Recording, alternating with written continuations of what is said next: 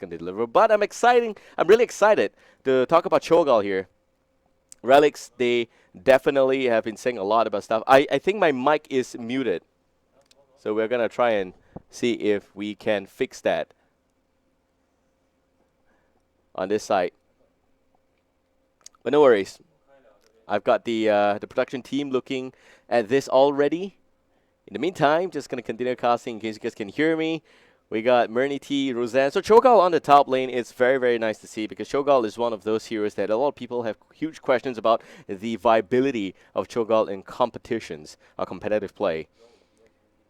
So far it looks to be pretty good that we have Cho'Gall already, but Cho'Gall, you know that he does not have the extra body providing to his team, so that will be something that teams have to be very careful about. And in a map like Dragonshire, it is very, very much crucial because we've got a lot of teams that need to have individual skirmishes going on. Bakatora getting locked down, eventually going down. The adrenaline rush will not save him there.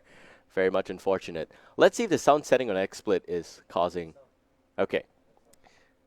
So once again, guys, if there's no sound, if you're having difficulty listening into all of this information or the cast, let us know via the Twitch chat. My producer's on it already, and he'll be monitoring all the sound volumes. But game one, man, game one, Relics versus No Expectation, and No Expectation already seems to have a lot of struggle against the combined powers of Mer and Trinity on top on the Cho'Gall, taking one tower down already. Very quick approach here. So in terms of talent options, let's talk about that since that has been around for about 4 levels already. We got Season Marksman into a very standard right-click build on the Rainer. Rainer again getting locked down by Malfurious Entangling Root. We see a bit of the Cone of Cold coming up, but not enough for a takedown yet. And we also got ETC. The Rolling Like a Stone, Dominant Guitar, very standard. Stun heavy ETC, also Purge Evil as well as Retribution onto the T-Wheel, and Karazim going for Iron Fist instead of Transcendence. That is big because they got Uther there, so this is going to be a damage-centric ETC at least. Of course, going to do a lot of burst damage against Cho'Gall. It's a great counter. Of course, I'm expecting Karazim to get picked up last in that draft there as a counter against Cho'Gall. We've also got a very nice utility built on the Uther, which will be Conjure as well as Protective Shield. And on the other hand, on the side here for Relics, it is going to be Siphoning Runes and Eye of Kill Rock onto Gall. Now, the Siphoning Rune is basically just for survivability. We've talked about sustainability on Cho'Gall. Long-range poke is the way to play Cho'Gall. You don't want to dive in quickly, although there will be instances where diving is good, but you want to make sure that you stay safe, you poke, because he does a lot of damage. Gall specifically does a lot of damage. Cho has to be the really good driver on that one. So Illu's Grace, which is really good to see as well as a Scouting Drone. So double Scouting Drone to prevent any ganks. That's a really interesting strategy here by Relics. We want to make sure that they don't have the body count. We want to make sure that the enemy don't capitalize on that via rotations, which is why you don't see the map possession so far going towards No Expectation. Yu Yang buying a lot of time. We'll be able to do sufficient time buying here to allow Julian to pick up the Dragonite at mid lane. But here we go, also going to see the Beetle build on Anubarak with a bit of the Regen Master going out as well. We see Frenzied Fist, Rune Gauntlet, which is really good. Rainer dropping in the bottom lane yet again. Third death here for Bakatora, already in the bottom lane. Crazy amount of EXP lost there. And also going to see the Frenzied Fist coming up here.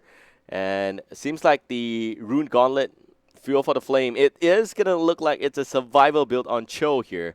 So that is important to note because that is going to help him heal a little bit, as well as the fact that this will be able to help him do some damage. The Rune Bomb increases damage. It actually is just a more damage-centric build than I had hoped for. Normally you go and buff up a lot on consuming a Blaze because you want to make sure that you heal up enough as Cho and you don't get caught out here. See, this cancels the Surging Fist. Which is important to note because that means that Cho cannot run away, and it's important if you're playing as any lockdown characters like Uther to go up close to Cho and stun, or maybe even Bakatora now in a lot of trouble. Hold that thought, and Murni T goes in. It seems like it will be a combined effort to take down the Rainer, but will not be enough. Very, very close, all the way down to just about 40 HP there. Insane amount of synergy already coming out. Chris Young flanking a little bit. But level 7 has been reached for a while now, so let's talk about those talents as well. We got Duck Descent onto Enduring Grove, Leeching Scarabs, Frenzied Feast, and Frostbitten for this site. And for No Expectation, it will be this very nice Revolution Overdrive. So this summarizes it as a damage-oriented Rainer. We also got loudspeakers, which is really important.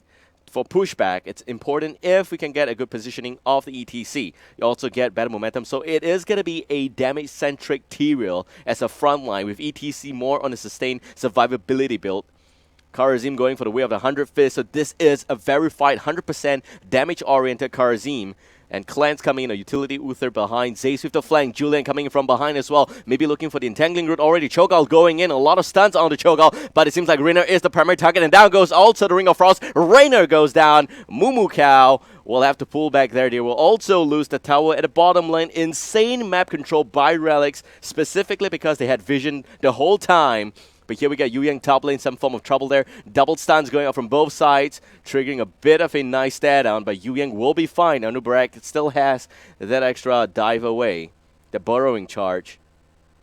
So Shrine's going to be up in just about 15 seconds. Relic picking up their heroics already. We got Shadowbolt, a Volley, as well as Tranquility, Locust Swarm, Hammer of Twilight, Ring of Frost. Now there is a wombo combo, a little bit of a wombo combo here. You imagine Cho'Gall going into position there, as well as the fact that you have a nice entangling route by Zace, effectively, not Zace, sorry, by Julian. Zace used to play support, but here we got Julian swapping around a little bit. And again, with the flank by Zace now, we'll be able to secure the shrines on top. That means that you will see Cho'Gall again going into Dragonite. It is effective because he is 2 bodies in 1, and Gall will still be able to use skills while in the Dragonite. So see, this is a lot of extra HP for Cho'Gall specifically.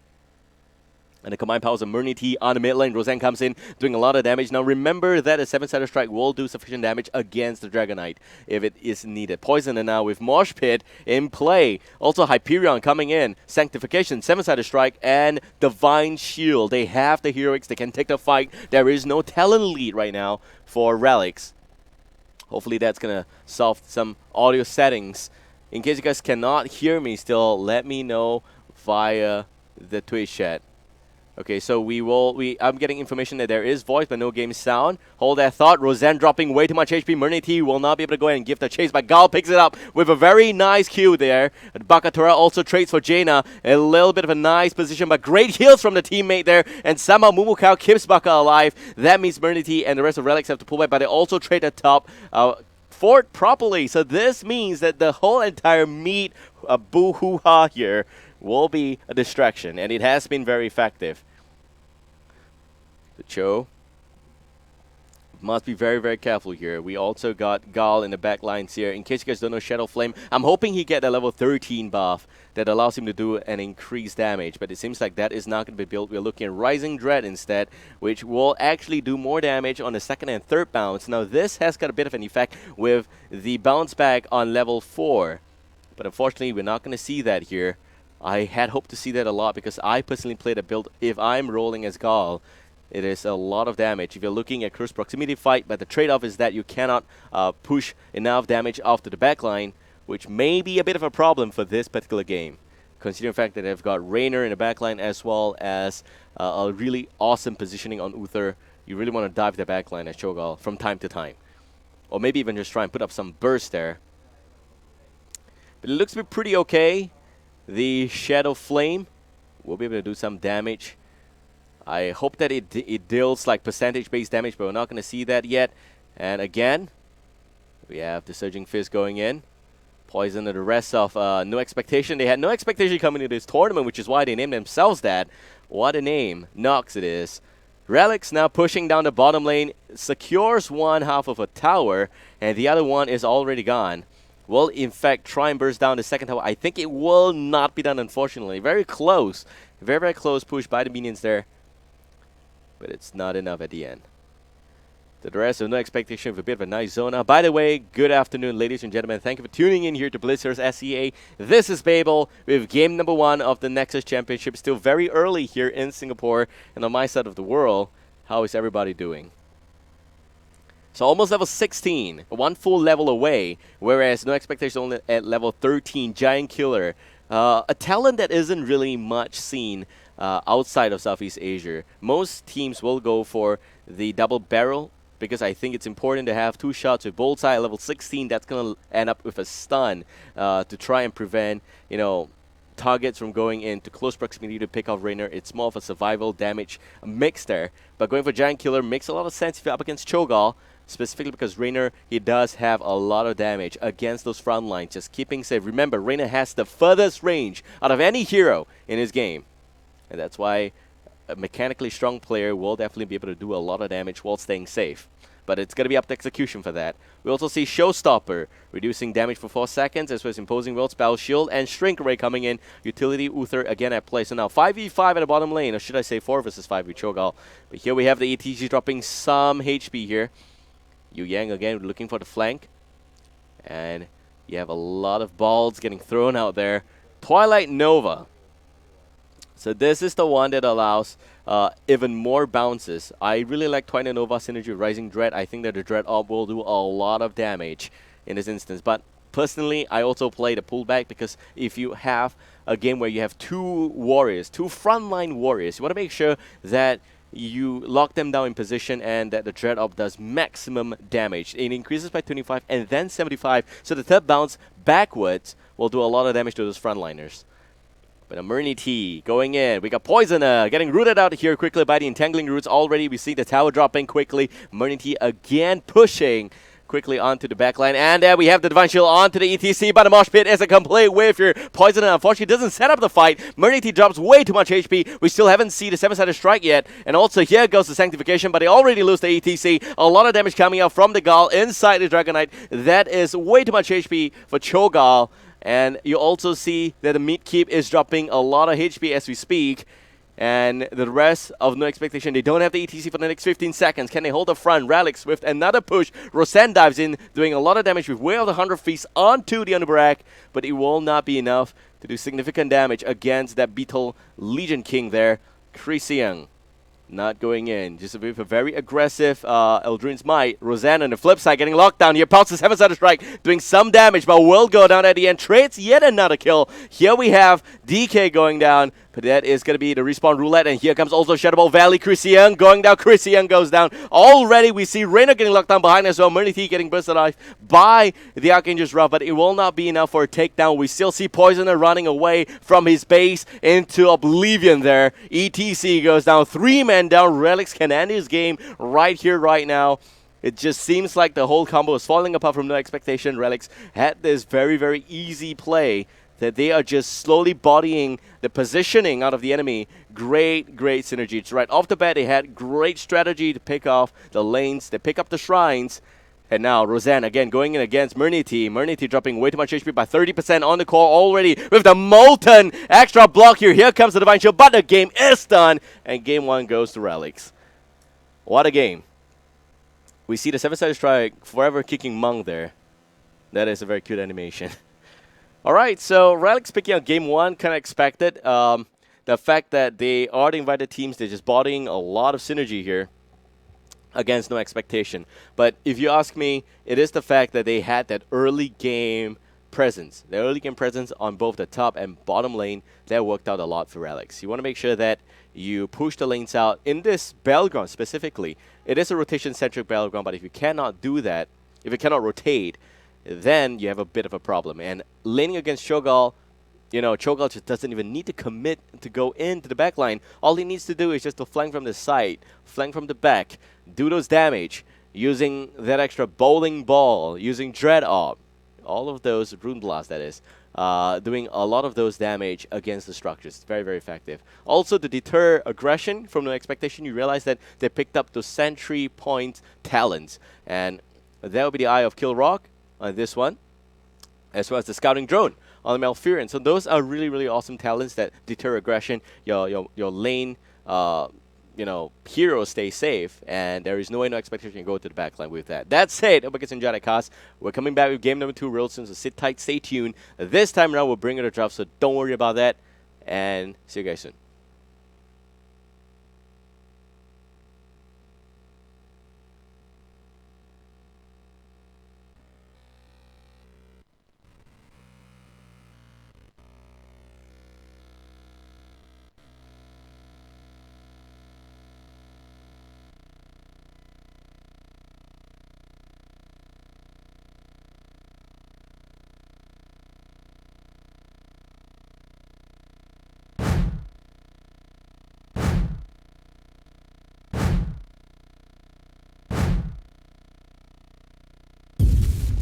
Prepare yourself for a new era in gaming, an era of full-throttle graphics, unleashed across every dimension.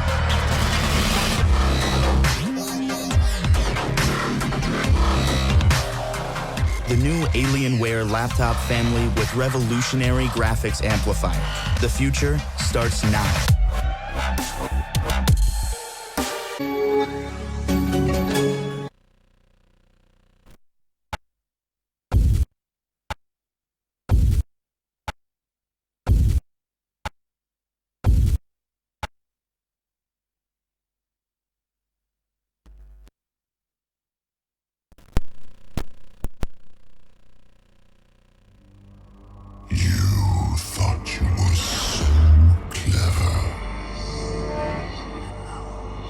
That you could hide from my wanting gaze. Mortal fool.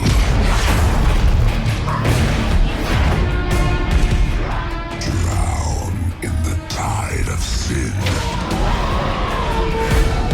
Even now my minions march forth, claiming this misbegotten realm in my name.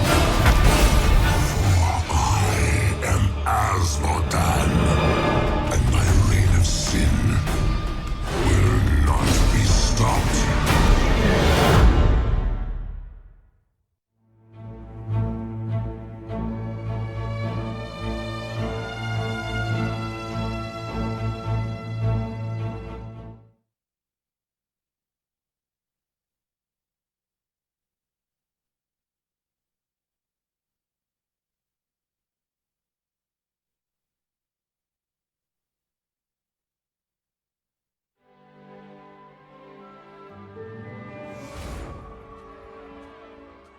Peace.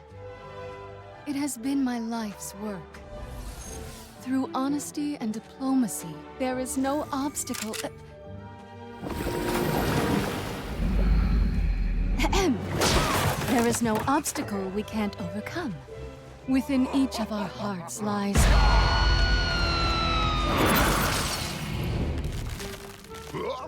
a yearning for peace. Even in this odd place, I truly believe that each of us can find a way to live in harmony.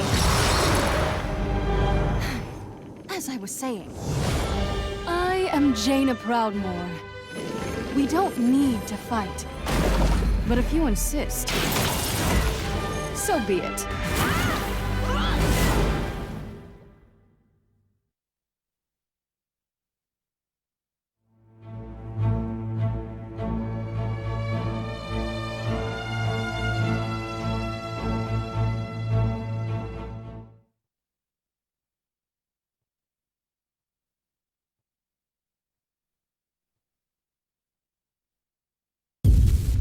Prepare yourself for a new era in gaming, an era of full-throttle graphics, unleashed across every dimension.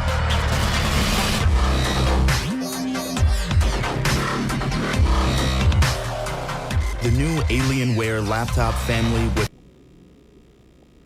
Alright, welcome back, ladies and gentlemen. This is the first round between Relics and No Expectation, game number 2, coming up here in this winner bracket round 1. The draft is up, so let's look at it. This is Babel, by the way, and we are looking at the Nexus Championship Singapore Finals, and already we see an Abathur pick from No Expectation. The map is Towers of Doom. This is decided by No Expectation. First pick will go towards Relics. Do note that the rules are kind of similar towards all of the other tournaments in the other regions as well, in which that the losing team from the first game gets to decide if they want to go with map or first pick. So first pick and ban on the ETC, very much qualified ban. That is also going to be a first ban on Uther. I personally don't really like the first ban on Uther. I don't think it's much needed nowadays. I think that Tyrande is a lot more important. But this means that Kel'Thas Tyrande will split sides, and an Abathur getting picked up on Towers of Doom. This is insane. I've never seen an Abathur on Towers of Doom yet. I mean, this is a new battleground. We're looking at a completely new viable strategy. Of course, if you ask me, in quick matches, I've seen some Abathur here and there. Pretty effective. But at a high-level game, don't know how that's going to work out. Alright, so Murden will go towards Relics. Of course, you don't want to give Muradin towards No Expectation, but it will also most likely get banned if it is not picked up here at this stage. So instead of Muradin Kel'Thas, we may also see a support coming in. I think that Kharazim is not a big factor here. They don't have to worry. They also don't really need to get a Malfurion for Julian yet. So they could also opt for a secondary damage dealer. But it is going to be support Tassadar. Now Tassadar is very, very important because of the fact that he does provide a lot of extra lockdown. There is the False Wall right now, which is very, very much effective. The Psionic Storm that helps to push the lanes very effectively, as well as the Shield that allows the teammate to stay alive. Now Tassadar is also important, not saying that he must do this, but if you opt to go for Archon, which actually happens sometimes here in Southeast Asia, you will see a lot of extra damage on Tassadar. Choosing to pick Tassadar up at this stage also means that they're hiding strategies again, so we'll see what is the follow-up to that. And Zagara getting banned out by No Expectation. Now Zagara would have been a really good split push factor here in Towers of Doom. In Towers of Doom, it is always about capturing those forts, and capturing the forts means having superior lane presence. Zagara does exactly that. I'm surprised Sylvanas is still not banned or picked yet, because Sylvanas is huge in this particular battleground. Sylvanas will be able to try and take back a structure very quickly if it is gone, because that structure cannot attack. And that is something that a lot of teams factor into consideration here.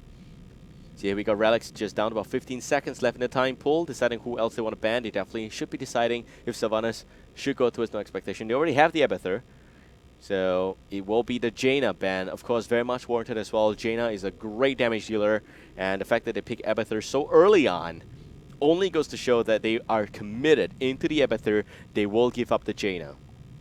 Here for No Expectation, I'm expecting there to be at least one warrior. ETC is already banned out. Tyrael is not, but if they really want to pick up a Tyrael, they need to have a very, very solid melee healer. And that melee healer that I'm looking at is Uther, that's gone. Now here comes Brightwing, which is also pretty good with the shields up on Face Shield. A level 7 pickup in terms of the talent. Phase shifts in, will give a bit of a shield. No Tassadar, so that's a bit of a disadvantage there. And Tassadar could also be a steal if you look at it that way. Coming in here with the Illidan, it will be pretty exciting. Now do note that there's actually a couple in this matchup. Creasy Angie against Julian. That is a couple. We're talking about Creasy as a lady, of course, and Julian is the guy in the relationship. Who am I kidding, right? Such high level discussion. But we got them probably falling out after this game. I don't know how that's going to work. But Brightwing, Abathur, a possible pickup here on the Illidan. Maybe compromised because of the lack of Tassadar. It will be a Sergeant Hammer. Holy cow, banana. We are going to see a Hammer play. I have my questions through this composition. I have my questions. This looks like a time attack. For those who don't know what's a time attack, it's a very fun-loving mode that the community has created here in Singapore, or Southeast Asia, should I say, in which you try to beat AI at the fastest possible time. And this looks just like it. I don't know. I don't see the value in this one. But we're going to see Lieutenant Morales coming here. Lieutenant Morales, awesome pick. I think that the last character here should also be a range damage dealer. There is a lack of front line on the side of No Expectation. I think Muradin by himself should be able to hold off the aggression already. Could be Arthas for No Expectation. Will not be surprised. Tyrael will have no damage, but it is going to be a Nova. What is happening here, guys? This looks like a very interesting draft. But this is also the first time teams get to play House of Doom in a competition. So, of course, this just went batshit crazy. No Expectation with the last possible pick on Arthas here. Abathur cloning 2 Arthas would at least be able to box out that Muradin. Nova will be going to the backline and try and snipe out Taranda. That is the primary objective there for Nova. Also Sergeant Hammer, if possible. Brightwing will be able to try and keep that target up alive. But if Ultimate Evolution is being used by Abathur, I'm actually thinking it could also be the Monstrosity. Because of the fact that it's Towers of Doom, it will be an Arthas. So yes, Arthas, Abathur cloning 2 Arthas would be able to secure the front line advantage against the Muradin. But Muradin does have the help of Morales as well as Tassadar. It's going to be very hard to get him down. That guy's also pretty fat. We also have Kel'Thuz in the back line. Seems to be very safe for Kel'Thuz. There is a lack of dive potential inside of expectation. So we'll see. Effectively, they may even try and play this battleground strategically. What that means is that they may not be looking for team fights here, guys, which the Nova pick in that case makes a lot of sense. Where you have Nova just going around, rotating, and picking enemies off. That is really awesome to see because the Nova pick ensures that you will be able to take down enemies that are just laning. Alright, so that's it. Once again, this is a bit of an audio check. If you guys can hear me, can hear the sound, everything is good. But if you can't hear anything at all, please make sure that you let us know. It's important because we want to make sure that we have quality production here. So my producer's working on this and everything should be good. Once again, thank you for joining us in this awesome afternoon here. It is the 12th of December, 1212. The world is coming to an end. And as we know, it's the Towers of Doom. It is. I had a bit of a confusion of Towers of Doom as well as that Twilight Zone attraction in Disneyland, or California Disney Park as it's called. Yeah, when the Belgrade was launching, I kept calling it the attraction, and I was just absolutely being insane about it. But yeah, Relics against no expectation. We've got a total of 4 teams. If possible, please bring up the brackets. Like to showcase that at this stage so everybody knows who's playing. And it's loading up the brackets. Okay, so I mean, at least show the brackets for people to see who is playing today. All right, I'm talking to my producer, by the way. He can't hear me. You guys can also hear me. That's a fantastic confusion somehow. We need some more hand signals. But here we go. Here's the bracket. Relics against no expectation. POSB against Hazmat Bandits. That's Power of Super Belief, by the way. Resurgence against Vesuva. Vestigial against Inquisition. And somewhere along the line, we will be able to see all of these teams either advance or drop down to the lower bracket. Now, there's a bit of a seeding coming to this competition. Relics is the invited team. That's REL. POSB takes the top seed from the second qualifier. RSG and VTL came from the first qualifier. Now, all of these names, they don't matter. What matters at the end is the winning team, and paying attention to that is important because this is the consolidation phase right now. Also, we got Game 1 updates coming in. Hazmat Bandit against Power of Super Belief. Now, if you see the number coming in from the bottom side, that means that the team without seeding is picking off a favorite team. Hazmat Bandit, of course, qualified from the first qualifier. POSB is the top team from the second qualifier, and it looks like it's split very, very nicely. Resurgence against Vesuva. Vesuva drops game 1. Vestigial picks up the game against Inquisition. So here we go, going to Towers of Doom. Ladies and gentlemen, on the blue team, we got team No Expectation. Chrissy Young playing as the Toronto Roseanne. On to the Brightwing. Poisoner as the Optus. Mumu Cows onto that Sergeant Hammer. Bakatora will be playing as the Abathur. The battle begins. Meanwhile, on the red team, it's Team Relics, the team that played at the Americas Championship after a bit of a nice roster change. We got Mur playing as the Nova, Zays onto that Tesla Trinity actually playing as the Kel'Thuz, as well as Julian onto Morales. Last but not least, we also got Yu Yang playing as the Muradin. On the Voucher Mount, look at that, rocking out their recruited friend. This guy is very friendly. Meanwhile, 2-man stuns coming in from Christian, and Hammer set permanent straight, but the first going out against Poisoner, and already Poisoner dropping way too much HP. No heals just yet. Christian a bit out of position for that, and down goes the Lich King. His legacy enter today. So here we got 30 seconds into the game, and we're looking at some talent options coming in. It will be a split push Abathur with Survival Instincts. This increases the health of Locust by 50%, but that also means it is hinting at a bit of a slight possibility of the Monstrosity. Nice sidestep there, but will not be able to dodge the Stumble. Actually, Stumble misses! Chrissy stays alive, will be okay. Increased movement speed above there by Roseanne. Great synergy, somehow missing the kill relic. Should have thought of that, but the skill shots were just not connected. Great plays by the Toronto. That's a more talent option coming. Regeneration Master as well as a Hunter's Mark cooldown. Ranger's Mark, that's awesome to see.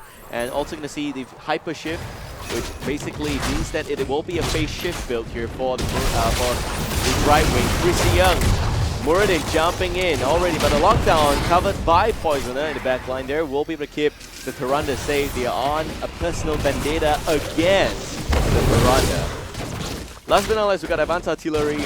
A pretty boring talent pickup by Mumu Cows, but it is the much needed one. Nothing much of a viability there. On the flip side, you will also see on the red team Relics going for double Conjurer's Pursuit on both the Teslar and Nova. So that is poor lane pressure from Nova. She will not need to tap the lane, the wells a lot. She will not need to pop back off for lack of mana whatsoever reason there. Stunbolt connects on one target, there goes the Lunar Flare on two.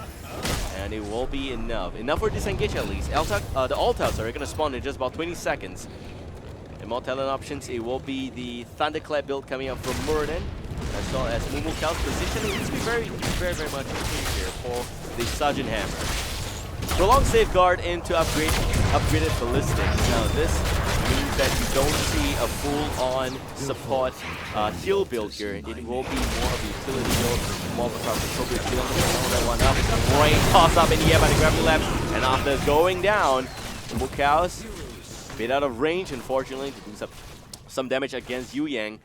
And more talent options, it will be meta equipped into Thunderbird, Remote Delivery, Nether Wind. Not going to see the Gathering Power on the Kel'Thas. And on the side here for Abathur, seems like it's a bit of a hybrid build into the Toxic Nest as well, which is important if you want to have a bit of a slow at level 7. But here we have reduced cooldown and 2 additional charges. The Prolific Dispersal, very much needed. Arthur is going for Destruction as well as a Sentinel build. A little bit of a Pierce coming in for Tyrande. Bright Wing getting a lot of burst damage on there, but a nice cover there by the Arthurs keeps the Bright Wing up and alive. You also see Peekaboo, which is really important in his battleground. The vision upgrade, it is much needed. You also will see the focus attack coming out here for the Hammer. So far, so good. It will be Remote Delivery, which reduces the range a little bit. Okay, good. So almost level 7 here. So far, the strategy seems to be a bit of a lackluster from Team No Expectation, of course, against Abathur. A bit of the Abathur top lane play. As long as Nova does her job of picking Abathur up in the backline, it will be good to see that. They just need to destroy the small wall here and the small on top. Again, the whole decoy doing some form of damage. Actually, not damage. I mean, a form of distraction. Meanwhile, bottom lane. Bottom mid lane area, sorry. Yu Yang and Trinity struggling a little bit against Chrissy Young as well as Roseanne and Poison. In the bottom lane, it is going to be Julian Soleil Morales on that count. Trinity getting slow there quickly. The Gravelabs connects with the Hammer and also Stumbolt. Mumu Cows is as good as dead there. That's a dead cow. And we got one man down again on the side here for No Expectation. So far in terms of kills, 3 against nothing. 3-0. Relics again with very nice rotations. 2 Altas spawning right now. 20 seconds. And we got about 5 seconds before we see that Hammer rejoining the team. Bakatora needs to body soak the lane, needs to push the lane a little bit better, but there is the threat of that Nova.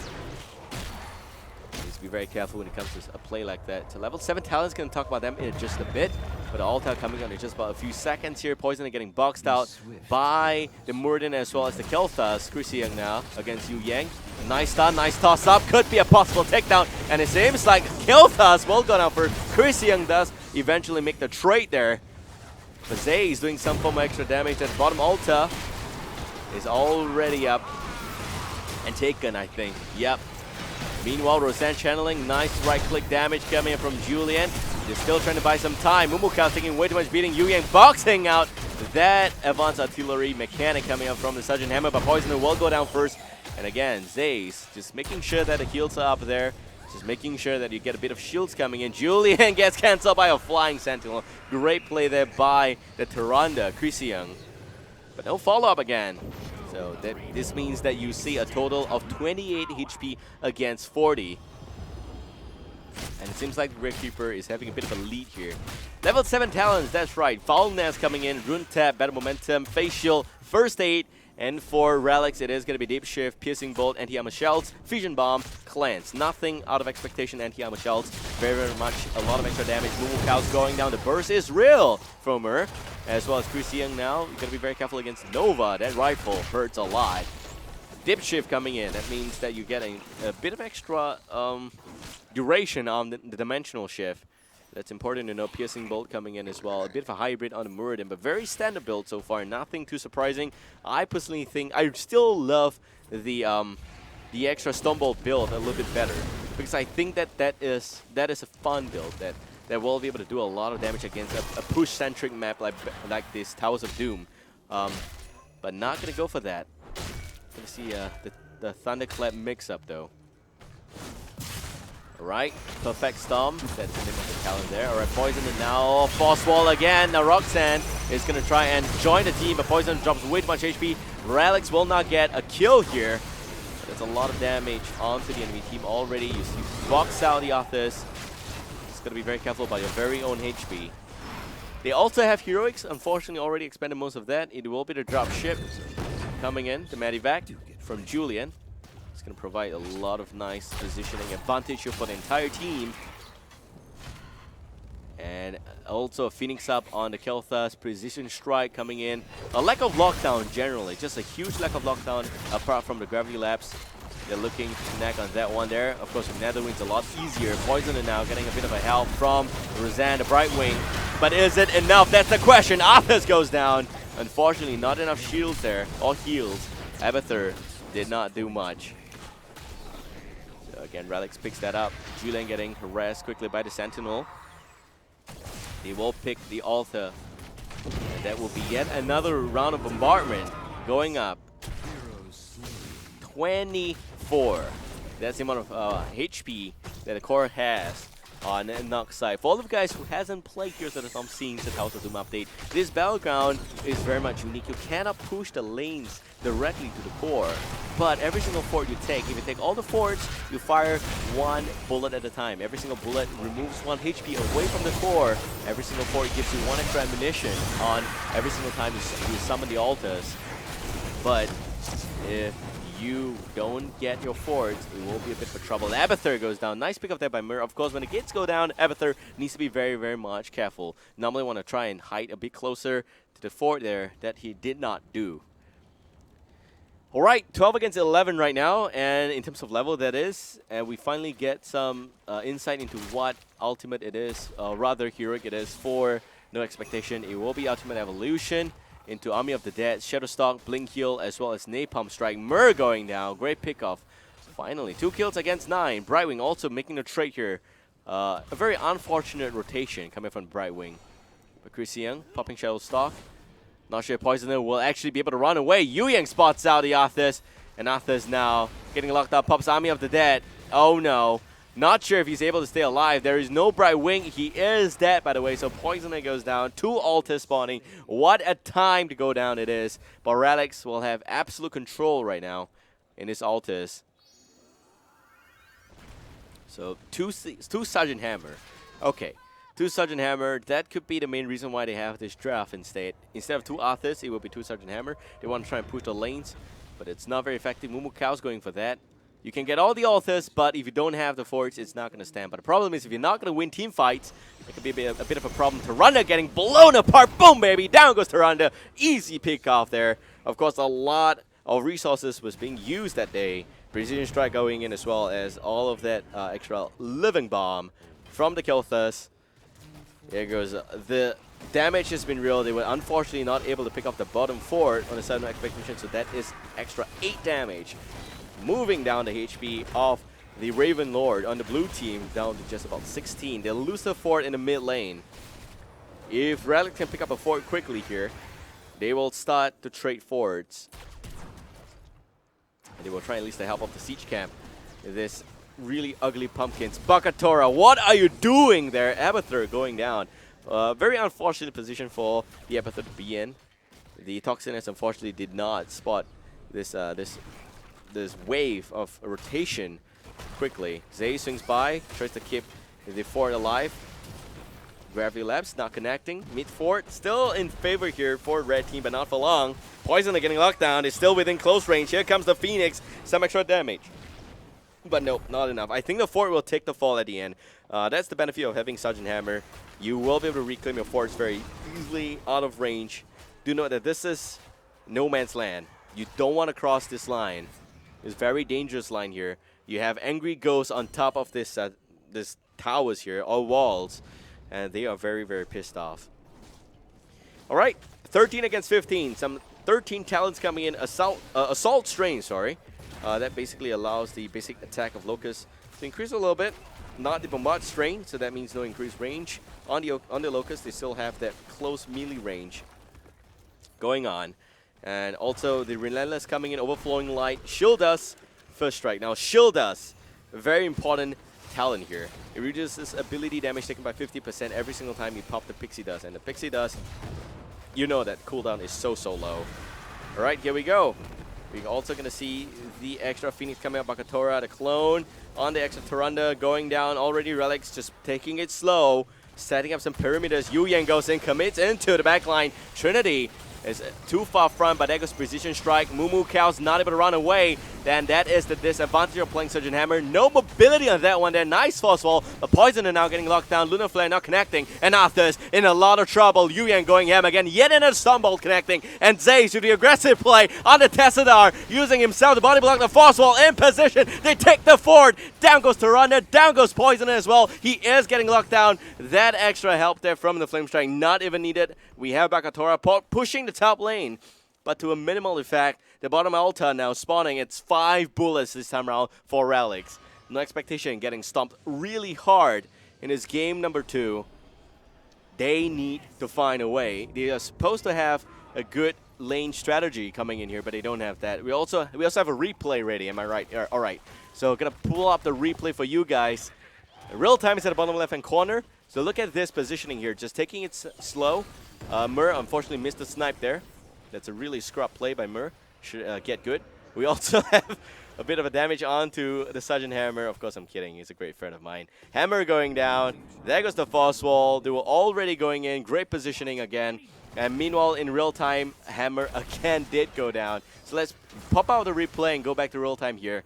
We got Hammer dropping somewhere transitionary between the mid and bottom lane. He was trying to flank a little bit, but unfortunately that did not work out. And now they are 1 fort down on the side here for No Expectation. Also going to see the rest of Relics focus well, you can say efforts in the bottom fort. Zace with a nice dimensional shift keeps himself safe. Tries to shield up the fort to buy more time, but is it effective? I don't think it is. They are going to trade forts yet again. Meanwhile, the top fort is just taking way too slow to push apart here. Alright, so the fort trade successfully completes itself. Poisoner again getting walled out here by a great Force Wall by the Tassadar. Some extra Phoenix doing some damage in the backline. Roseanne with a nice blink heal in. And they stay alive. So level 16 finally, and we catch up in terms of talent here. So it's Dimensional Oppressions coming in, Thunder Strike, Stone Form, Double Fake, Lethal Decoy, Backdraft, Chain Bomb. Not going to be the Arcane Barrier, so Kel'Thuz's a little squishy right here. Inoculation coming in, but I think it's basically because you have Safeguard from Morales. He's going to rely on that one instead. Couples Therapy that keeps Morales up and alive. Meanwhile, some stunts. Abathur, what is he doing again? Dropping. Yu Yang goes in, commits, but getting blown a bit of extra HP coming. The Force Wall. It's a bit of a troll position here by Tesla. A bit of a mistake. After this goes down. 2 for nothing exchange yet again. Alta will effectively go towards Relics. If this goes out, it will be 4 for 4, so that's 8 damage. Nice lockdown. They catch Roseanne. Roseanne getting blown apart. Mumu Cows as well. That's 2 more down on the side of No Expectation. And you got 4 men down. 4 men down. Abathur stayed alive somehow. Going for the boss here, going for the altar, it will be game. So Relics, unless they can be stopped by a stroke of luck, unless God decides that they will not be able to get the altar, which they will, it is game. So game number 2 goes towards Relics in a very decisive fashion yet again. Alright. Game 1 and 2 going to Relics means that they will advance through the upper bracket. No Expectation will drop to the best of 1 lower bracket. Very dangerous position to be in. Best of 1s, not what you want to see from the lower bracket, but unfortunately that is the rules of this tournament and all other Southeast Asian tournaments. In fact, we have a best of 1 Redemption Lake there. You can get cheesed. Small mistake in its game, but No Expectation. They came in without any expectation, so they just got to make sure that they have fun. I mean, that's the name here of this game. Nexus Championship, guys. And hope you guys enjoyed that cast. Of course, that is the first House of Doom you saw today. More to follow. We got an update on the brackets. We're going to bring that up. Very little could be said of of that game that you just saw. Actually, unfortunately, it was a very decisive game. So a bit of an update here again. Relics 2-0, and oops, what's happening? Seems like we got a bit of a bug going out. Okay. The brackets refuse to load somehow. We will try and fix it. Meanwhile, Relics will advance. Not expecting to drop the lower bracket. And my producer is going to work on that. Please, Wayne, please. Okay, Vestigial will also advance up in the upper bracket. And that means that their opponents will drop down. No idea who that is at this stage because the bracket just refused to load. But yeah, I was talking about a game just now. Very decisive game in general, just better rotations, just better teamfight synergy, and a better draft. Hammer on Towers of Doom, it's a pretty interesting concept to bring about. But the Abathur push was just lackluster, and Nova getting picked just to counter Abathur was a great show of flexibility coming out quickly from Relics. And yep, we'll see. Alright, hope you guys enjoyed the custom coverage. We'll be back with the next match real soon, so sit tight, stay tuned, and don't go anywhere. See you guys real soon. With revolutionary graphics amplifier, the future starts now.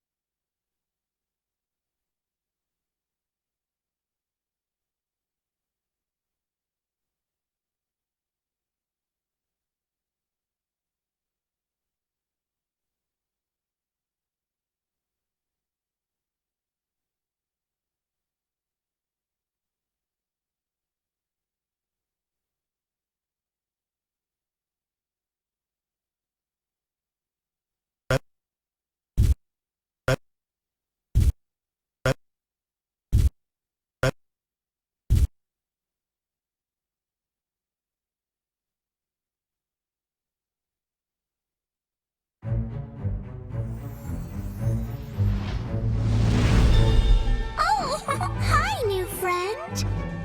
I am Brightwing. Do you know about fairy dragons?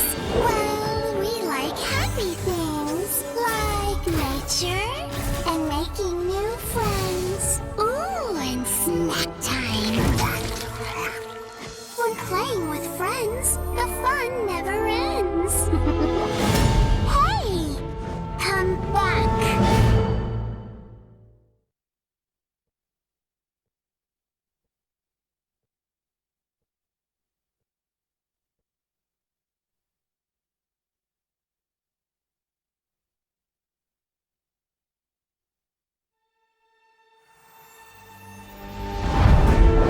Life is an adventure. I mean, have you seen this Nexus place? There's limitless worlds to explore. Constantly new things to see. Ew! Sure, there's danger too. What's an adventure without a little action? Oh, I can help with that. I am the Storm Scout after all. And for Storm Scouts, life is an adventure.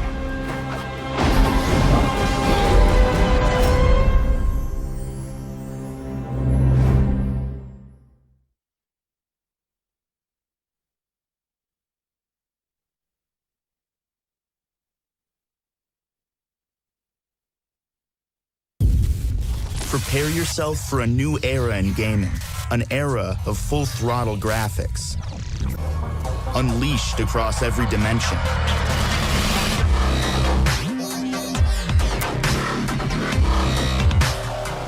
The new Alienware laptop family with revolutionary graphics amplifier. The future starts now.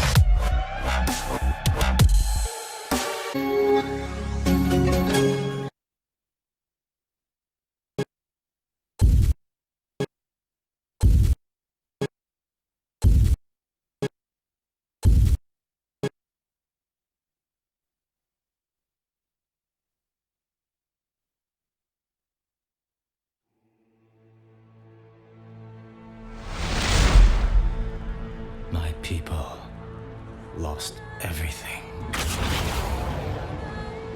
Their light was extinguished, replaced by a hunger for magic and vengeance.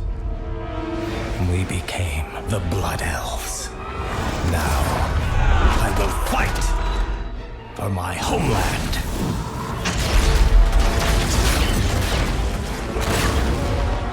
Selama Ashalanore.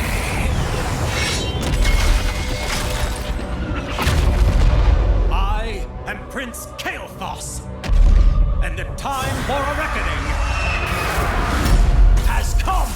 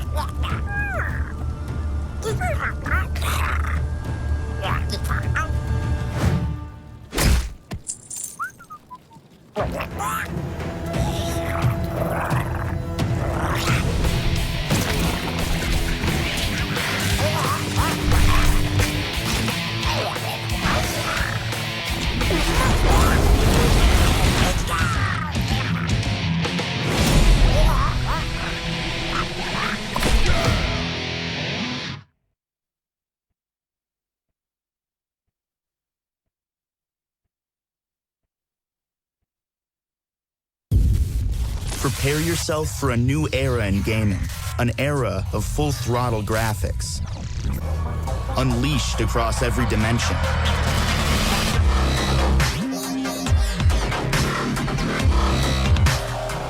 The new Alienware laptop family with revolutionary graphics amplifier.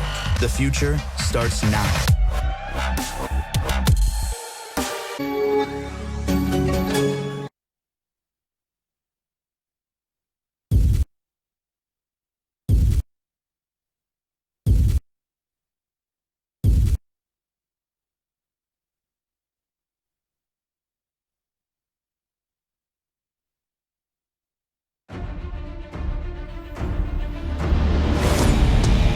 It's not easy being queen. So many subjects to keep in line. So many scores to settle. I am the Swarm. And vengeance has never looked this good.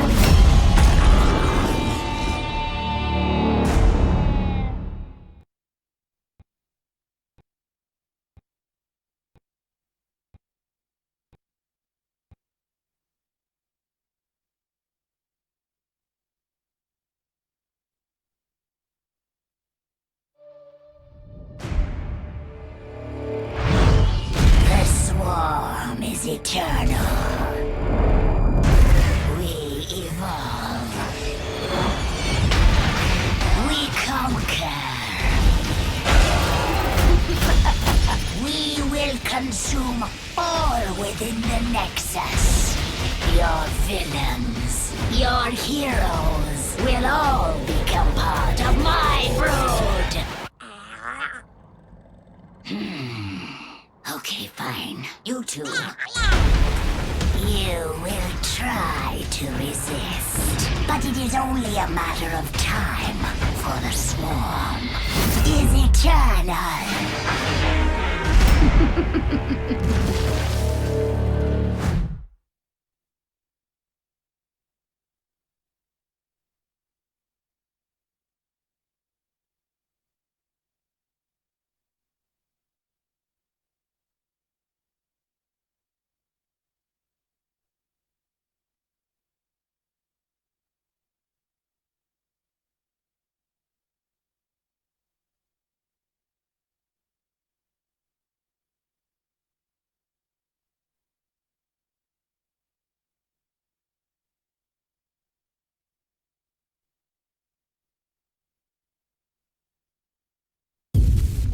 Prepare yourself for a new era in gaming, an era of full-throttle graphics, unleashed across every dimension.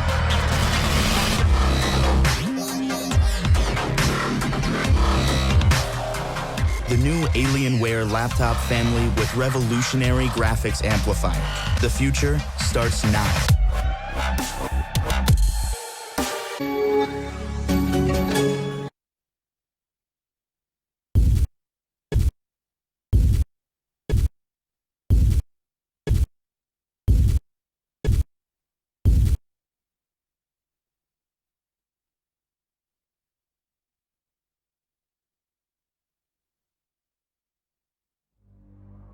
You thought you were so clever that you could hide from my wanting gaze. Mortal fool. Drown in the tide of sin. Even now, my minions march forth, claiming this misbegotten realm in my name. For I am Asmodan, and my reign of sin will not be stopped.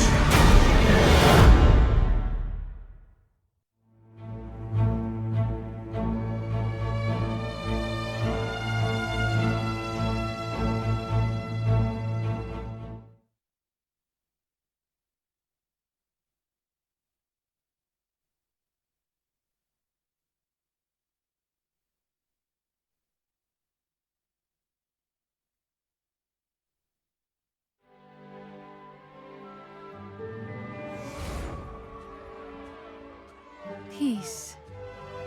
It has been my life's work. Through honesty and diplomacy, there is no obstacle. Ahem. There is no obstacle we can't overcome. Within each of our hearts lies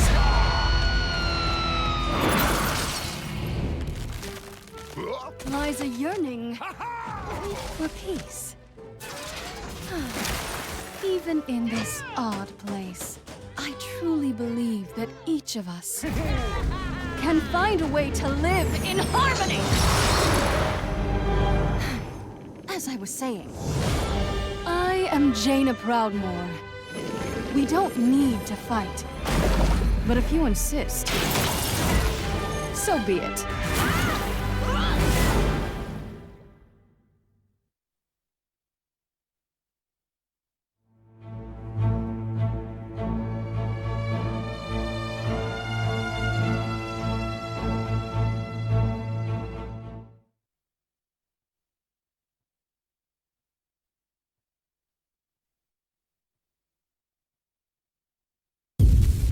Prepare yourself for a new era in gaming, an era of full-throttle graphics, unleashed across every dimension.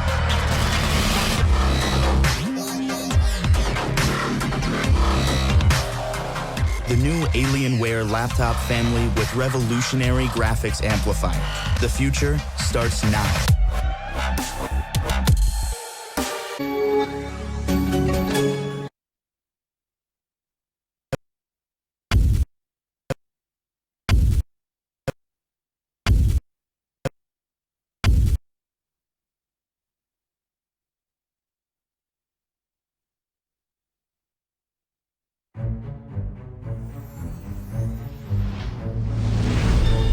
Oh, hi, new friend. I am Brightwing. Do you know about fairy dragons? Well, we like happy things, like nature and making new friends. Ooh, and snack time. When playing with friends, the fun never ends. Hey, come back.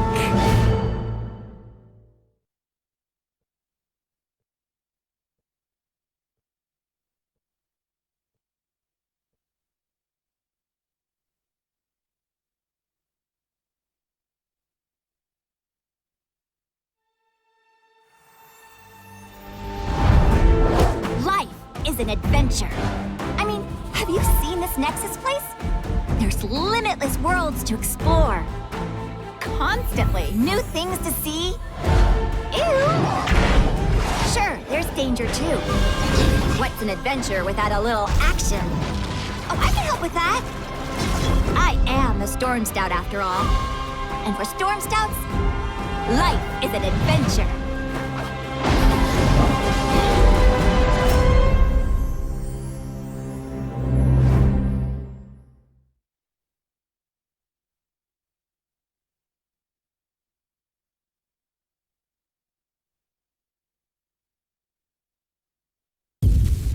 Prepare yourself for a new era in gaming, an era of full-throttle graphics, unleashed across every dimension.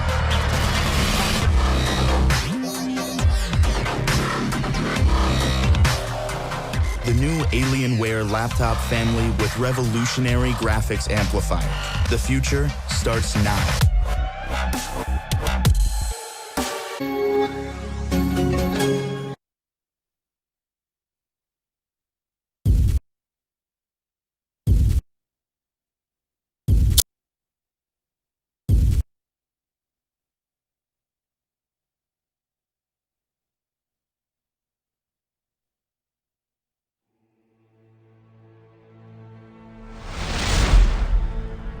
My people lost everything.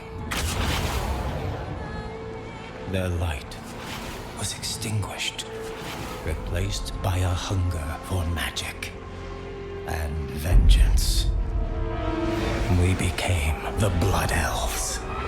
Now, I will fight for my homeland.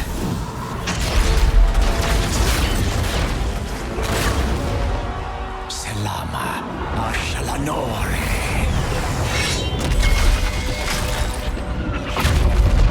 I am Prince Kael'thas, and the time for a reckoning has come!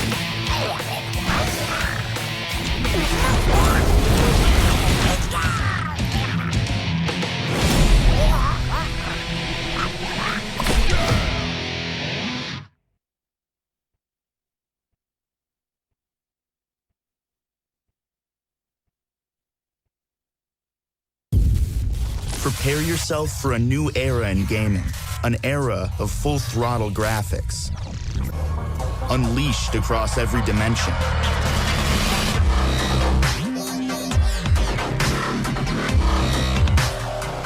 The new Alienware laptop family with revolutionary graphics amplifier. The future starts now.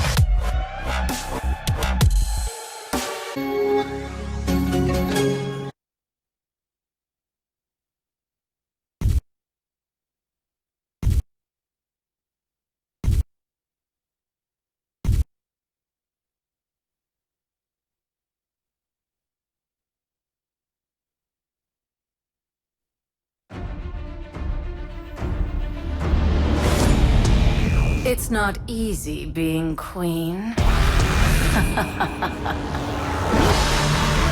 So many subjects to keep in line. So many scores to settle. I am the Swarm. And vengeance has never looked this good.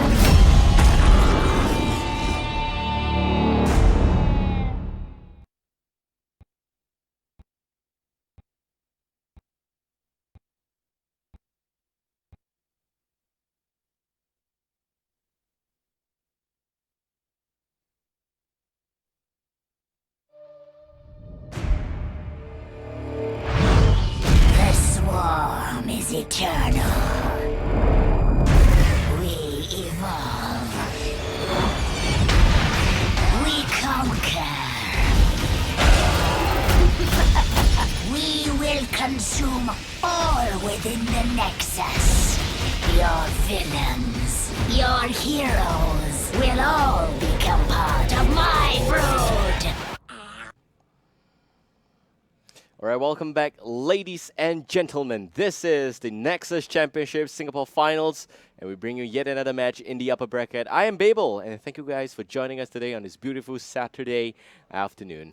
We got us here Relics as well as Hazmat Bandits. The rivalry between these teams is very simple. Revenant, who used to be part and captain, founder of Relics, left the team, formed a new one, named it Hazmat Bandits. And Relics now captained by Mur. It is also a bit of a reformed team, dropping Realizer. They get Julian as well as Yu Yang. What is going to be the synergy between both teams? We'll check it out here firsthand in the upper bracket. So here we go. The draft is ready. Let's bring you that part. And we got Relics up against Hazmat Bandits. Like I said, this is the new Relics. It's Relics 2.0 up against Hazmat Bandits. And it seems like the battleground is decided by Relics. Again, they go for Dragonshire, proving again that this team is not really keen on team fights so far. We've only seen strategies coming from Relics in the sense that they're pushing lanes, they're getting the map possession. We'll see how that's going to work out. First pick and ban going towards Hazmat Bandits. They ban out Jaina. And Relics bans out the Muradin, splitting the Kel'Thas as well as the ETC Zagara. But without the Muradin, you don't get the Miranda combo, which is the Tyrande Muradin combo. That means that Tyrande still will go towards Hazmat Bandit. They drop all possible warriors and going for the Tyrande Vala Kel'Thas triple range damage combo. Also, the second ban coming in the form of Johanna as well as Sylvanas. Johanna getting banned is fantastic. The ban against Muradin only shows that Relics wanted the ETC. They get that. They also get the Zagara. A lot of crowd control right here for Relics.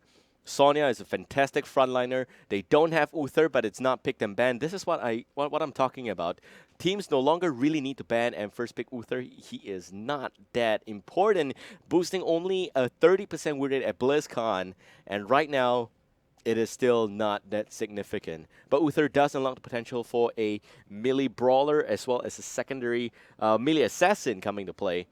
So that is where Sonya Uther will be a great combo. Johanna and Muradin ban is specifically against Hazmat Bandits where they don't have a warrior. I kind of don't like Johanna ban. I kind of like Arthur's ban a little bit better. But Johanna, it's a great ban in Dragonshire because Johanna, well, you talk about Eternal Retaliation, you talk about Condemn, you talk about the Conviction, Night Take Spawn, all three on the Condemn talent pickup from level 1 to 7.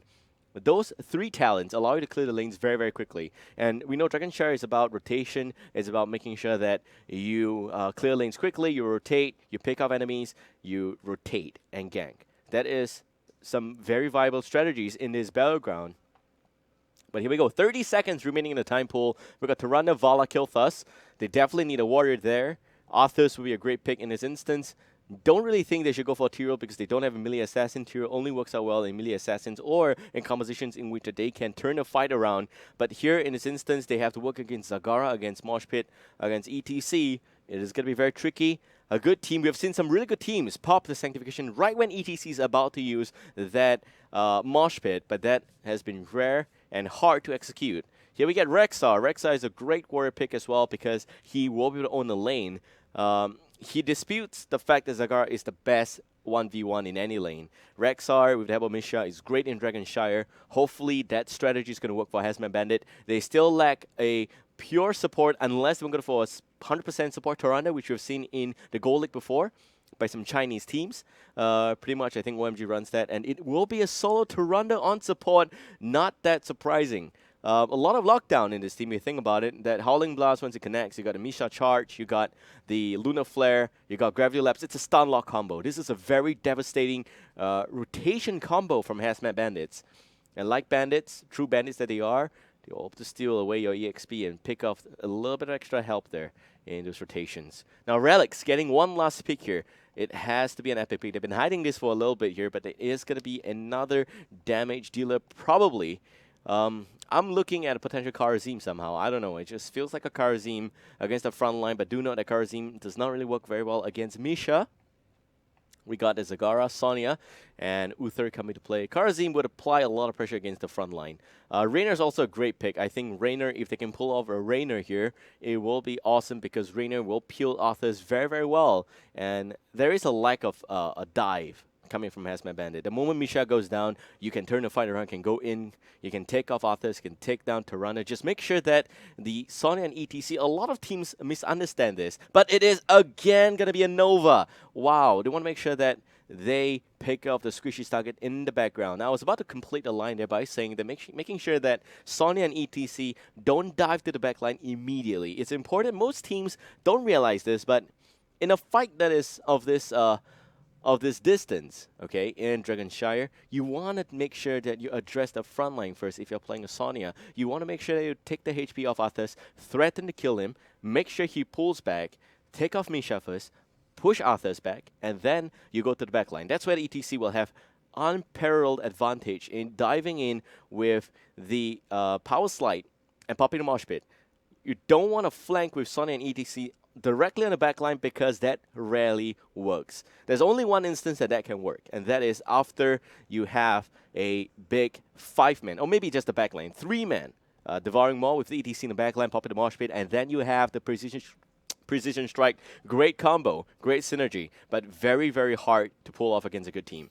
Now Nova, her main job in this whole game is just to rotate, just to pick up the Tirana, the squishy Vala. Kilthas has got zero mechanic to escape, zero mobility in the early game. There's nothing he can do. Not even Ice Block at level 13. Nothing in the mid game. Only level 20. That's where he stays alive with a Bolt of the Storm. So it's going to be up to Hazmat Bandit to stay alive to level 20. Vala a little bit hard to pick up in the early game because she does have the Vault, which is a basic ability, but it will work out somehow. So as long as Hazmat Bandit stays alive, in the early and mid game, they should have the late game advantage. The problem here is that this Battleground Dragonshire, you have to pay a lot of attention to the early game to make sure that you have a good standing in the late game, because the objective, the position of the objective being on top, and the mid and the bottom lane, very far from the core. If you lose the early game lead, you kind of have to work against minions that are pushing the lane, which means that you may get dismounted going to those shrines, which means that you've been in a lot of trouble getting slowed by those minions, getting a lot of harassment by them, and that also means that you may be delayed to the shrine. And if they get a Dragonite, it is going to take down some structures, regardless of how bad the player plays, unless he throws the Dragonite away, press R immediately. I haven't seen a Dragonite of that level yet. I hope I don't get to see that, but it will be hard for you to defend, regardless. So here we go. Revenant against Myr. Who is the better captain? That is the question we have here. Revenant forming a new team. Myr captaining the old team, the old guards of Zaze, as well as the damage dealer player Trinity. Reliza, unfortunately, he left the team because of national service, but we'll see the new Relics and what they bring about here. On the blue team, in game number 1 between Relics and Hazmat Bandit, we got Team Relics. Zaze onto the Sonya, Yu Yang playing as the ETC. We got Myr onto Nova, Julian playing as the Zagara Trinity. Trinity as Zagara, Julian directly behind as the Uther. Alright. Meanwhile, in the red team, we got Hazmat Bandits. Derp will be playing as the Rexar. We got Psych playing as the Arthas. Hyrene onto the Tyrande. Zerkion playing as the Kilthas. Last but not least, Revenant onto the Vala. Very, very interesting to see Myr playing Nova these days. His statement about this new team is that he's very confident that everyone in this team can pick up multiple roles, every single one of them, except for Yu Yang, that is a pure warrior. Every single one of them else can rotate between support, melee assassin, range assassin, or even a secondary warrior. That's the amount of flexibility he has in his team. Zaze plays support as well, so if they need 2 support, it's for Julian and Zaze. He used to be a support player when Relics was playing the Americas Championship, but he has now changed roles into the range assassin. Sometimes he also plays melee assassin, so this guy is just very much open. And Myr already going in against the Rexar. Zaze with a bit of the extra seismic slam, but Derp stays alive. We'll have to tap the well there. Bottom lane, we see Zagara against a very heavy combo. Psych, Zerkion, Hyrene. This is a stun lock combo immediately. If anyone gets stunned here, it's almost as good as that. I don't think Julian has the heals in the early game. No protective shield yet to keep the team up and alive. Meanwhile, top lane, a lot of pressure against the Rexa already, and Rexa has to pop back home here. He has to pop the Hearthstone. There's nothing he can do. You're up against the Nova, you don't want to play aggressively, and the healer is all the way at the bottom lane. Too far. Solo Tyrande, remember, that extra help there from the heals may not be enough. Revenant dropping a lot of HP, maybe looking to go down. Whoa, we're not going to connect, but a Seismic Slam will. Zaze picks off his ex-captain, and there goes Revenant already, but a nice trade on the bottom lane against the Uther. The great stun lock combo does work out pretty well here. And, yep, so it's still an even trade so far, but Dirt going back to the top lane. They lose a bit of EXP because of the fact that there was no one really soaking the top lane when the meeting was pushing. But it's about one wave, which is not enough to be a significant difference in this early game. After the scaling changes, it's very important to pick up as many people as possible because of the increased cooldown, the amount of EXP provided. It is just a very good advantage. Teams are also incentivized to play safer in the early game, which is very, very much needed in this game. Alright, so talking about talent options here. Level 4 coming in from both sides. We see a very standard utility power slide build from the ETC, as well as what looks like a wall paint into focus attack. So right-click build on the Sonya. Although we saw Zaze popping a lot of Seismic Slam, but it's important to note that the right-click build keeps him up and alive, keeps him sustained for most of the fights there. Also, we'll see Zagara going for Reconstitution and Venom Spines, Remote Delivery, Conjure Pursuit on both the Nova as well as the Uther. Uther going for Protective Shield, very standard talent options from Relics. For Hazmat Bandit, it will be a Buzz build. Revenant again, dropping a lot of HP. Unfortunately, not enough for a takedown coming out from Relics. But yeah, Vala, I mean, you look at that Hungering Arrow build, you know that this is a burst-intensive build. They have to lock down. Vala is there to finish off the kill. You also see Mana Addict into Nether Wind coming out for Kilthus. Rexxar, top lane, going down again. Great play there by Myr, making sure that you go for the weakest lane there, and that is the Rexxar. Solo Rexxar may be important or good against a 1v1 situation, but 2 against 1, there's nothing Rexxar can do. Trinity, meanwhile, takes a lot of damage. Julian, with a nice stun, keeps him up and alive. And unfortunately, here comes Yu Yang in the backline. That is Tyrande dropping a lot of HP. Hyrene going down. Hyrene with a bit of a nice stun. Stays alive somehow, but will go down to the Divine Radiance coming out from Julian. What a position it is from the Uther. Great pickoff at the end. And the Dragon are now going towards Relics. They may be looking to channel this one up, but the top lane goes down again. The Shrine to Derp. Okay, we also have Destruction as well as Regen Master coming to play. And Las Benalis is taking flight. Oh, wow. Okay, haven't seen this in a really long time. This is basically increasing range, which means that you may actually have the Talon build for that Rexxar at level 7 that deals increased damage to non-heroes. Okay, Zaze in a lot of trouble. This lockdown proves to be too much of a trouble for Sonya to run away. There's nothing he could do there. Level 7 talents coming in, so let's look at it. We could just keep rocking. Ferocious Healing, better momentum, anti-armor shells, clans, a lot of survivability options come into play here by Relics. And yes, it is going to be Bird of Prey. Non-heroic enemies take 200%. I forgot the name of the talent, that's my bad. But Bird of Prey is not usually taken. You see Aspect of the Beast coming out here most of the time, which reduces cooldown of Misha Charge because, you know, you really want to make sure that you lock down as many people as possible. This is a split push potential, which is not that bad. It's still pretty okay to see. Yu Yang now for Power Slide to safety. Lunar Flare not connecting. Could have been a bit of a lockdown. Unfortunately, I don't think Psych had that a bit of that Howling Blast. Revenant pulling back again. Nice Howling Blast, but Revenant taking way too much damage. Nova getting addressed. Great pick out there by Psych. The guy's also getting married tomorrow, by the way, so congratulations to him for that. A lot of people have different opinions about that, but here we go. Congratulations, that's my final take on that. Alright. I myself also getting married somehow. Haven't proposed yet, but I'm saying this ahead of time. So, alright, so back to this game. You see Repeating Arrow coming out, as well as Fusion Bomb, Lunar Blaze, and what looks like a fantastic help there on the Rune Tap. Great stuff. Level 9 both sides, almost level 10. And it seems like Relics, they have a bit of a lead, very slight lead. Hazmat Bandit looking very strong in this competition. May not be possible for Relics to push lanes as fast as they want, as much as they want to. This is because Rexar, again, such a dominating presence. I think it's a very smart move to have Zagara linked separately from Rexar so that you can really maximize the push potential. But again, Nova's rotation very much on point. Even Precision Strike, deploy there just to pick up the Rexar. But yeah, back to the point of Zagara pushing a separate lane. You want to make sure that you push the lanes. Unfortunately for Alex, they had the stun lock combo in the right lane. And that would be the bottom lane. The trio of Hyrene, Zerkion Psych, the Arthas Howling Blast, the Lunar Flare from Tyrande, the Gravity Labs coming out from the Kel'Thas. Very, very devastating lockdown. Okay, so here, the battle for the bottom. Moonstride will happen right now. Murray gonna pick this on pretty easily. Psych not gonna flank from the side there, from the left side. And see a bit of a nice trade, but again, Psych picks it up. Murray with a bit of a poke. Very, very ineffective against the Arthas. There's a lot of heals in a sense. Murray getting stunned by Lunar Flare. Great positioning there by Hyrene. Is that gonna be enough? That's the question. Rexar drops in the top lane. Yu Yang swings by for a nice flank. They need to get the shrine somehow. Revenant now mid lane, a lot of trouble. Yu Yang looking for the power slide, will go in. There goes the face melt, not even needed. Vala goes down.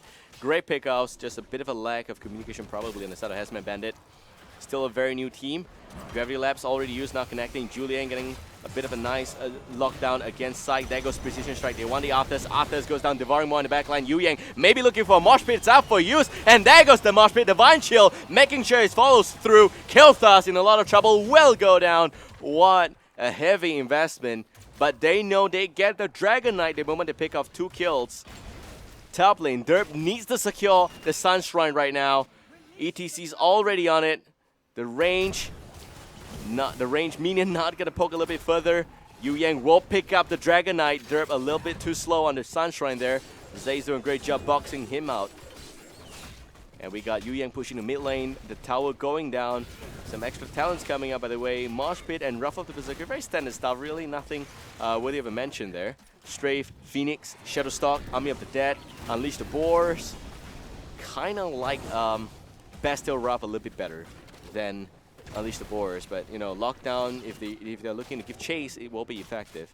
The thing about Bastille Ruff is that Yomisha gets so angry that he does a lot of damage in the front line that the enemy is kind of forced to pick off Misha in that instance. Here, I don't think they need to do that. Yes, Misha does have lockdown, but he does not even have aspect of the beast, which means that there's no reduced cooldown, but hit by Misha is kind of like a split lane push strategy from this Rexar.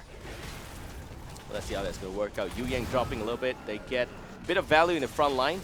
They will lose Misha. The towers as well as Gate going down in the top and the mid and the bottom lane. Top lane seems to be the same situation as well. They need to get level 13. It's kind of hard for them to get that. Psych in a mid lane, a little bit of trouble there. We'll be able to pull back out.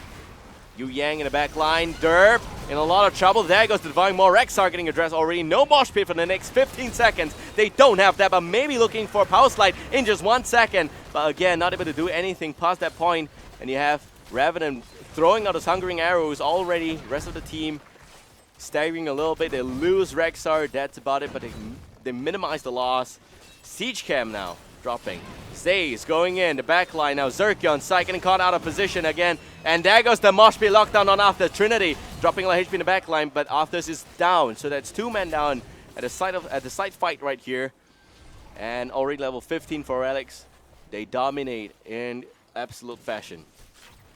Great synergy coming out. I mean, it just went down south after the first Dragon Knight. We got a replay ready, and we will pull it out right now. Real time at bottom left hand corner. I got my eye right here, so if anything happens, I'm gonna let you guys know. But if you look at this replay, second Zerkion, they got caught out of position. This is a bit of a mistake from them. You don't have Vala. He's completely out of position. Vala's all the way coming to the mid lane from the Bruiser camp area. So that is a bit of a distance to cover. Should not have moved down that lane. They should have just pulled back to the mid fort. Would be okay. Now back to real time. And we see all 5 members up and alive from both sides. And we're looking at level 16 already for Relics. They pick up a very interesting speed medal which increases movement speed by 30% by Rockstar. You have Nerfs of Steel, Brute Expansion, Double Fake, Benediction, very, very standard talent options once again. Mystical Spear is a must if you want to close the distance. As a Sonya, it kind of always makes sure that you will be able to move a little bit, whether it's in the right direction or it's up to you to control, but that is still important to note. Alright, what we need to see here is the level 13 on Zerkion, and he finally gets it. So maybe the Chain Bomb is going to do something effective. But the Devour Maw connects again on Zerkion. They're looking for the lockdown there. Precision Strike, it does connect! And boom, baby! 2-man now goes down. Already on the side here for Hazmat Bandit. They have to pull back a nice Howling Blast to try and deter further aggression. The 2-man down is actually Misha, by the way, so that's a 1.25. Rexar goes down, making it a 2.25. Strafe coming out, some really good AoE damage. They don't have the heals from the Uther. So that is a great play by Revenant, deterring further aggression. But they do lose 2 members there. And this means yet another round of Dragonite. Great Devouring Maw by Trinity. You have to say that his Devouring Maw has been very much on point, and catching Kel'Thas is all you need to do in that instance. But here we go, Zayce again. This time around piloted by Zayce, the Dragonite. Great play. The first one was by Yu Yang, the ETC. So very different strategy at play here. Probably trading a bit of damage for more crowd control. I think it's important to have Yu Yang alive. He does have Mosh Pit up. Could be one of the main reasons here. But it will be a split lane push. Now can they concentrate their efforts on one lane only. Misha pulling back. Level 13 it is, but Kel'Thas damage has been a bit disappointing in the sense that it is only 12,000 damage. I don't really blame the Kel'Thas. I kind of blame the fact that he was out of position. He got caught up by Devouring Maw way, way too much. Again, a lack of mobility on Kel'Thas. Just gonna make sure that you play safer. Gonna make sure that you play maximum range. That is the range pretty hard for most players to grasp on the Kel'Thas. But so far, 5.25 deaths on Rexar. That is a devastating amount of deaths for Rexar. Alright, so lockdown. Not gonna be successful on Yu Yang. The Lunar Flare not connecting. Zayce going into play here, pushing and boxing out the enemy. Great positioning there by the Dragonite. And yep, they just lost to crowd control. They got the superior rotations, but in the early game, the rotations just made sure that they stayed on par. I think that because of Nova as well as Sonya in the top lane, the rotations that Hazmat Bandit was trying to pull off kind of got nullified. That was really, really interesting to see. Another Devouring Maw this time around on 2 targets. Yu Yang is just waiting for it. Precision Strike combo, and the Mosh Pit will connect on 2 targets. Divine Shield perfectly executed. We're gonna see Rexar, Arthas, Misha goes down. Arthas is gone. Rexar now is in the back line in a lot of trouble. He stayed safe. I was talking about Misha all day long. Revenant now on Avala, getting boxed up by Yu Yang. Zay is not able to close the distance. Mystical Spear, or rather the Ancient Spear with Mystical Spear upgrade. It's just not possible. But a snipe from that Nova, that naughty Nova. You're talking about Nova, you're talking about snipe potential. You're going to be playing very, very safe, especially with your frontliner down. Misha comes back up alive. And this is where, if Derp went for Bastilrath, Misha would have done a lot more work. You kind of always have to make sure that Derp's flanking from the side. Rexar in this instance, you cannot afford to come in from the same entrance as the Arthas, because there's just way too much crowd control coming out from Relics. If Hazmat Bandit was able to flank the backline with Rexar, an aspect of the Beast with Bastilrath, that would have been a very different fight. So we're trying to see if we can pull up a replay from the last fight. But level 19 against level 16, it seems like game number 1.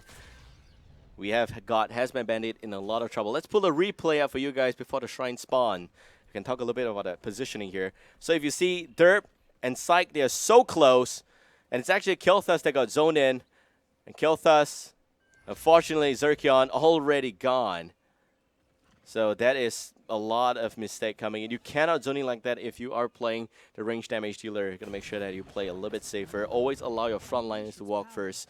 But again, if they had the flank coming in from this side, it would have been a very different story. If Derp came from that side, if you went for a different set of talents, things would have been very different. But here goes Bolt of the Storm, 3 of it up on Relics.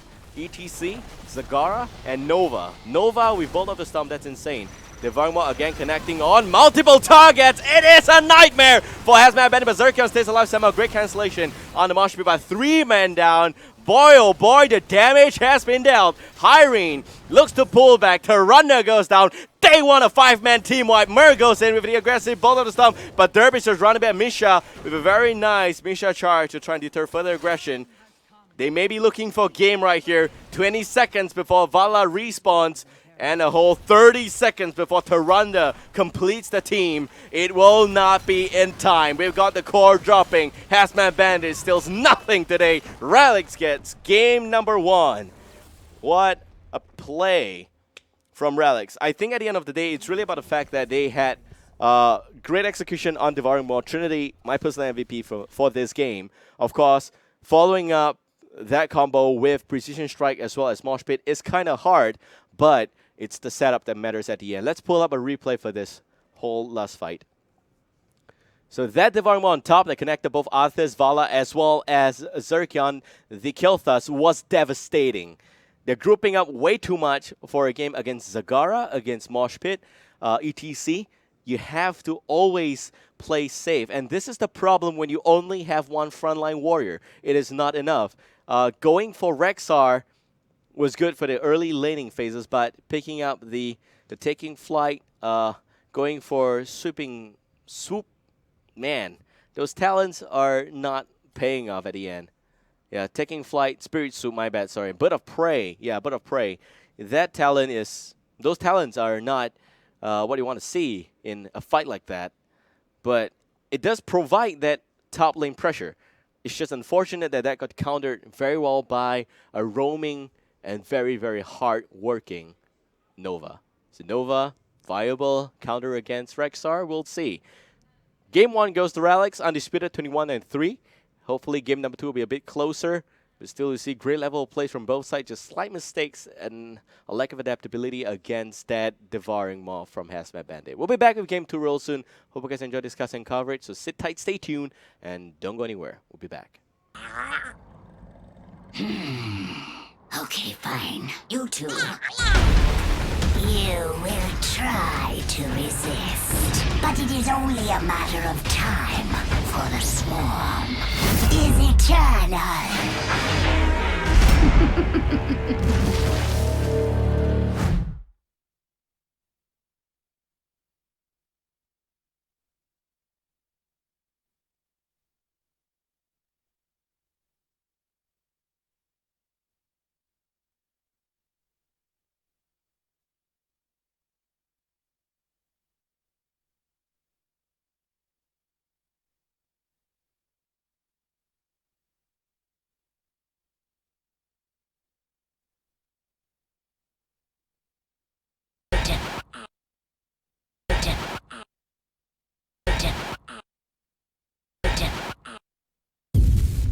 Prepare yourself for a new era in gaming, an era of full-throttle graphics, unleashed across every dimension.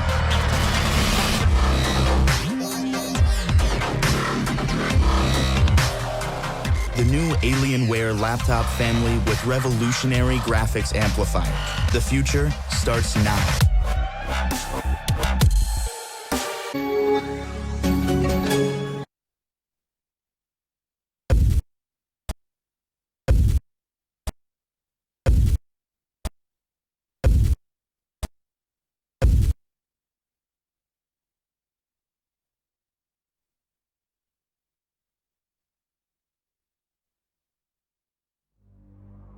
You thought you were so clever that you could hide from my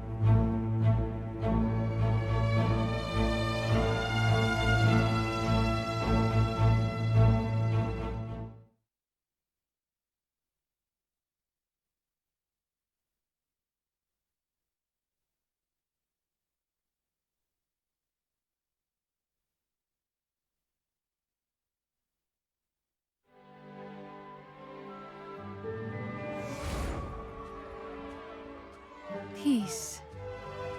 It has been my life's work. Through honesty and diplomacy, there is no obstacle. Ahem. There is no obstacle we can't overcome. Within each of our hearts lies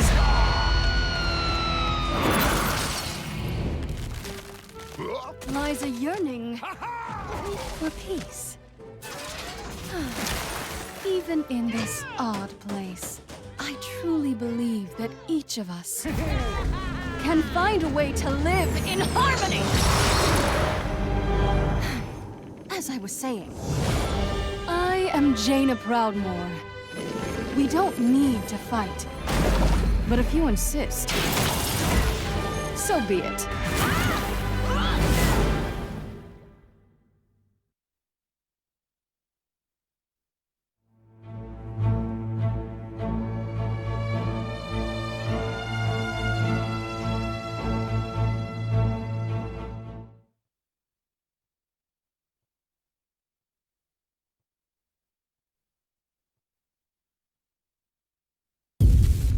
Prepare yourself for a new era in gaming, an era of full-throttle graphics, unleashed across every dimension.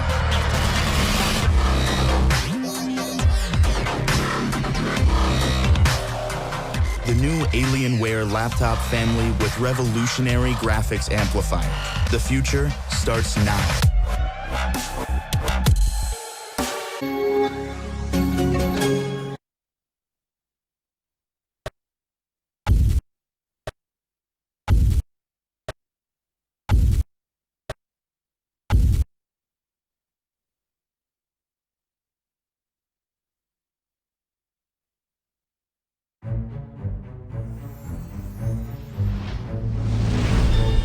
Oh, hi, new friend.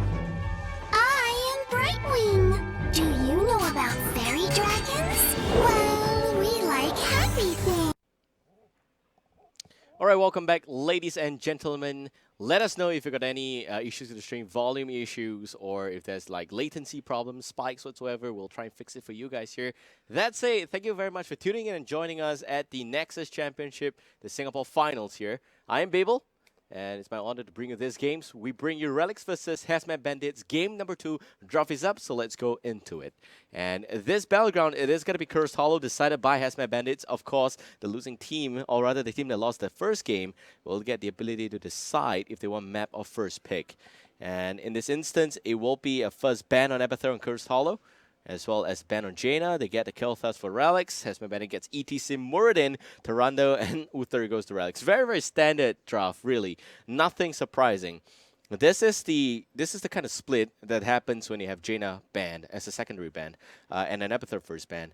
Normally, banning Abathur, it could mean that Relic just doesn't want to deal with Abathur shenanigans like split push, lane pressure, and all of those stuff. You want to make sure that you take the team fight clean. And yep, another possibility here is the Lost Vikings, but Lost Vikings doesn't provide that kind of pressure that Abathur does. And here, Kilthas Tyrande Uther looks to be very, very nice combo. Of course, a little bit more on the lockdown-centric side of story. Vala and Johanna getting banned. Johanna, of course, is because of the fact that Relics does not have a warrior picked up yet, but I don't like the Johanna ban. I kind of like Arthur's getting banned out, unless they want Arthur's for themselves, forming triple warrior. We have not seen triple warrior for a really long time. Vala getting banned out. It could be because of the fact that they want to force Revenant to play something else. Yep, of course, Vala is the next best assassin in terms of range assassin that is still available. Raynor is the other option, so maybe Hazmat Bandit has to pick up a Raynor here. But they do have the Uther for Relic, so that opens up options for melee assassin, opens up option for Sonya.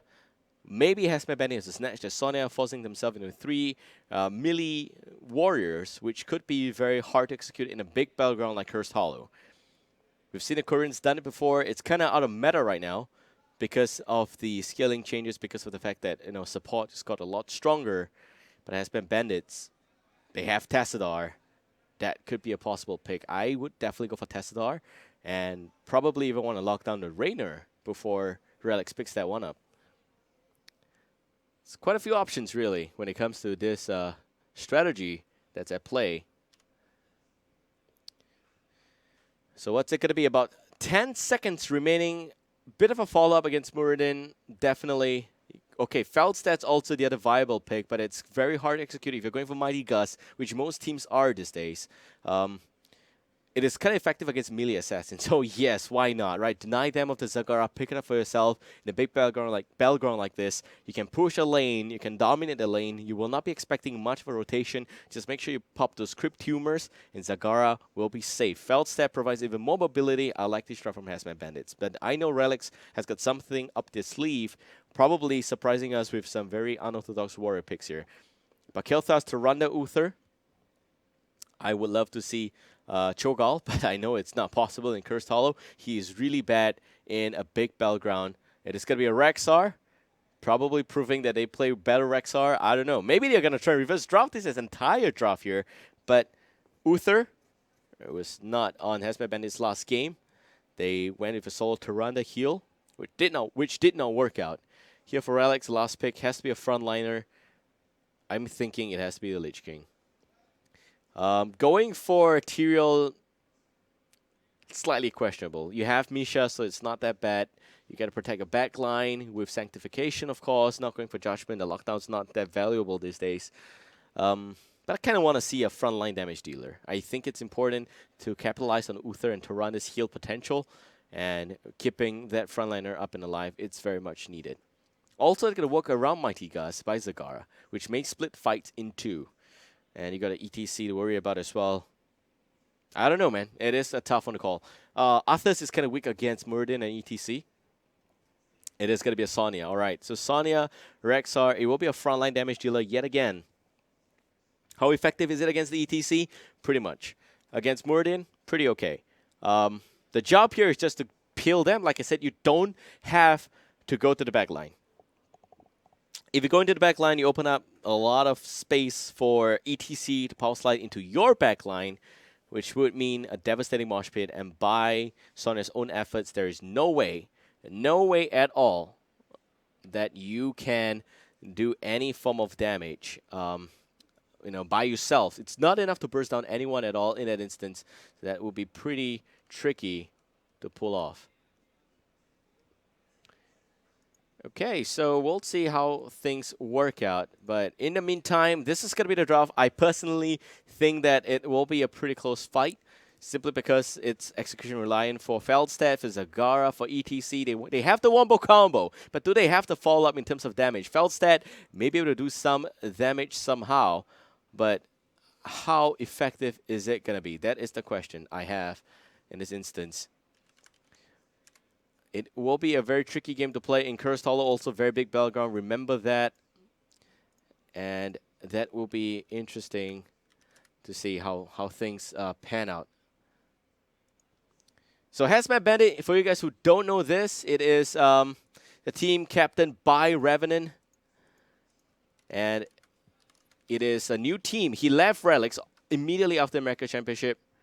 And it is a very, very interesting position for him to take because of, well, you could say differences in opinion regarding a lot of stuff about the team. Michael, or rather Mur, is the new captain for Relics, and he's been doing a pretty good job at it. They also picked up Julian and Yu Yang. This is the bracket so far. We got no updates from Resurgence and Vestigial. There is undisputed clean games from the first round. Maybe we can pull up the lower bracket and show that part as well. And see how that looks like for you guys. All right, so this is how it is. We got a bit of a nice positioning. Okay, it's just updating the bracket. Sorry. It's not showing the lower bracket, man. We're trying our best. Okay, here we go. So hard. So hard to do this. All right, nothing yet again, unfortunately. All right. So, waiting to go into the lobby. And once we have that, we'll be going directly into game number 2, Cursed Hollow. You collect tributes to curse your enemy. You scold them. And hopefully just them. You take down the forts and minions after that. A very simple game to play. Personally, I think that a lot of accomplished teams really love this battleground.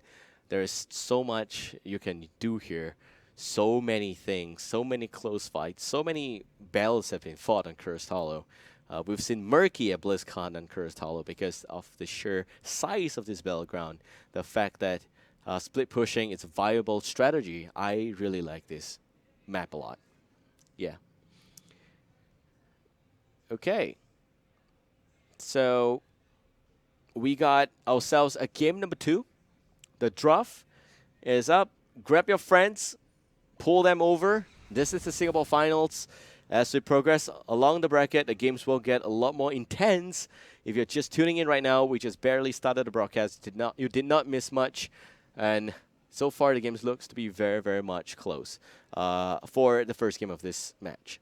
For the first series that was on air, unfortunately, it was a very decisive game for Relics. And no expectation, they're in the lower bracket right now playing the best of 1. All right. Cursed Hollow. Big battleground. And I think that in terms of synergy here, it is going to be, again, Rexar against Zagara. You have good lane pressure from both sides.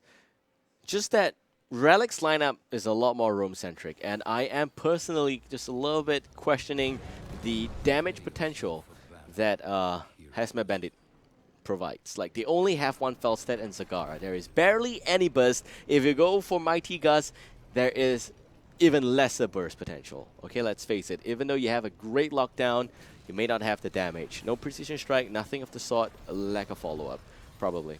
All right, so going into game number 2, on the blue team, we got Relics. Relics, fulfilled by Zaze, on to the Sonya.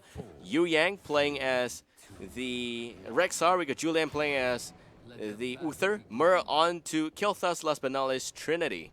We're playing as the Tyrande. And on the red team, we got Hazmat Bandits splitting sides already. Derp onto the Murden, Psych playing as the ETC. Hyrene onto the Malfurion, Revenant onto the Zagara. Last but not least, we got Zerkion onto Feldstead. Very different lanes that they decided to push. Already the burst on the Towel. A lot of damage, taking out the first structure of the game. This is a combo that only Zagara and Feldstead can pull off. In such tenacity. You're looking at the intensity of this game. They take a bit of EXP lead, but they also lose the EXP on the top lane. Hopefully Feldstead flies over. When you get Feldstead, the reason why I say it's only possible is because Feldstead can, you know, take flight and soak up the top lane, not losing any EXP in trade. It's important to note. You don't want to get a tower and lose an entire wave of minions. It does not bode well for the team. Talking about talent upgrades, we get the Health Regeneration, or rather Hunter-Gatherer for Rexar, as well as Mana Addict on Kel'Thas, plus a Conjurer Pursuit on the Uther. You get also the Ranger's Mark on Tyrande, War Pained on that Sonya. Meanwhile, on the red team, Hazmat Bandits, it's going to be Reconstitution again, and a bit of a lockdown. Hold that thought. Julian now getting rooted to the ground. Bit of a nice follow-up against Revenant. Julian again getting boxed out by the ETC. Lack of ammunition in this tower made sure that it can make enough plays. So unfortunately, Revenant just took too much damage. Great play there by Trinity. Instead of just moving around, he decided to dish damage onto the damage dealer. That would be the Zagara, making sure that, you know, red team could not. We will be too risky for the red team to lock down. Meanwhile, top lane, Feldstad getting fried alive. This time around, you can expect Gravity Labs and Misha with Misha Charge, providing a lot of potential lockdown there. Now for the red team, we were talking about talent, so let's finish that one up. Updraft, range barrel roll, that's important to stay alive. Scouting drone as well as rolling like a stone and Perfect Storm. So Perfect Storm it is. I really like Perfect Storm a lot. Personally, it's a talent that I think has got limitless potential in push builds like this one that Hazmat Bandit is trying to pull off. They're unfortunately not really pushing much. And if we look at the EXP lead here for Relics, it's almost one full level up. First tribute will spawn. Increased mobility here for Hazmat Bandits does provide the fact that they can stagger this fight out and have Feldstad maintain lane pressure and then going in. Unfortunately, it's too close for that to matter. So he can actually still join the fight as a big 5v5. Zagara a tad too slow to join up here. Coming back up, Yu Yang's very own Misha dropping a lot of HP. Not enough for a kill on Misha, but Derp getting tossed out in the end. There goes the lockdown. A nice dwarf toss and the reverse entangling route on both Zace as well as Misha. They will not be able to pick off anyone in the instant. Side coming in with a bit of a lockdown. They want to try and cancel this tribute, and a nice Misha charge. Following up is the Lunar Flare. but the Stormbolt will connect on Trinity. Entangling Root yet again. They do have the Siege Giant picked up. Where did that come from? Already providing a lot of pressure. A bit of a distraction here, but aside from the backline, nice power slide. Yu Yang for reverse power slide of his very own Misha charge. That is ETC going down. Zaze also makes the trade. And we got Dirt pulling back. A bit of a slow. But Moonburn coming in. Muradin dropping. Actually, not Moonburn, Moonfire. What am I saying? Moonburn is the name of the build for Malfurion. And they did not go for that build there. Alright, so Julian still alive. They do have this Zagara that can buy a lot of time, but unfortunately it's a bit of a position here. Julian probably going to get it, but yet another Moonfire from Hyrene, buying a lot of time for the whole team. They get an ETC. Muradin's already down. We've got to wait for Muradin to come back in here. Then they can win this fight, but it's still okay. You see a bit of a Hammerang coming out. Trinity pulling back. They just drag this fight so well on the side of Hazmat Bandit. Perfectly executed. They don't really lose anything on the top lane except for those towers as well as Gate. The healing well is still up and alive. They need to take down the healing well if they want to stop this sustained fight from continuing on the side of Hazmat Bandit. For Relics, they already took down the front line structure, so they can definitely go for that. Tribute is still out for a record time of 4 minutes and 30 seconds in this game. The first Tribute is still up and alive, but Relics, they tap the well, they come back in here, probably looking for yet another fight. The Lunar Flare not connecting, a bit of a waste. And Julian getting cancelled by right click from Zerkion, easy. Hammerang right now. Rotating skills, very disciplined. A team's chemistry is much tested at a point like this because you want to try and harass them as much as possible. They finally get level 7 on both sides, and the fight still goes on somehow. 5 full minutes in to this game. First Tribute still not going to anyone. Yu Yang dropping a lot of mana already. That is going to be tricky. That means a lack of Misha charge potential, a lack of man pad maybe.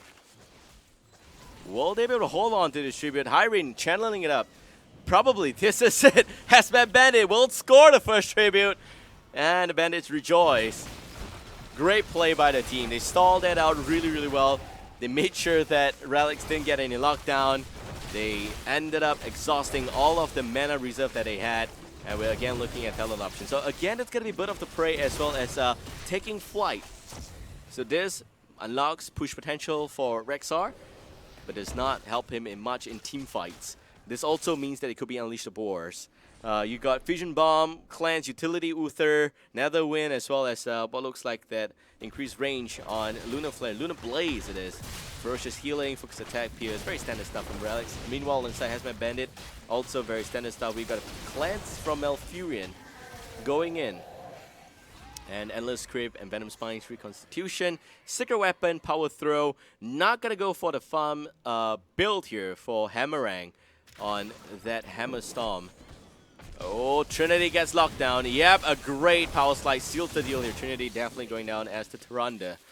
That is just nicely in the neck of time here for the next Tribute. About 10, 15 seconds, 6 seconds, plus a total of 15 seconds to get there. They have 20 seconds of lead time for Hazmat Bandit in this next Tribute. Can they get it within the first 20 seconds of the fight? The time starts now. And Mur channeling it up. They slowly make the time for Hazmat Bandit. We got Tyrande respawning, pops out the Sentinel. But they have a 20-second lead time, and it's almost gone. Meanwhile, it is also going to be Piercing Bolt from Muradin, which is really good for farming. Thunderburn coming in as well. Not going to go for Sledgehammer, unfortunately. I kind of like Sledgehammer. Hold that thought. Dwarf Toss by Dur keeps him up and alive. Great play there. Revenant looking for a potential. Yep, there we go. Creep Tumor giving vision. You also have Infested Drop coming in. Lunar Flare from Trinity just paling in comparison of that from Hyrene in game number 1 of Hazmat Bandit. A lot of misses on that Lunar Flare. Derp. And we also got a lot of resources coming. And a Mosh Pit on the backline, by the way. That is a lot of trouble for Yu Yang. Trinity getting locked out. Yu Yang goes down. Rexar is gone. The Tribute now seems to be pretty okay. Revenant with the Devour Maul on only one target. That is Julian. Uther is as good as that. They get their level 10. They don't really care about Tribute right now. They want to get the boss. That's a bit greedy play, but it's the right call. If they can pull this off, it's going to be awesome. Just be very careful because they do have the Sonya. A very good melee brawler in a tight space like the summoning point, the summoning circle that will appear once the boss goes down. Irene getting rooted, a bit of a trouble there, but they will not contest on the side of Relics. They lose the boss. Here comes the backline, Yu Yang with a nice Misha charge. Another Gravity Lapse. And it seems like the Verdant Sphere just did upgrade it a little bit. They will also go for the tribute right now. The boss is plowing down the bottom lane, which already is erased, by the way. Great tribute pickup here. Great plays by Hazmat Bandit. Relics looking weak in the early game, but now it's almost the mid game. They're still not too bad, I think, in terms of EXP. About half a level down. That's pretty fine. May not be so after this fort. Probably gonna look at what looks like almost one full level. Still half a level. Okay. I think it's because of the fact that the Siege Giants, this timing on the Siege Giants have been phenomenal. You look at the amount of trade that they get. They pick off the top fort. The Siege Giants did all the work. Like, that is great strategy. That is great strategy. And it just seems like that Hazmat Bandit just invest a lot in those tributes. They have Feldstad, but they're not sending Feldstad up to clear the Giants before he used the take flight to join up with the rest of the team. Okay, let's talk about heroics right here. It's Unleash the Boars, Phoenix, Divine Shield, Shadowstalk, Wrath of the Berserker. You got Devouring Maw, Mighty Gust, Tranquility Mosh Pit, and Avatar. Probably gonna pop Shadowstalk as a disengage. It could also be used as a flank. Lunar Flare connects beautifully. The lockdown of Muradin, dropping him by 50%. And there goes some Hydralisk Discipline from Relics, making sure Myr stays alive. Trinity needs to heal up better. They do have Uther for single target heals. And the dance going to go on. But now Hazmat Bandit does have the Giants at the bottom lane pushing. That is going to be close. The bottom lane. It is a distraction here for Relics. Derp. ETC. Derp locks down on the Rexar. Sight going in. Pulling back out. Very, very close game so far. Derp now getting slammed by Zace. He popped Wrath of the Berserker. Here comes Unleash the Boar. Some extra slows. There goes Shadowstalk. They want to try and pick up Revenant. Not going to get done. ETC still alive somehow. Mosh Pit is still up. But it seems like Mighty Gust is already used. But not going to get any effect right here. They just need to buy the time. They don't really have to go in to commit for this fight. The bottom lane is already pushing so hard. They can win the fight when somebody decides to pop back to defend. But Relics, the strategy masters of Singapore, right now struggling to decide if they want to continue this fight or if they want to pop back home to defend. Julian maybe going in, but the Infested Drop cancels that channel. Derp now, Mosh Pit, not much. There goes the Mighty Gust. Tranquility already used. My bad, I saw the wrong icon. It was Tranquility that was used. Mighty Gust was up in the line just now. But a lockdown on the ETC. ETC now, Derp dropping way too low. ETC is going to be okay. And it seems like the back line, we got Muradin tapping the well. Emerang coming back out. Julian gets the tribute at the end. What a drag. They were waiting for Muradin to come back and rejoin, but unfortunately just not able to pick off Misha. It's a great choke point for Misha to apply a lot of pressure there. And yes, it is a devastating cost here for Relics. But at least they get the tribute, denying the curse. If it was a curse, the bottom lane would get destroyed. That was how good a play it is to pick off the Siege Giant at 2 out of 3 and have to fight so far away. So lucky to have to fight so far away from the tribute. And we see a boss attempt coming out here. Zaze going in, Derp getting healed back up, but the burst will go through, and down goes the Muradin already. There goes the Divine Shield on the Sonya. Sonya wants to punish the ETC. Will be able to go in and do some damage, but not enough for a kill just yet. They don't have Muradin. This is the correct play of a Sonya. You always want to peel the front line. Nobody cares about the back line when you're playing Sonya. You don't want to dive the back line. Mighty Gust, Sight goes in. Does not have the loudspeakers, unfortunately. Would have been a great position to snatch out the boss summoning point. Also, it was not perfect because it is not at the exact 50% mark. We've seen that go through. But he does not have loudspeakers at level 7. So the boss going to plow down the top lane here for Relics. And right now the game seems like we have Hazmat Bandits in a bit of a trouble here. They will get a tribute so close, but Zerkion cancels it. What a mistake by the Feldstad. They are now distracted by the boss. Boss is very different from Siege Giants. Boss pushed the lanes very, very well. And it's almost guaranteed that you have to defend. This evens up the tribute count to 2 upon 3 from both sides. Unfortunate pickoff that Muradin Man, Derp, he is gonna remember how that feels like. Irene pulls aside, and we got a boss going down, so that's great play. Now, all of a sudden, Relics is back into this game. In terms of strategy, they have a lot to deal with in the bottom lane, but it is an even game right now. Looking at the boss, going down effectively, coming from Relics. They get the boss at the bottom side of this map. There's also the Siege Giants available for Hazmat Bandits to grab if they want to do that. Tribute at the top part of this lane, or rather game again, and this is not good for Hazmat Bandits. They may not be able to make it in time. They have to address this boss in the next 5 to 10 seconds. They may be able to buy some time with Feldstedt, or maybe just give up the fort. Yep, that will be the call here. But can they make it in time? Maybe. If Relic sets up a choke point here, it will still be devastating. We got Mer channeling up on the tribute already. They don't have enough. There's no Tyrande here. And there goes that Dwarf Toss and the Stumble. Great cancellation. But there goes also a bit of extra investment on the Shadow Stalk. We have Trinity staying alive. Devarmo on the Kel'Thas only. Revenant pulling back. He was flanking from the side. A nice Mighty Gust. And it seems like Kel'Thas will get bursted like Mer going down. Mer goes down. Hazmat Bandit still have Revenant in a lot of trouble. Mighty Gust by Zircon can only buy them so much time. Mishad almost full HP. Very much fearless. Psych now. Going in for the lockdown against Zace. You don't want to play against Sonya. And the curse for the red team goes through. We got Relics now in a lot of trouble. A lot of trouble. The boss did go down at the end. The fort was not even traded. Great play there by Hazmat Bandit. All they need to do now is try and find a lane to push. But we get Kel'Thas back in just about 5 seconds. It's a 1-for-0 exchange there in the top lane, if I'm correct. Yeah, it is. Only Kel'Thas going down. Tribute, unfortunately, wasn't much of a fight there for Relics. But Hazmat Bandits played it well. It's just that they still don't have the EXP lead somehow. Very much due to the fact that the lanes were just getting pushed really, really well in the mid and top lane. And in terms of soaking, gotta always pay attention to Trinity that's doing a lot of soaking in the side lane. Rexar got picked off here.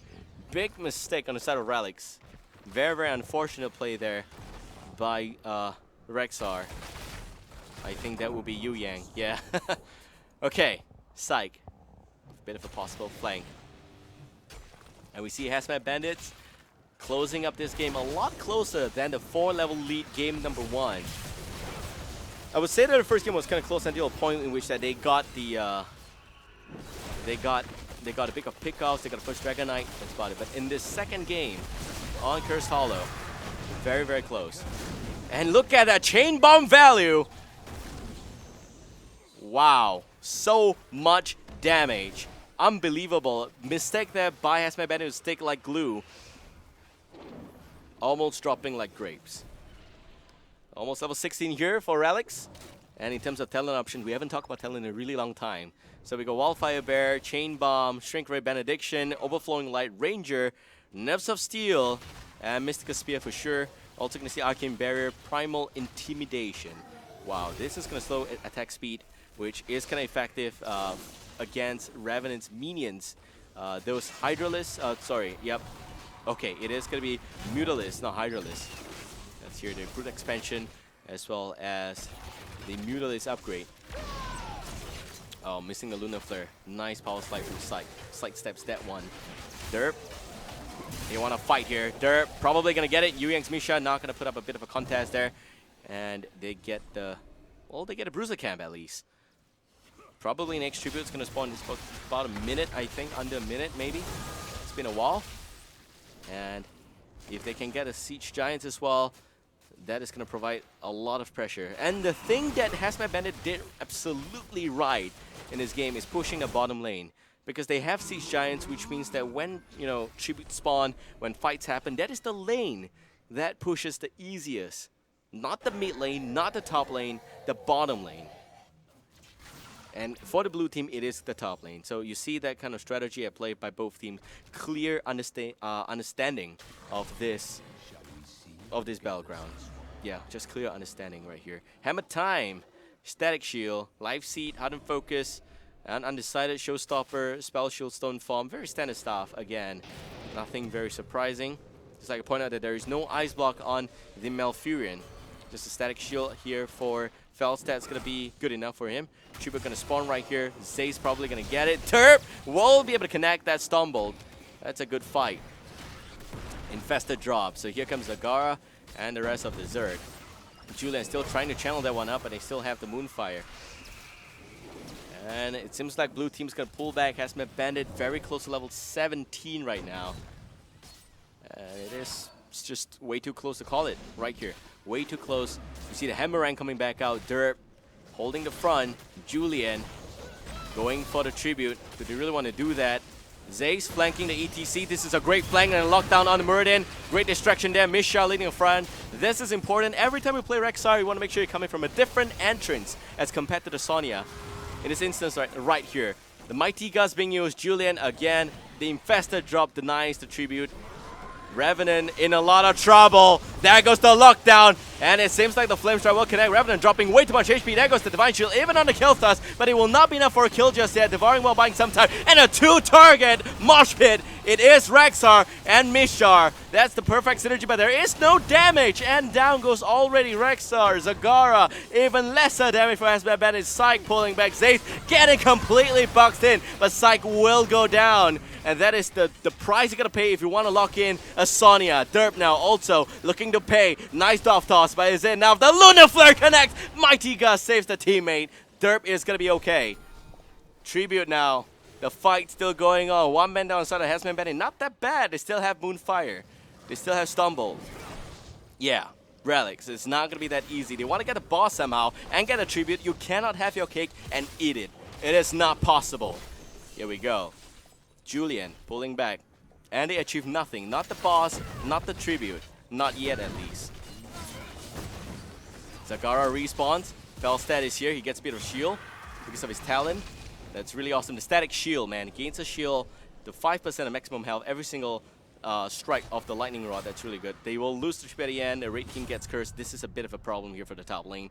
Great minion wave pushing the top lane, but they also address the bottom fort already. Remember the Siege Giants that they picked up? Yeah, it's been that long.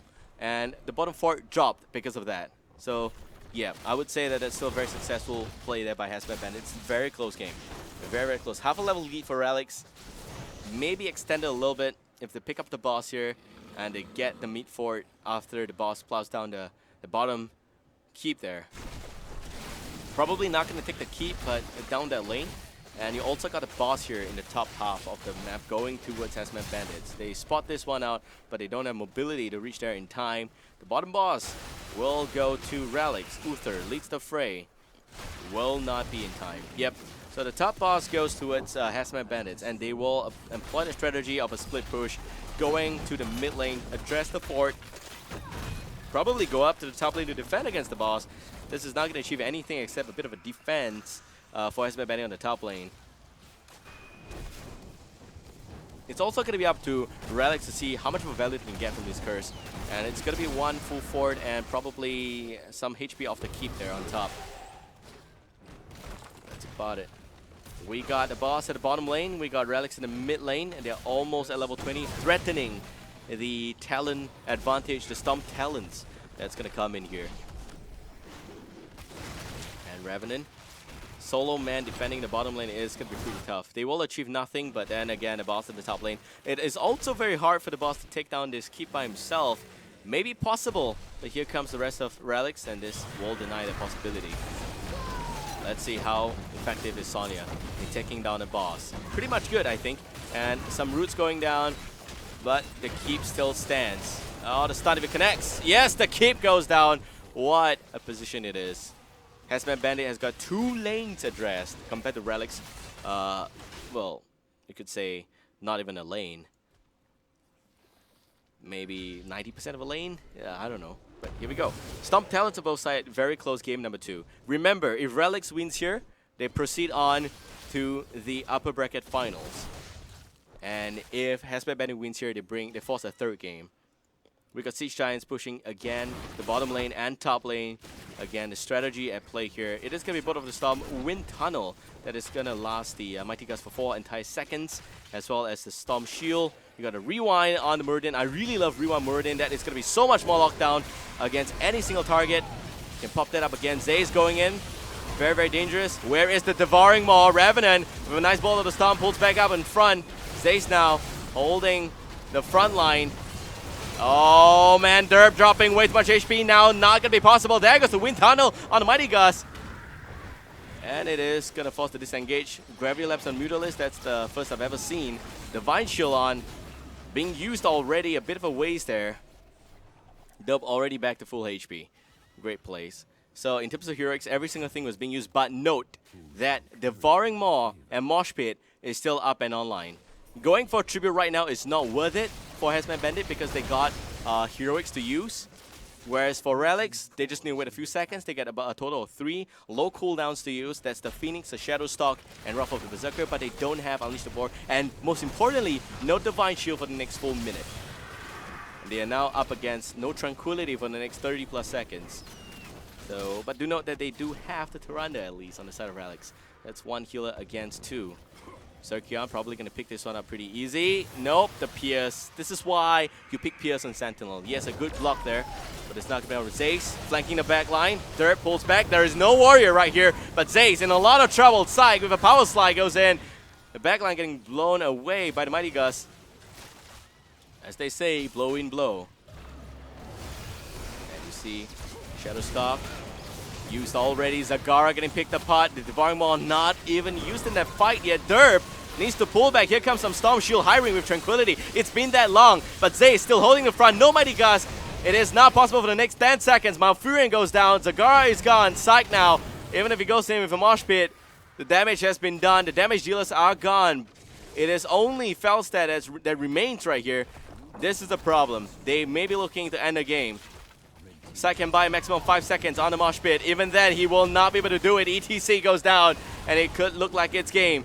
There goes the Mighty Gus. We still need to buy another 20 seconds. Can Zerkion pay enough money to buy the time? I don't think so. He's not able to run away, and that's a 5-man team wipe, and a core dropping. In just 20 seconds, Zagara comes back, but the game is done, and Relics goes on to the winner bracket finals.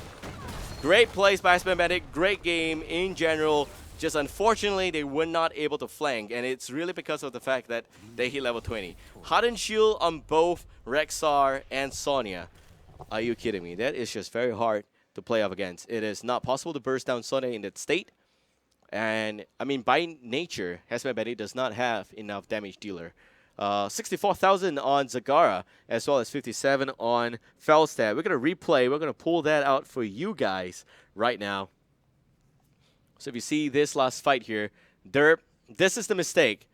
You have Revenant getting picked off. Derp, the frontliner, is not there. Psych getting way too much damage from the back line of Relics that's supposedly in front. Derp was out of position. Very, very unfortunate positioning problem for Hazmat Bandits. If Derp was protecting the bottom area and you have second on top, it will not be that much for trouble. Yeah. Also, with the fact that you got Bolt of the Storm on Kilthas, it's almost impossible to lock down with this, Zagara, Devouring Maw, ETC Mosh Pit combo. It's just not possible. Also, a very lackluster showing from Zerkion's very own Mighty Gus. I think that it could have been a lot better. In general, you see Mighty Gus make or break a team, make or break a game. And in this particular one, some of it was pretty okay to force disengages, but they did not capitalize. The moment the backline was being blown away, you gotta take down that Sonya. They did not do that. So, well, great game at the end. And hope you guys enjoyed this cast and coverage. We bring you the updates for the brackets right now.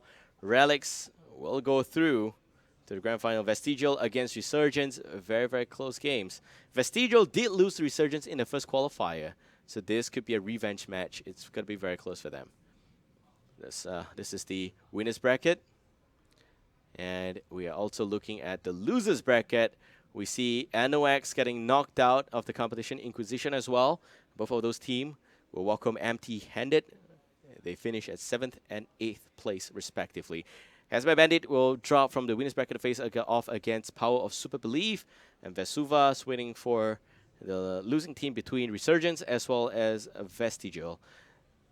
Alright, so Hazmat Bandit against POSB. Did they play off just now? No, I don't think so. I think that... Wait, they did play. They did play in the first round. Yeah. Okay. hope you guys enjoy discussing coverage. This is Babel. If you do, give me a like on my own Facebook and Twitter. That's BabelCast. You can see the handle right here. Right here.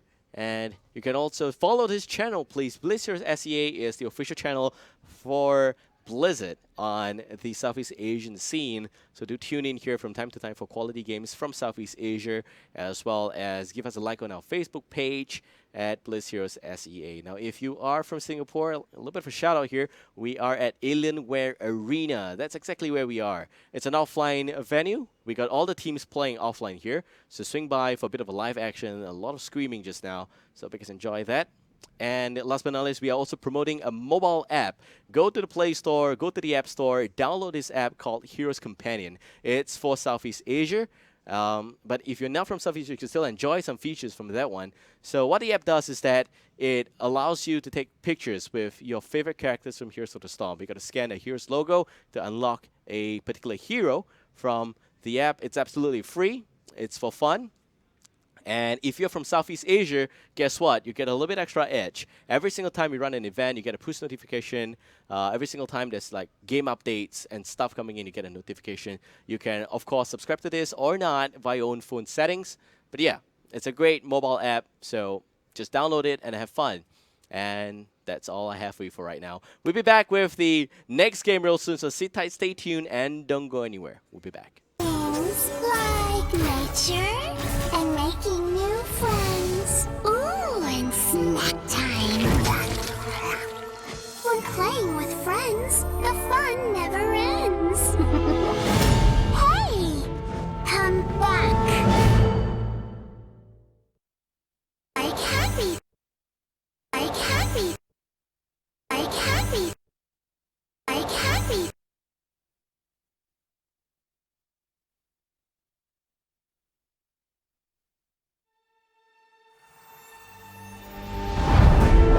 Life is an adventure. I mean, have you seen this Nexus place? There's limitless worlds to explore. Constantly new things to see. Ew! Sure, there's danger too. What's an adventure without a little action? Oh, I can help with that. I am the Storm Scout after all. And for Storm Scouts, life is an adventure.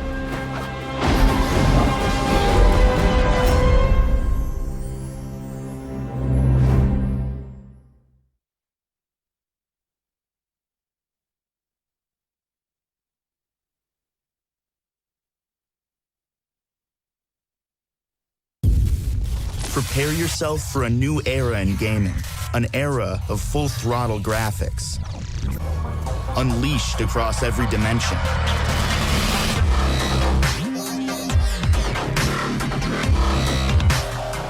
The new Alienware laptop family with revolutionary graphics amplifier.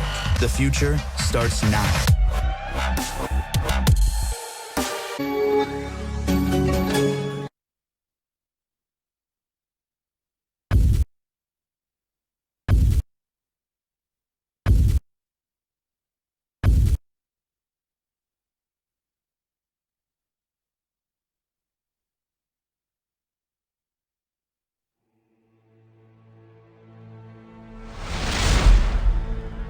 My people lost everything.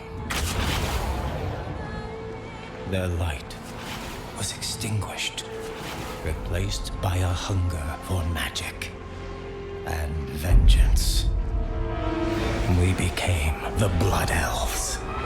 Now, I will fight for my homeland.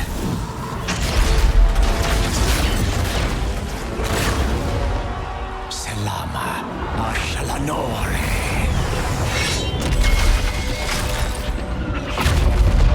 I am Prince Kael'thas, and the time for a reckoning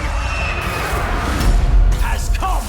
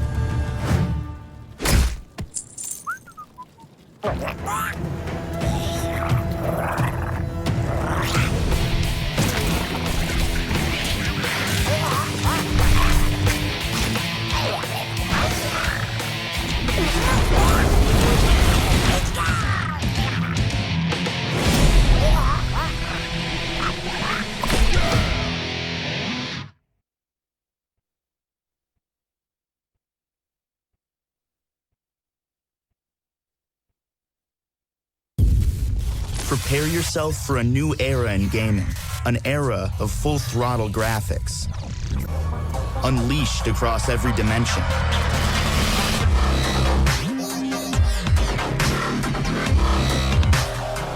The new Alienware laptop family with revolutionary graphics amplifier. The future starts now.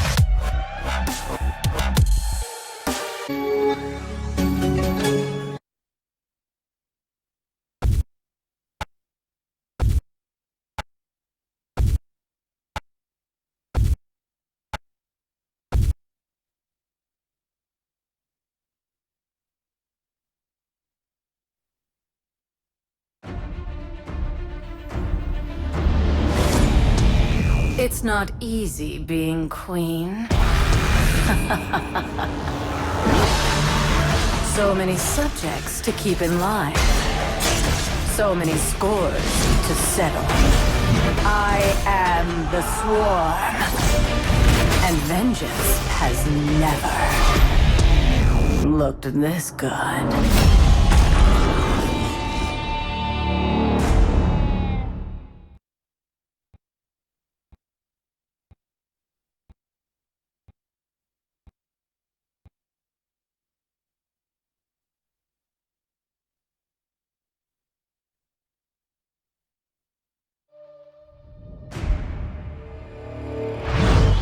The swarm is eternal. We evolve. We conquer. We will consume all within the Nexus. Your villains, your heroes will all become part of my brood. Okay, fine. You two. You will try to resist, but it is only a matter of time, for the swarm is eternal.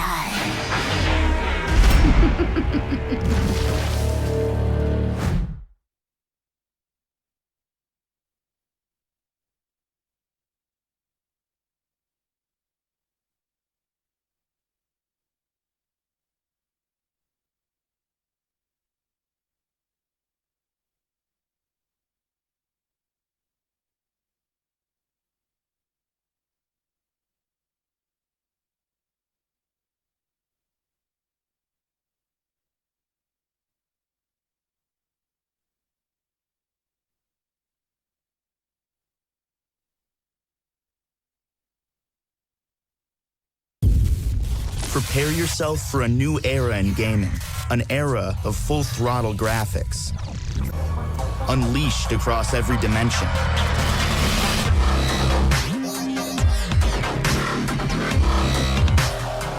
The new Alienware laptop family with revolutionary graphics amplifier. The future starts now.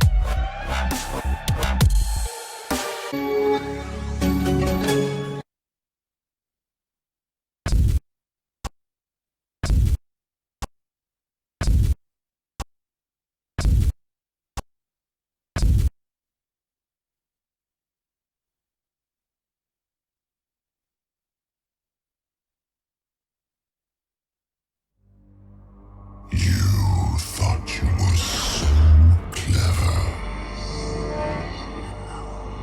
that you could hide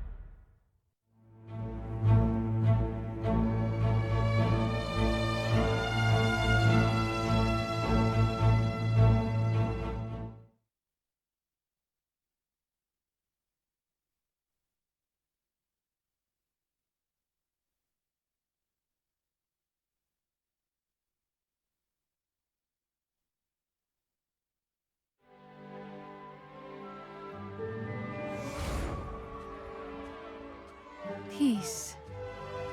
It has been my life's work. Through honesty and diplomacy, there is no obstacle.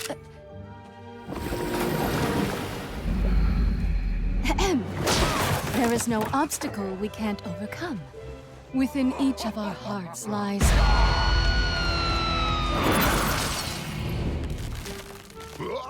a yearning for peace. Even in this odd place, I truly believe that each of us can find a way to live in harmony. As I was saying, I am Jaina Proudmoore. We don't need to fight. But if you insist, so be it.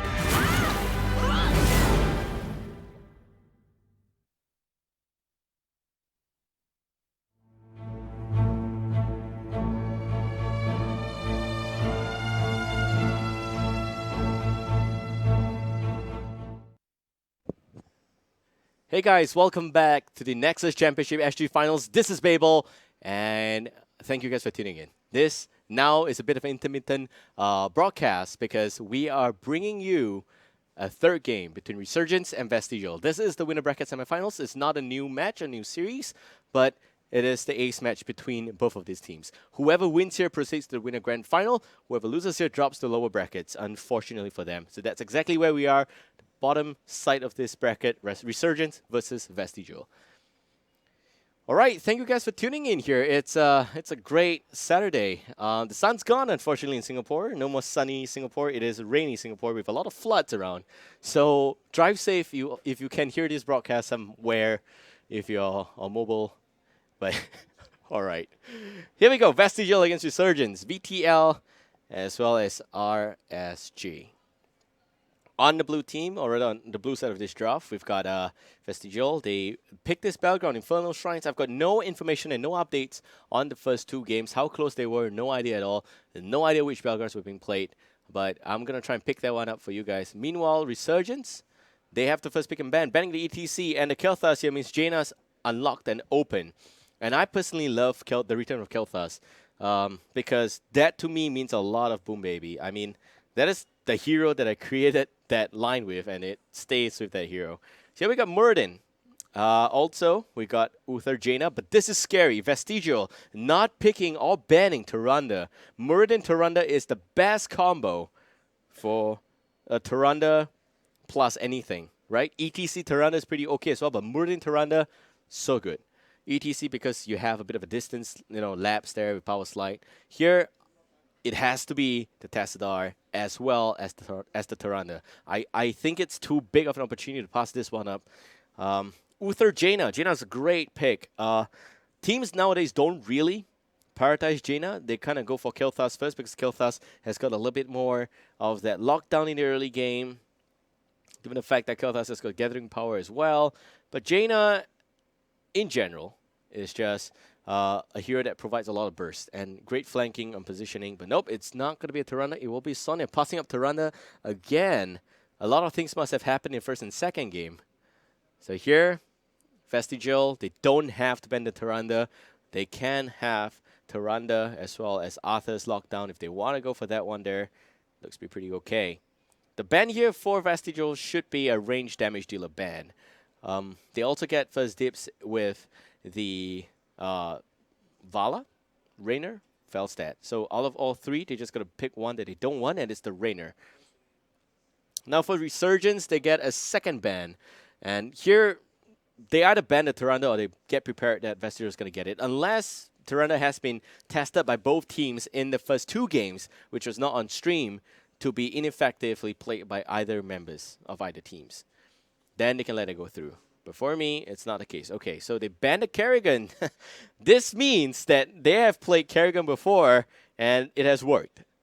Coming out from Vestigial. So Kerrigan, banned. Here, Vestigial, they have got Uther. Uther does unlock the potential for melee assassin, so banning Kerrigan makes a lot of sense there. But Uther also unlocks the potential for a Illidan, for a Zeratul, all those stuff. Just that those heroes are not as good on Infernal Shrines. This is a battleground that you really need to have those minion clearing mechanics, which is why Johanna would be a great pick. Not going for Tyrande, particularly because of that as well, I think. Yeah, they're not going for lockdowns in Infernal Shrine. You want to have heroes that can double up with an alternative function of clearing those minions when the shrines spawn.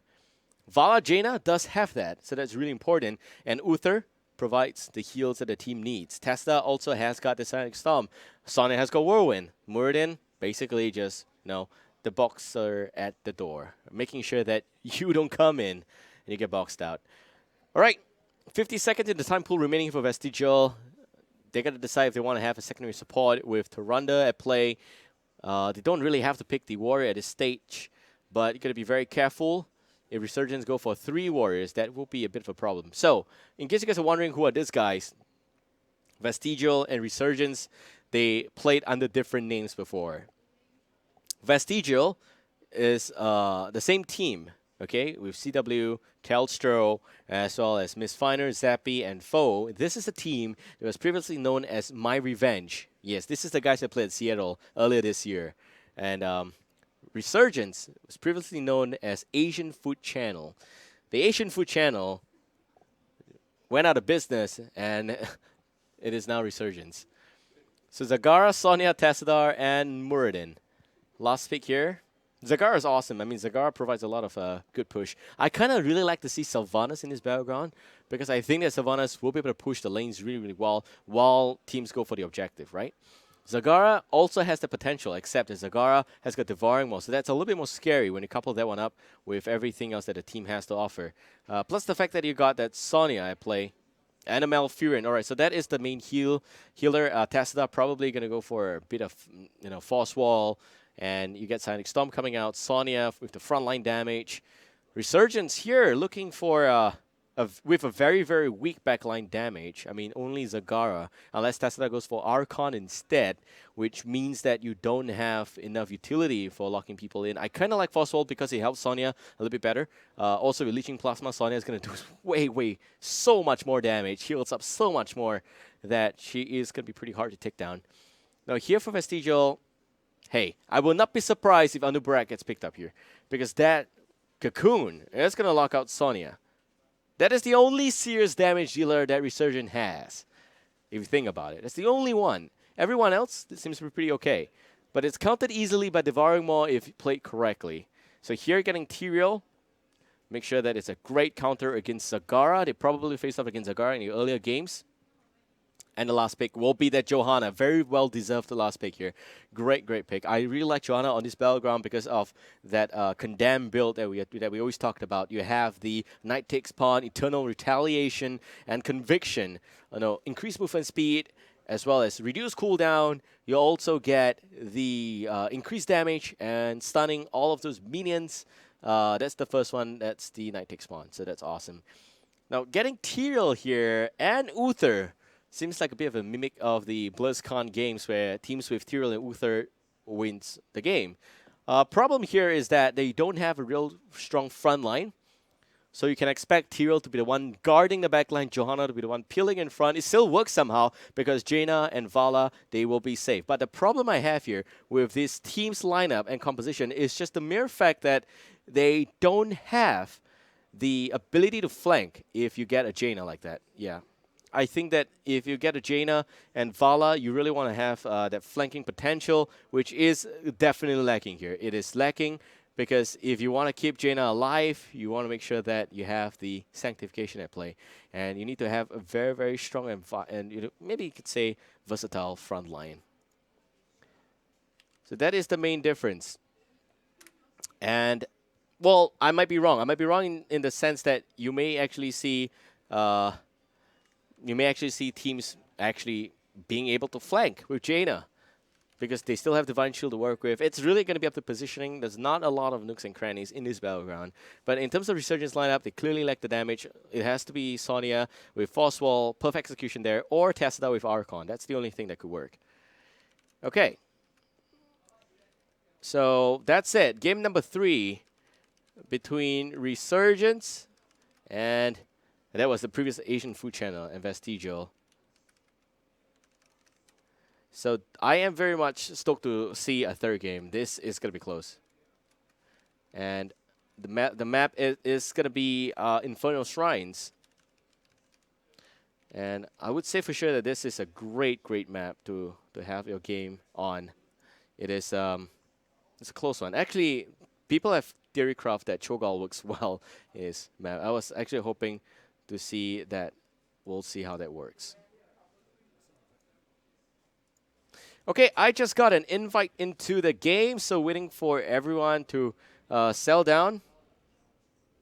And then we will be able to bring you that game. So game number 3, whoever wins here will be able to move forward in the upper bracket. Whoever loses this one will drop down to the lower bracket. That's not where you want to be. So let's take a look at the lower brackets if possible. And whoever loses here will have to face off against POSB, not Vesuva, right? So that is a bit of a swap, correct? Because HP and POSB came from the same side of the bracket. Right, so Hazmat Bandits against Vesuva, that will be fun to watch. But Power of Super Believe, that is the name of this team here. POSB is not the Post Office Singaporeans Bank. That is a crazy bank. But yeah, we got another pickup here. So whoever loses this game, Resurgence or Vestigial, have to play against POSB. All right, we just loaded into the game. And once again, thank you guys for joining us here today. This is Babel, doing a bit of a solo cast. So thank you guys for supporting me and everything we do here at Southeast Asia. All you need to do is just have a good time. Right. Also, if you have any discomfort, volume level, anything at all, type it in the Twitch chat. We got our producers monitoring the chat at all times. That's going to help us bring you a better quality stream. So here we go, on the blue team, in game number 3 between Vestigial and Resurgence. We got Foe onto that Uther, CW playing as the Tyrael, Mistfinder onto the Jaina, Telstro onto Joanna, Zappi playing as the Vala. And on the red team, with a bit of a pause, I actually thought that the lighting setting was a bit off because I just changed screen and it became black. But we got Resurgence. Resurgence playing game number 3 here. Capricorn under the Testadar, Tanuki playing as the Malfurion. We got La La Land.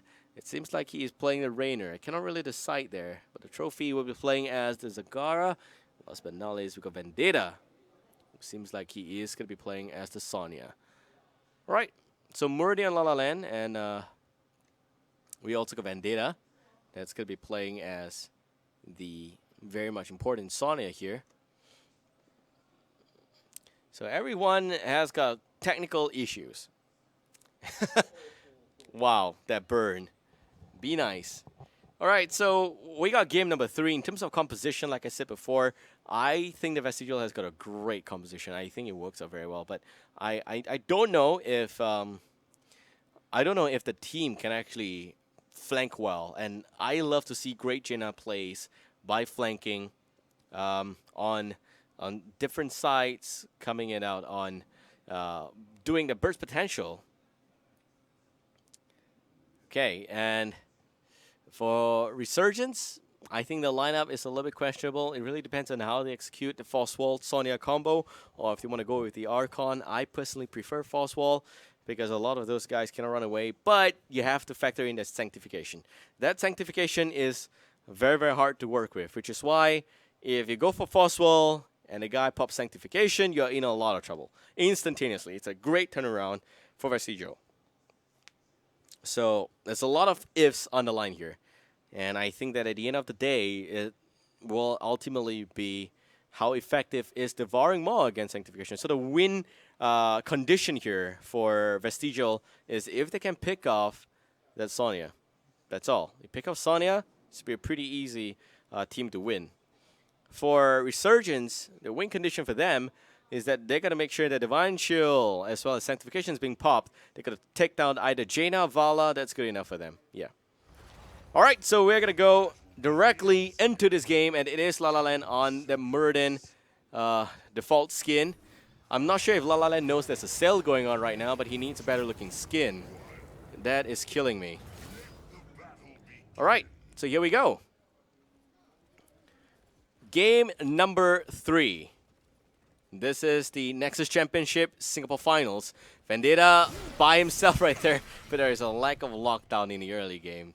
That's a problem when you have like both Janna as well as Tyrael in the same site. They don't have the frontline lockdown. Not in the early game. Yes, for the mid game, sorry, where you got the Blessed Shield come into play. That's gonna provide some form of stun, maybe Holy Ground level 16. That's gonna help you a little bit better. But against a Muradin, that guy can jump, so that nullifies all opinions on lockdown. Also becomes unstoppable. That needs to go away somehow. Alright, Vendetta top lane, a lot of a nice flank coming in. Mistfiner already using the skills for the next 10 seconds, does not have Blizzard, or what it seems like. And at the bottom lane, a Trophy, Tanuki pushing the lane really, really well. It seems like Resurgence is going to be able to take down this tower pretty easily. Zappy, the captain for Vestigial, is defending the bottom lane by himself. Vendetta again. Vendetta, that's not home this time around, in a lot of trouble. Possibly means that it is going to be a kill. Mistfiner with the Frostbolt, somehow not connecting. The Blizzard will, and Sonya goes down. That's going to provide some form of EXP lead here for Vestigial. But meanwhile, the bottom lane, we got a Trophy, Tanuki, and a bit of a rotation away. Muradin goes to the mid lane here. And Shrine actually going to be the mid one. This is a bit of a tricky position for both teams to be in. Mid Shrines are normally very hard to deal with because it will almost guarantee a full 5v5. And at this state, there is no mercenary camps that's being online right now. There goes the Shrine, already channeled up by Telstra. And it seems like the team's going to be able to pick up the first wave of the Shrines pretty easily. If you do a good job, 4 waves is going to be enough for you to pick off the Punisher. If not, then it's not going to happen. Alright, 5v5 is happening here. Vala's not here yet. This is a bit of a problem here for Vestigial. Zappy is just a tad too slow there. But in terms of minion count, you can look at 14 against 7 right now. La La Land doing some good job with the zoning in the mid lane, but needs to be slightly better. There goes the Stormbolt yet again. Some extra Holy Radiance coming back in the back line. And La La Land getting reeled in there by Condemn. There's still 20 against 16. This is going to be close. They still don't have enough skills to do anything here. We'll talk about talents after this Shrine, probably. And, well, you see a lot of lockdown. La La Land missing the Stormbolt there. Vendetta with a bit of a flank. Not enough to pick off Tyrael with a great Eldrin's Might away. 27 against 21, still too close. And we have Vestigial looking to pick up the first Shrine. Good. 30 against 25 right now. Foe pulling back. A nice one-man stun at level 7. Does not have Piercing Bolt. 37 against 32. They need to box out Vestigial right now. There is no other way apart from this. 2 more for Vestigial. Can they get it? And it is tricky. Last one for them. They finally get it, but they lose. They also get one Sonya as well as Tassadar. The boxing did not work here, and a Trophy will go down. 3-0 exchange. What a huge victory it is for Vestigial for the early game. And an Arcane Punisher. Arcane Punisher is insane. This is the best Punisher to push the lane because of the amount of damage those Arcane does. Reminds me of Diablo 3 and the countless deaths I've got against that, Arcane Sentry. It is very, very hard to work with. Vendetta swings by, picks up the Punisher, and it seems like minimal loss, really. Just the gate as well as the towers is not enough for anything. If they lose the healing well, it's a big deal because it's a big battleground and you want to rotate between the lanes, but the healing well is still standing, so that's fine. But it is undisputed that Vestigial will get the early game level lead, 1 full level that is. So let's look at some talents right now in this moment. It is going to be Moonburn.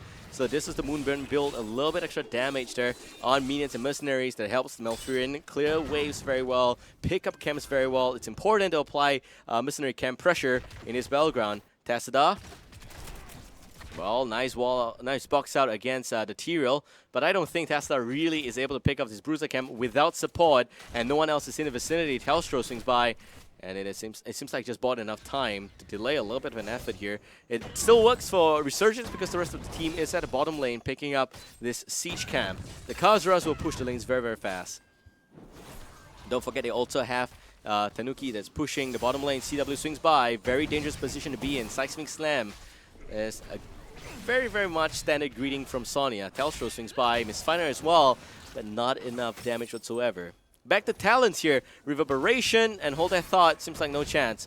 We got Telstra. Nice bottom from La La Land. Unfortunately didn't last. There goes the Entangler, who's going to buy a little bit more time. The rest of the team's already there. Foe with a bit of extra Holy Light. That's going to help save a little bit. Okay, so talent options, Enduring Growth here. And again, it seems like Zappy's gonna drop. Nice position there. Zappy going for the kill. Capri goes down. Zappy. What a great play there by Davala. Gotta be very careful. Vendetta from the back line here, looking for the flank. Not gonna get it. No Mystica Spear. Nice sidestep. Zappy with the vault will be safe. Alright, so are we still gonna talk about talent? I don't know. I don't think we got time to talk about talents right now. We will cover it as much as I get the time to talk about it. But here you can see the build. It is the standard condemn build. And in terms of Skull, it's 11 against 5. Multi-shot build on the Vala, standard utility Uther, as well as very standard. Jaina does not seem like it's the Frostbolt build yet. Nope, it's not. Frostbitten, Puncher's Pursuit. Not even going to go for the increased Lingering Chill or Deep Chill. Nothing of that sort, really. And for CW, he's going for the Vampiric Strike build, which kind of helps sustain a little bit with the Push Evil. That is the Holy Smite. Sorry, the Smite, not Holy. Smite upgrade with Battle Momentum. And on the side here for Resurgence, we got a Thunderclap build a little bit with a standard hybrid build with Piercing Bolt, really. Enduring Growth, Elite Grace coming in. No clans, remember that. And hold that thought. Seems like they're going in right now. La La Land with a bit of a nice pullback out there. CW giving chase. They want to burst on the Murden. Fogos in. No stun just yet. And there goes the trophy. With a bit of the Baneling burst not doing anything. CW dropping. And it seems like the Mortar Punisher will go to Resurgence. Now it is a complete reversal of the last fight. Mistfinder dropping a lot of HP. Sonya able to pick up the last kill there. Jaina goes down. And the trophy Capri dropping so low. I can hear them scream from 1 kilometer away. They need to really just maintain. The Mortar Punisher is also a very good Punisher for push. Not as good as the Arcane Punisher, but in my opinion, it is the second best Punisher. It's kind of like the Punisher that does, damage, really. If you can provide lockdown, this guy is going to provide a lot of damage. But like I said before, I still think that the Arcane Punisher is the most painful, and the Ice Punisher is really the one that provides the lockdown. So if you got a burst-intensive team like a Sonya, that's really important to have. Nice use of the Iron Skin there. Okay, back to talents. First is healing, focus attack, Shot of Fury. And it is very obvious that Vendetta, he does not go for War Paint, he goes for Shot of Fury. That allows him to use a little bit more Seismic Slam. But with Ferocious healing, it seems like it is more towards getting back those Fury with those heals going in. And it is going to be Judgment locking down onto the Sonya. A trophy, not doing anything yet. They're holding and maintaining Vendetta. Some heals coming in already from the Malfurion. There goes a Tomb and Devouring Maw. And the Divine Shield keeping Zappy up and alive. A lot of burst damage against Vendetta. Vendetta dropping very low. Some shields coming back out here, but it is not enough. And La La Land pulling back. Mistfinder giving chase with a bit of a nice flank on the side. Baneling's boss coming out, but Vala takes the fall. Baneling's pick up the kill. Vendetta now giving chase. And the Archangel's rough is not able to do anything. Vendetta with a bit of extra shield coming in. And the back and forth ping pong happens right here. Nice false wall. Johanna goes down. 3-for-0 exchange. Resurgence got that fight hands down. So yep, Tranquility, Avatar, Ruffle the Berserker, Force Wall, Devouring Maw, Divine Shield, Strafe, Blessed Shield, Water Elemental, and Judgment. Judgment hype, guys. Judgment hype. Haven't seen Judgment since like I think about 2 full months back, and man, I miss those times. I mean, I myself am a big Hero player. And this build, it's super old school. It's super old school. I think all the way since August, it has been employed by Zappy when he used to play as the Tyrael for My Revenge back then. But right now he's Vestigial. Yep.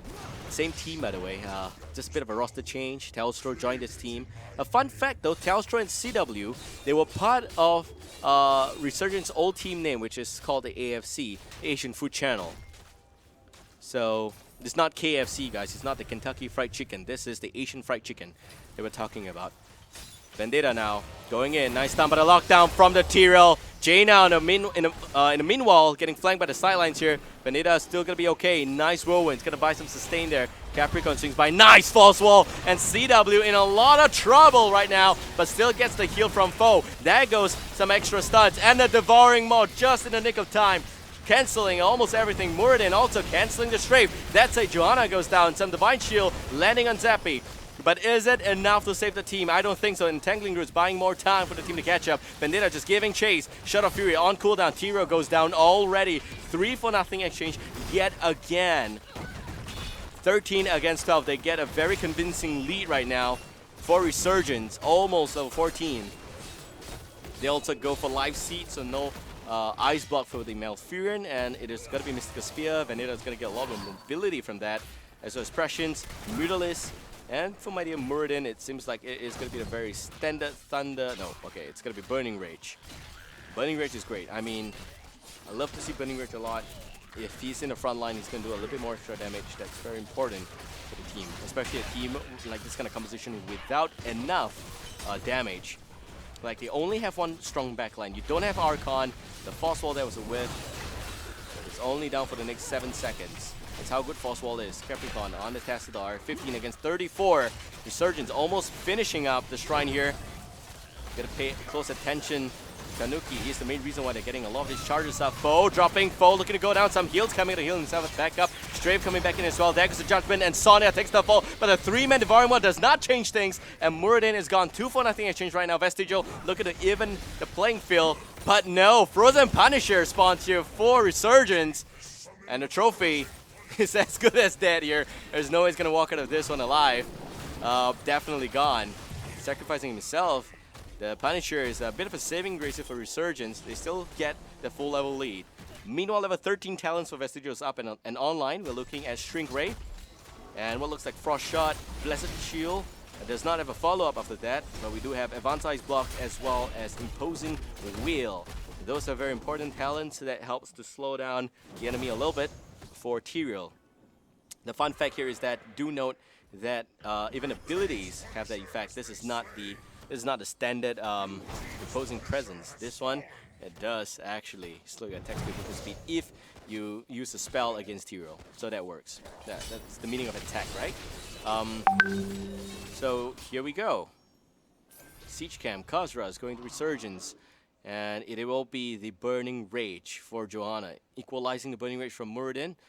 See who's angrier here. Capricorn does have Prescience up. He is going to be okay. This is the standard, impossible to kill Tassadar. What I like to see is the Leeching Plasma, but that's not the talent going to pick up. It's Mental Equity, which I think is not really needed. Yes, Vision's important, but you want to make sure that your frontline, your main solo frontline damage dealer. Okay, Muradin is not damage dealer, so it's only Sonya stays alive. That's why Leeching Plasma is very important. Retaining those shields also works very well. It's a great stack of talents right there. La La Land's gonna be okay, or not. Oh, it does connect. Frostball goes in as well. And there goes a bit of a lockdown again onto the Muradin. The burst potential going in already pops the Avatar. Will be able to drop toss out of it. There goes the straight from the back line, but not gonna do enough damage on the back. And the Water Elemental will be okay. They use so much heroics but get nothing in return. 9 kills both sides, 14 against 15 right now in terms of talent, level, sorry. And in terms of fort, seems like Vestigial is 1 fort down. They also got to work with the Khazras that's pushing the lane aggressively. Shrine's going to come up again. That serves as a distraction. CW getting locked in. Nice stumble. Bandita swings by. And a pretty okay Devouring Mob. But where is the follow-up? He does have a Druid Smite by this. And there goes also the Divine Shield. No Sanctification. I thought it will be a great asset to the team to keep the fight alive. But CW not opting to go for that Sanctification. But going to be the Judgment instead. Hardened Focus into Stone Form. Nerfs of Steel. Dimensional Warp, as well as the last one, which would be a Brute Expansion, probably. If you go for Mutalis, you need to get the Brute Expansion. That's a lot extra damage from the Zagara. And like I said, man, this team composition does not have enough damage. I can pull up the damage chart for you guys, but it's not enough. Zagara 43,000 is blowing my mind, but it is not enough. Against Vala's 52, against potential of Jaina at level 16, with either Numbing Blast or another exposure. Should be Numbing Blast, but yeah. Definitely not enough. Well, the good thing here is that Malfurion's healed, still about 25% higher than that of Uther, so that works out pretty well. Also gonna try and pull out the... Okay, this is completely new. Ah, here we go. This is the kill tab, the brand new kill tab. We're gonna talk about kills right here. Great plays by Jaina. 4 kills already. 4 kills by Zagara. Very, very dead even so far. And yet another Arcane Punisher. So here we go. Talstro needs to be very careful of those Arcane Sentries right there. CW swings by. Probably gonna lose this mid fort. I really like to see Sylvanas in this battleground because it keeps the Punisher alive. You know the Punisher jumps walls, and when he does that, he's suicidal, 100%. So with Sylvanas, you kind of disable the structures a little bit, which denies his death, and that is important if you want to make sure that your Punisher gets maximum value.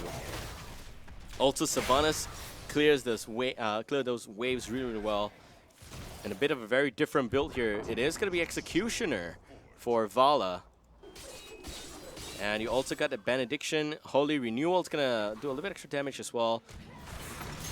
I want to check. This one is not an exposure. Okay, so here goes the burst, and also gonna see the Divine Ball connect on 2 target. Tanuki taking way too much damage, but will be okay with Tranquility up and online. Vala goes down. Telstra goes in, commits a little bit too much. Malfurion trades with the T-Rail, and somehow Telstra is still alive, but the backline taking too much damage. 3 men down on the side of Vestigial. Mistfinder now does have the Northern exposure, but does not have the damage. Stumble connects. Nice cleanse by Foe is enough to save the teammate. That's the question. Vendetta now going in. Foe sacrifices himself.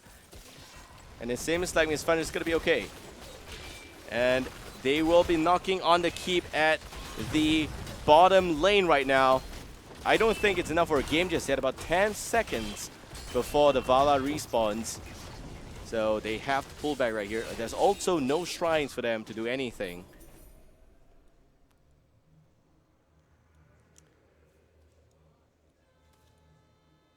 Okay, so here we go. Looking for almost game number 3's conclusion. We've got about 17 against 18. And it seems like the siege camp is effectively going to go down real soon. Okay. This is a good moment here for Resurgence, but Vestigial, they clearly need a bit of a fight. I'm trying to see if I can pull up a replay of the last fight, but it seems like the shrine is spawning already. It will not be in time. Okay. Bruiser Cam getting picked up. And we got a shrine going on, so at least this is going to be effective. But I kind of like this Khazra's pickup a little bit better. This is a bit far from the shrine, which means that it will serve again yet as a distraction for Vestigial. Set Capricorn. Some shields going out. Zappy just poking away. And so far 12 count up for the objective for Resurgence. They are also threatening level 20 real soon. And it seems like Vestigial, they must take a fight and they must take it right now. If they wait for level 20, they will have to disengage. There goes the Judgment on to the Malfurion. Malfurion now a little bit of trouble. And the Divine was a complete whip, but Tanuki gets walled in by the Holy Ground. And they lose the healer for Resurgence. Vendetta now has to pull back, surviving only on shields from Capricorn. But is it going to be enough? CW is going to be okay. La La Land misses the Stun Bolt. Is a little bit too far in front. The Banelings bursting some extra damage. There goes yet another perfect false wall. And also the Holy Ground from the backline. The trophy, Bolt of the Stomp, pulls back out Resurgence. Already level 20 right now. Very, very hard for Vestigial to continue to even this fight. The Condemn connects only on Sonya. And Telstra pulls back. Mistfinder, CW all dropping so low. There's a Storm Shield up. There are hardened shields available for use here. This fight is not going to look good for Vestigial at all. There goes the lockdown, and Muradin trades very, very effectively. Goes in for nothing at all. Telstra stays alive, so Mutalisk on Telstra. Somebody needs to take out those Mutalisks before he goes down. Mutalisk finally goes down, but Vala trades up again, and oh, the last hit. Yeah, oh my god, that Johanna did not see the Mutalisk value for Resurgence. 4 men down, 5 men down. It's a team wipe. What is going on? They were a little bit too greedy against Capricorn, and they are now level 20, so there is no redemption. The core taking some damage from these catapults, and they do a lot of damage. 4 of them right there. Gotta be very careful on that.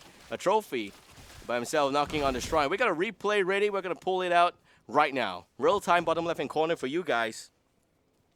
And if you look at this position here, La La Land is going to trade for nothing, but Vendetta, he was just slamming against Foe with the Seismic Slam.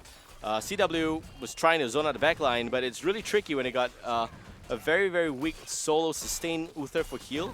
I think that it's not so much with the player, it's kind of more of like the fact that Uther is not so good with sustain. That's all, right? They picked off Malfurion so early and still couldn't win a fight because Storm Talons, they are more important than one single Malfurion, really. Also, trying to pick up Capricorn is a tad too greedy, in my opinion, because it is just very hard to pull that off. That's it, replay is done, and we're back to real time right now. We got Punisher pushing the top lane for Resurgence. Vestigial needs a level 20. It's still a very, very close game. Frozen Punisher providing lockdown. There goes the extra stun. The root going on to CW, which will be the T-Rail here. And we got the Frozen Punisher pushing down the top lane again. Structures, a little bit of the front line structures are gone. You don't see the tower anymore. And yet another stun against Telstro. He does have Iron Skin, so that's going to be okay a little bit. Nice false wall. It will force the extra lockdown of Zappy. Stombolt going in but not doing anything. Reverse Burst against Murden going in this time around. CW and Telstra, they're buying a lot of time. But a two-man Devouring Maw forces the disengage. And Tyrael right now has to try and do something. Burst a little bit extra HP, but will go down Foe. It's a bit of a positioning error on his part. Telstra goes down as well. 3 men down. Foe now 4. And Resurgence goes to knock onto the core. Will be game here. Great Devouring Maw by a trophy. Well deserving. Devouring Maw, definitely a great place. And you see the Jaina with a bit of those extra Blizzard coming down. Seems like it will be Vestigial that will face off against the power of Super Believe. La La Land mistiming his Dwarf Toss. Needs to get good at that. That said, I hope you guys enjoyed this class and coverage. This would be game number 3 between Vestigial and Resurgence. We're going to bring you the next series in just a few minutes. That's due to start very, very soon. This is an intermittent game that we brought about because it's a third game. We thought it's going to be exciting. It was pretty much exciting, except that we've got 22 kills against 12.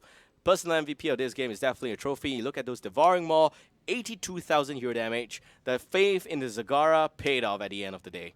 Great stuff. We're now going for a short break. We'll be back real soon. Thank you guys for tuning in as well. And we'll see you guys. So don't go anywhere. We'll be back shortly.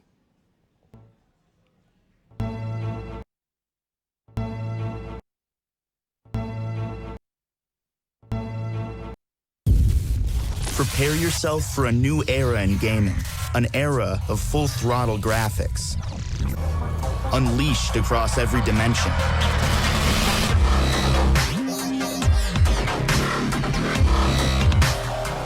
The new Alienware laptop family with revolutionary graphics amplifier. The future starts now.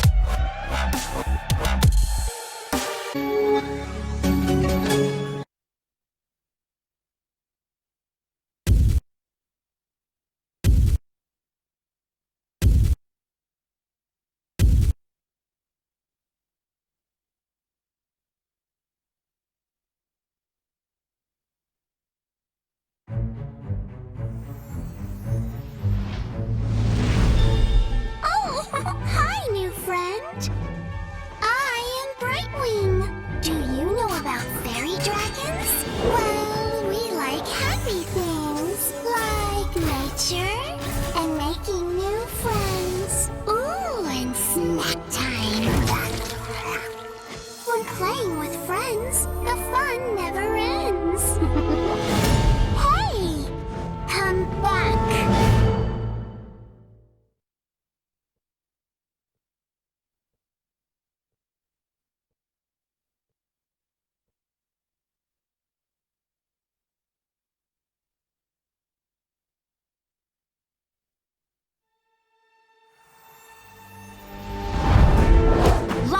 Is an adventure. I mean, have you seen this Nexus place? There's limitless worlds to explore. Constantly new things to see. Ew! Sure, there's danger too. What's an adventure without a little action? Oh, I can help with that. I am a Storm Scout after all. And for Storm Scouts, life is an adventure.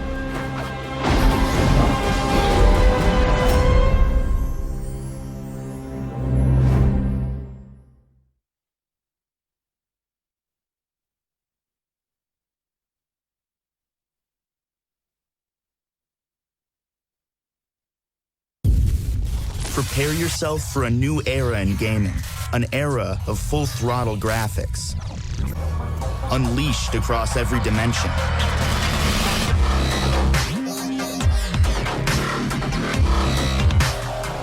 The new Alienware laptop family with revolutionary graphics amplifier. The future starts now.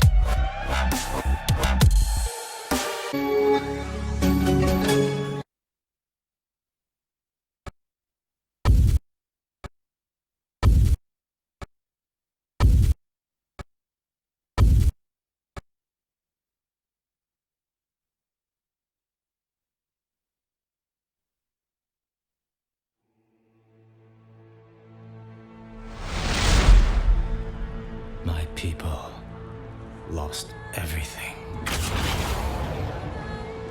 Their light was extinguished, replaced by a hunger for magic and vengeance. We became the Blood Elves.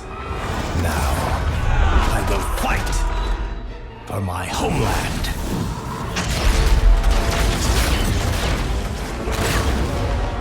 Selama Ashalanore.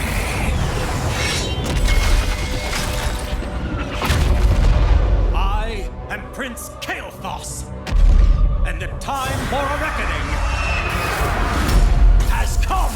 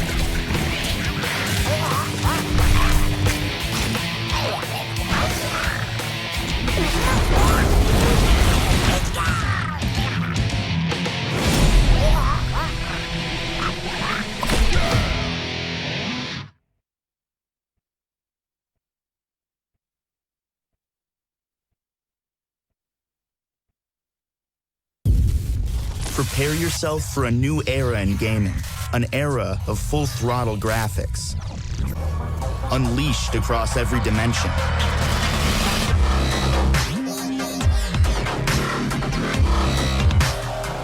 The new Alienware laptop family with revolutionary graphics amplifier.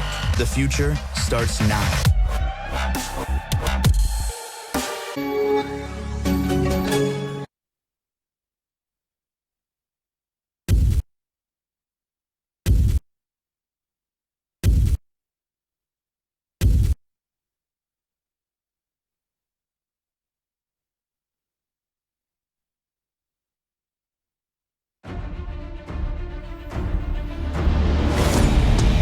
It's not easy being queen.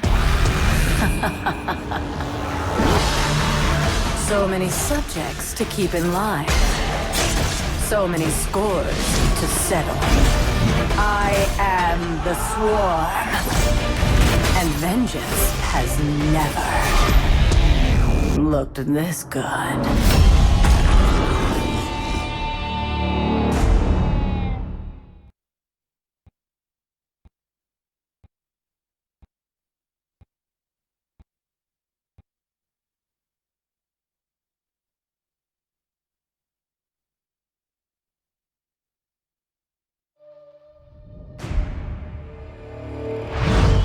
The swarm is eternal. We evolve. We conquer. We will consume all within the Nexus. Your villains, your heroes will all become part of my brood. Okay, fine. You two. You will try to resist, but it is only a matter of time, for the swarm is eternal.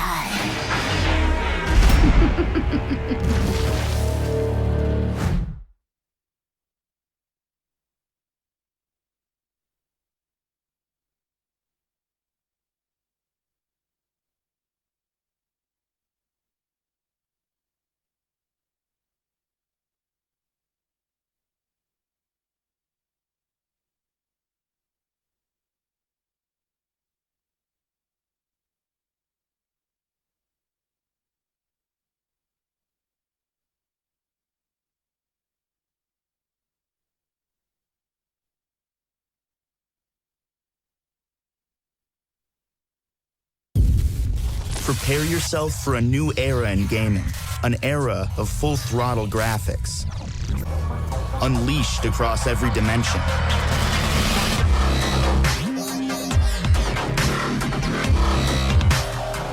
The new Alienware laptop family with revolutionary graphics amplifier. The future starts now.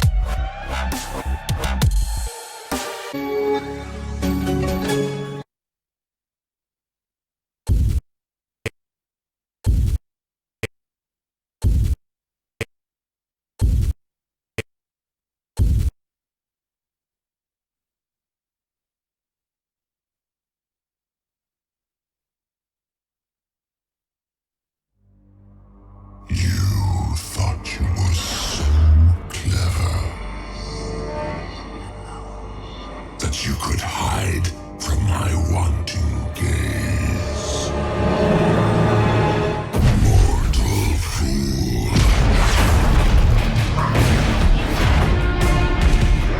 Drown in the tide of sin.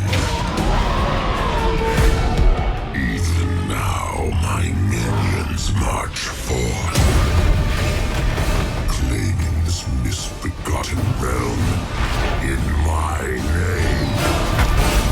For I am Asmodan, and my reign of sin will not be stopped.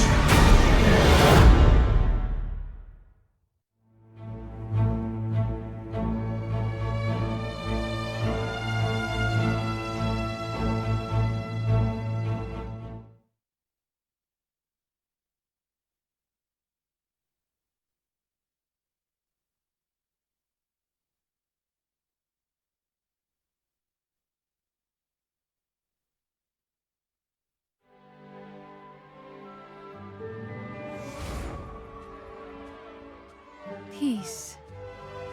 It has been my life's work. Through honesty and diplomacy, there is no obstacle. Ahem. There is no obstacle we can't overcome. Within each of our hearts lies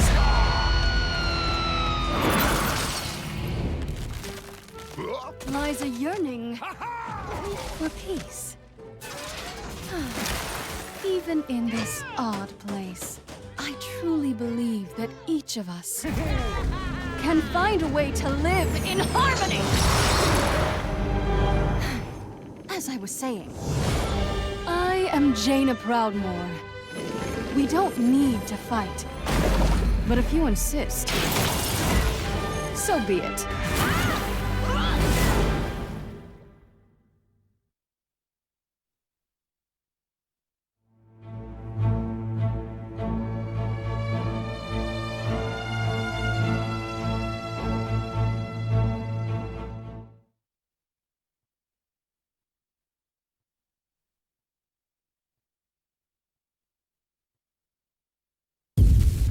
Prepare yourself for a new era in gaming, an era of full throttle graphics, unleashed across every dimension.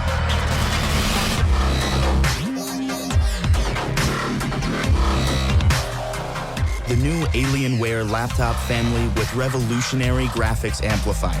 The future starts now.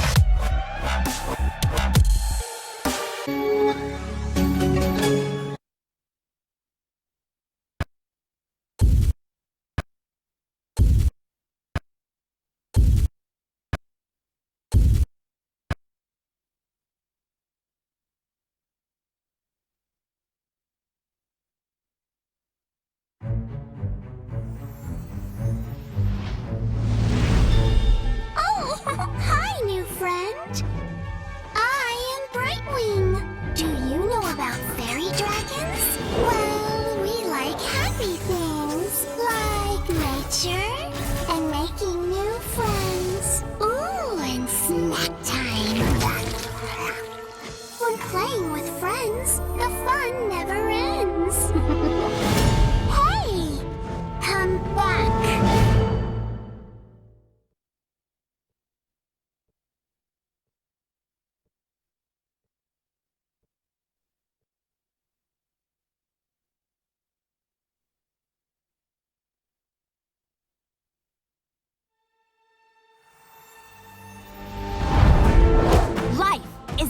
adventure.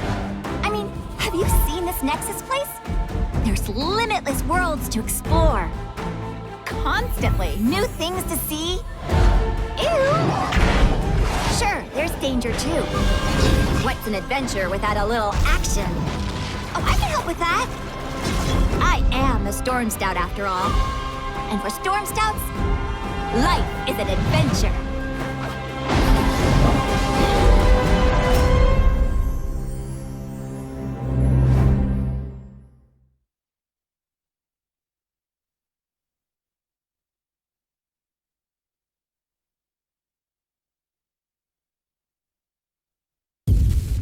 Prepare yourself for a new era in gaming, an era of full-throttle graphics, unleashed across every dimension.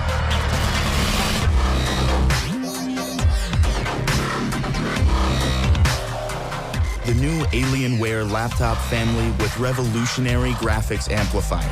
The future starts now.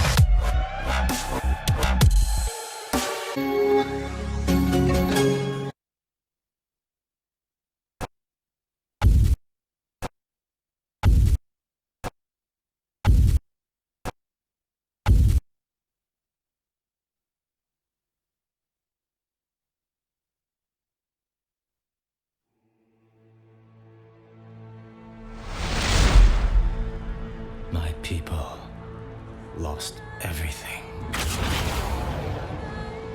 Their light was extinguished, replaced by a hunger for magic and vengeance. We became the Blood Elves. Now, I will fight for my homeland.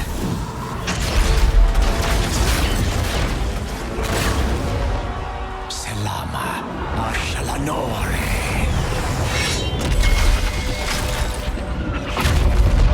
I am Prince Kael'thas, and the time for a reckoning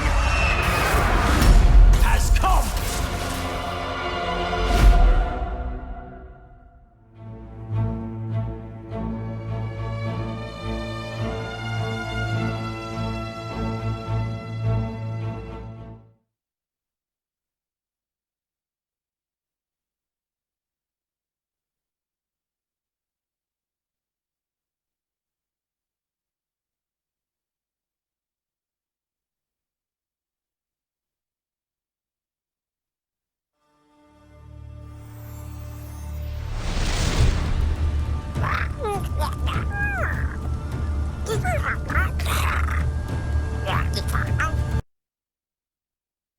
Alright, welcome back, ladies and gentlemen. This is the Nexus Championship Singapore Finals, and we bring you the next game. It's a lower bracket game between Vestigial, who we just saw on stream, as well as Power of Super Belief. It's a best of one lower bracket game.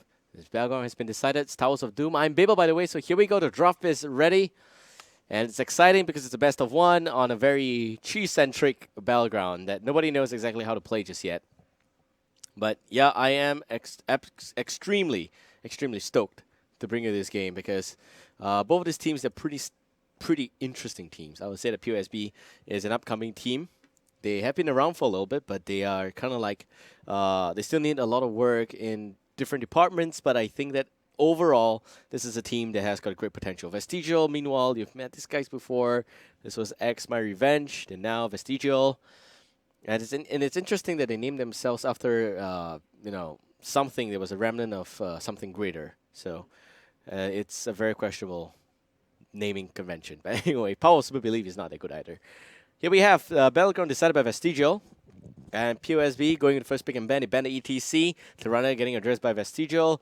And Kael'thas getting picked up as well. Here should be Muradin. Jaina. I kind of like Jaina a lot to counter against Kael'thas. Giving Kael'thas and Jaina to the same team can work in Towers of Doom if you have a push-centric lineup. But nope, they're going for full-on 5v5 clashes. It seems like Jaina's going to get picked up here.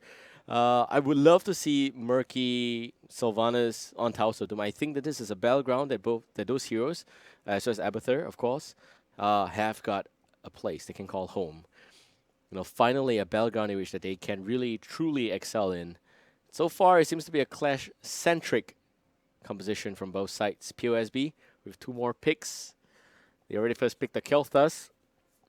They've got quite a few options left for them, and some of them include going for the Arthas, going for Uther. I think Uther is a pretty good pick right here. Tyrael, that's a very early commitment into Tyrael by POSB. All right, so Vestigial now not going to have the Tyrael. It could be a bit of a steal away from them. Tyrael, we've seen Tyrael Judgment just now.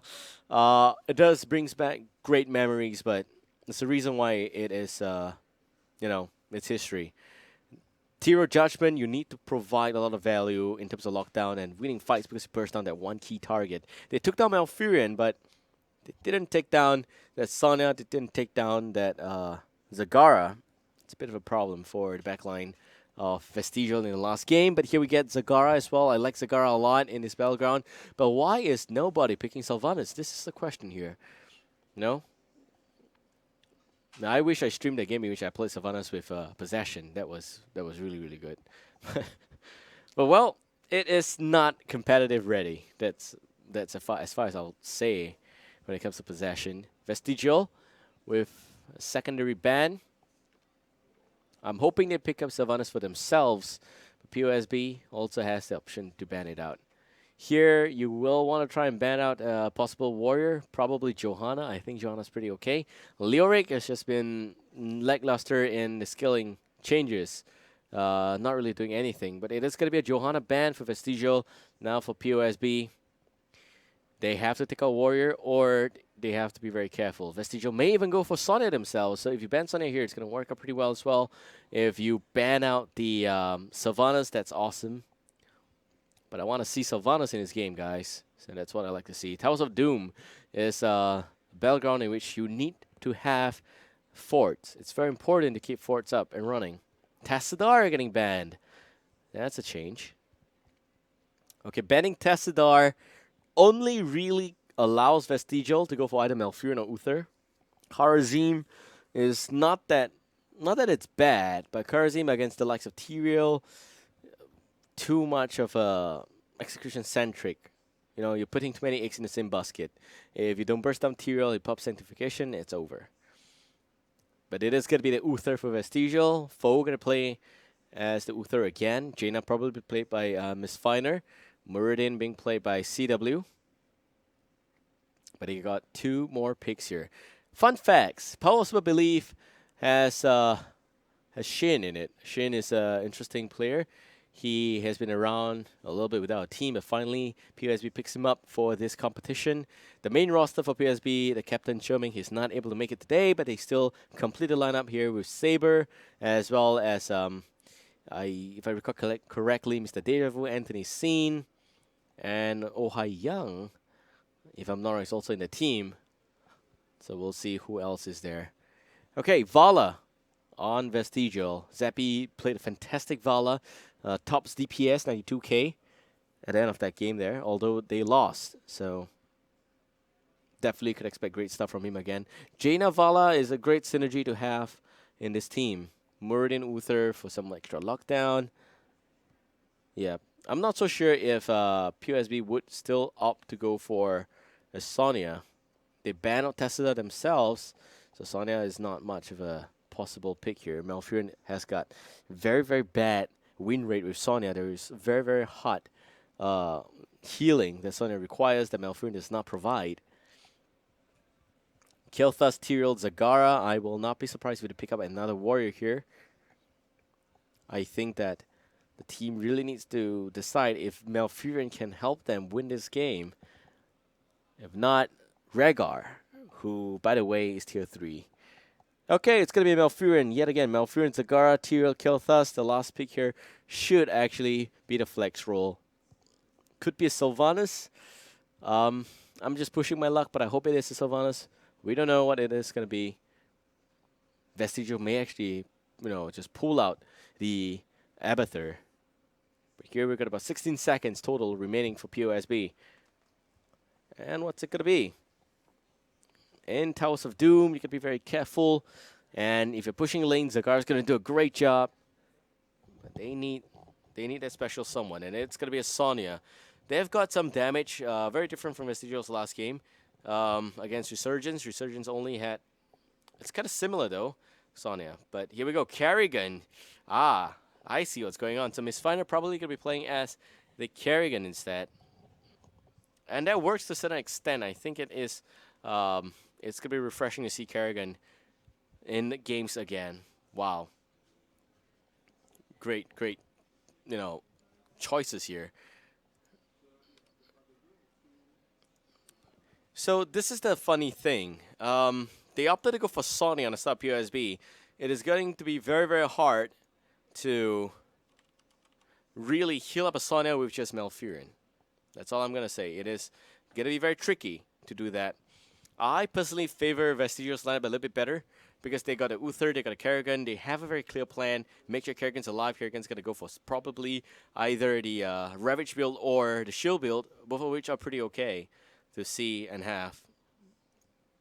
Muradin's going to provide lockdown. That's going to spark off the entire combo. And I hope that works out well for Vestigial. But on the side of POSB, they have the unknown factor, Sonya. If Sonya can do a lot of damage against Kerrigan and Muradin, it's going to be worth it. But this is the problem. They went for a Malfurion healer. So can Malfurion keep Sonya alive? That's the question.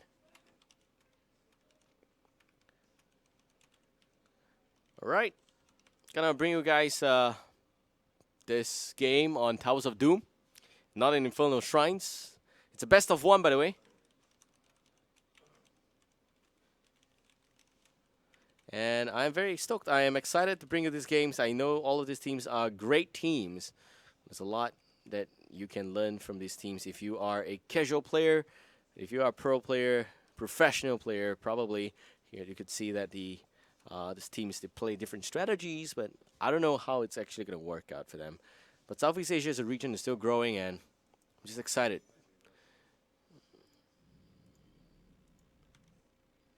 But great stuff. In general, just great stuff here. Once again, thank you guys for tuning in. If you enjoyed discussing coverage, appreciate it if you give me a like on my Facebook page as well as a follow on my Twitter account. That's exactly where I am, tweeting away. If you hear me typing, that's what I'm doing. I am tweeting updates to the game. Yeah. For the competition today. Of course, the lower bracket, we got Hazmat Bandits against Vesuva. After that is done, we get a lower bracket finals. I think we are going to do the upper bracket finals first before we do the lower bracket finals. In fact, it will be close. It will be very, very close. So yeah, happy Saturday, ladies and gentlemen.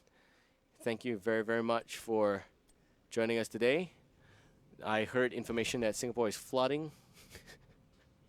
And my little island state is going down the sea. But Tales of Doom it is, guys. And I'm doomed as well if I continue to stay here. But this is how it is. Flesh floods, as they say, once every 50 years, right? So Power of Super Belief against Vestigial. It is a close... I hope it is a close game. Because I really enjoy Kerrigan games. Kerrigan against Sonya. Sonya's got a little bit more HP, but they got Uther on the side of Vestigial.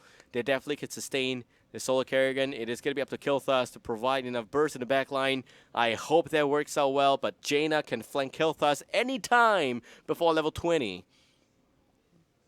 So that's what I want to see. I want to see the Jaina flanking the Kilthas. I want to see Sonya head-to-head against Kerrigan for Vestigial. I want to see Zagara with a Great Devouring Maw, maybe setting up the fight. They have Zagara Malfurion combo. I have to say, that is a pretty devastating combo. You're looking at Devouring Maw into Entangling Root, and while that may seem like it's nothing, but if Sonya is in your face with Sanctification from Tyrael, it could be game.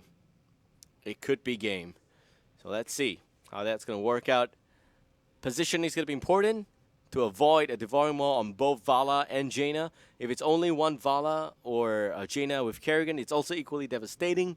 So as long as all three come from different sides and they keep the fight pretty open, they should have a pretty good shot at this.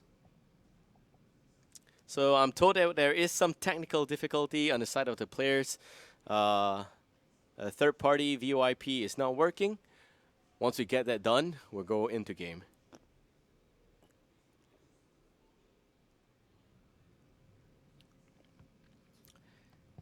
Right, so there's a lot of things going on in the war right now, but this is the SG Finals. And, yep, WCA coming on in about 2 weeks' time.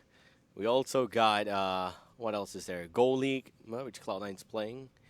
Haven't really got a chance to be updated with what's going on, but I think they're still alive. Yep, they're running the Go League, and at the same time, there's Heroes Rising for the NA community. For Southeast Asia, there's the Nexus Championship. So yep, shout outs to sponsors, by the way.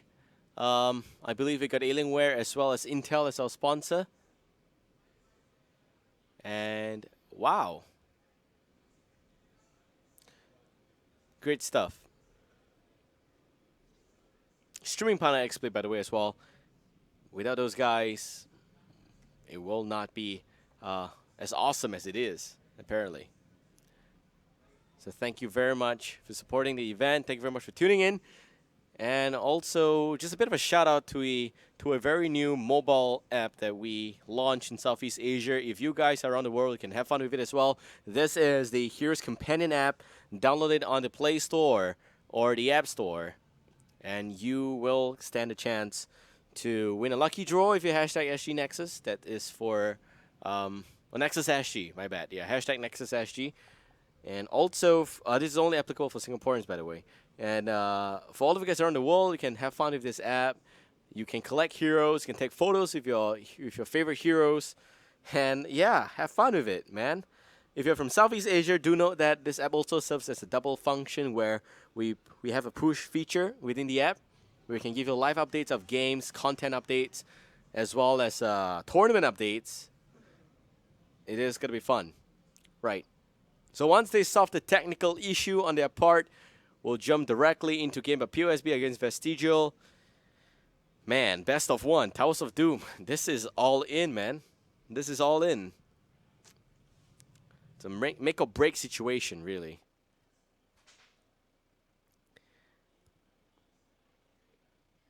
So just to let you guys know what's going on, there's a tech issue. Once they solve it, we'll start up the game. But right now, you got to deal with me, which is a bit of a problem.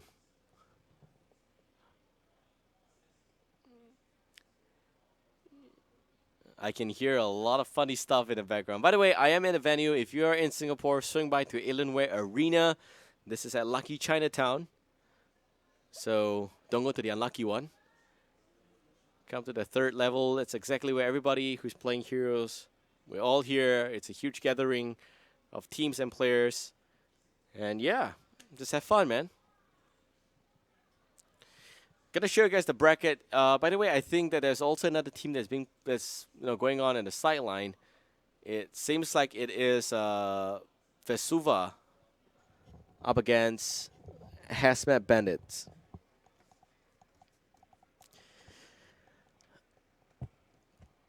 No updates with that team yet. As far as streaming schedule goes, we're bringing you the winner bracket finals next after this. And that will be fun. That'll be fun to see. Maybe the loser semifinal first. We'll see. All right, the game has just started. So Towers of Doom it is. And, yep, this is going to be a fun game. For all of you who don't know Towers of Doom, if you've been living in a well, if you haven't been in tune to Heroes of the Storm recently, let me give you a bit of an update. Towers of Doom is a battleground in which you have to control forts. The forts is going to launch a bullet at the enemy core, and there is no way you can push directly to the core.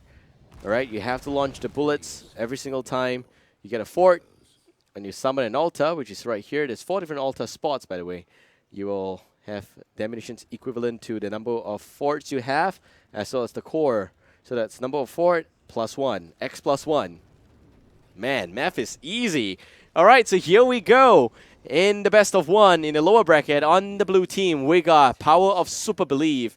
Mr. Deja Vu playing as the Tyrael. We also got Saber onto the Zagara. Sheen as the Sonya. Anthony Scene will be playing as the Malfurion. Last but not least, Zes N onto the Kilthas. And in the red team, we got Vestigial. Zappy onto the Jaina foe as the Uther CW playing as the Muradin. We got Miss Finder onto the Kerrigan, last but not least, Telstro will be playing as the Vala. Possible gang incoming from the side. Foe with a nice stun onto Zagara. Zagara goes down. Maybe looking for the trade here. But CW is going to be okay. Vala goes down as well. That will be the trade. It is effective. She did a great job there with the seismic slam. That's about it. Alright, so we're now looking at a Mana Edict for Kel'Thas. A Punch Evil for that Tyrael, as well as what looks like Shot of Fury, actually, is it? Yep. Shot of Fury for Sonya.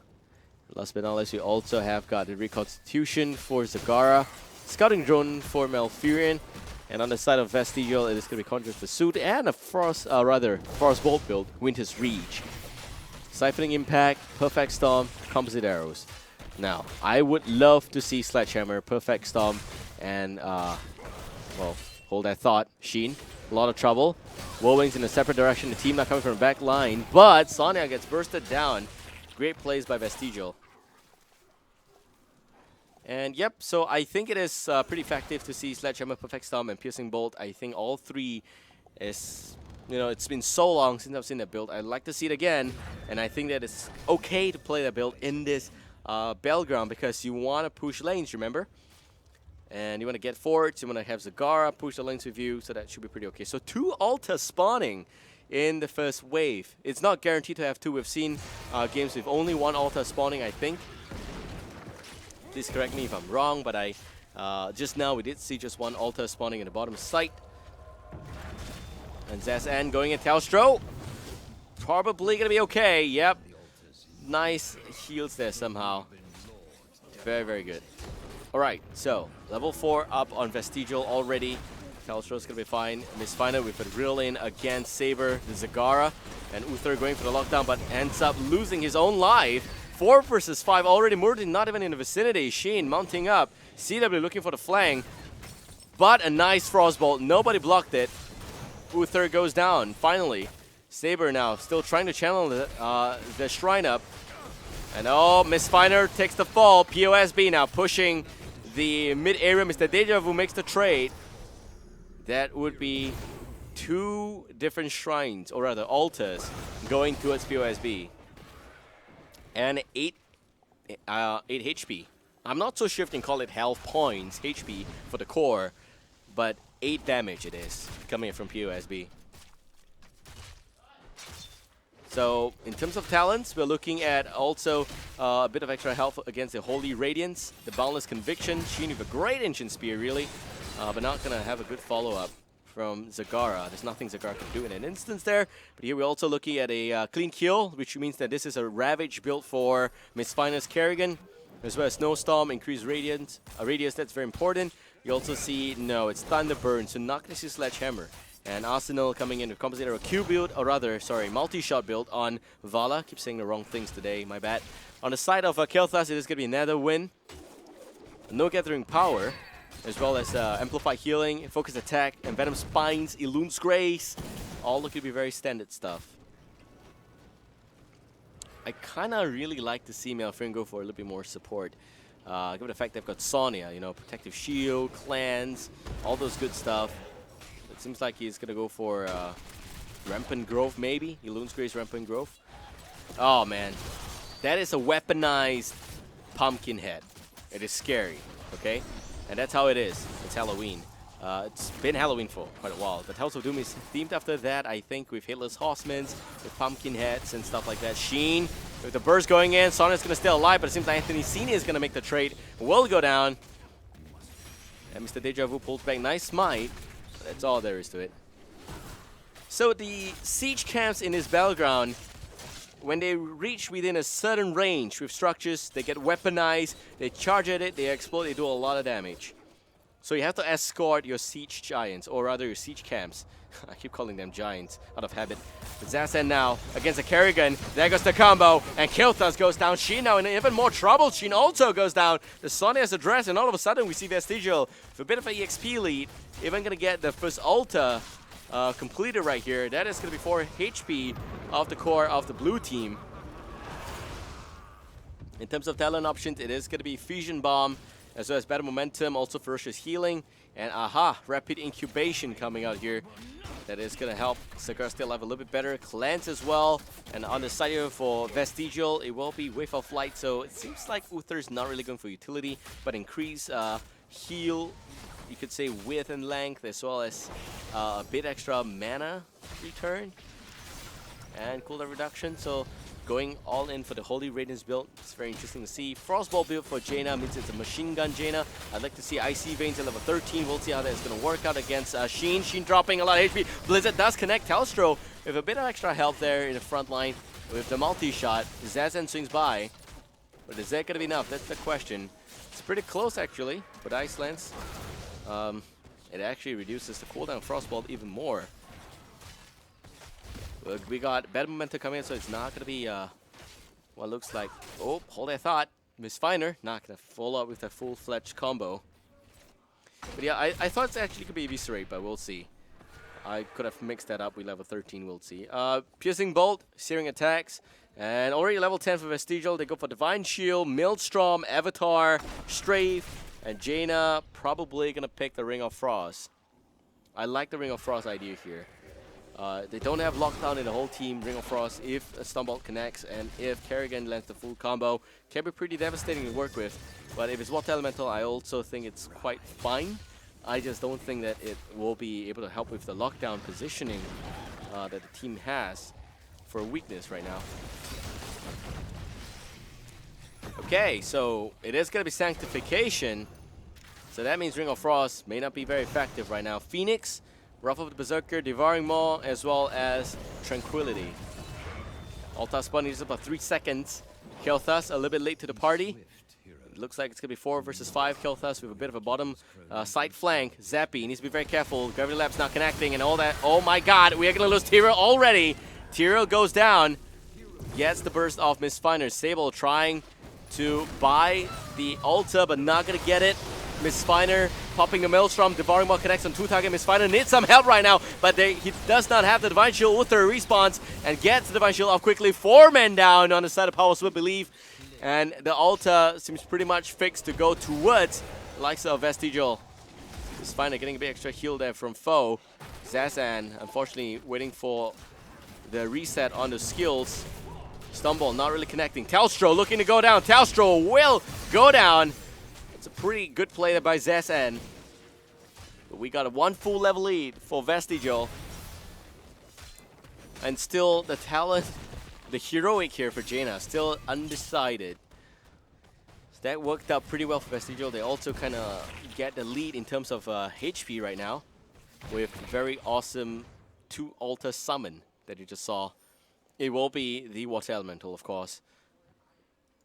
CW shouldn't be here. Shin, unfortunately, does not have Mystical Spear yet. Bo has to pull back instead with a bit of a body block.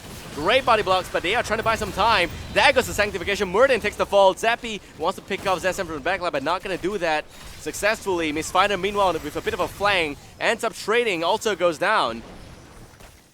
And we got very angry mercenaries just throwing damage against Zappy, but it looks to be a great engagement for Power Super Believe. They also catch up a little bit. Half a level lead remains for Vestigial. They also will have the heroics for the next Alta. Yeah, for sure. So it's about 5 seconds before the Phoenix comes back up, but Sanctification may be a bit of a question there. I think should be in time as well. Yep. Should be in time. The only thing that's lacking here will be the Water Elemental. If they can pick up a target here for POSB, it's going to be awesome for them. But if Vestigial buys some time and gets the ability to use the Water Elemental for the next fight, should be okay. Anthony Seen, you don't want to get caught out right here, right now. And Malfurion in a lot of trouble, gets bursted down. Sheen now pulling back, but without a healer, he is also as good as that. 2 men down on the side of POSB. What a time to be splitting away to lanes. When the Alta is spawning, it is a bit of a mistake from the team. They're trying to get back the EXP lead, but they lose 2 members. Again, 4 more damage against the core for the blue team. Zazan with those flame strikes being very effective. And still Uther is kind of like a burst healer, which means that, you know, it's going to be hard to take down 1 target. Just that. it is just going to be hard. There goes nice gravity lapse. Stumble connecting, Misfinder getting bursted down a little bit, but we'll be okay. Pops the Sanctification by Tyrael, and the Divine Shield onto the Kerrigan. Mr. Deja Vu needs to pull back. And the rail in against Malfurion, and the burst against Malfurion. He goes down again, out for the count for as long as possible. Talstro with the Living Bomb gets a great heal from the Uther player foe. But Sheen trying to close the gap against the range damage dealer Zazan with those Living Bomb. Talstro overextends and Vala goes down. Foe now maybe paying the heavy price. Spreads the virus to that Jaina and will end up losing 4 members on Vestigial site. And Powers will believe levels the EXP. Equalizes the game right now. Great plays by Shin as well as Zaz, and the damage dealers on that side. Phoenix coming out as well, but where is the Flame Strike? A tad too slow on that one there.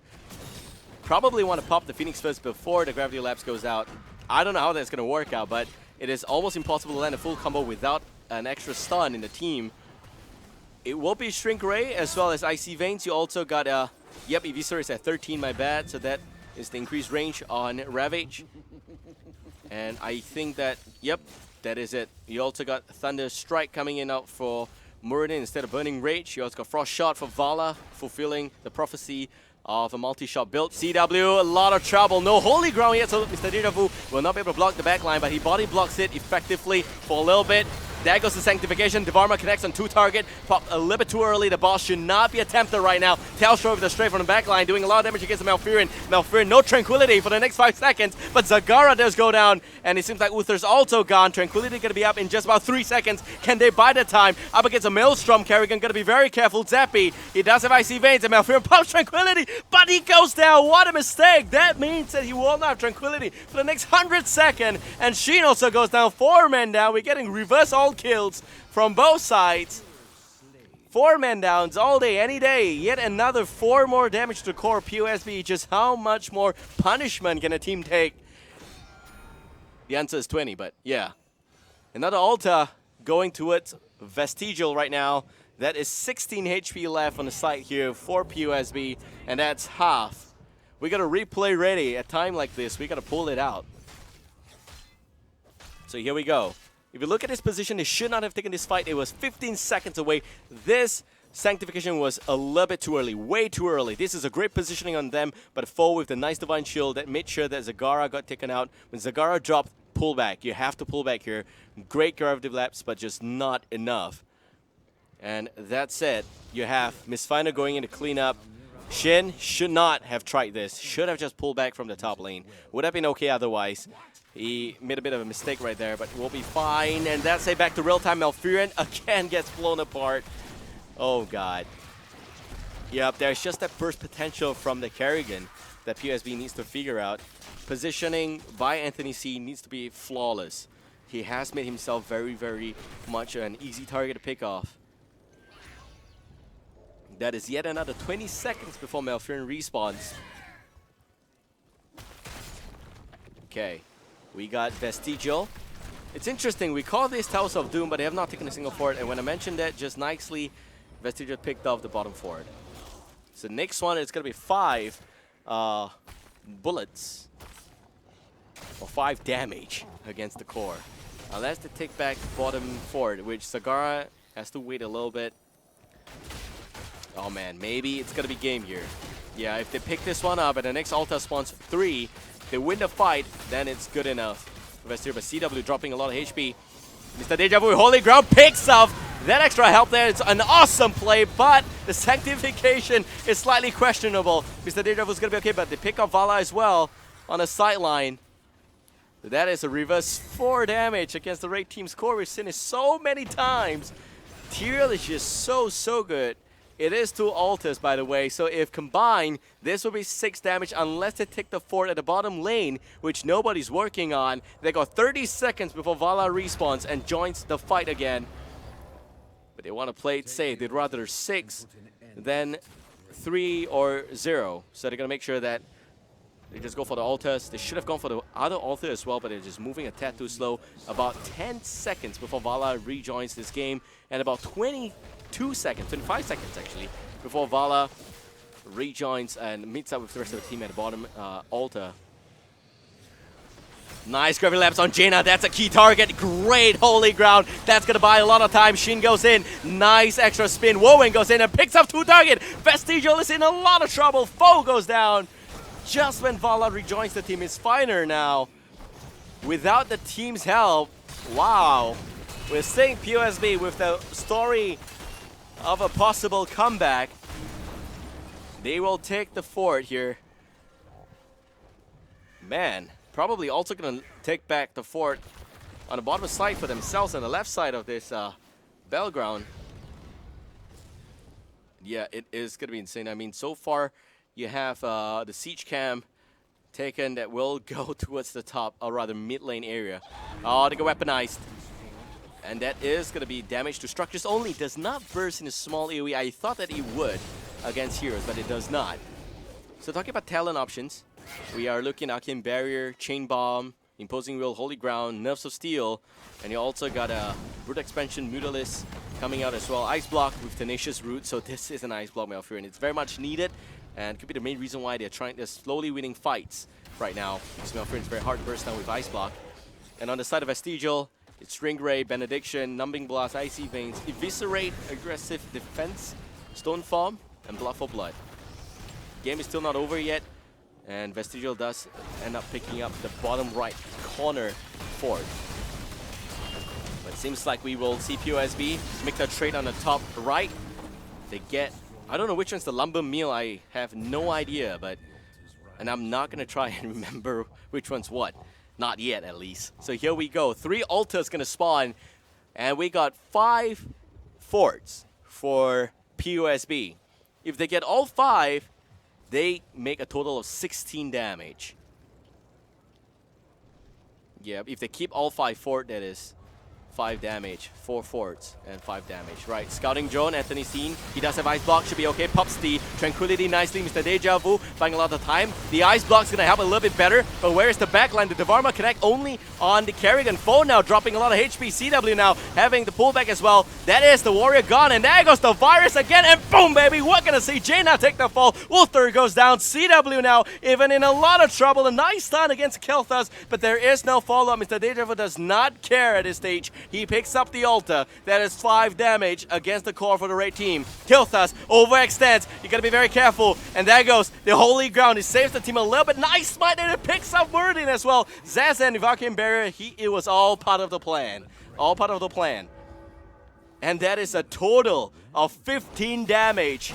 Great comeback story. Now they just need to push this a little bit better. Miss Finer reels in. Sheen takes a bit of damage. Great Holy Ground yet again. And Miss Finer Kerrigan goes down. And the respawn roulette continues on for Vestigial. Another full minute before the team respawns as a full-fledged 5-man team. In this time, they would have lost the bottom fort as well. That means that they've only got a total of 14 seconds upon losing the bottom fort to take a fort back. Mid fort is still spawning for the blue team. They're not trying the top fort. They're putting up some form of defense right here. They should not do this. It is going to be very hard for them to defend this area against a full-fledged 5-man team, but they are in luck. Zessen does not have enough mana. He pot back home, and about 30 seconds before Kerrigan respawns, maybe they're able to pick off the mid fort. Yep, they won't be able to do that. But all of this pumpkin hats going in, and that is about 50% of the fort gone. The next wave should be able to clean up the fort. It's just buying time. Boss gonna spawn in just about 2 seconds here. So if they get this boss, the next Altar phase may be game for POSB.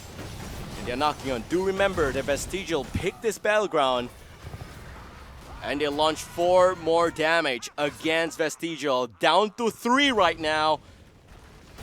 POSB, this is the power of Super Believe, aka Faith. They could have just called themselves Faith. This is unbelievable.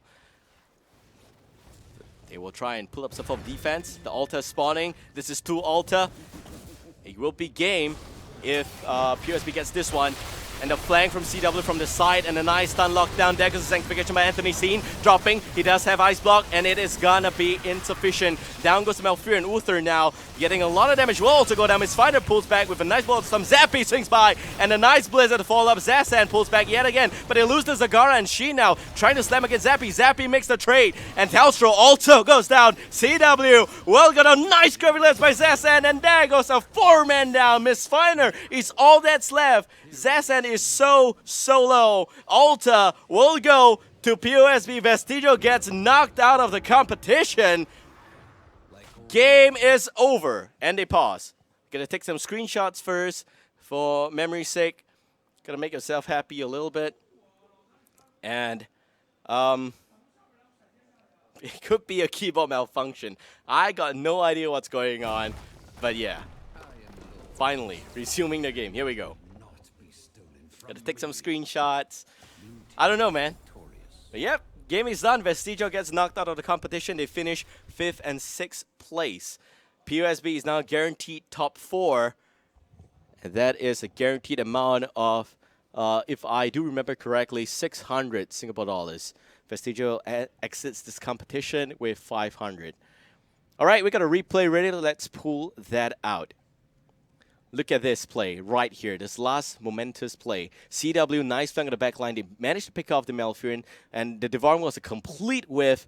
But even then, they were sticking so close that Kilthas Chain Bomb did so much damage. Misfiner got bursted down by both Zagara as well as Zaz, and he had to pull back. Saber dropping. You thought that Vestigio got this fight. Look at the full HP Tyrael in the back line. They completely ignored that Tyrael. That is a key mistake in that play there. They were diving so hard in the back line against a team with Sanctification. It is very, very much impossible to make those kind of play. And it's kind of like a rounded area fight. Yeah, I think it would have been a lot better if they came from one direction. I think that only leave Jaina to do the flank because she will be able to do great damage from the sides, you know. If Jaina came from the side instead, not from the top, but from the side of the, from bottom side of the whole area with Muradin sweeping sides there, would have been great. Jaina would not have been affected by Chain Bomb so much. And Kerrigan, although she can pull back, I thought that Divine Shield, and I'm not sure if it was used correctly, but I think that no matter what happened there, they bursted down the Malfurion. They really severely threatened Kilthas. They should have won the fight there.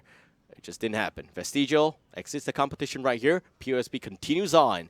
Hope you guys enjoyed discussing coverage. This is Babel, and yeah, man, this is a great Saturday. If you're in Singapore, swing by to Illinois Arena at Lucky Chinatown. This is where we are. And shout out to you guys for tuning in and watching. We're bringing you the next game very, very soon. So sit tight, stay tuned. And if you enjoy the cussing coverage, give us a follow on this channel. It's the official SEA channel. And if you enjoy my cuss, give me a like on my Facebook page and give me a follow on my Twitter account at BabelCuss. The information is right here. Awesome. See you guys real soon in just a few minutes. We'll be back.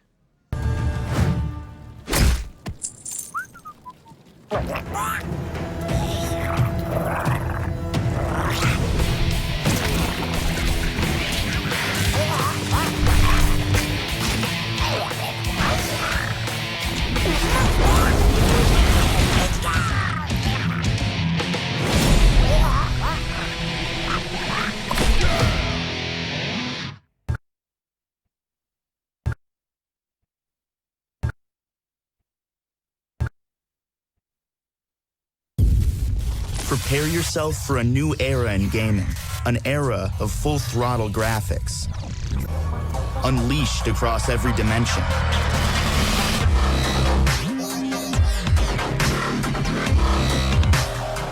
The new Alienware laptop family with revolutionary graphics amplifier. The future starts now.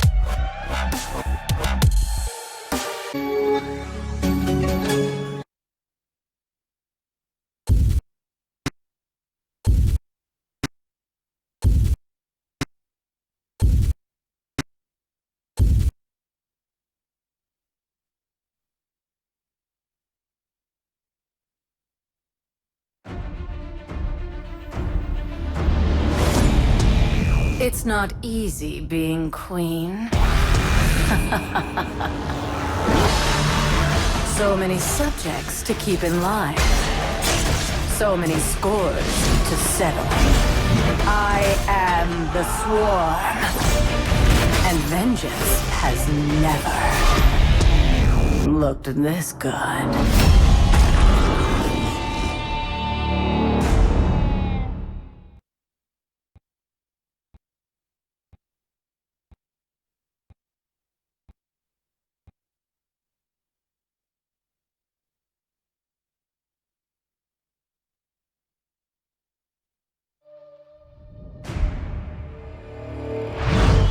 The swarm is eternal.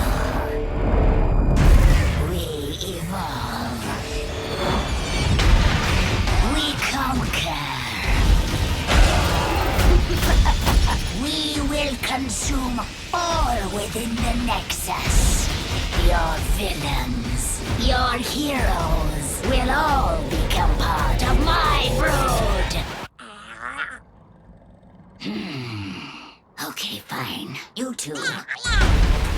You will try to resist, but it is only a matter of time, for the swarm is eternal.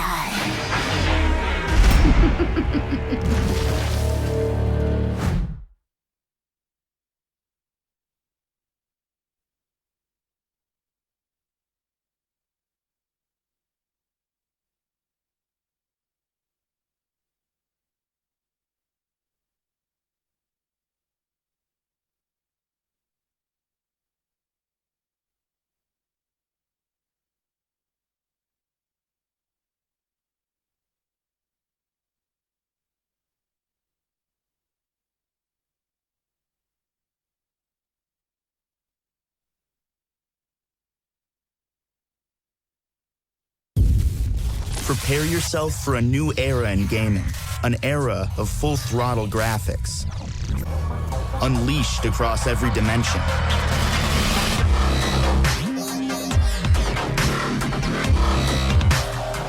The new Alienware laptop family with revolutionary graphics amplifier. The future starts now.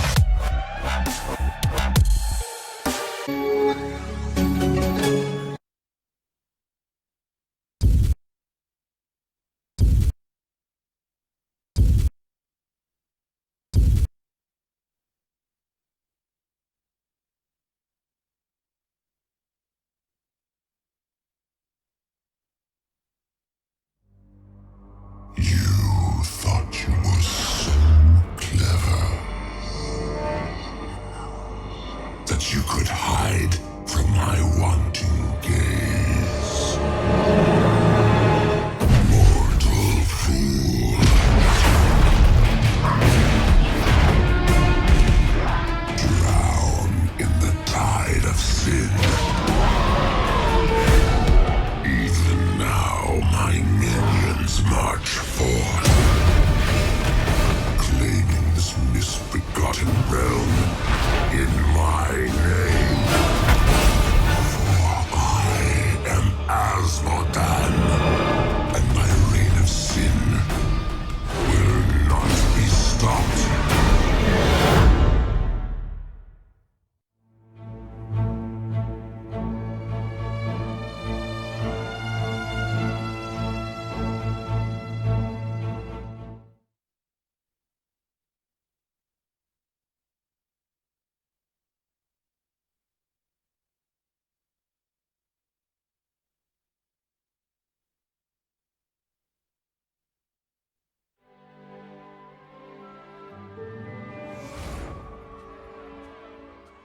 Peace.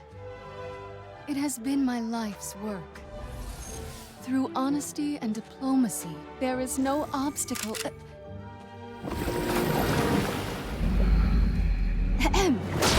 There is no obstacle we can't overcome. Within each of our hearts lies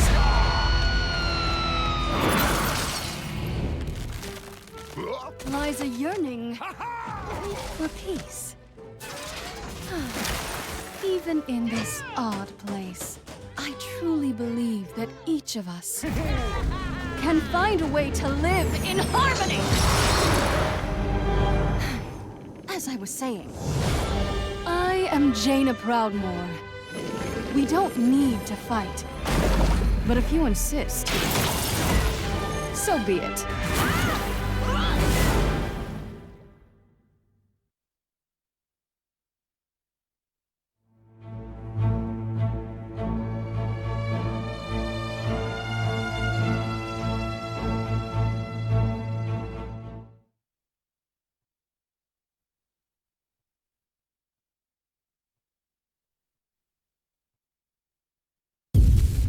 Prepare yourself for a new era in gaming, an era of full-throttle graphics, unleashed across every dimension.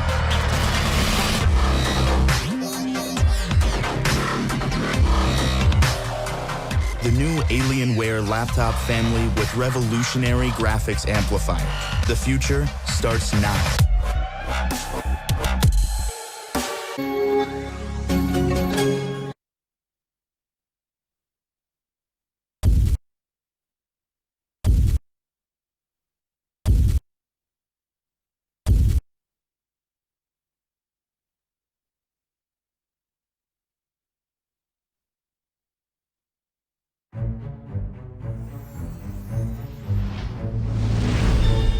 Oh, hi, new friend.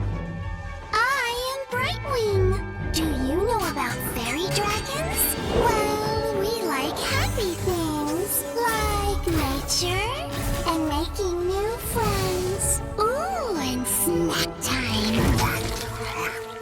When playing with friends, the fun never ends. Hey, come back.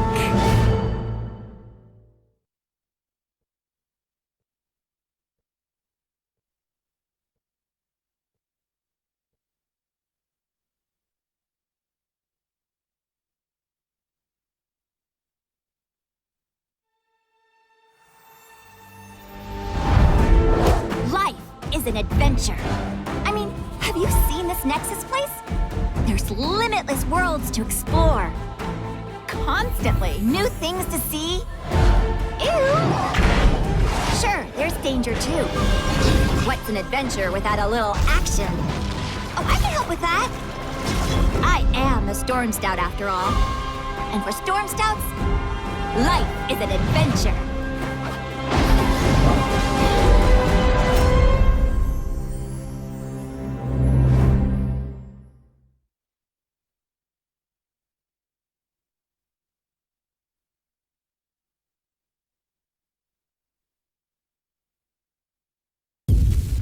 Prepare yourself for a new era in gaming, an era of full-throttle graphics, unleashed across every dimension.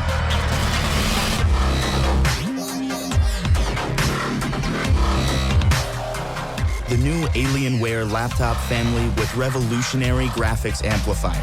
The future starts now.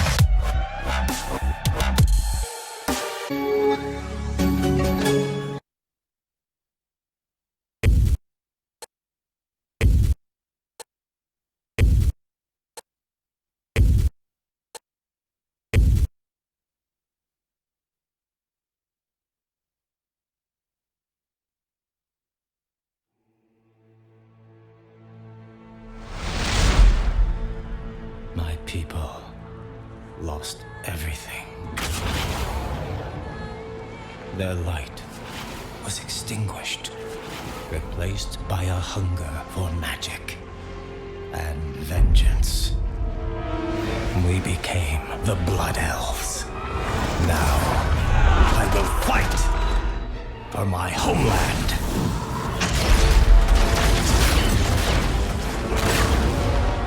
Selama Ashalanore.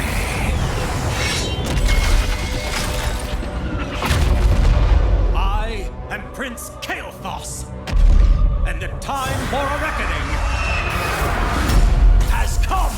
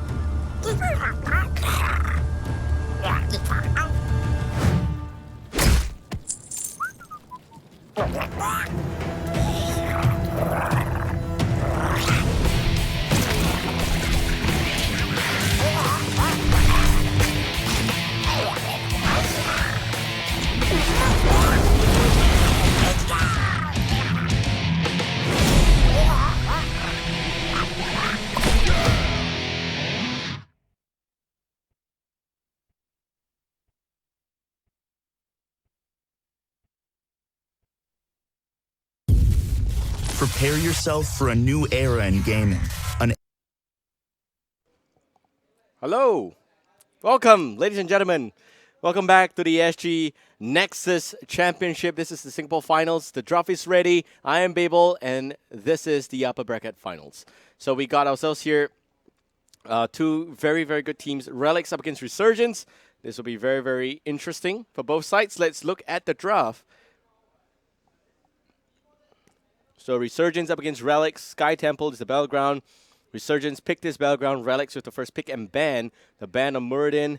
Resurgence bans the ETC. The full lineup is there. There is a Thrall though. So finally going to see Thrall coming into SEA meta. This was, I think, used before in DreamHack as well as the Go League. I've seen some of Thrall's plays. Very, very exciting to see that. Heroes Rising also had Thrall in it.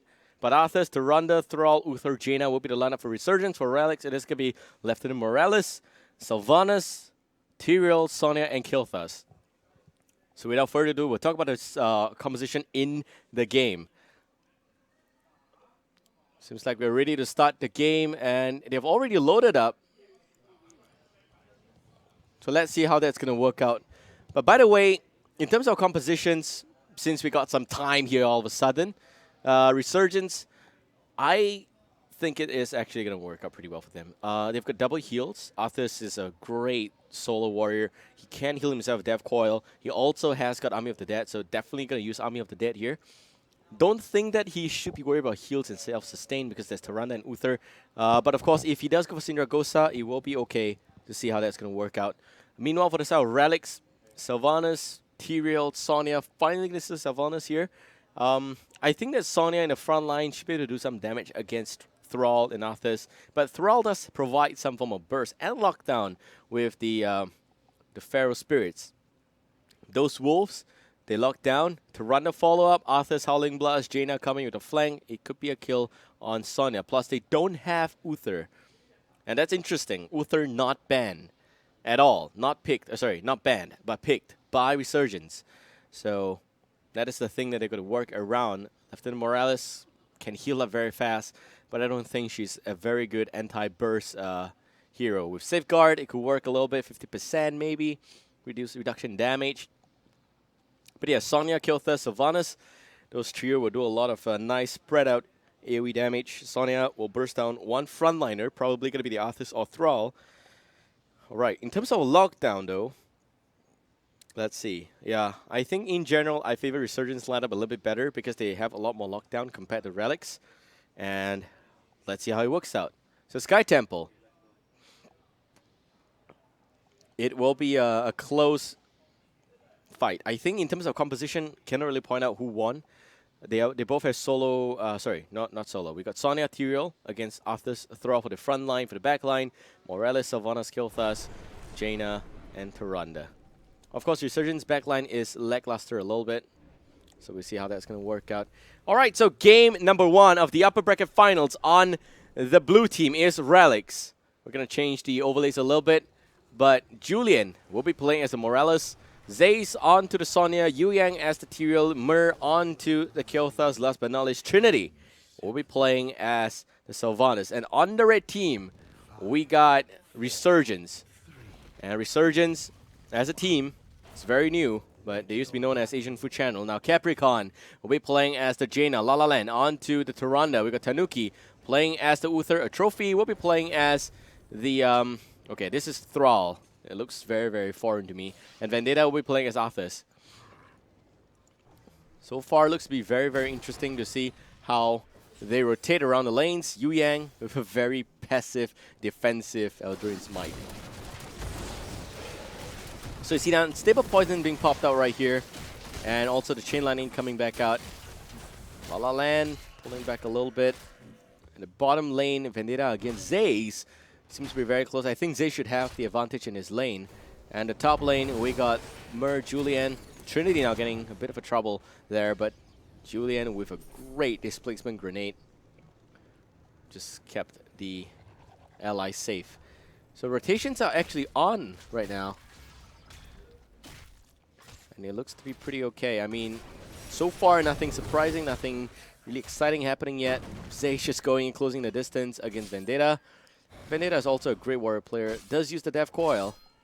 You want it on cooldown as much as possible, actually, for the skill. And he also has Frostmourne, which provides a lot of mana regeneration upon contact.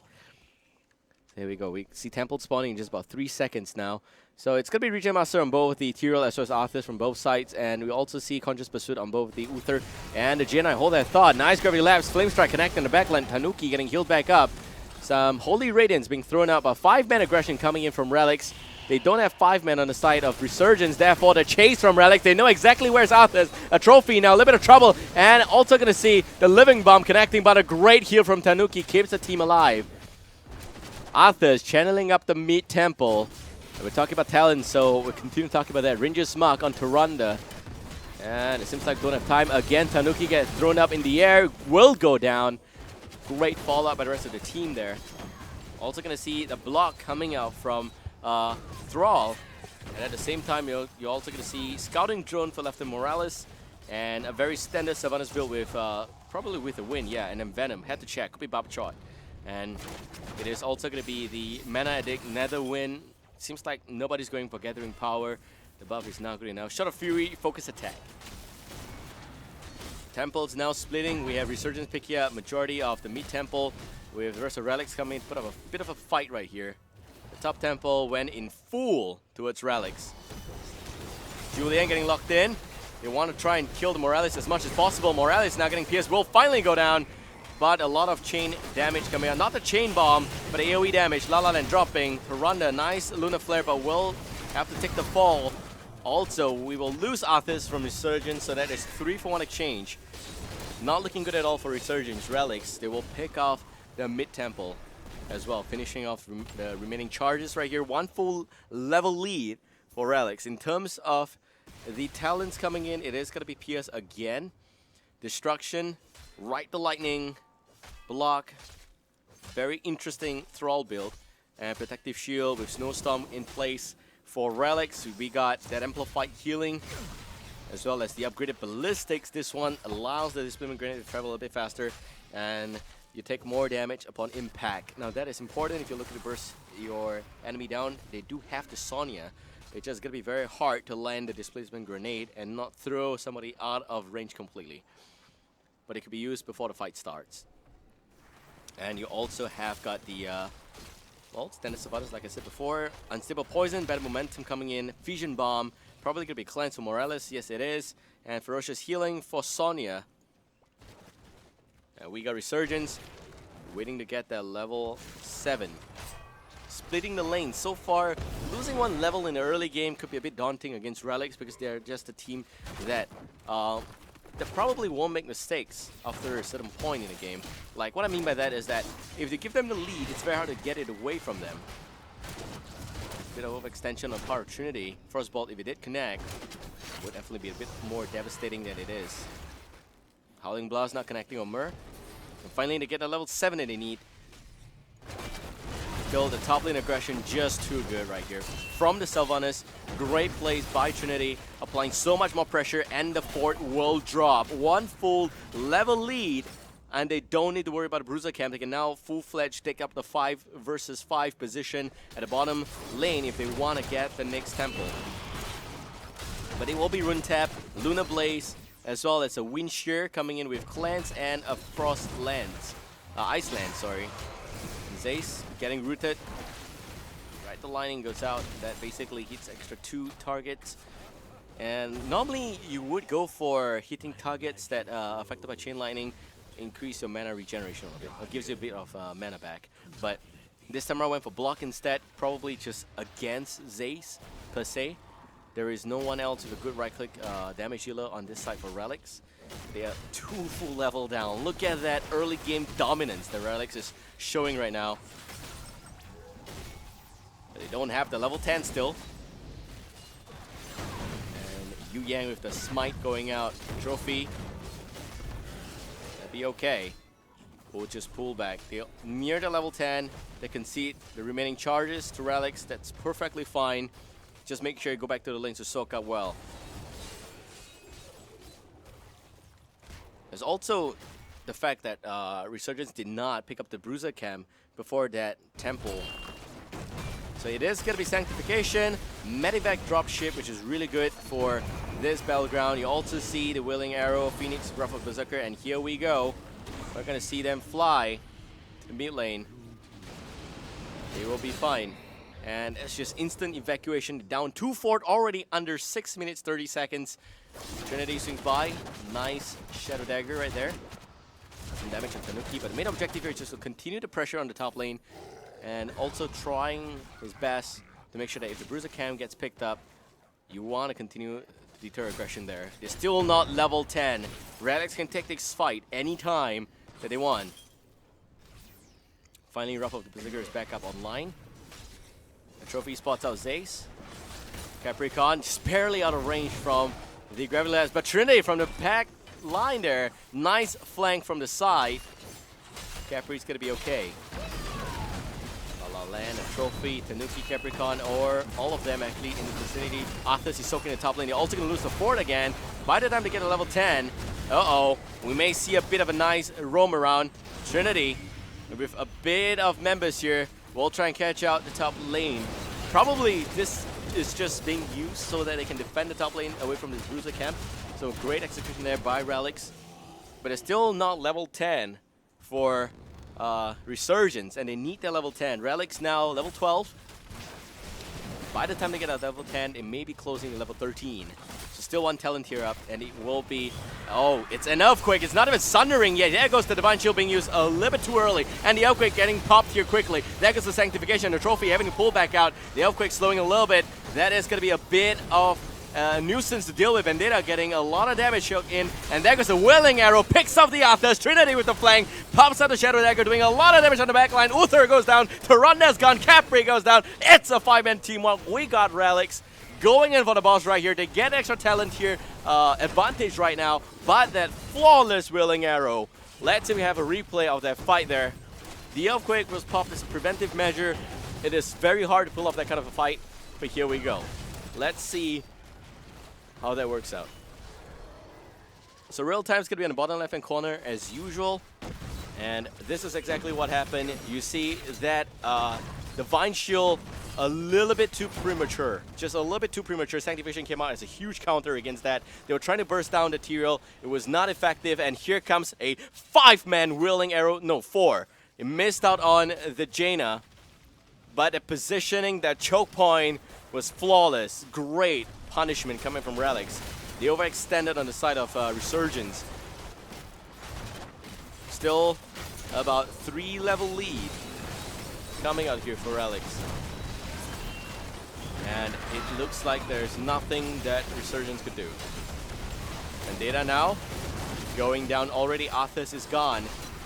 And it seems like Ring of Frost, defensive measure right there. There goes the counter on the Sanctification. The Divine Shield being used already. Both sides don't have protective spells left. It is going to be the Earthquake that's still remaining on Trophy. He pops that, tries to run away. Will not be successful, unfortunately. The full wombo combo from Resurgence is still not seen yet. Not successfully executed. You see the Earthquake coming out. You see the Ring of Frost, but they're kind of used separately. You want to see both of those skills stack up. And at the same time, I think it would have been a better idea to go for Synergosa than to go for Army of the Dead. I think it would have been a great idea because you look at the fact that you're up against Kel'Thas. He does have the Chain Bomb. That is going to kill Arthas. So going for Synergosa with all those slows, big AoE damage coming in, Blizzard going in, locked in your targets with Lunar Flare, you are guaranteed to do all of those damage. Plus they do have the Jaina. As long as Jaina goes for Icy Veins into Northern Exposure, it will work out well. But because they lost so heavily in the early game, they are currently down 5 full levels. This is a big problem. The strategy was at play here for Resurgence. It's just that they got caught out way too much in the early game, and the top lane aggression by Trinity proved to be so effective. Now Zay's trying to run away, but runs into even more enemies, and Zay's gets blown apart. Temple now going here heavily in favor for Resurgence for the bottom temple. The top temple seems to be pretty okay. Rest of Relic swings by. They can take this fight. They are, for God's sake, 2 talent tier up. But they're not gonna play aggressively. They're gonna continue and maintain this lead. They're 1 member down.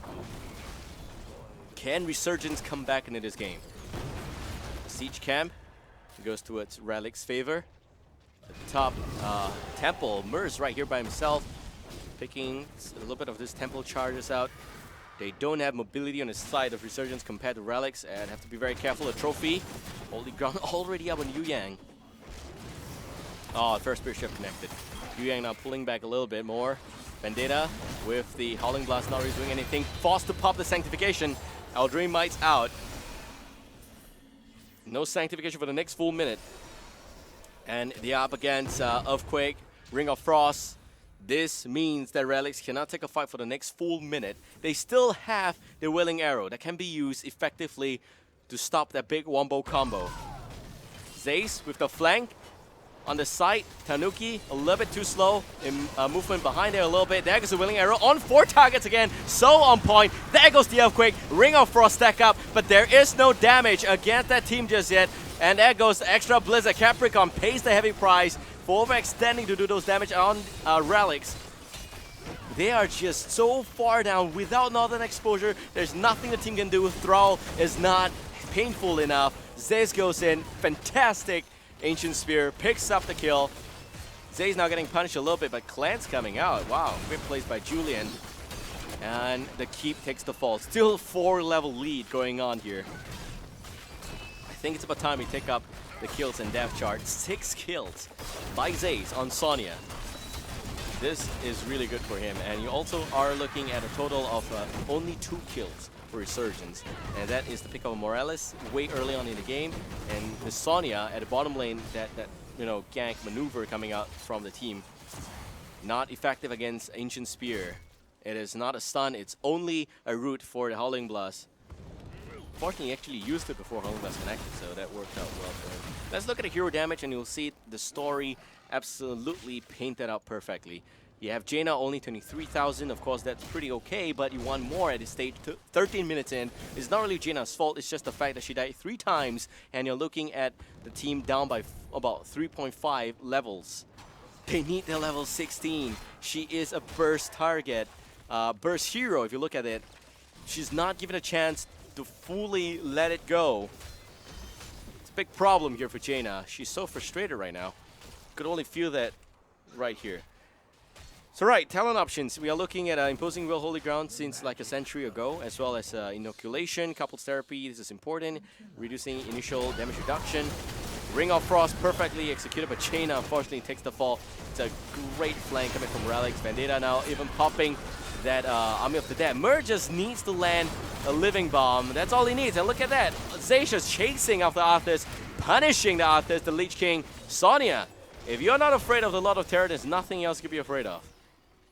Here comes his Cold Embrace, Evasive Fire, Chain Bomb, Arcane Barrier, and Nerves of Steel, Mystical Spear, of course. That reference for Sonya came from Diablo 3. She did. If you play Diablo 3, you should be able to kill Diablo. I don't know. If you failed in that, guys, there's nothing more that needs to be said. 3-level lead here for RSG. Resurgence, oh sorry, for Relics. 3-level deficit for Resurgence, that is. And RSG, they need to get the level 16. Vendetta goes in. That is the holy ground. What is he thinking? Even with Divine Shield being popped on him, it's just not possible because of holy ground. Big mistake. Here comes Trinity. He goes in and a flying Arthas. He actually falls past the island. Oh my god, it's not going to come back here. Capricorn, completely awkward positioning, will go down. 2 men down on the side of RSG. Man, this is absolutely punishment for Resurgence. Relics, just absolute domination in this game.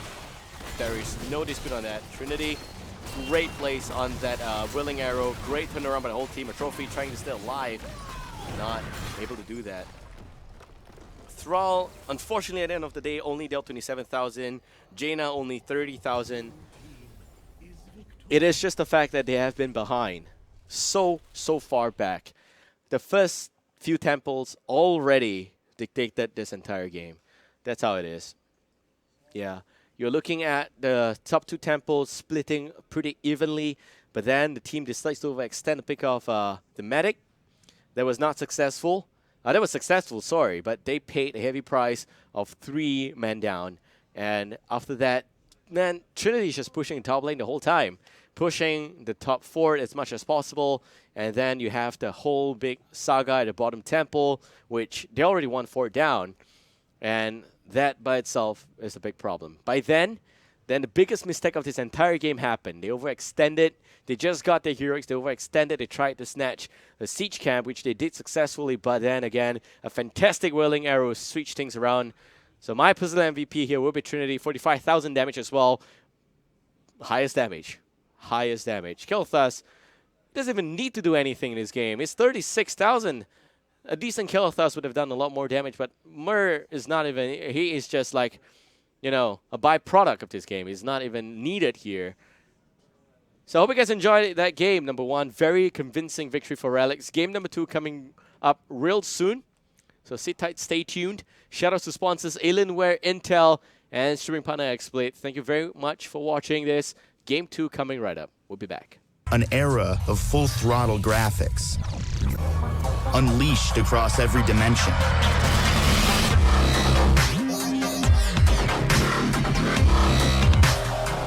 The new Alienware laptop family with revolutionary graphics amplifier.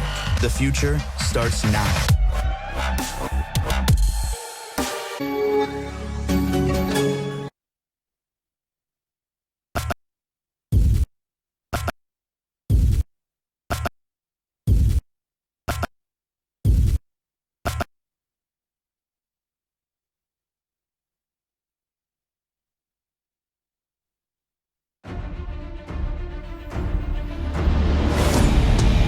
It's not easy being queen.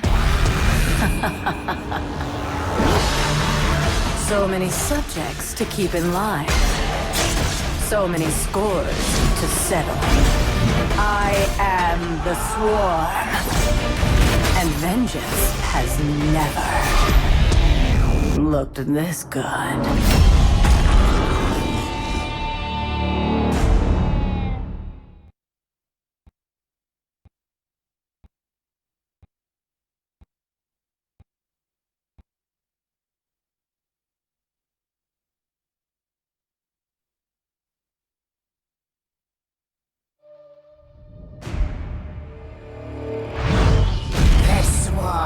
Is eternal.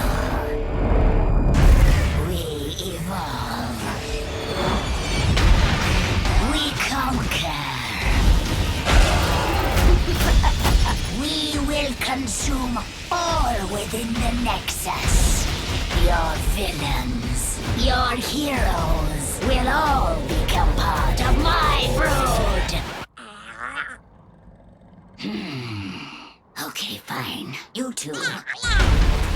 You will try to resist, but it is only a matter of time, for the swarm is eternal.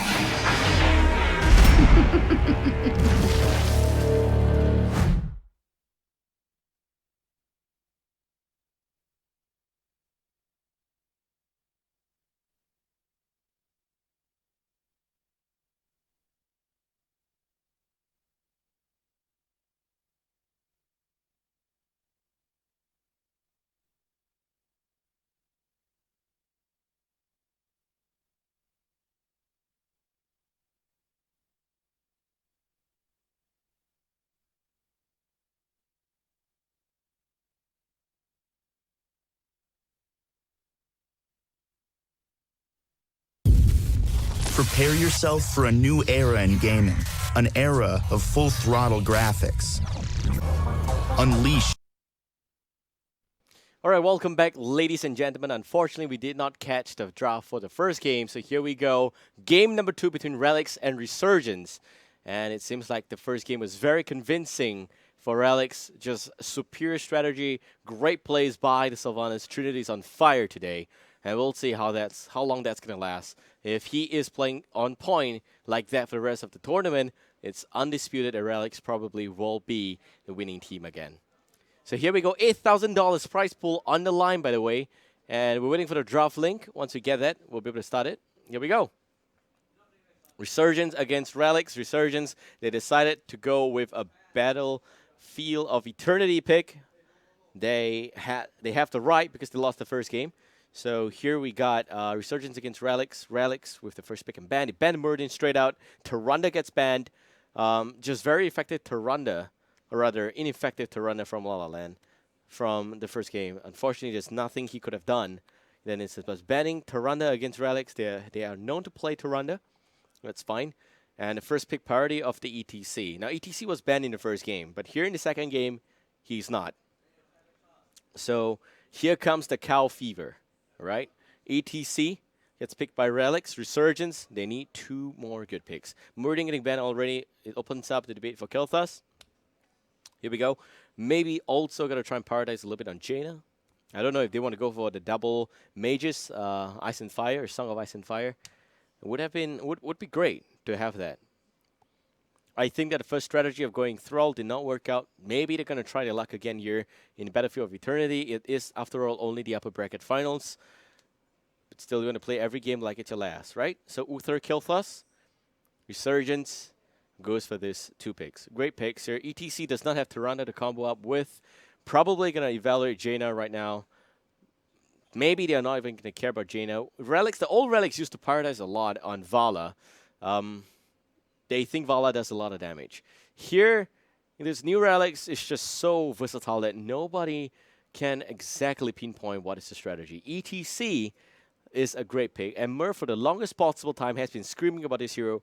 He played this hero in even before the America's Championship. He's saying that post America's Championship, post Las Vegas tournament there, he has been posting information on ETC and why he thinks it's a top tier pick even before the Chinese teams pick it up. So clearly a very good, we could say strategist. Mur on the side of Relics with the ETC story. Picks up Tassadar, great pick, and Jaina, of course. Jaina against Kel'Thas, making sure that, Resurgence doesn't get both. Well, Jaina doesn't get banned out. Tassadar's a really good pick here. It is a Battlefield of Eternity. Vision's going to be important. He does provide the mental equity. Also, Tassadar can potentially open up the debate for Sonya. With Shield, Leeching Plasma, it is not going to be too surprising if there is a Sonya. Zay's played a fantastic Sonya in game number 1. He's been playing good Sonya the entire day despite lacking sleep for the last, I think he's awake for the last 18 hours already. And he's now into the zone of fatigue. Let's see, is that true? We'll check out the fun facts in a bit. Right, so Resurgence here has got a ban potential. I think for sure that they definitely need to address the warrior selections. But it could be a bit of a two-edged sword, a double-edged sword if they ban a warrior. And no, they ban Feldstad. Okay, Feldstad, Jaina, Tassadar, ETC. Seems to be pretty okay. Relics, who did they ban? Sonya, of course. Why not, right? Uther, Sonya, great combo. You don't want to let Resurgence have that. Vendetta, he plays Sonya so well. So no more Sonya for Vendetta. And Resurgence with Uther Kel'Thas. They may opt for Arthas yet again. Arthas against ETC. It's just kind of hard, but they do have Kel'Thas. So at least the Army of the Dead is not going to be that bad. Tyrael means double the invulnerability. You have Divine Shield, you got Sanctification, that works out pretty okay. For Resurgence, I'm thinking they want to get at least one more range damage dealer in here. No Sonya, I don't think they're going to play Kerrigan. I don't think that Resurgence is going to play Zeratul. I don't think they're going to play Thrall again. It just didn't work out in the first game. Let's see what it is. I actually think Arthas is okay. Against Jaina is not that bad, but it will be a Vala. Of course, snatching away the damage dealers from Relics, the ban of Feldstad. All that's left for range damage dealers will be the Tychus and Raynor. Raynor works wonders against warriors. So if they pick Raynor, they preemptively prevent Resurgence from picking yet another Arthur's pick. Feldstad getting banned is because Feldstad is tiered slightly higher than Raynor these days. Because of the Mighty Gus and all the utility that provides, somehow it is just so good. Everyone getting a bit of inspiration from the European team somehow. And still have got about 20 seconds remaining in the time pool. So can't wait to see what this is going to be. Right. Nova, yet again. Another Nova coming into play here. It seems like Relics, they've been busting Nova out the entire time. The entire tournament, probably a top tier pick for Relics. I'm not sure if it's going to reach the level where people actually ban Nova against Relics. I don't think it is. It's such a late pick coming in. Animal Furin to provide even more heals. So, yeah. We get a last potential pick here. It could be an Arthas, could be a Joanna. It's a lot of options available.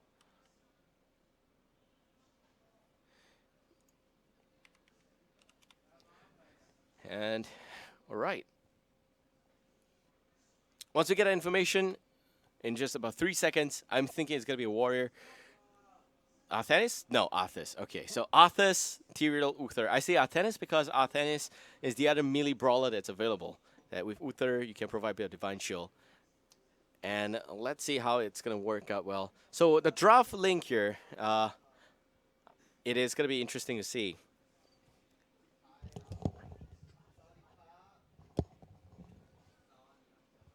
And meanwhile, on this site of the whole continent, we got a very interesting story to tell. Nova getting picked by Relics. This is the third game Relics played with Nova, and it's also a game that we all know for sure that they are pretty comfortable with this pick at this stage.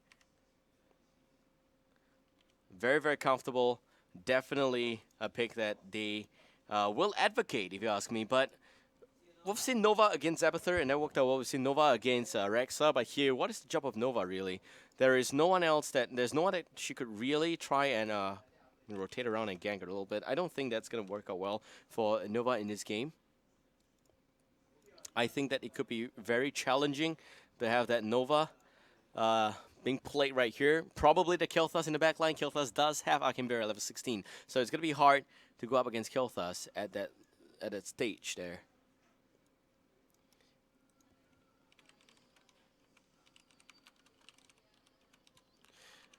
Right.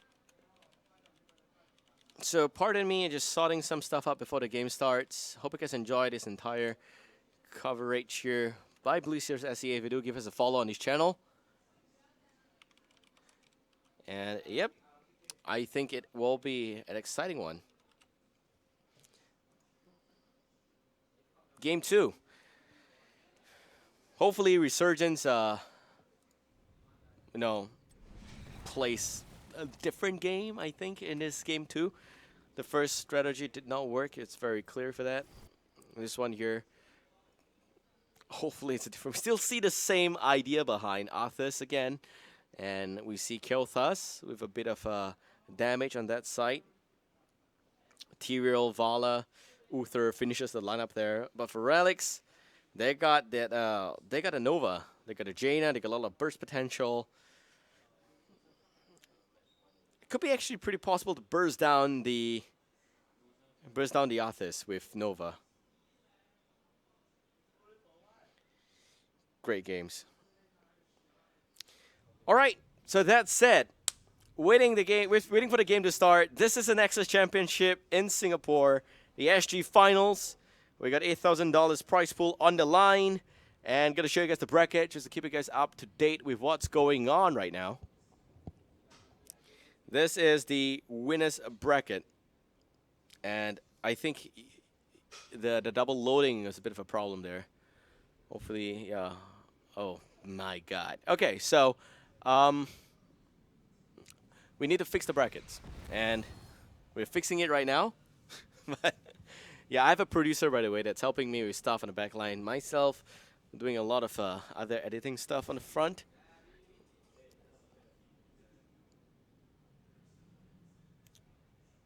Okay. Ooh, this is slow loading. Okay. But yeah, Battlefield of Eternity, a lot of rotation-centric battleground. In fact, early game in this battleground means a lot, but I think that it's a very team fight-centric battleground. Just like Tomb of the Spider Queen to some extent. There is just fights going on here. Yeah, just a lot of fights. And if you ask me in terms of fights going on, yep, here we go. Finally, brackets fixed. Thank you very much, Wayne. We're looking at Resurgence up against Vestigial from the Arena Semi. They're up here. 1-0. Relics, Resurgence. Below, loser finals. Lower finals, it's POSB against Hazmat Bandits. Both of them are currently 0-0. Still waiting for the best of one game to be played between them. May actually be streaming them. Not so sure. Not so sure. But yeah. So I think that is not the loser finals. That's the loser semifinals, the third, fourth match. Yeah. So once we get that fixed, it's good. All right. So, guys, Relics versus Resurgence. It's REL versus RSG. And type in the chat which team you support. For me, I think that Relics, they definitely have a good draft this game. Great draft. Very, very unconventional. Personally, I would love to see heroes like Nova win games because they will dispute your idea of a meta, my idea of a meta. It gets thrown to the bin directly. But I don't know how this is going to work out, really. Nova, Jaina, never seen before. And on the other side here, you got a pretty solid draft from Resurgence. So going in, game number 2 of the upper bracket finals. Relics 1-0 on the blue team. We get Resurgence, Tanuki playing as the Uther, Capricorn onto the Vala, a Trophy playing as the Kel'Thas, Vendetta onto Arthas, La La Land as the Tyrael. And on the red team is Relics, the Southeast Asian champions of 2015 in the road to Blizzcon. On the road to Blizzcon. What am I saying? Relics, red team, Yu Yang playing as the ETC. We got Julian onto the Malfurion. Myrrh will be playing as the Nova. Trinity onto the Jaina. And Zaze on that very nice Vulture Mount will be the Testar. So this is the flexibility that you see here today. Zaze just changed roles 100%. He went from Sonya to Tassadar. Very few players could do it because of the fact that the roles requirement for both of those heroes are very, very different. Playing support is the roots of Zaze. He's been playing support on this team for a very long time. But you rarely see a hero that's playing a frontline melee brawler transition to a Tesla because, second nature dictates that if you play as Sonya, you normally overextend, or rather, not really overextend per se, but in front. You want to aggressively play, you want to go in front, you want to do damage. But if you're playing as Tassadar, half the time you're actually just dancing around, right? Sonya cannot afford to do that. And hold that thought. Vendetta going down. Yu Yang getting punished a little bit, but we'll be okay. Capricorn will be able to pull back. Let's say 1-0 already going favor for Relics. Capricorn taking a bit of a burst damage from Trinity's Jaina. And the talent options are as such. Conjurer's Pursuit on both Nova as well as Tassadar. Defying all laws of gravity here for Nova, or all theories about Nova. We got also the Rolling Like a Stone for ETC, Scouting Drone Up for Malfurion, and Deep Shield. So one of those few teams, or rather players for Trinity, still stick with Deep Shield. Normally people will go for Lingering Shield a bit better because Deep Shield has been nerfed by the 5%. It is now only a maximum of 30%. That's it. The slow still goes down. The burst heal, Holy Radiance. Is it going to be enough? It is. It is going to be enough to help keep Capricorn alive. Trinity, Julian, Yu Yang still very healthy levels here. And the Immortals will spawn. Zaze to keep a bit of damage from the Kel'Thas. Vendetta now very weird and awkward positioning to be in. Arthas takes the fall yet again. Lack of mobility on this here is killing him. And we also got a Regen Master and Arthas, by the way. Mana Addict on the Kel'Thas. And a Puncturing Arrow, it seems like. No, Siphoning Arrow. Right, my bad. Siphoning Arrow on the Vala. And Purge Evil on the Tyrael, last but not least. Conjurer's Pursuit on Uther as well. So waiting for that level 4. We're looking at Relics picking up 50% of the Immortal already. And so far, just seems to be pretty strong in terms of pickoffs and ganks. Vendetta swings by. They need to defend this spot right now. Can they do it? It's very tricky. It's very hard against heroes like Nova, who's flanking your back line. Nova right now is just going to soak the lane to get a level 4. There's a bit of a talent lead here for Resurgence. And it is going to be the Destruction, as well as the Nether Wind. And the Puncturing Arrow finally gets picked up. Amplified Healing, Protective Shield. For the side of Relics, it is going to be Mental Activity, Double Neck Guitar, Remote Delivery, Elun's Grace, Snowstorm. And they're just taking their time. They're really just taking their time. Capricorn is doing the solo Immortal. Just like in World of Warcraft, you solo the raid boss by yourself. It will not end well. That's all I'm going to say. But they don't really have... they're actually putting up a lot of meat shield. Mur actually going to go with the snipe here on the Immortal, and then the Immortal will go down. Yuyan goes with a power slide on the enemy team. Resurgence now dropping a lot of HP on the Arthas. Arthas gets pushed back by the face melt coming in from the ETC. Zay's pops a bit of the extra vision there. And that's the disengage right now. Yes, Relics is in a bit of a EXP deficit, but here comes the Immortals. Should be okay. They got some really good range damage on the side of Resurgence, like a Trophy, Capricorn. They're both going to do some really awesome damage.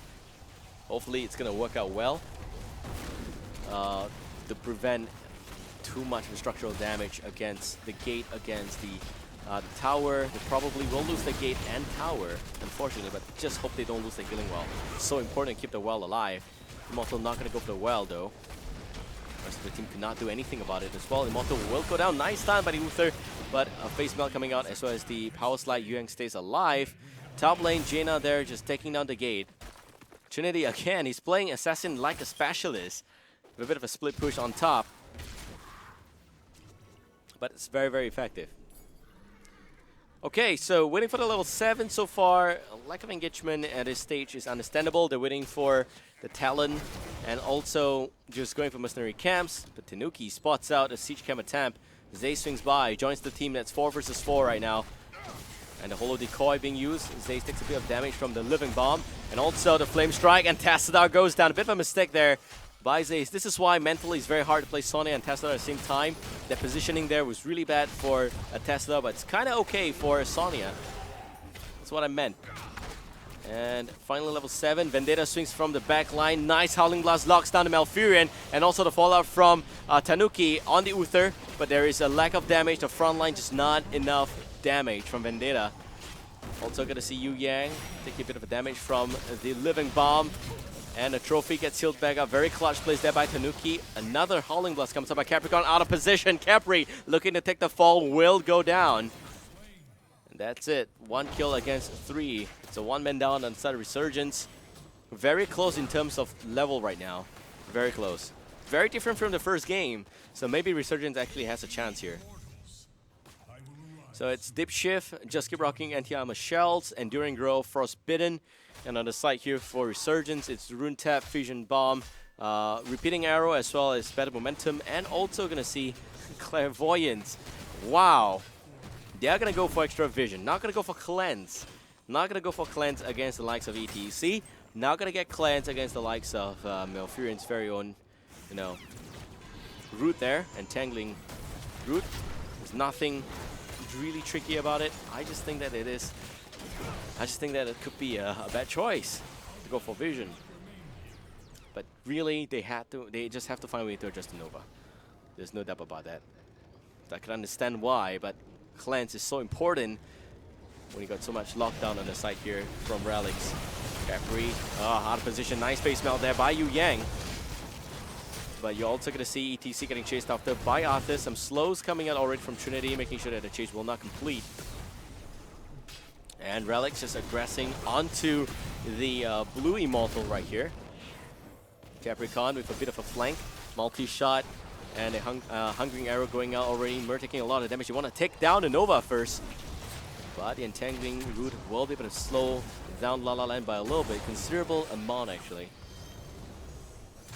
And a nice Yu Yang go in with the power slide. face melt as well, but no mosh pit because it's not level 10. I thought it is going to be mosh pit, and I lost my train of thought a little bit. But Vendetta is going to be okay. Yu Yang dancing around a little bit. Nice heals from Tanuki, that's about it. But, well, that's a great 3-man stun, and it did end up in a kill against Kel'Thas. Still, they need to do better. Almost level 9, not even level 10. Very, very far away from that. Arthur's going to solo the Immortal. Mer's going to spot this out. This means a rotation from the rest of Relics. And you have La La Land out of position all of a sudden. Nice power slide. Entangling Root connects. A trophy in a little bit of trouble. But Tanuki with some heals going in. And you also see a Dream Smite coming out as well from the Tyrael. Zay's doing whatever he can. Yu Yang again.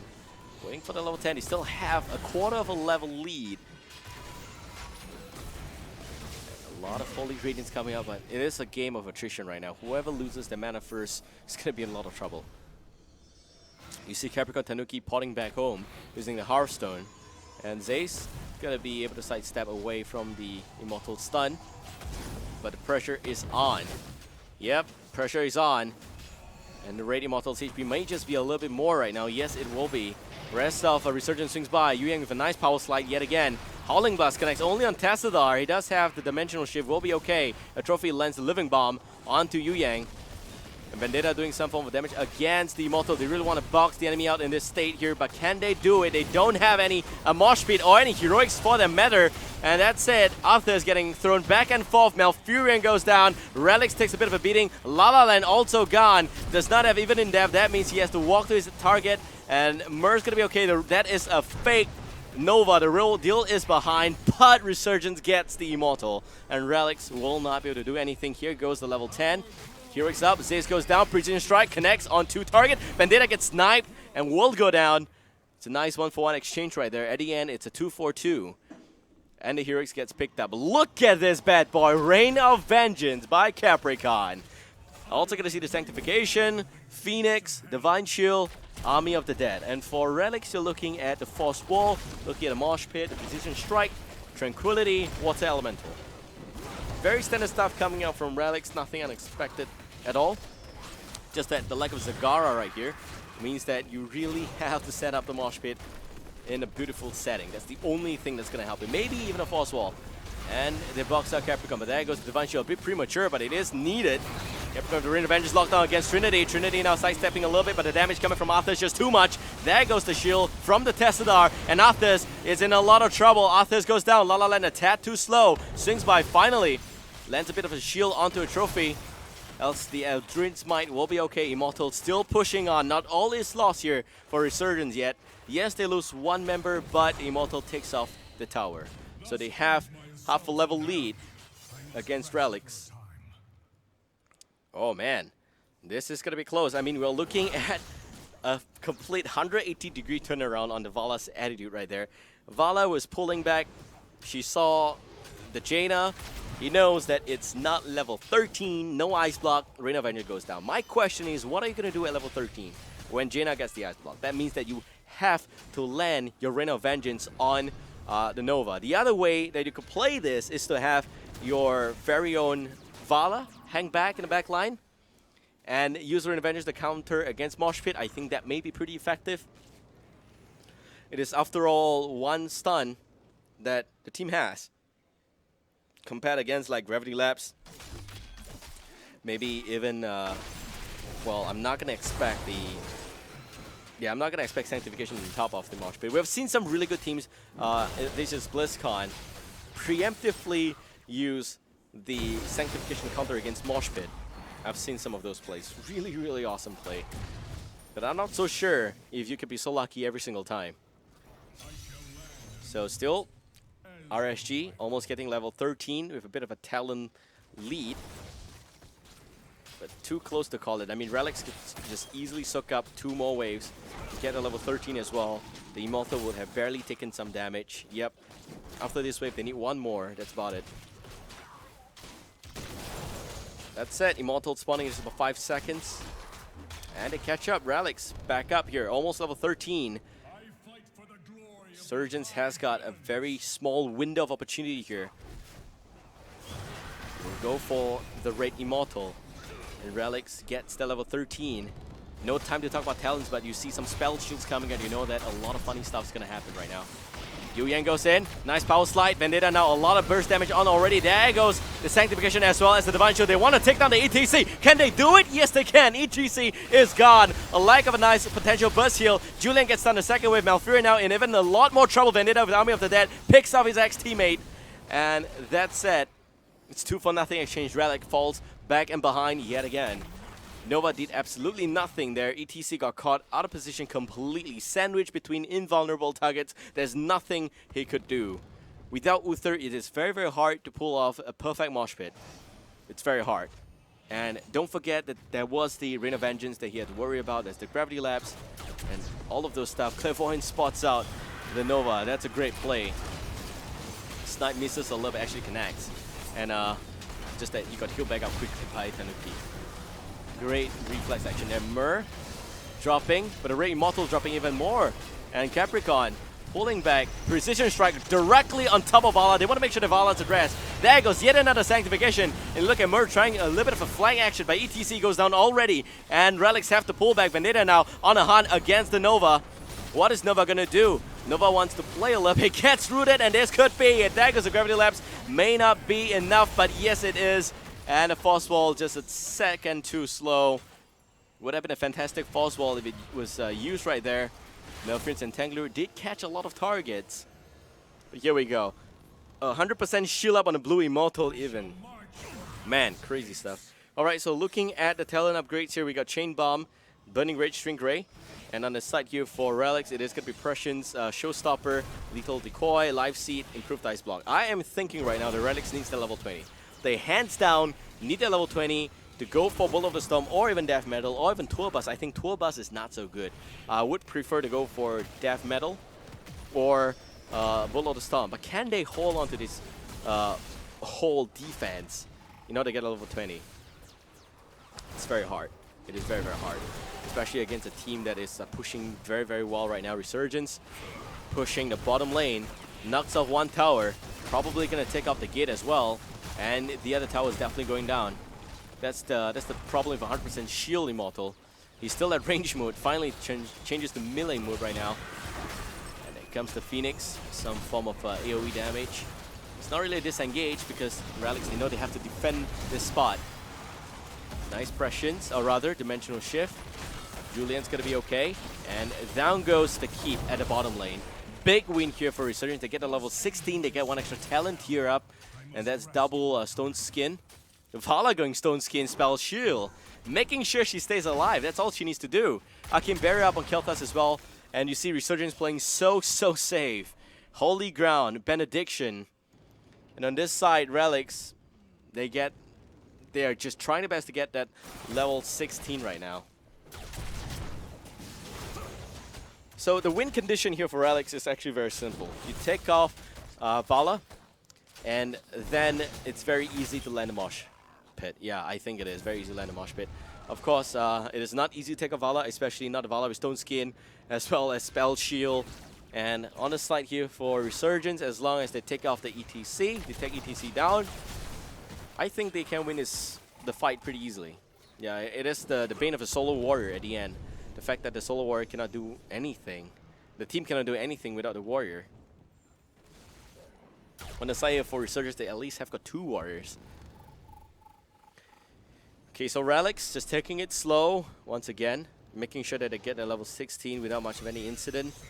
Immortals is going to try and shake things up a little bit in about just 25 seconds. For Relics, they know they need that 16 or it's not going to be a fight. So Resurgence picks off the Siege Cam on top. And about half a level away for Relics to get a level 16.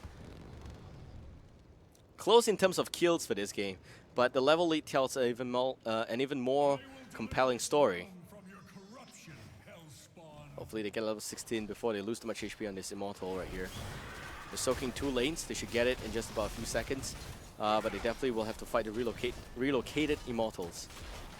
Here we go. Okay.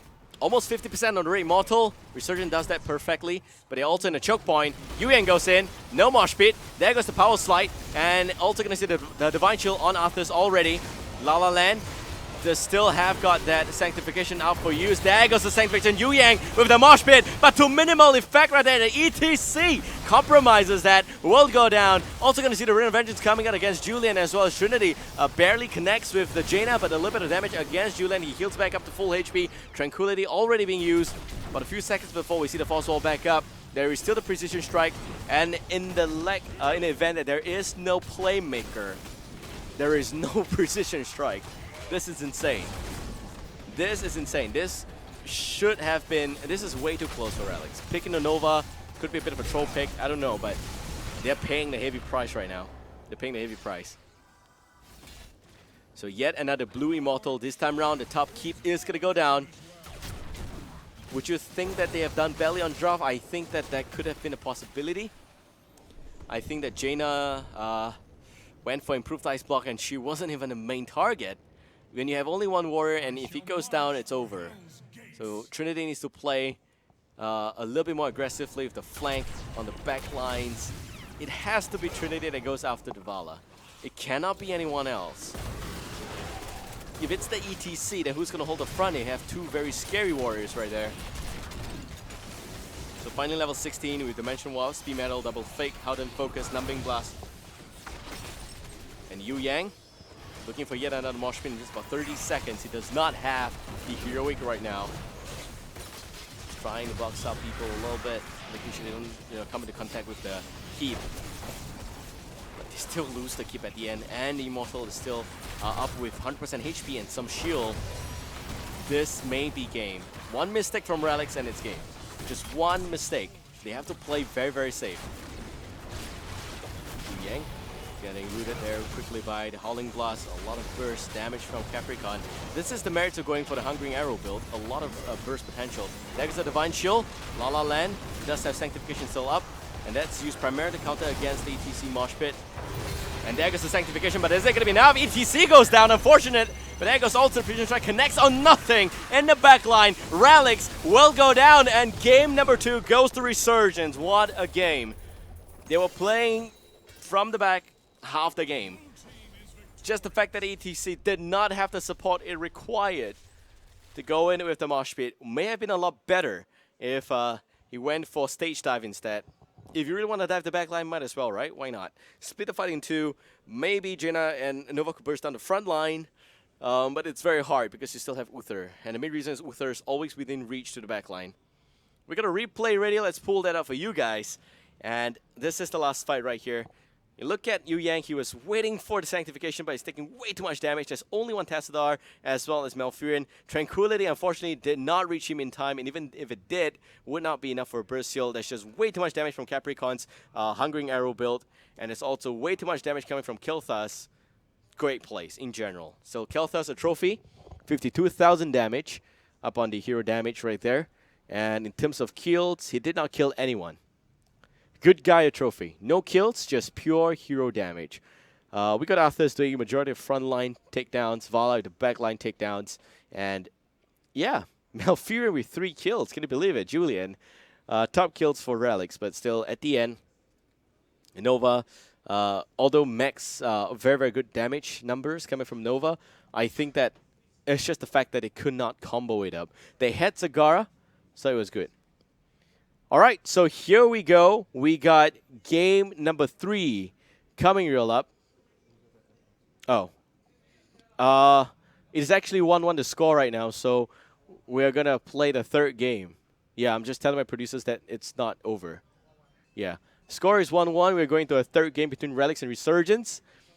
They were looking at me and telling me to stream the loser bracket, and I was like, no, I'm not going to do that, guys.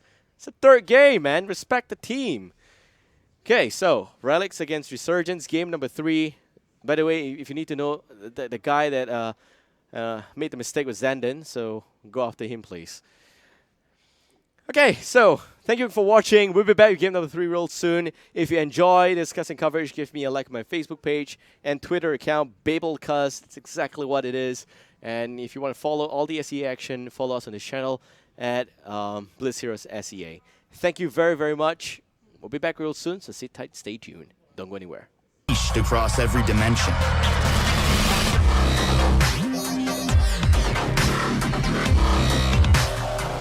The new Alienware laptop family with revolutionary graphics amplifier. The future starts now.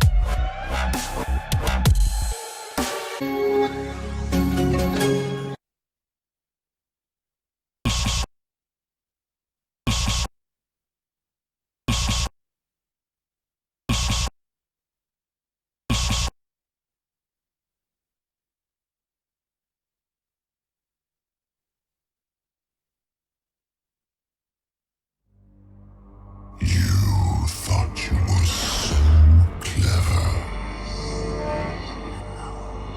that you could hide from my wanting gaze. Mortal fool. Drown in the tide of sin. Even now, my minions march forth, claiming this misbegotten realm in my name. For I am Asmodan, and my reign of sin will not be stopped.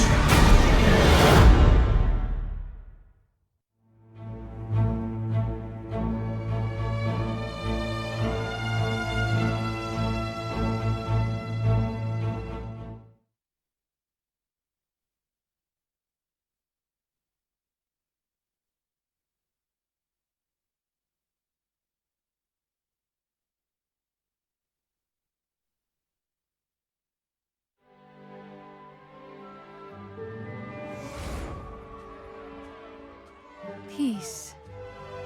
It has been my life's work. Through honesty and diplomacy, there is no obstacle. Ahem. There is no obstacle we can't overcome. Within each of our hearts lies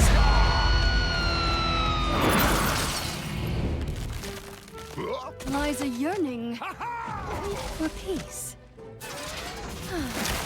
Even in this odd place, I truly believe that each of us can find a way to live in harmony!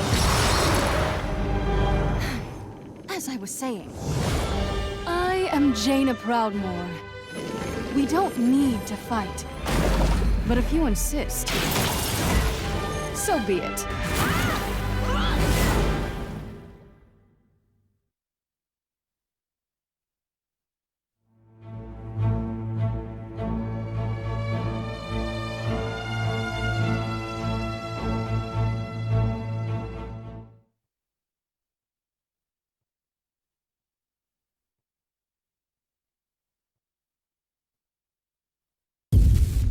Prepare yourself for a new era in gaming, an era of full-throttle graphics, unleashed across every dimension.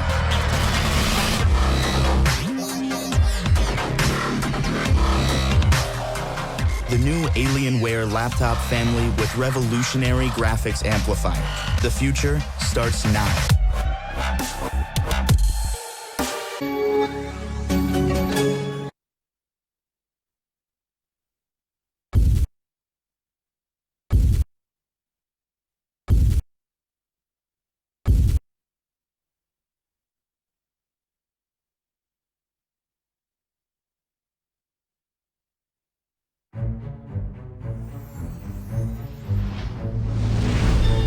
Oh, hi, new friend. I am Brightwing. Do you know about fairy dragons? Well, we like happy things, like nature and making new friends. Ooh, and snack time. When playing with friends, the fun never ends. Hey, come back.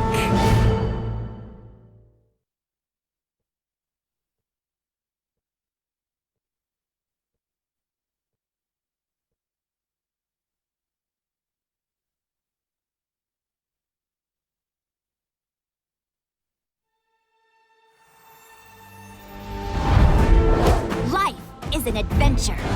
I mean, have you seen this Nexus place? There's limitless worlds to explore. Constantly new things to see. Ew! Sure, there's danger too. What's an adventure without a little action? Oh, I can help with that. I am a Storm Scout after all. And for Storm Scouts, life is an adventure.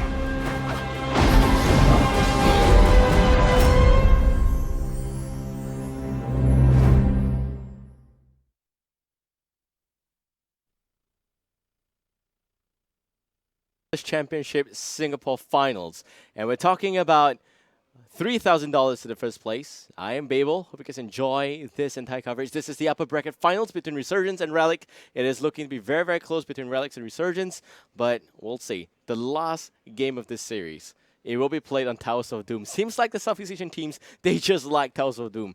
I haven't really seen if it's a cheese strategy that's at play, but so far it seems to be pretty legit stuff. So let's take a look at it. The draft is up. Resurgence with the first pick and ban. Relics pick this battleground. They better have a plan for it. ETC gets banned out. Kilthas gets banned out. And it's Muradin, Tyrannus splitting sides. Jaina going to Relics. Yes, it's very standard staple bread and butter draft right now. Resurgence probably want to pick up the Testadar as well. They may even want to try and play Sylvanas. I don't know, man. Sylvanas is great, and they know the Relics play a fantastic Sylvanas. You just saw Game 1 dominated by Sylvanas, which was being played by Trinity. But Testadar, yeah, I'm right. There we go. Very standard stuff. The next pick here, probably range damage dealer, some sort, Zagara, Sylvanas. They work out pretty well. But this is the problem in Southeast Asia. The drafts are so standard. They gotta try and innovate the meta a little bit better. And I'm saying this because I'm thinking that if I can predict the draft, everyone can predict the draft. This is a problem. So this is where the picks is going to matter. And we have the Power 5, 100% not changing. Tyrael may even get picked up by Resurgence. That is if they want to commit to a Tyrael, which has been working out for them in the last game. Uther also is fantastic. Going for Testadar instead of Uther Tyrael only means one thing, that they may want to go for Leeching Plasma on Testadar, which means that you are hinting at a possible Sonya, and that also means that you have to pick the Uther here. If they pick the Sonya, Uther's going to get banned. If they pick the Uther, Sonya probably is going to get banned. Testadar is the challenge because you have to wait for Relics to make a draft mistake by not banning it and not picking it up. So, I don't know. We'll see. 15 seconds remain on a Resurgence draft. Maybe they're going to come in here, knock Relics off their throne, and we'll see. Yes, it is the standard Zagara as well. Towers of Doom, Zagara is a great pick. She can solo the top lane very, very well. Just got to be very careful about flanks, which is why you may actually see Malfurion getting prioritized over Rhaegar because he does have scouting drone, and Sonya gets banned immediately. It's like no shenanigans whatsoever. We're not going to give you Uther Sonya. It's not going to happen. That's a dream composition. And Resurgence now has to try and figure out what this Relic want to play. There's Jaina, there's Tyrande, and let's see, do they have enough players to play all of these range assassins? Jaina would be a very, very interesting pick. Tyrande, okay. There is a very low possibility that Relic's going to pick Sylvanas because they would probably put Zaze on Jaina, or rather, Zaze on Tyrande. Jaina probably going to go towards Myr. And you may also see a good pickup there. Okay, Uther getting banned. That is a must ban. You may also see Jaina getting played by Trinity. We'll see. There are just so many different flex players in the side of Relics that it's very hard to put a face to a role. But if it's a warrior, we know it's going to be Yu Yang. If it's two warrior, then we know that Michael's going to be playing as the Myr, sorry, going to be playing as the second warrior. But it is going to be a Feldstad. Feldstad going to pick up 3 range damage dealers already. Tyrande, although not really a full-fledged range damage dealer, her Lunar Flare does hurt a lot. And let's see who gets picked up here for Relics. Just about a few seconds remaining before they eat into the time pool. I am thinking they need a warrior. I hope they pick up the Tyrael. I am thinking Resurgence may be wanting to go for that. But no, it's Lost Vikings. Okay. So Lost Vikings, Feldstad, Jaina, Tyrande. I am thinking that the Vikings, Vikings going to soak the lane. And that means that you will see 100% involvement at the altars. Feldstadt with a big disengage. This is the main reason why they picked Tarunda, Jaina, Feldstadt. The main reason for that is that they all have good pokes. They can try and cancel the channeling. The Lost Vikings here means that, they could have picked Lost Vikings last. They could have done that. But they picked it at the 4th spot, which only means a few things. It could mean that they want to steal Vikings away, or they want to prevent Vikings from being stolen away, or they're hiding something even more sinful at the 5th and last slot here. Rexxar. Here we go. Rexxar, Vikings, Feldstadt, Jaina, Tarunda. This is a split push-centric strategy from Relics. Never seen this before, but will be exciting to see it being tested. Vala, Malfurion getting picked up here by Resurgence. So it's the standard solo Zagara push against Rexxar again. Vala, Testa, Malfurion, Muradin, they all have even they have a lot of good pokes. So it's gonna be very hard to pick up ultis in this game. That's what I think. It is hype. It is hype because I'm seeing a Lost Vikings. I have not seen a Lost Vikings for a very long time. I miss those cute boys, and yeah, it reminds me of the time I had chicken with Solid Jake and everyone else. If you don't understand what's going on, please check out the recent Town Hall podcast. Well, if you guys did, you know what I mean, right? Good stuff. So, I'm just very excited. I am just very excited because it seems like we will have a fantastic game here. It is going to be close. Vikings with a split soak strategy against, against Zagara with Rexxar's help. Maybe it's not even split soak. Maybe it's just hands-on, full-on, 100% push. Maybe that's what they want to do.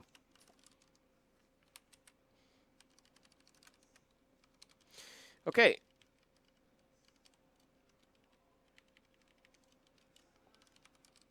And I am thinking right now that this will be too close to call when it comes to draft.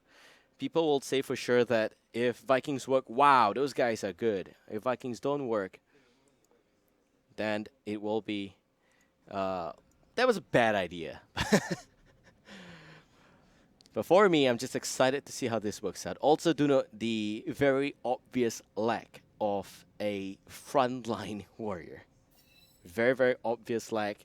This only reminds me of Navi's play at the EU finals against Dignitas, where they popped the Feldstadt, they popped the Butcher, but they didn't even have a warrior pick. This time around, Relics, they at least have Misha, which is good. It's just good to have. But up against Muradin, not that bad. Really not that bad. Hopefully Rexxar goes for a stack of the beast, because I really like that. I really like the fact that, you can go for more lockdowns. It's kind of like a teamfight-centric talent pickup. Comparing that against Bird of Prey, as well as the Spirit Soup. What am I saying? Yeah. So Spirit Soup builds are not really as good as the aspect of the Beast build in a sense of team fight, but at least you get Bird of Prey builds, allowing the Spirit Soup to push the lanes very, very fast, which works well in this battleground. Works really well. Okay. I'm getting word that Power of Super Belief finished in 3rd place. Or rather, they won Hazmat Bandits. So Hazmat Bandits will finish this competition in 4th place. They walk home 1,000. How much is it that they walk home with? $600. That's right. $600 Singapore dollars. It's a great consolation prize. Power of Super Belief is guaranteed $1,400 at least. And Towers of Doom it is. This is like the 4th time we've seen Towers of Doom in this on stream already. And this should at least provide you with some insights into how certain teams in Southeast Asia play this battleground. Very different strategy by Relics, Resurgence, as well as some of the others, like the game between Vestigial as well. Very different strategy. But here we go. Towers of Doom. Boys, this is officially my new favorite battleground. Goodbye, Sky Temple.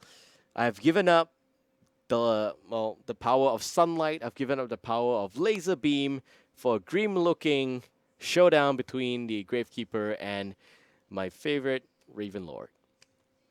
Yeah, I always liked the voice of Ravenlord so much. Gravekeeper not so much, but Ravenlord, he has the voice, man. And the main reason why I like this battleground more than Sky Temple is because you look at this battleground as a a possession battleground. It's straight up going for forts. Taking forts, going for forts, rotations, strategies, and just great mix-up of everything. Also the theme here, you know, just very dreamy theme. I know that I would prefer Pocket Full Sunshine, and that's why I hate the fact that they didn't put enough lighting here. Let's go into game number 3 between Resurgence and Relics. Now, on the blue team, it is going to be Resurgence. We got a Trophy playing as Zagara, Vendetta playing as the Tesla, Capricorn onto the Vala, La La Land playing as the Muradin, Tanuki onto the Malfurion. And on the red team, it is Relics, Julian as the Tyrande, Yu Yang playing as Rexar, Mur onto the Felstad. We also got Zace as the Lost Vikings. Last but not least, it will be Trinity as the Jaina. It is my dream, my humble dream, to see Sylvanas pick possession in his battleground. I don't know how that's going to work out. But Yu Yang, Misha, definitely not going to work out with that Misha charge against Tanuki right there. And in terms of splitting the lane, because it's important, this battleground lane, the laning phase is so important, especially when you have like forts at stake here. So having Zagara bottom up against Rexar, you just want to make sure that you don't have a split push being a viable option for Zagara. Top lane, Felstad's going to be here. There's also the Vikings. Vikings going to split the lane, which means that Felstad does not need to be a top lane, but because he is, he's going to provide a lot of pressure. They're trying to take a lot of damage, or rather HP off the towers there, but at the bottom lane, you already see one tower down. That is the power of Zagara in his battleground, hands down. So with a bit of help from the allies there, Tanuki as well as Capricorn, you're going to see some good pushing time from Zagara. Misha charge not connecting coming from Yu Yang. He's in the flare as well, but Alta going to spawn in just about 30 seconds. And yes, the Altas, they are not guaranteed to Alta for the first phase. You look at this, this is the one Alta situation in which it encourages a lot of early team fight, and this is really good for Relics because the Vikings will just soak the lane. They will get the level lead. They just need to buy time, make sure that Resurgence doesn't get it. They don't need to get it themselves so quickly. The longer this drags on, the bigger of a problem it is, unless Baylock dies in the mid lane, which would be disastrous for Relics. Let's see how this is going to pan out. Trinity down to 50% HP. And a trophy. Cancels the channel for a reposition. Yu Yang. They're going to go into Hammer Rank connecting beautifully. Just maximum range. Zace pulling back Eric. Capricorn dropping. Here comes La La Land. They're buying enough time. Can Vendetta go down? Vendetta does go down. And Rexar now a little bit of trouble, but La La Land swings by. And that's it. It will be enough. Alta getting summoned. Yet another Infestor drop coming from the Zagara. Zagara is just so good in his battleground. Probably warranting a ban. The first ban maybe even. We'll see a trophy. Again, not going to follow, not going to get the channel because of the Hammerang. So much pokes on both sides. Remember, Vikings are soaking, but they do get the Alta at the end. So that is 4 damage against Relics for a bunch of EXP. A bunch of EXP it is. Right. Still very close. Relics does have the XP lead for sure. And the thing about this objective in this battleground is that it doesn't change the situation of structures. Olaf going down. A bit of a mistake there by Zace, but still good place by the Tastar. What I mean by it doesn't change the structures. Structures don't go down. It's not like Sky Temple where you lose the objective and you immediately lose map possession, right? Here, losing the objective changes nothing in the early stage, which is why losing the objective in the early stage is actually okay. They don't need to really reinforce and make sure that they deny the objective. This is not Cursed Hollow.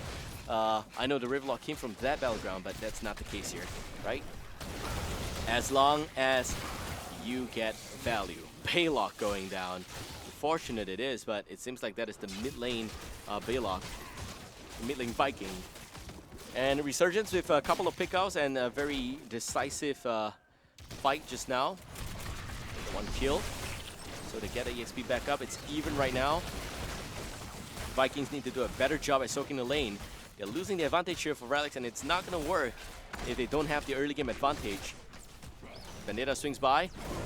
Sonic Storm, that's bought it, but the lockdown from the Lunar Flare against Tanuki. Tanuki is going to be okay, but Yu Yang's mission, not so much. Yu Yang himself also going to drop. Rexar goes down. That's 1.25, the EXP, which is going to be so painful. Every time you lose Rexar, you lose so much more EXP, it's just not worth it. Let's talk about talents before the next wave of Alta. We're going to see Ranger's Mark Focus Attack, Lunar Blaze standard stuff, and it is still going to be Spirit Swoop build for Rexar. Also going to see Snowstorm as well as Frostbitten. Baylock-centric build here for the Vikings with Spin the Wind for sure, as well as a Seasoned Marksman, Power Throw, Secret Weapon. Not going to go for the build-up on Hammerang with every single target connecting. That is missing. We will not have time to talk about the blue team's talent just yet. With Alta spawning. And you will see Sage channel this one up. Oh man, the Sentinel did not connect on Tanuki. Could have been a cancellation there, and they will trade the damages on both sides with Jaina going down in favor here for Resurgence. It's not a Resurgence unless they win this game, right? This is a team that's fulfilling the comeback story.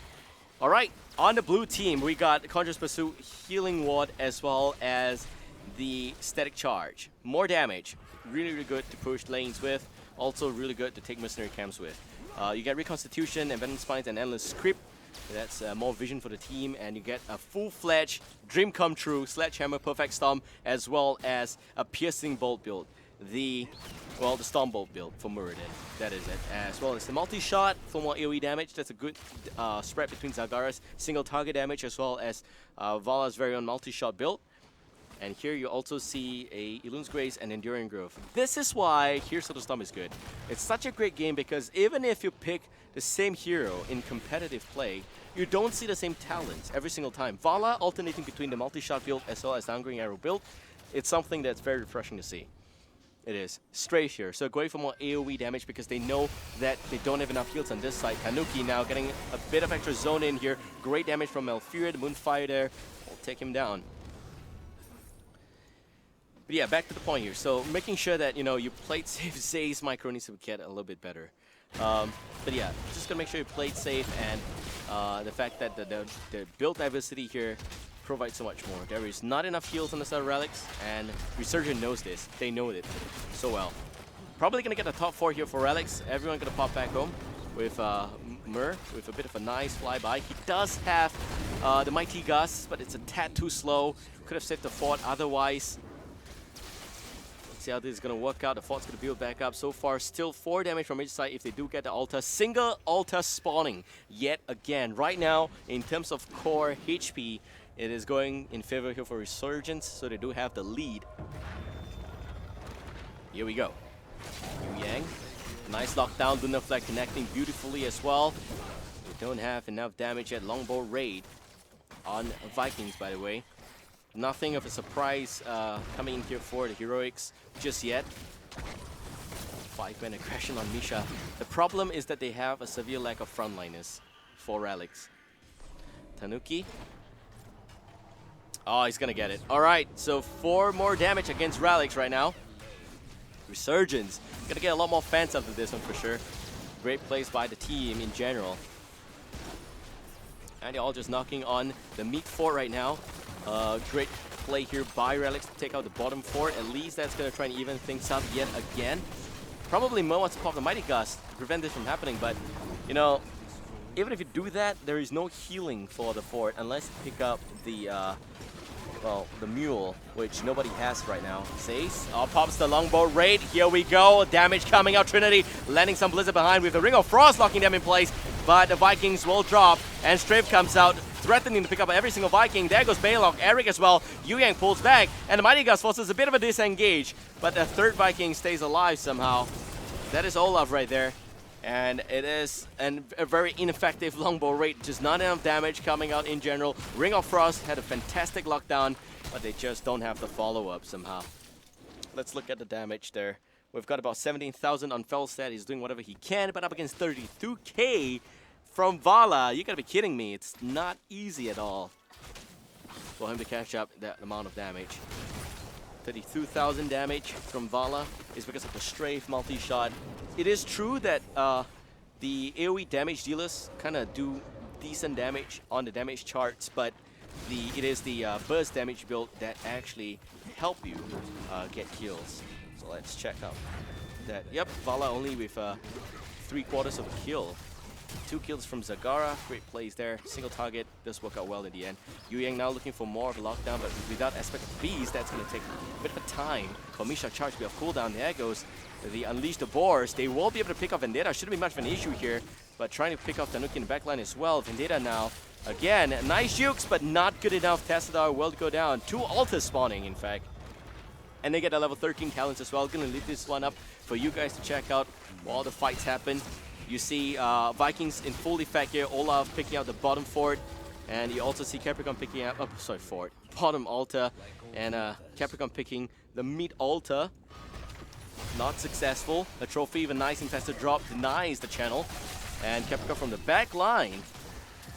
Trophy overextends a little bit. There is no front line here. They can actually change things around, and they will do just that. Ring of Frost connects beautifully. Vala goes down. And the Divine Watch forces a bit of a disengage, but Jaina goes down. Misha will be back. Zace with the jump and the lockdown again this time around onto a trophy. Zakara will go down. Grid and Tangling Root did not do anything though. Vikings once more, just soaking the lane. Pretty good job there. Here they're gonna equalize a little bit, and they will get 4 more damage against Resurgence. So it's gonna be 32 against 24. Vendetta is on the Vikings hunt. He's been doing this since the start of this game. Zace, again, I think should actually with static charge. It's very hard for him to be okay, but he does have jump, so it's good. Almost level 16 here. Let's talk about talents, prescience, Mutalisk, Thunderstrike, Frost Shot, Life Seed, no Ice Block, not needed. Relics now going for Overflowing Light, Wildfire Bear, Improve Ice Block, Jump, Giant Killer, Shooting Star, Primal Intimidation, Numbing Blast, Impatience, and Hammer Time. So very standard, say, Feldstat build here coming out. And hold that thought. Nice Mighty Gust to force the disengage. They will be okay. But yeah, but Primal Intimidation for Rexxar. Well, it's going to be effective against Zagara, I think. And for Torunda, you see the Shooting Star coming out. That does more damage. They just know that they don't have enough burst right now for the team. Going for Numbing Blast instead of Not Exposure. I kind of like to see Not Exposure, but this is a dangerous game to play Not Exposure. I mean, face it. There goes the Ring of Frost. Doesn't connect on anyone. Not much for damage there. A bit of a whiff actually from Trinity. It's, just trying the luck maybe. Or trying to do damage against those pumpkins. That could be it as well. And Hammerang comes back, and yep. Unfortunately, the Siege Camp, well, will not be able to do anything. So here we go, even game yet again, and it seems like lockdown against La La Land's gonna happen here. Hammer Time, or rather Hammerang with Hammer Time upgrade is gonna connect there as well, and that means a stun, by the way. Yu Yang, Misha looking for a bit of a charge. Another instance of 2 altars spawning. 24 against 32. This is game number 3. Whoever loses here will have to go down to the lower bracket. Let's see how that's gonna work out. Pulling out the damage chart. We have got about 42,000 damage on Vala already. And Zace, Balok, well, he invested a lot of talents in this guy, but it is gonna go down. Unfortunately, you cannot, go through the same tunnel and coming up from the base. That'll be too OP. But Muradin trade for Balok any day. Any day at all. Zace picking up the altar as well. Now this top altar will get cancelled by Mur. Is gonna pay the heavy price. Feldstat does go down. And we'll see. Vendetta, Numbing Blast. Oh man, gotta be very careful. Capricorn will get that one. They will try and pick up the Zagara. Nice! Ring of Frost connecting their trophy with Reconstitution, but will not be enough. Actually gonna see Yu Yang pull back as well. Tanuki getting stunned, and there goes the Longbow Raid. A lot of AoE damage coming out right now. Relics looking for the full 5-man team wipe, but not gonna get it. Capricorn already safely behind the gates there. 4 men down on Resurgence. Relics picks up the pace again to get that level lead. Great stuff. They're also going to pick up the Siege Camp here. And I think it looks to be pretty okay so far. Yeah. Yep, so far so good. Level 17 against 18, 14 minutes in, 28 against 20. Relics slowly catching up, but still they're 8 hit points down. And they're 8 HP on the core. It's very, very dangerous to be in this position right now. If they have 3 altars coming up, they get one more fort. That's 5 times 3. That's 15. With the boss, maybe 19 damage at one point. It's not that hard. Also, they're not down on 1 talent here. Vendetta Oh man, this is a nice, we call it a well gank. It's a nice setup here, great play by Relics at least. They also pick up the mid forward. At least the Boros comes out, but not gonna get any lockdown. Okay, 19 against 17, Relics almost level 20. This is the power of Vikings, but this becomes nothing the moment Resurgence gets level 20 because there is no more talent lead, there's only the statistical lead that they will get. Oh man, they're not going to get this fort in time, but they're going to lose the mid fort at least, so that's going to trade back up. They need to put up some form of defense at least, or maybe they will with Lightning Rod from Feldstad. The fort trade will complete, and the bottom left fort will go to Relics. 5 seconds away from one solo altar. Very unlucky position for Relics to be in. If they had 3, they would definitely be able to do a lot more catch-up in terms of HP here. But it's far from over. The game is still so far from over. And what's interesting is that both teams did not even attempt to go for the boss, which will, launch 4 damage against the enemy. That is the key difference here. Speaking about boss, maybe we may see an attempt here. They are level 20. They have the Storm Talents, and it is going to be Hunter Swiftness going in. A bit extra of 40% movement speed for 8 seconds. Hardened Skin, Bolt of the Storm, Ragnarok and Roll, and Wind Tunnel. But Resurgence finally equalized now. For Relics, at least the HP, but for Resurgence, they need a level 20, and they're not so close from it. The bottom fort goes down. They need to start taking Relics forts. That's the only way. They have been trading forts right now, and that's like 5-3. 4-4 in terms of number of damage that both teams can put at any point in time. Going for this here would mean an additional 3 damage if this Pumpkin Heads connect here with this line, no man's land. Gonna go in probably, yep, and the trade is complete yet again. That's not gonna defend the top lane. Should be able to do sufficient damage. That's a static charge, which is so good against those mercenaries right now. And just the wave in general. It takes a lot of damage from the siege camp. But we'll be okay. Fortunately, we'll not be able to get the fort back. And they are already starting to take fort like, that it doesn't belong to anybody right now. Look at the bottom left-hand fort. Relics just coming in here. Although they don't have the fort behind, they don't care. Alta spawning this time around. 3 Alta could be game at any point in time. Gotta be very careful now. They just need to get 1 fort and summon all 3. It's very hard. Ah, here we go. They got 5. And they don't have the boss even. They need 2 forts, that is. My bad, couldn't count. That's why I leave the Hearthstone casting to the Hearthstone casters. 20 against 21, La La Land swings by. Not able to do anything, and a bit of a fight here on the top right altar.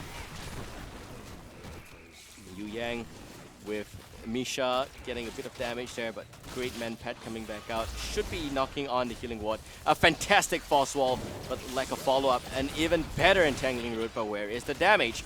Nobody's there yet, they're just buying time. Meanwhile, you're looking at Zaze dropping Olaf. Very cheeky play here by Capricorn, but Mur is already here in his vicinity. Hammerang goes out, La La Land swings by. Capricorn looking to take the fall. And a nice multi-shot. La La Land's great presence there. Did a great job, really. Here comes the Baneling's bus. Gonna buy some time ring of Frost complete with. Also gonna pop the longbow raid. And it seems like Malfurion's the first to go down. There goes the Devouring Wall, buying some time. But La La Land needs to reach out to the team, and he has. The Muradin's finally back up here. Yu Yang pulling back a little bit. You could say the bottom altar did go towards Resurgence, so that part is good. Viking's gonna respawn, as only Eric, the others were dead just now. And yep, they get 1 altar, which is 5 damage. Alright, so we have a total of 14 against 17 with 1 altar remaining. They only get 3 damage. I don't think that Relics really need to bother themselves with this one, but the Sentinel will connect. And nothing else can do that. Alright, so it will be equal once again. 14 against 14 in a game number 3 of the upper bracket finals. In terms of level, it looks to be pretty close as well. I think half a level away only. So, Storm Talents, we haven't talked about them. Here we got Storm Shield, Double Bolt of Storm, Rewind on Muradin, Storm Shield. Now, I'm the only guy in my whole group of friends that have been saying Rewind on Muradin is so good, but nobody seems to believe me. Everyone opting to go for Hardened Shield or, something else. But yep, look at this rewind. So good. The lockdown. It is going to be really awesome. La La Land. Not going to pop the rewind, actually. Going to pull back. Zay's Baylock will be okay. The forts have equalized as well. Closest game I've seen on Towers of Doom. 20 minutes in, 14 HP apiece, and a total of 4 forts, or 3 forts each side. I keep saying 4 because of the damage. Oh man, it's so hard to count. But yeah. Oh, Olaf going down as well, yet again. Vendetta playing very safe. If you pull up the damage chart right now, you can see 72,000 damage on Capricorn. He does so good in terms of AoE damage. And Zagara is just not the best finisher. But Zagara applied a lot of good early game advantage for Resurgence, which equalized the field a little bit. Throughout the mid game, Relics came back up, and they're able to equalize the damage on the, you can say on the core, at least. They're really trying to catch this Tassadar. They're trying so hard. False wall, the bottom fort will go down. Meanwhile, Resurgence, they were very busy with picking up the top mercenary camp. That also means that they will be able to take down the top, say top right fort. And once again, equalizes both sides, but the boss is back up, and that's gonna change things up. And alter each side, maximum of 4 damage each, still 10 HP. Whoever gets the boss gets the lead. If they can get the boss, that is. And oh wow, 13 against 14. It seemed like one of those pumpkin heads got to the core already. Misha going down. That is a very long cooldown on the respawn time for Misha at least. Trinity, nice Blizzard positioning there. Strafe coming out doing barely anything from Capricorn. They don't have Strafe, they don't have the damage. They gotta pull back. Trinity does a Bolt of the Storm. Gotta be very careful. Ring of Frost connects beautifully on the backline here. And we also see the Mighty Gus blows away half of the team. The other half locked down in front. There goes the Prescience coming out from Vendetta. Sorry, that was the Dimensional Shift. This is Prescience, but a nice Devouring Maw buying some time. They can actually try and pick up Trinity if they want, but they don't have enough damage. Already losing Malfurion means that they cannot afford to take the fight. And no Strafe as well. Here comes the Force of Vendetta trying to set up some perimeter, but Trinity dropping a lot of HP. Muradin taking the burst damage from the Jaina will go down. Zace also going down. Eric is gone. More damage coming out already from the sides, but they want to try and get this Ulta. That is the main objective here. It is not going to mean anything if you push so much, if you win so much in terms of fights, but you don't get that Ulta. Zay's channeling it up, but where is the cancellation? There's nobody to do that, and that's it. Oh man, we're gonna see another 4 damage against Resurgence. 7 against 13 right now. Great place. It's a fantastic Ring of Frost by Jaina, and also great follow-up by Mur. The Mighty Gus just completely displaced the whole team, and here you also see 6 HP in fact. If they get this boss, it's down to 2 HP. Can they? Nope, they can't. They can't. You're looking at Mighty Gus with Wind Tunnel. It's just impossible to go and pick up this boss. Felstad also has that effect in this battleground. Okay, Relics, what they need to do is to pick off 2 more forts after they pick back up the top right one. And they'll fire bullets every single few seconds. But they're trading forts once again. That is actually very hard for them to do right now. But for Resurgence, they gotta win a fight convincingly. They gotta win a fight, and when the next altar spawn, they're gonna get every single altar, or they're gonna drop to the lower bracket. That was a big mistake, really. That positioning right there was a big mistake. They got flanked really hard. Alright, so bottom left fort going towards Resurgence again. With Trinity as well as Mur pushing a top left fort. La La Land swings by. Vendetta's also there. And it seems to be a pretty standard stuff right now. Nothing surprising again. Yet another bunch of pumpkin heads coming out. Alright. Altar spawning. It's a single altar. Not that bad. Not that bad for Resurgence. In fact, if you're Resurgence, it's a good position for you to be in. Why? Because oh, hold that thought. There goes the Shadow Stalk, and again, Zagara. Make sure it's a 4v5 right off the bat. Fantastic execution there by the Tyrande on the side here for Relics. They want more, and there you also can see the extra Mighty Gus pushback by Capricorn with a nice Bolt of the Storm. Repositions himself. Also gonna see the Sonic Storm do a lot of damage against the Vikings' Longbow raid, but they are 1 man down. Without a Zagara, can they afford to hold the altar?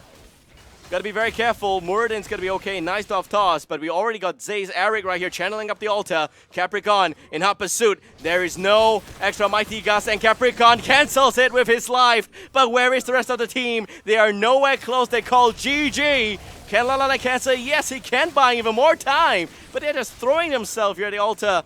It's gonna be game unless they win this fight. And La La Land does not have the Avatar will go down. Muradin's gone. 3 men down on the side here. 4 Resurgence. And all 3 Vikings channeling up the altar. It will be game. Relics goes on to the grand finals. From the upper bracket for sure. Resurgence may have a shot again once they come back up from the lower bracket. That is if they come back up from the lower brackets.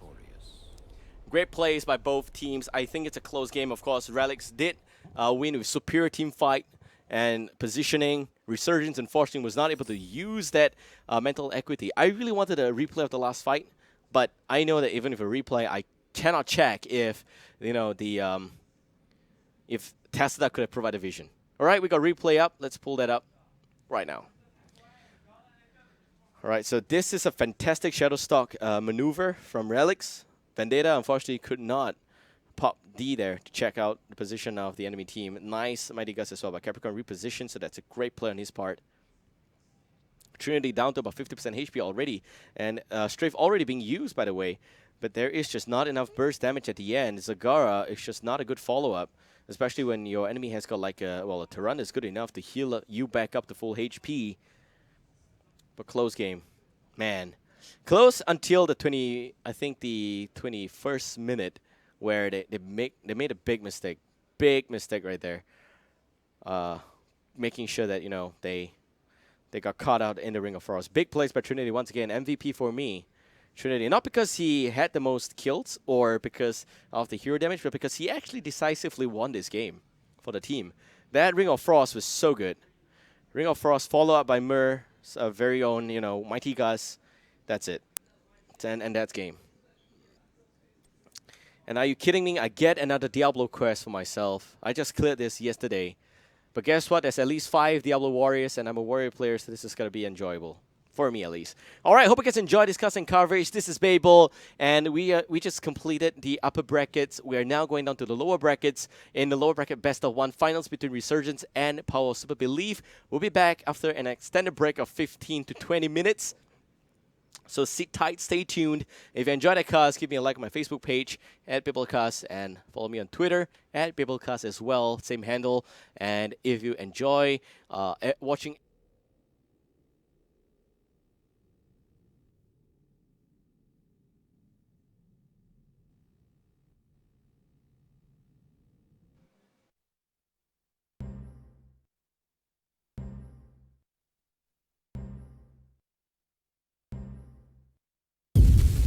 Prepare yourself for a new era in gaming, an era of full-throttle graphics, unleashed across every dimension.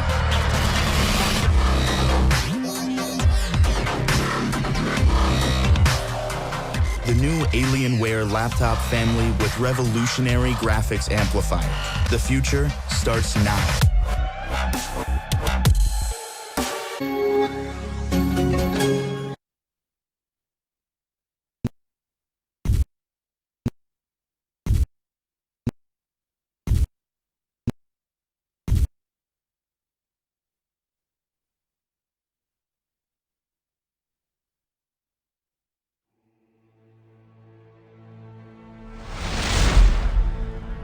My people lost everything. Their light was extinguished, replaced by a hunger for magic and vengeance. We became the Blood Elves. Now, I will fight for my homeland.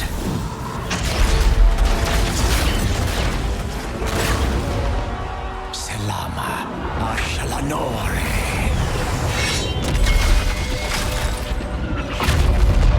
I am Prince Kael'thas, and the time for a reckoning has come!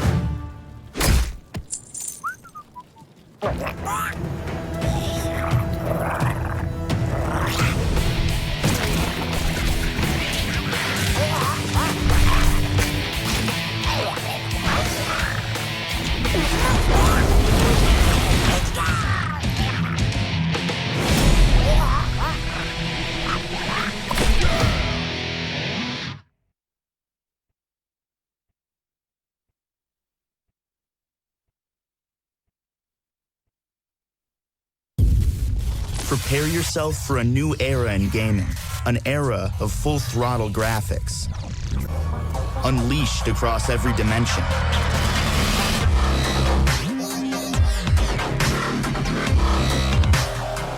The new Alienware laptop family with revolutionary graphics amplifier. The future starts now.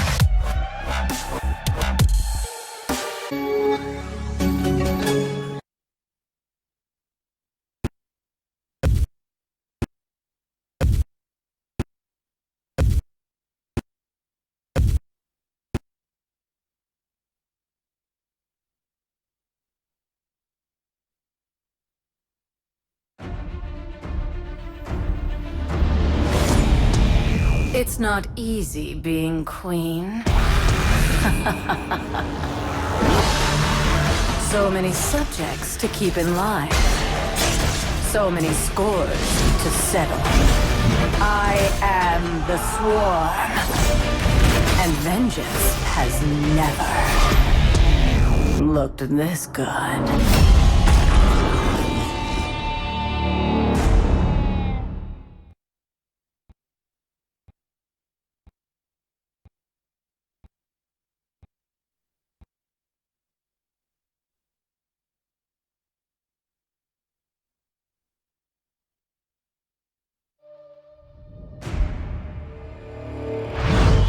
The swarm is eternal. We evolve. We conquer. We will consume all within the Nexus. Your villains, your heroes will all become part of my brood. Okay, fine. You two. You will try to resist, but it is only a matter of time, for the swarm is eternal.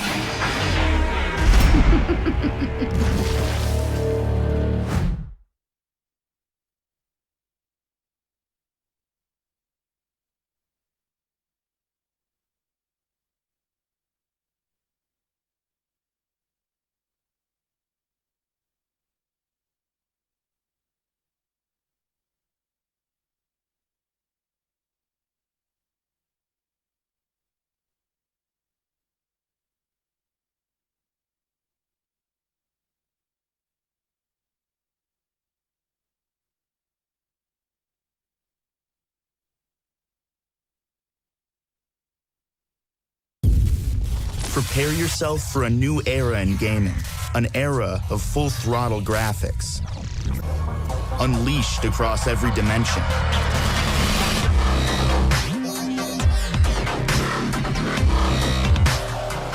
The new Alienware laptop family with revolutionary graphics amplifier. The future starts now.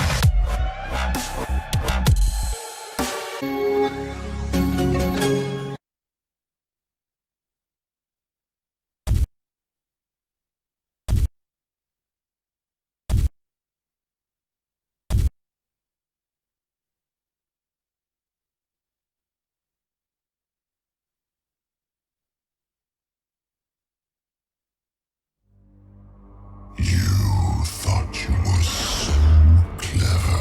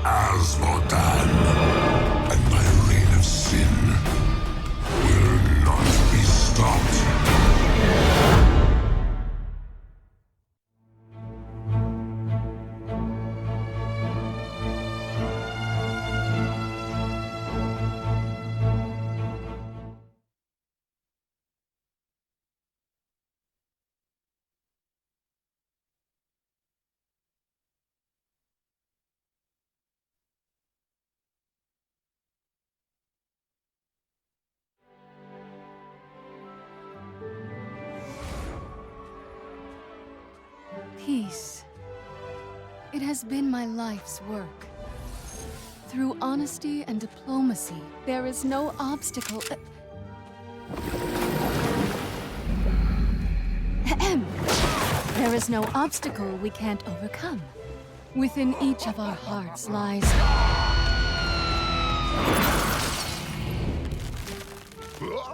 a yearning for peace. Even in this odd place, I truly believe that each of us can find a way to live in harmony. As I was saying, I am Jaina Proudmoore. We don't need to fight. But if you insist, so be it.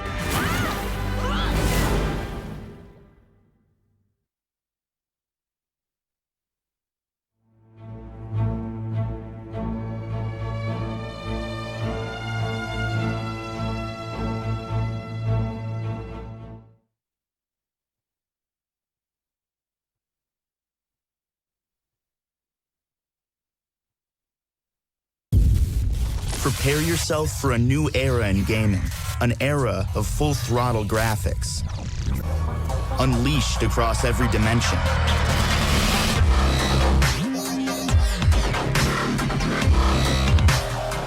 The new Alienware laptop family with revolutionary graphics amplifier.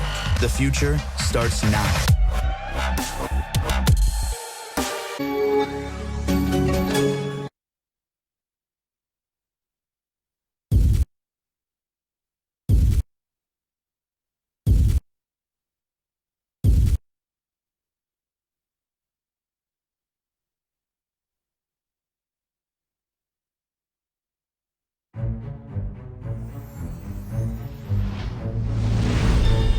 Oh, hi, new friend. I am Brightwing. Do you know about fairy dragons? Well, we like happy things, like nature and making new friends. Ooh, and snack time. When playing with friends, the fun never ends. Hey, come back.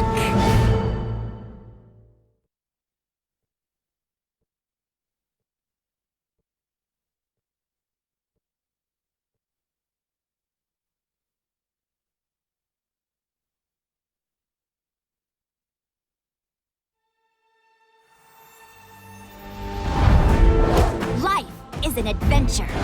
I mean, have you seen this Nexus place? There's limitless worlds to explore. Constantly new things to see. Ew! Sure, there's danger too. What's an adventure without a little action? Oh, I can help with that. I am a Storm Scout after all. And for Storm Scouts, All right, welcome back, ladies and gentlemen. This is the Nexus Championship SG Finals, and we are looking at the lower bracket finals here between two teams, Power of Super Believe as well as Resurgence. Both of these teams, you've seen these guys on stream a couple of times, but of course, POSB is the underdog here. They came to this tournament without much of an expectation, but they actually finished top 3, knocking off favorites like Vestigial as well as Hazmat Bandits. So here we go. Game number 1 of 1. In this best of 1 lower bracket finals, Resurgence versus POSB. And the battleground is going to be Sky Temple, decided by Resurgence. POSB here with a first pick and ban. They ban Tessadar, and Kilthas gets banned. They pick up the Tyrande, of which Uther Jaina splits sight, and you see the Murdin Zagara comes out, following which you see the Arthas and Felstad ban, Sonya Tyrael, and Raynor pick up. Okay, so the first few things I can think about in this draft is that you have a lot of damage on the start POSB, really. Zagara, Raynor, all very nice single target damage dealers, with Brightwing finishing up the lineup as well. Murdin, however, will be the solo frontliner, and it's very hard for Murdin to hold the front against the likes of Tyrael, Sonya, with Uther keeping, Sonya up and alive with the Divine Shield, Tyrael with Sanctification. They must have watched the games between Resurgence and Relics. They must have known that this is the lineup that they had in that one game that they won against Relics. Yeah, this is the lineup that they had with Sonya, Uther, Tyrael. Very similar strategy being whipped up here. But POSB, they're still very confident. They didn't ban those heroes. They banned their Tesla and Felstad only. With Vala going towards Resurgence, there's a bit of a difference here. And we'll see how that is going to work out for this guy. I think that in general, it is going to be very fun to see how teams generally react. But for me, it is a close game when you see Sonya, when you see Tyrael, Uther, and if POSB somehow pulls a rabbit out of a magical hat and will be able to hold off the aggression in the mid game, the early game, and they also do some good damage, somehow nullifying Sanctification, ignoring all of that stuff. Yeah, it's going to be hard, but if it happens, and when it happens, that will be the close game. Right now, in terms of composition, I definitely 101% favor Resurgence. Not saying anything else, but look at that Divine Shield and Sanctification combo, and you know immediately that it is going to be close.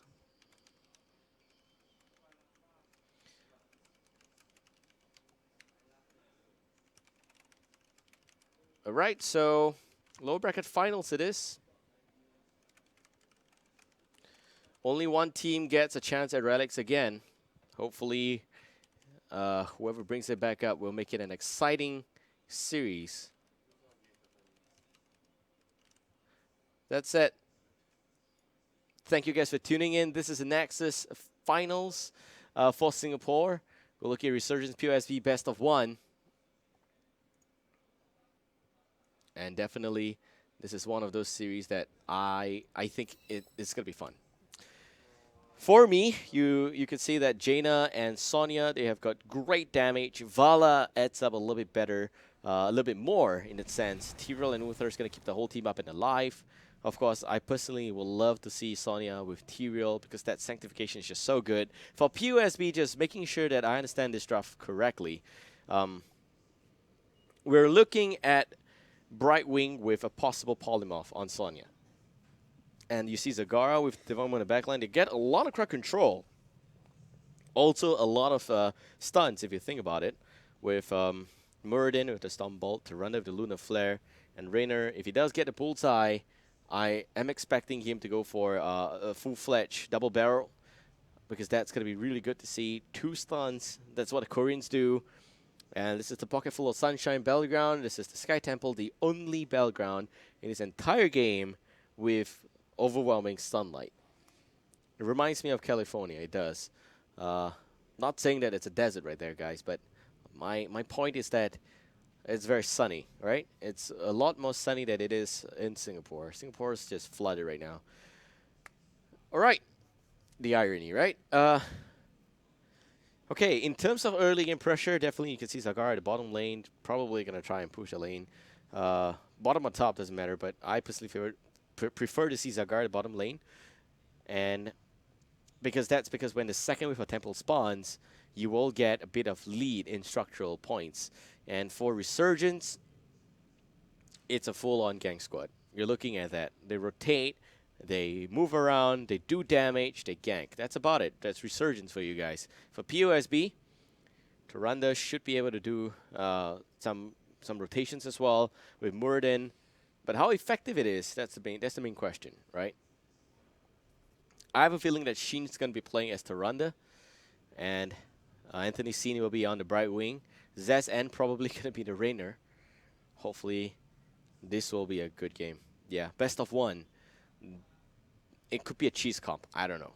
It does not look like a cheese comp to me, but nobody plays Brightwing Tyrande with Solo Muradin on the Warrior and Zagara Raynor. I'm just saying nobody plays this lineup. It doesn't remind me of any team that plays this lineup, whereas for Resurgence, they drafted the worst possible nightmare for BlizzCon, which is Uther, Tyrael, and Sonya, with Jaina and Vala. So that is like a dream come true composition for those guys right there.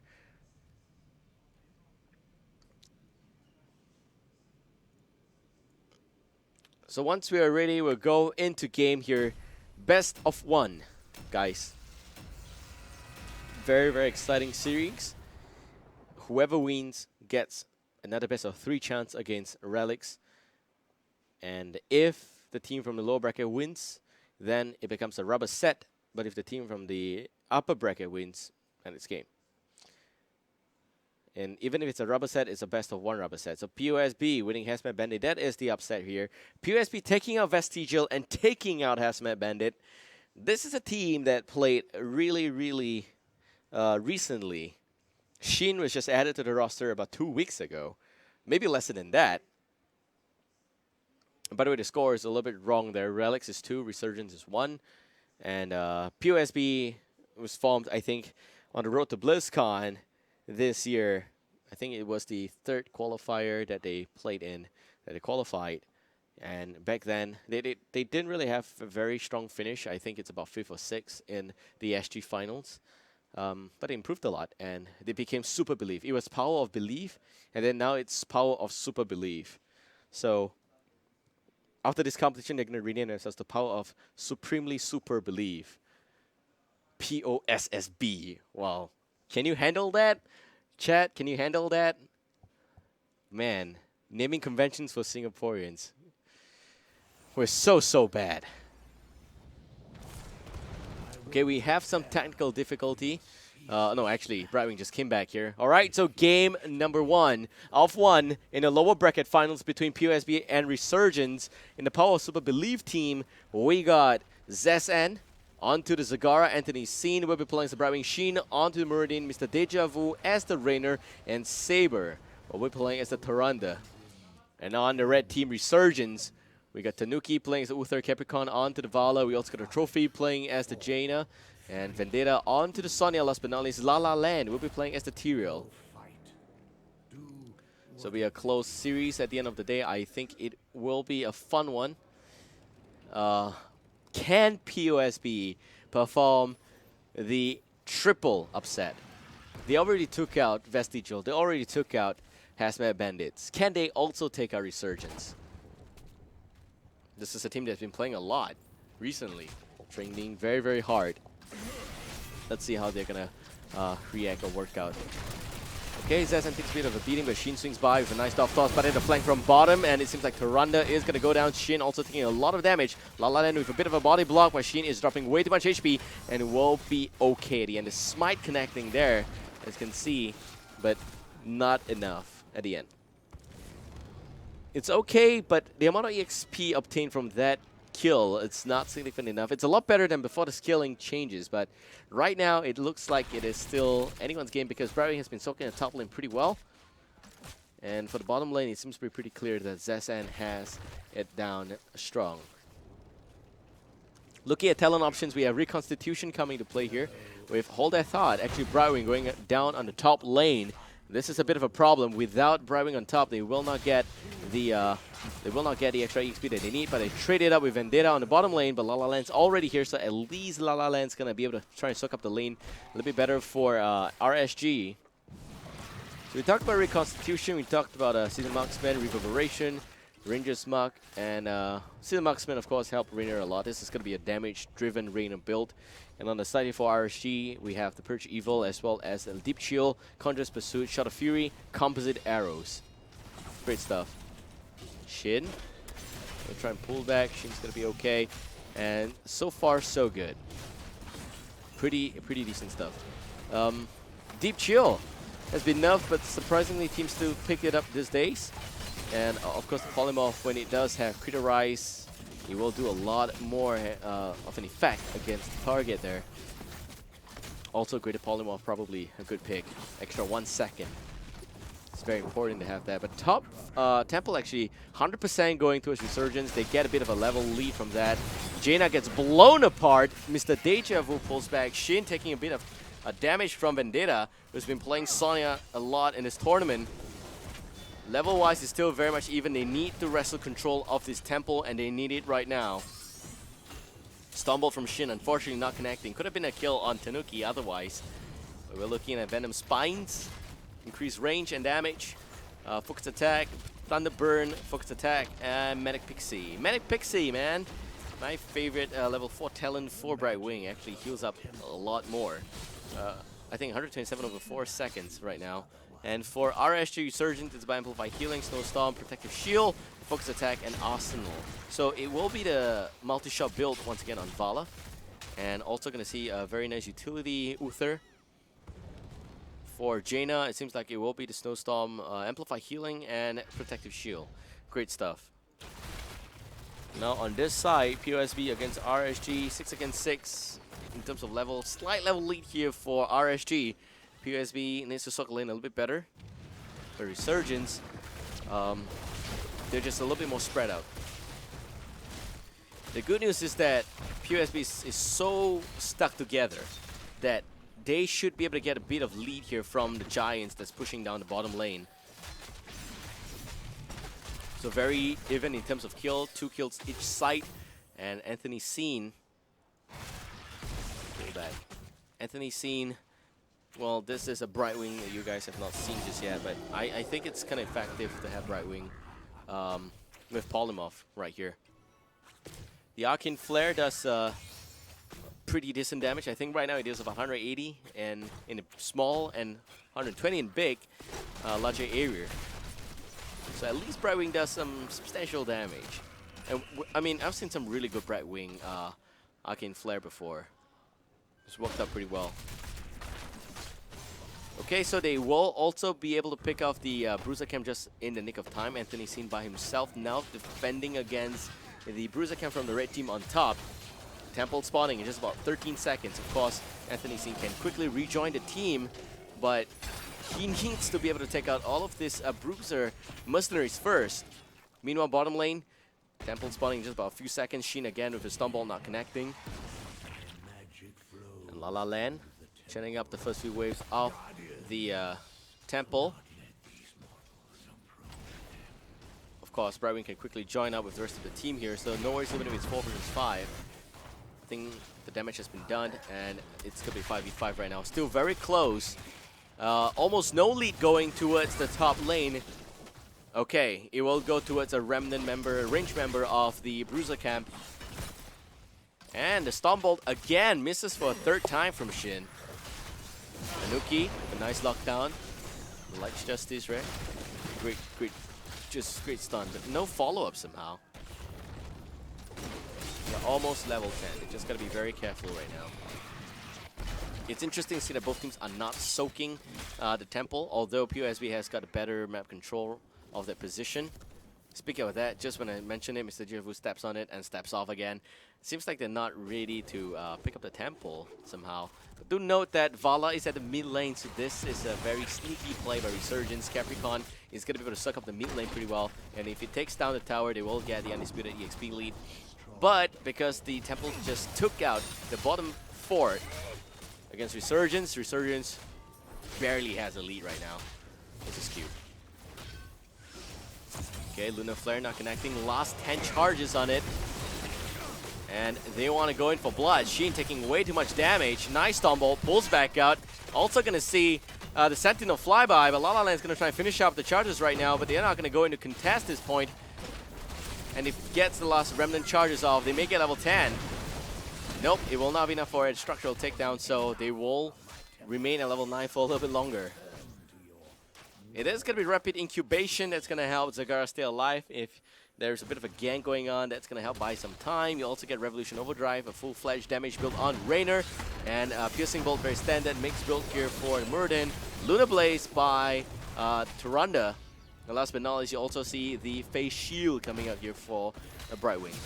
In terms of heroics, we're now looking at Devouring Maw, Hyperion, as well as the Avatar, Shadowstalk, and Blink Heal. On the side for Resurgence, we got Sanctification, Ring of Frost, and Ruffled Berserker. Oh man, it's just a second too slow with the Lunar Flare. Of course, Capricorn dropping way too low. Will go down. Tanuki now pulling back, but will not be successful. Pops the Divine Shield on himself, may change his thing a little bit. But there goes the Arcane Flare, and Luna Land's gonna go down real soon.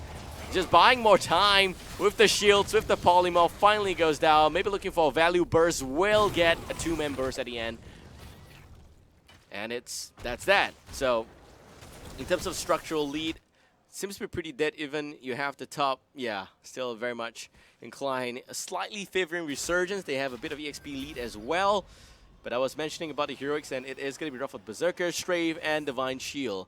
And just to clarify things a little bit, the Strave is going to do a lot of AoE damage. And You got the Ring of Frost locking people down in places. Ruffled Berserker for frontline damage. They only have one Muradin in the frontline here for POSB. It's going to be very hard for Shin to hold the aggression against Vendetta's very own Sonya. There goes a little bit of Shadow Stock. Maneuver not complete. That came from the back line. Would have been a lot more useful. Okay, Temple now activating once again. This is going to be the top and bottom Temple. They also pick up the Bruiser Cam nicely. Very disciplined move coming out from RSG. Shin goes in, lands a stun on Tyrael. Vendetta sidesteps it very nicely. The Baneling's Burst going out as well. Shin taking a bit of damage. There's a Lunar Flare connecting only on the Tyrael.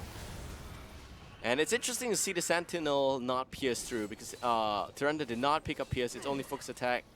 That means that it's going to do some damage. It's right click Tyrande. Contrary to popular belief.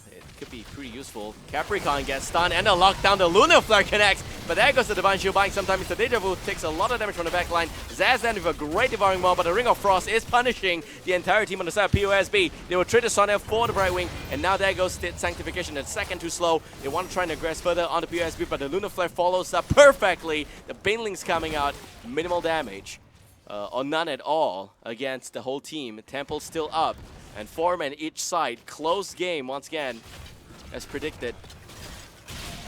But because of this huge wave of creeps as well as minions and mercenaries, you can expect POSB to be a bit slower in reaching to the temple, which may actually give RSG a bit of a lead here. That's why it's important to pick off lanes.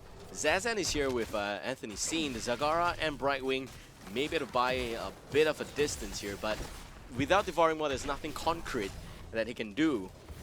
Even if he needs to, pull back, faster disengage, whatever. Here, top lane, Shin's gonna solo up this temple by himself.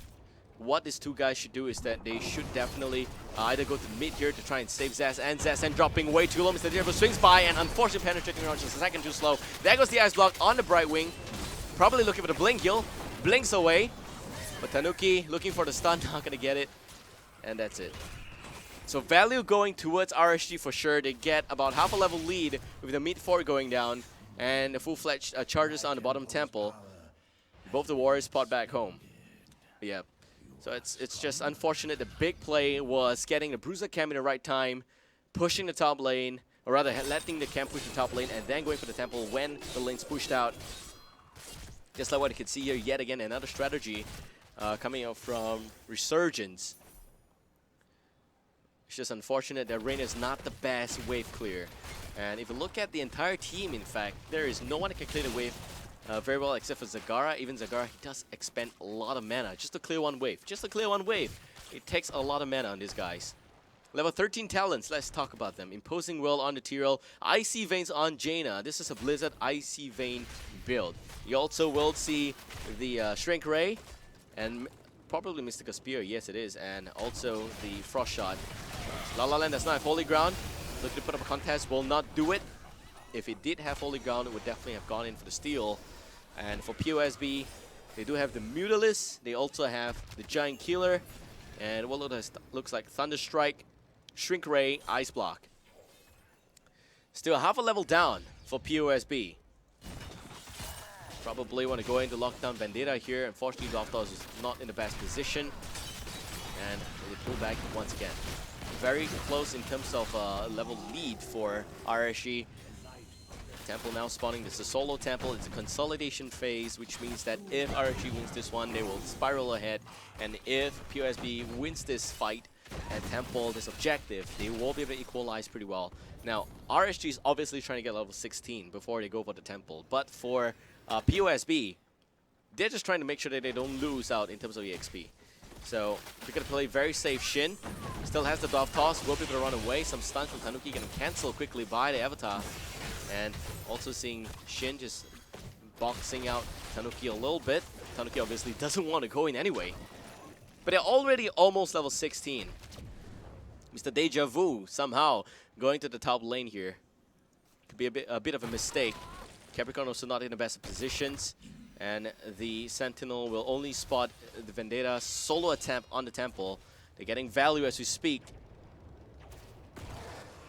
The rest of the members are on RSG is trying to soak for the level 16. And POSB also doing the same, but at the same time, they don't want to pick the fight now. They're finally 15 against 16. It is just very unfortunate for POSB. This is a moment where they cannot afford to take the fight because they are one talent down. And it seems like it's going to be Northern Exposure. No! Numbing Blast. So it's a mixture hybrid build.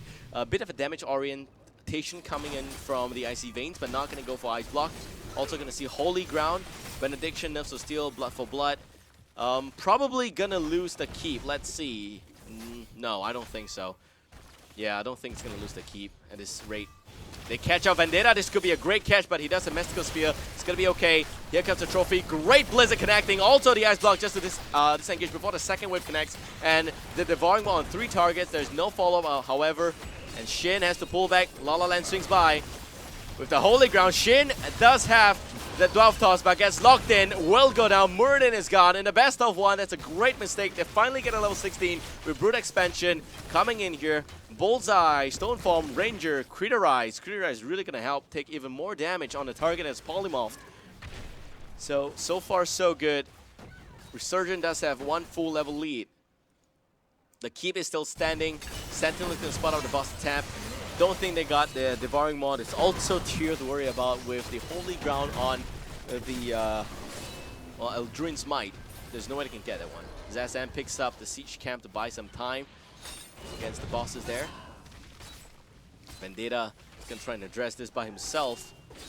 The temple is still going, actually. La La Land's going to pick this one up. And bottom lane probably going to lose the keep if the boss makes it there. They're doing a lot of damage, a lot of nice peeling damage against the boss, but it's already down to about 75% HP.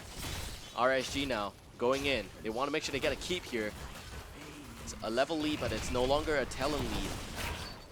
Yeah, they probably can get a keep for sure. And Shin again getting rooted. Has to pull back, dropping way too much HP. Does not have the Dwarf Toss actually just off cooldown. And there goes the Divine Shield with a little bit of extra sanctification help, as well as the Ring of Frost. Zagara gets addressed once again. That will be the main damage dealer. Rest of them, Raynor picks off the boss. But can they go in to pick off the rest? A nice stun on the Uther. Lunar Flare connects beautifully from Saber. Also going to see the Polymorph. Anthony seen with a nice blink heal buff. Will go down, pays the heavy price. Could be a mistake here. Shin with yet another Dwarf Toss back out. 5 men still up and alive here for RSG. A POSB slowly losing traction. 2 men down on their point. And Vendetta wants to pick up this tower. Will be able to do it. Vendetta is very, very much a different build here on Sonya, going for Shot of Fury instead of the War Paint. This is really going to help him burst down the target even better. Does not have to worry about sustain as much. Raynor spots up Vendetta, follows up the stun. Lunar Flare connects. Vendetta gets picked up, gets chopped apart like tofu. And also, they're gonna lose the Tyrell. Looking for the value burst once again. 2 target goes down. Actually, not really going down, but taking a lot of damage. My bad. I thought it very low somehow. Just saw a wrong HP bar in my own very own mystical world. So we got 2 temples spawning, 1 on top, 1 in the mid. This could be POSB's moment. They have 2 men down on the side RSG. If they can pick up this Bruiser Camp. A little bit greedy, I know, but if they can pick up this Bruiser Camp, they will be able to get a lot of charges on those temples. Shin immediately goes for it. Rest of the members just want to knock on the fort. But RSG knows this is up. And if you look at RSG, they're going for their own Siege Giants. This should be a pretty easy take here for POSB. There's also 2 stacks of Bruiser Camp. This is going to buy a lot of time. They can get the structures back up. They probably will be able to equalize the level if they get more than 50% of both temples, which should be a possibility here. A trophy does have the ability to clear these minions very quickly, as the Jaina, the Blizzard connecting those waves will be very, very fast and successful, but it should look like it's a quarter guaranteed. 50% fighting. Will be close. There is no Brightwing, by the way. And nope, they don't get 50 off the mid temple. Did they get 50 off the top? I think it is going to be possible. Nope, also not possible. Still very, very close, but there is a huge wave of minion pushing the bottom lane. And POSB just not going to fight. Just not going to fight. They should take the fight, though, because if they don't take the fight, man, they are going to lose once it hits level 20. And it is looking like it is going to be level 20 very soon for RSG. They realize it a second too slow. Shin with a nice off toss. I wouldn't call that nice, but at least he would be okay. Lunar Flare connecting the back line once again. Yet another pot in by Anthony Scene. Zagara stays alive. The top temple, last charge remaining. Big mistake by POSB. This is going to be very painful for them. They're going to lose, they're not going to lose anything actually, but yeah, it's just a mistake. Should have been able to do even more damage, picking up the healing well maybe. Nearly losing the tower there. Find something else to fight. Just checking on the structures right now. Seems to be pretty okay for RSG. They're also level 20. POSB very, very closely behind. They need a level 20. They're not going to find it at the bottom lane. They need to pull back in case there's a flank. But however, RSG is just not going to commit also. RSG with a straight full-fledged mid lane aggression. When the minions swing by, it could be a level 20 already for POSB. Just make sure they don't lose anyone before the minions die. Also, Tyrell's shield just buying a lot of time for them. A lot of time. Almost level 20. Again, yet another Arcane Flight. They finally get a level 20. They can pick the fight now as long as they add talents up. It will be 2 Storm Shield, 1 Hardened Shield, Nexus Frenzy, and Bolt of the Storm on the side for RSG. Hold that thought. Great Divine Shield. And there goes also the Shadow Stalk. And the Ring of Frost connecting with the backline. Vendetta goes in, goes ham on the backline, but the Sanctification not very useful. Shin again trying to peel a bit. La La Land taking way too much damage. And it seems like Brightwing's going to take the fall. Saber also in a lot of trouble. Lunar Flare does connect only on a trophy, but will be okay. 2 men down on the side POSB. Could this be game? That is the ultimate question. Nice Bolt of the Storm from Capricorn.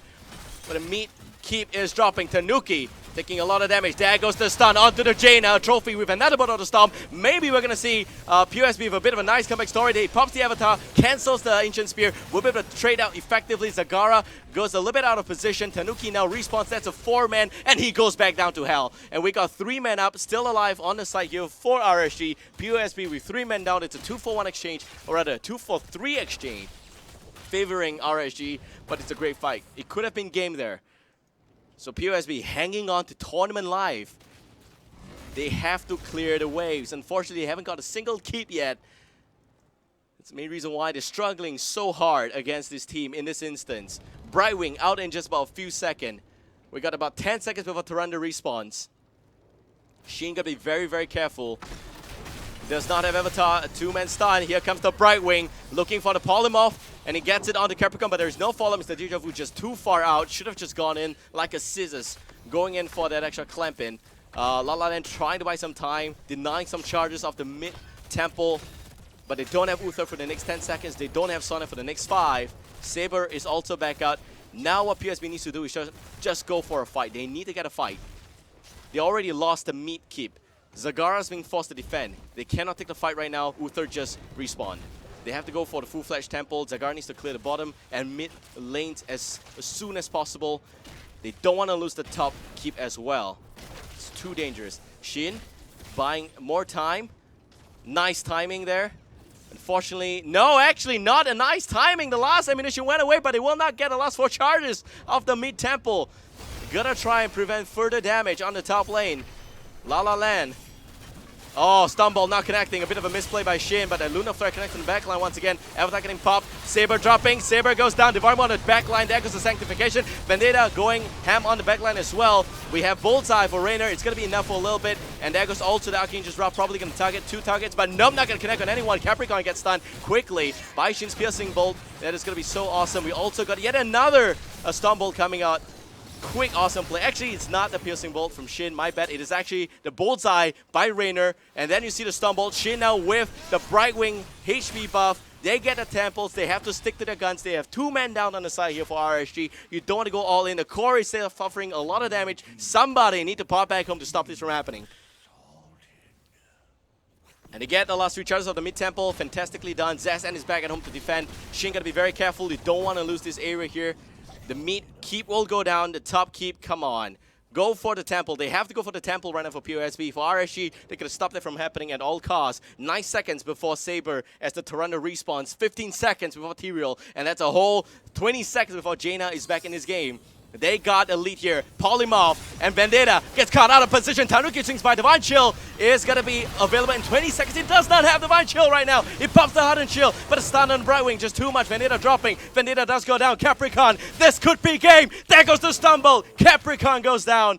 All this damage from this team. POSB still alive in this game. 22 against 21. We're looking at 12 kills against 14. Could be a game-ending moment. 50 seconds. 50 holy, awesome, wholesome second before we see the Vala respawn.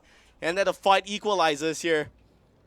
Don't forget, Brightwing can always pop back. This is the moment they defend the bottom lane, go for a boss, and end the game. Can it be done? Gotta be very careful. Gotta be very, very careful. There is Holy Ground. There is Eltruin Smite. La La Land can steal the boss, and that might be a reverse kill for RSG against the likes of POSB. Going for the boss is the right call right here. They have the numbers advantage, but they're going to make sure they devouring more and cancel out that Tyrael. All they have to kill the Tyrael first. There is no way you can get this boss with Tyrael right there. No way at all. Let me repeat. No freaking way. You have to take down the Tyrael. You have to use devouring maw. It has to connect. Or maybe you can take down Tyrael right here. Oh man, the stumble if it connected would have been so beautiful. There goes Hyperion. They want to burst down Jaina, but she does have both of the stomp and also Sanctification buying some time. Ring of Frost connects on 4 target, but La La Land will go down. Again, the respawn roulette. Tanuki now in a lot of trouble. Lunar Flare does not connect. Vendetta goes to the backline. Saber now needs to pull back. Here comes Infested Drop, and Tanuki gets thrown a little bit back with penetrating on Capricorn, picking apart POSB. Will it be enough? No, Capri goes down. Saber also going to go to Tanuki, dropping so low, but Blizzard coming out. A trophy goes down as well, and Tanuki is gone. Mr. Deja Vu, has POSB done it yet again? Another upset, and there goes another Ancient Spear with Mystical Spear upgrade. Down goes the Rainer. Tanuki swings back. They don't have the damage here. They don't have the damage. The Minions are pushing the bottom lane. Anthony C now a little bit of trouble. There goes the Stumble. Way too close. No mana on Shin. Up against a Sonya. This is very, very hard for them. Brightwing probably going to use the polymorph a little bit. Yep, Vendetta now. Just buying a lot of time. Anthony Scene pops back home. They want to get the siege camp. They want to go and push the bottom temple. It will have to be the bottom temple here. The top lane getting pushed in. There's 3 catapults, but La La Land respawns Tyrael. Not the best, but we'll be able to buy some time at least. We got a replay ready, and I don't think we got a time for replay, guys. I'm so sorry, but you will see that RSG is establishing a lot of map presence right now. If they do get both temples, this could be game. Once again, way too close. Way too close. We have Mr. Deja Vu coming back up here, and the top keep probably going to drop. Sheen's going to man up the bottom one. Probably want to be very careful. Anthony Scene with a possible boss attempt once again. Shin, gonna be very, very careful. Way too close. Top temple, getting abandoned by Uther. It's the fort, right? It's the core right there, but they're not gonna try and go for that. That's because of the boss factor. You're very afraid of the boss, but for what? The boss is not a factor. You want to go for the temples. Zagara out of position. Gonna be very careful. La La Land not able to zone him out or box him in, whatever. Shin, taking a bit of damage. There goes the Shadow Stalk. Vendetta now getting stunned. No Lunar Flare connecting, no, no Hunter's Mark, nothing at all, no Polymorph. And La La Land dropping a lot of HP, finishes off the charges at the bottom side, will lower the core HP to just about 80+% right now. Oh man, too close to call it, too close, just way too close. Is it boss, is it top temple? You gotta be careful, the allies are not there for Shin, gotta be very, very careful, and this guy has to pull back. And Muradin pulling back a little bit. Vala leading the fray, goes up north. Probably catching up from behind is the rest of POSB. If they have Shadow Stock, they should be using it now. But it's just about a few seconds. They want to lock down on Vendetta. Vendetta stumbled, not connecting once again. Lunar Flare doesn't go in. But we got a Devouring Maw on the Jaina. There goes the Sanctification by Tyrael. Shin, a popping Avatar. Lunar Flare not connected because of the Divine Shield. And also going to see Reyna throwing those right-click damage out. The trophy goes down. That is Jaina gone. Also, Ice Block up on that extra help there for the Brightwing. 2 men down on the side of POSB. 2 men down on the side for RSG. The third one is the Brightwing. They want to try to take out Capricorn. Can they do it? Zasan, a little bit of trouble. Zasan gets blown apart. She now have to try and make something happen. He has to try and make something happen. This is disastrous for POSB. It's just way too close. The top temple, if it finishes the charges, should not be game yet. Just about 30% left on the core. It's all up to Shin. What can he do? One warrior against two. 30 seconds. A second too slow.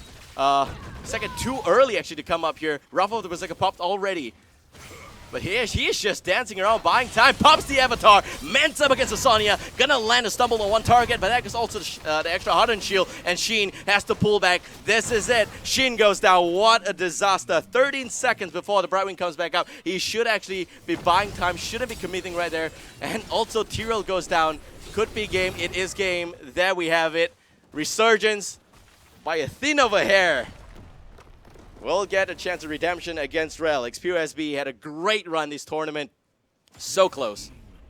Just unfortunately, they split the fight without Brightwing in the last engagement. Do we have a replay for the last fight? I think we may want to revisit that one. Let's see if we can pull up the replay for you guys. But that was intense. That was intense. I have to say, great plays by both ZN as well as Rainer on POSB. Great game in general. So we're channeling up the replay, and here we go.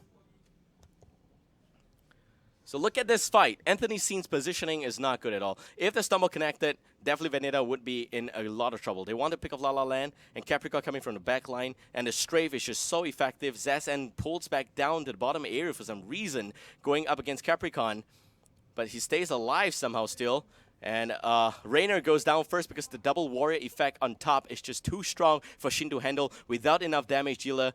And Zazen, well, he should have been taking part in the damage on top. Capricorn was making the play. Capricorn was the main reason why that was possible. It's a great distraction, great strafe from the back. And man, would have gone really differently if La La Land did not help Capri out. Would have gone very, very differently. The POSB to finish in 3rd place, and RSG gets yet another chance at Relics. Stumbled here, did not connect, and look at his damage. Look at his HP. Going in here, taking a lot of unnecessary minion damage. It was a bit of a mistake there for Shin. They have hardened shield. Unfortunately, it's just not going to be enough. He also has Thunderclap, I think. Yep, he does have Thunderclap. Thunder Strike, actually. So 300% against one target. So close. Oh man, he should have just danced around a little bit, thrown the Stormbolt out. You know, doesn't have to go in, not until the absolute necessary point. I feel that he should always have just stuck at the outside, the outskirts, that one area. Yes, Sonic's gonna come near you, and you see the Seismic Slam going down, but it's okay in general. You're just going in, coming back out, you know, buying time. That's how you do it, I think. And Thunder Strike, look at that. Stone Form also. Yeah. Going for Stone Form, no complaints. I mean, it's a great game in general. Both teams did their best, just way too close. That's it. We're going for a very short break. That's a best of one. And like it or not, RSG is now in the grand finals against Relics for yet another series of games. And it seems like it will be a fun one. RSG up against Relics. It'll be a close game. I think so. So here we go. Grand finals going to happen in just about a few minutes. So sit tight, stay tuned. Give us a follow on this channel if you enjoy the custom coverage. We'll be back real soon. So sit tight and see you soon. Life is an adventure.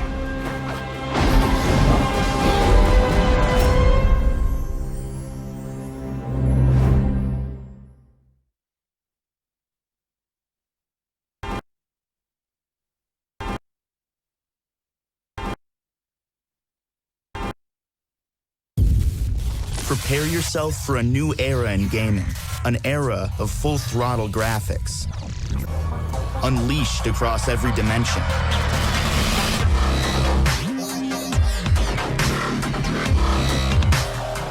The new Alienware laptop family with revolutionary graphics amplifier. The future starts now.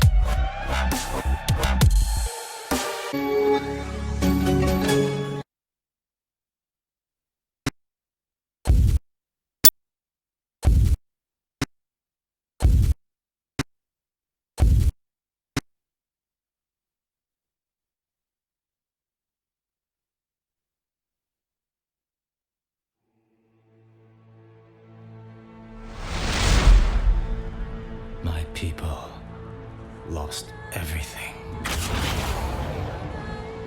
Their light was extinguished, replaced by a hunger for magic and vengeance. We became the Blood Elves. Now, I will fight for my homeland.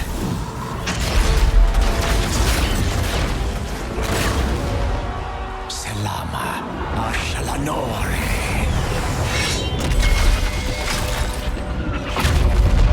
I am Prince Kael'thas, and the time for a reckoning has come!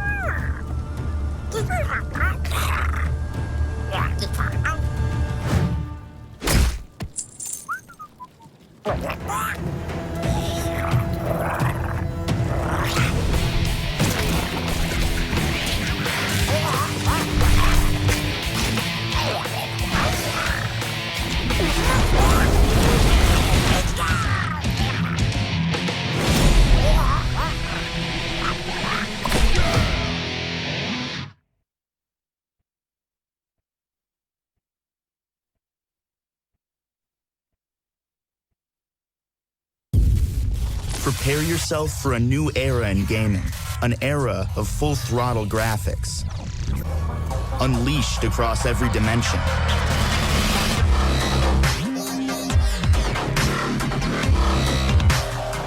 The new Alienware laptop family with revolutionary graphics amplifier. The future starts now.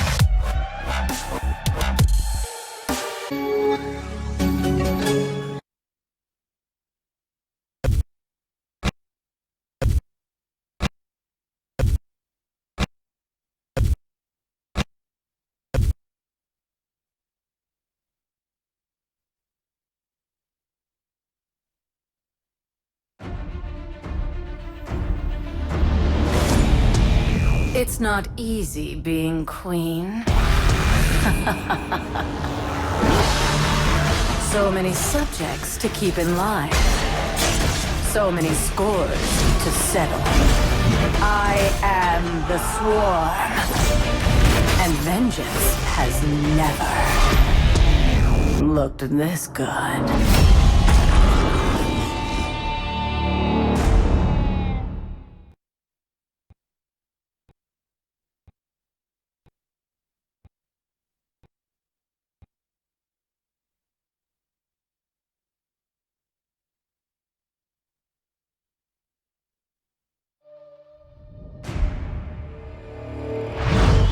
The swarm is eternal.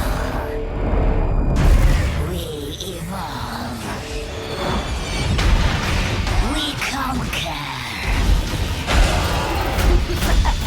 We will consume all within the Nexus. Your villains, your heroes will all become part of my brood. Okay, fine. You two. You will try to resist, but it is only a matter of time, for the swarm is eternal.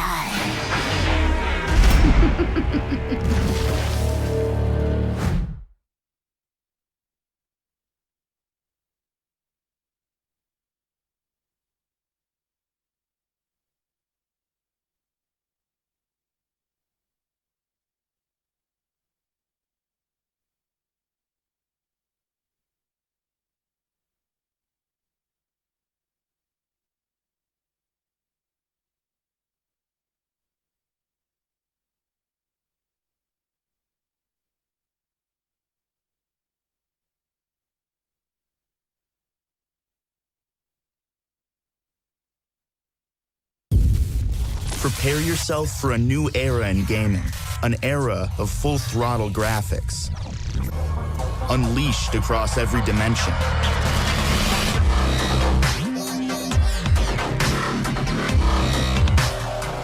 The new Alienware laptop family with revolutionary graphics amplifier. The future starts now.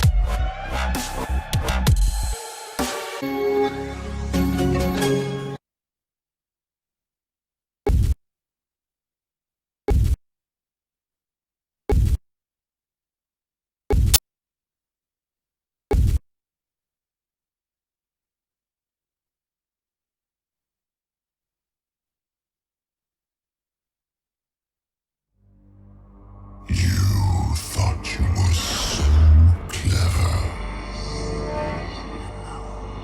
that you could hide from my wanting gaze. Mortal fool.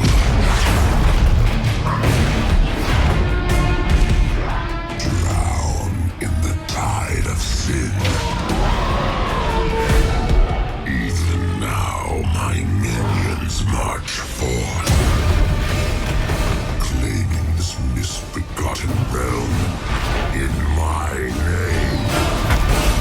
For I am Asmodan, and my reign of sin will not be stopped.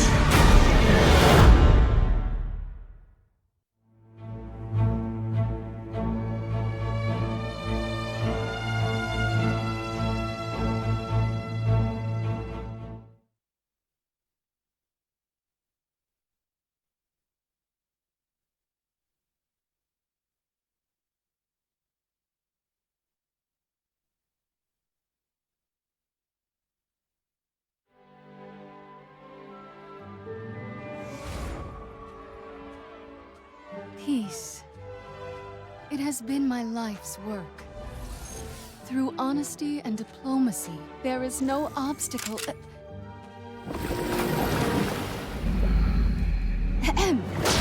There is no obstacle we can't overcome. Within each of our hearts lies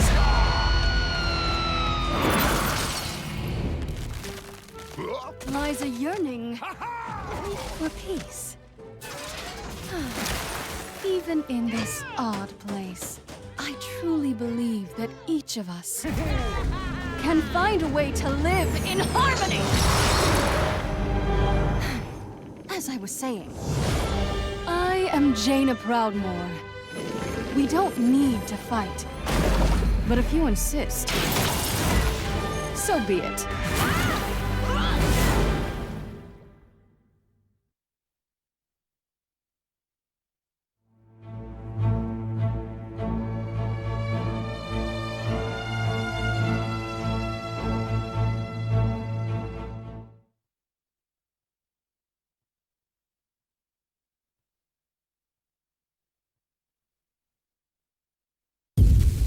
Prepare yourself for a new era in gaming, an era of full-throttle graphics, unleashed across every dimension.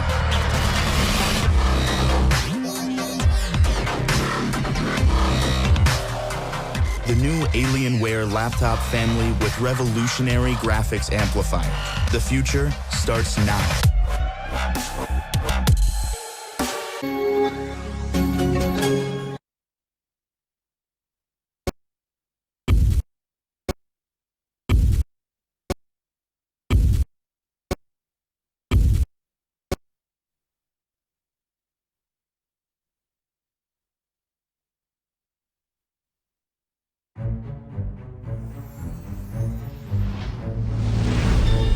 Oh, hi, new friend.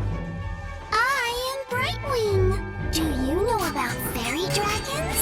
Well, we like happy things, like nature and making new friends. Ooh, and snack time. When playing with friends, the fun never ends. Hey, come back.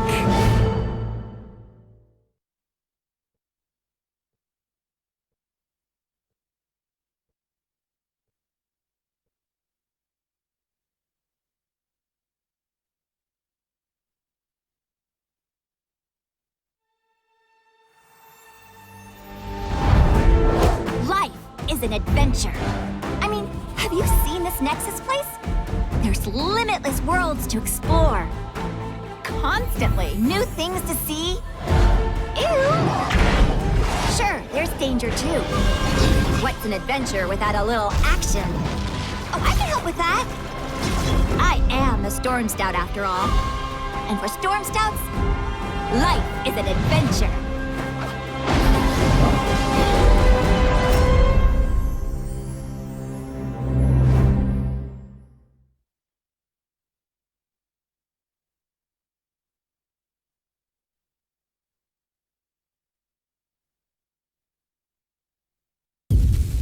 Prepare yourself for a new era in gaming, an era of full-throttle graphics, unleashed across every dimension.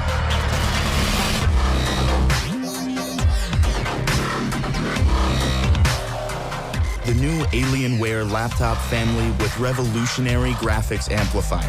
The future starts now.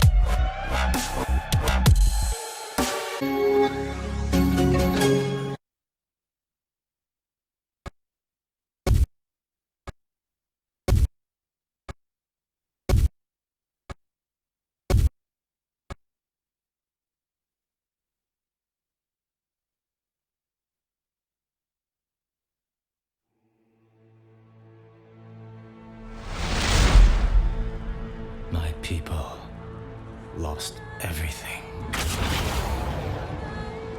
Their light was extinguished, replaced by a hunger for magic and vengeance.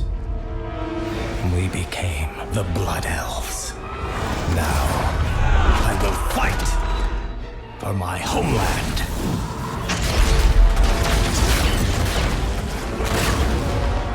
Selama Ashalanore.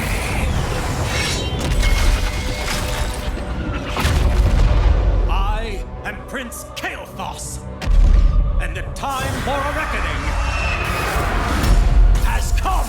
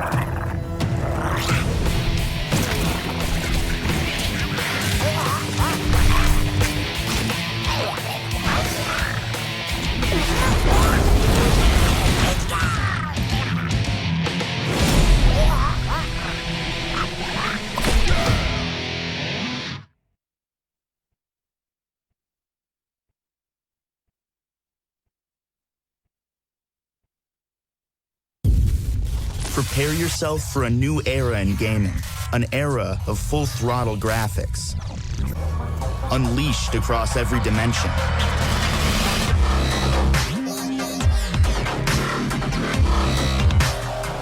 The new Alienware laptop family with revolutionary graphics amplifier.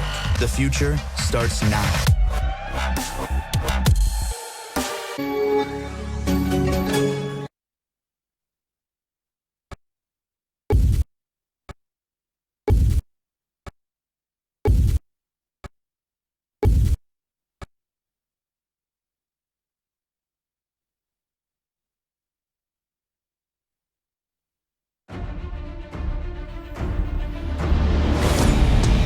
It's not easy being queen.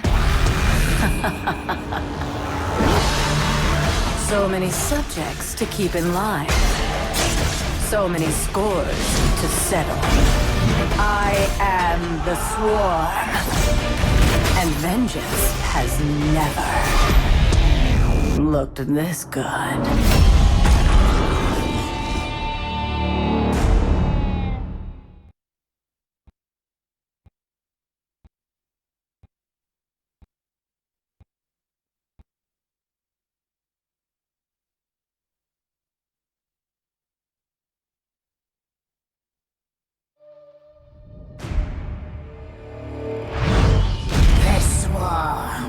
return.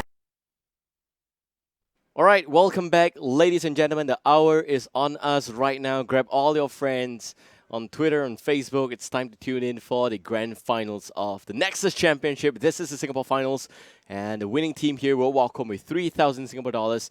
The second place team will walk home with $2,000. Also, the first to fourth place team will get seeding into the next tournament. That said, it's been a close and exciting day. I had so much fun today. You are looking at some of the best games from Singapore where, POSB, a team that nobody knew about, or rather, nobody had expectations for them. They actually finished in third place, knocking off teams like Hazmat Bandit that won against them. You also saw, POSB winning off against teams like Vestigial. Crazy synergy from everyone from POSB. So shout out to them for that. But here we have Relics against Resurgence. This is going to be yet another exciting match. The score before both teams met each other in these grand finals is that the first time they met, I think, was in the winner bracket finals. And the score was 2-1 in favor for Relics. And the draft is actually almost complete right now. So we're going into Battlefield of Eternity. Let's go to the draft. Resurgence picked this battleground. Relics with the first pick and ban. And we see Battlefield of Eternity being picked by Resurgence. This is the team that played a lot on this battleground. In terms of the heroes that's getting picked up, we see Reina Kilthas getting banned, Tyrael, Sonya getting banned, and Relics just banning out Tyrael and Sonya. They just don't want to deal with that combo anymore. We also see the Jaina, ETC, Uther, Zagara, Karazim fall out for Relics. For Resurgence, it's going to be Muradin, Tyrande, Vala, Tassadar, and Felstad. Great combo from Relics. I think that you see, again, the Zagara ETC. You don't see the Nova anymore, but Zagara ETC, man, that's going to work. For Resurgence, I like to see Muradin on them, and also the fact that got Feldstad, Tassadar, Vala, Tyrande. In terms of composition, definitely Solo Warrior against Solo Warrior with double support against double support. It will be interesting. You're looking at both teams with similar ideas when they come into this draft, but when it comes to lockdown, it's pretty clear that Muradin, Tyrande, and Tassadar has got a lot more crowd control, unless you're talking about a Mosh Pit coming from ETC and the Devouring Maw, maybe even a Ring of Frost. That means that this is a very even draft. Yeah, very even draft for Battlefield of Eternity. Do note that Tassadar does still provide a little bit of advantage in the sense that there is that vision. Felstad does have Mighty Gust for crowd control. We've seen Mighty Gust work wonders before. All right, so going into game real soon. But right now, what we're going to do is that we'll talk a little bit about the composition first. We got Jaina, Zagara. I really like Jaina a lot. I think that Jaina, and I think Jaina will be able to provide some form of great synergy, regardless of her positioning. She does have a lot of burst potential coming into play, which is really awesome to have. And yeah. So waiting to join the lobby. But yeah, so far so good. It's been a pretty long day. Been casting since 12. It's about 7.5 hours only. So solo casting, always very fun. Hope you guys enjoy this whole coverage. So I am gonna try and tweet this out. Unfortunately, Resurgent does not have a Twitter account. But yeah. So do help me retweet it if possible. Grab your friends. This is going to be the last series of the day. Unless Resurgent wins and it becomes best of one rubber set. But apart from that, it looks to be a very close and exciting game.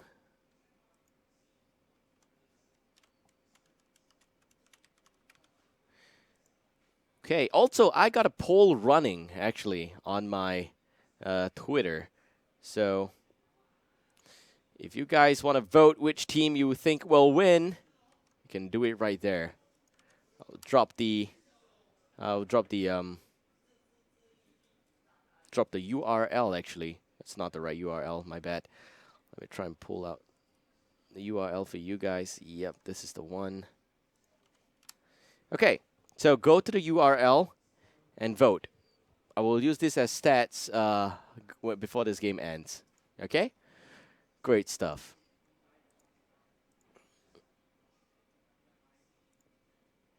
Shout outs to sponsors, by the way. Alienware and Intel, as well as our very own streaming partner XSplit for making this happen. This has been a really, really awesome event. It's like the constellation event everyone has been waiting for in Southeast Asia. Every single country gets to get their own champion. It's a great off-season. I mean, it's still competition, but it's off-season and everyone is just, changing rosters, having fun, playing this tournament. That's the exact attitude that I think POSB had before they came into this competition. And I am just very, very much having mad respect for the team because of the fact that they really just came to this competition thinking that, you know what, we're up against Vestigial, we're done. But they won Vestigial.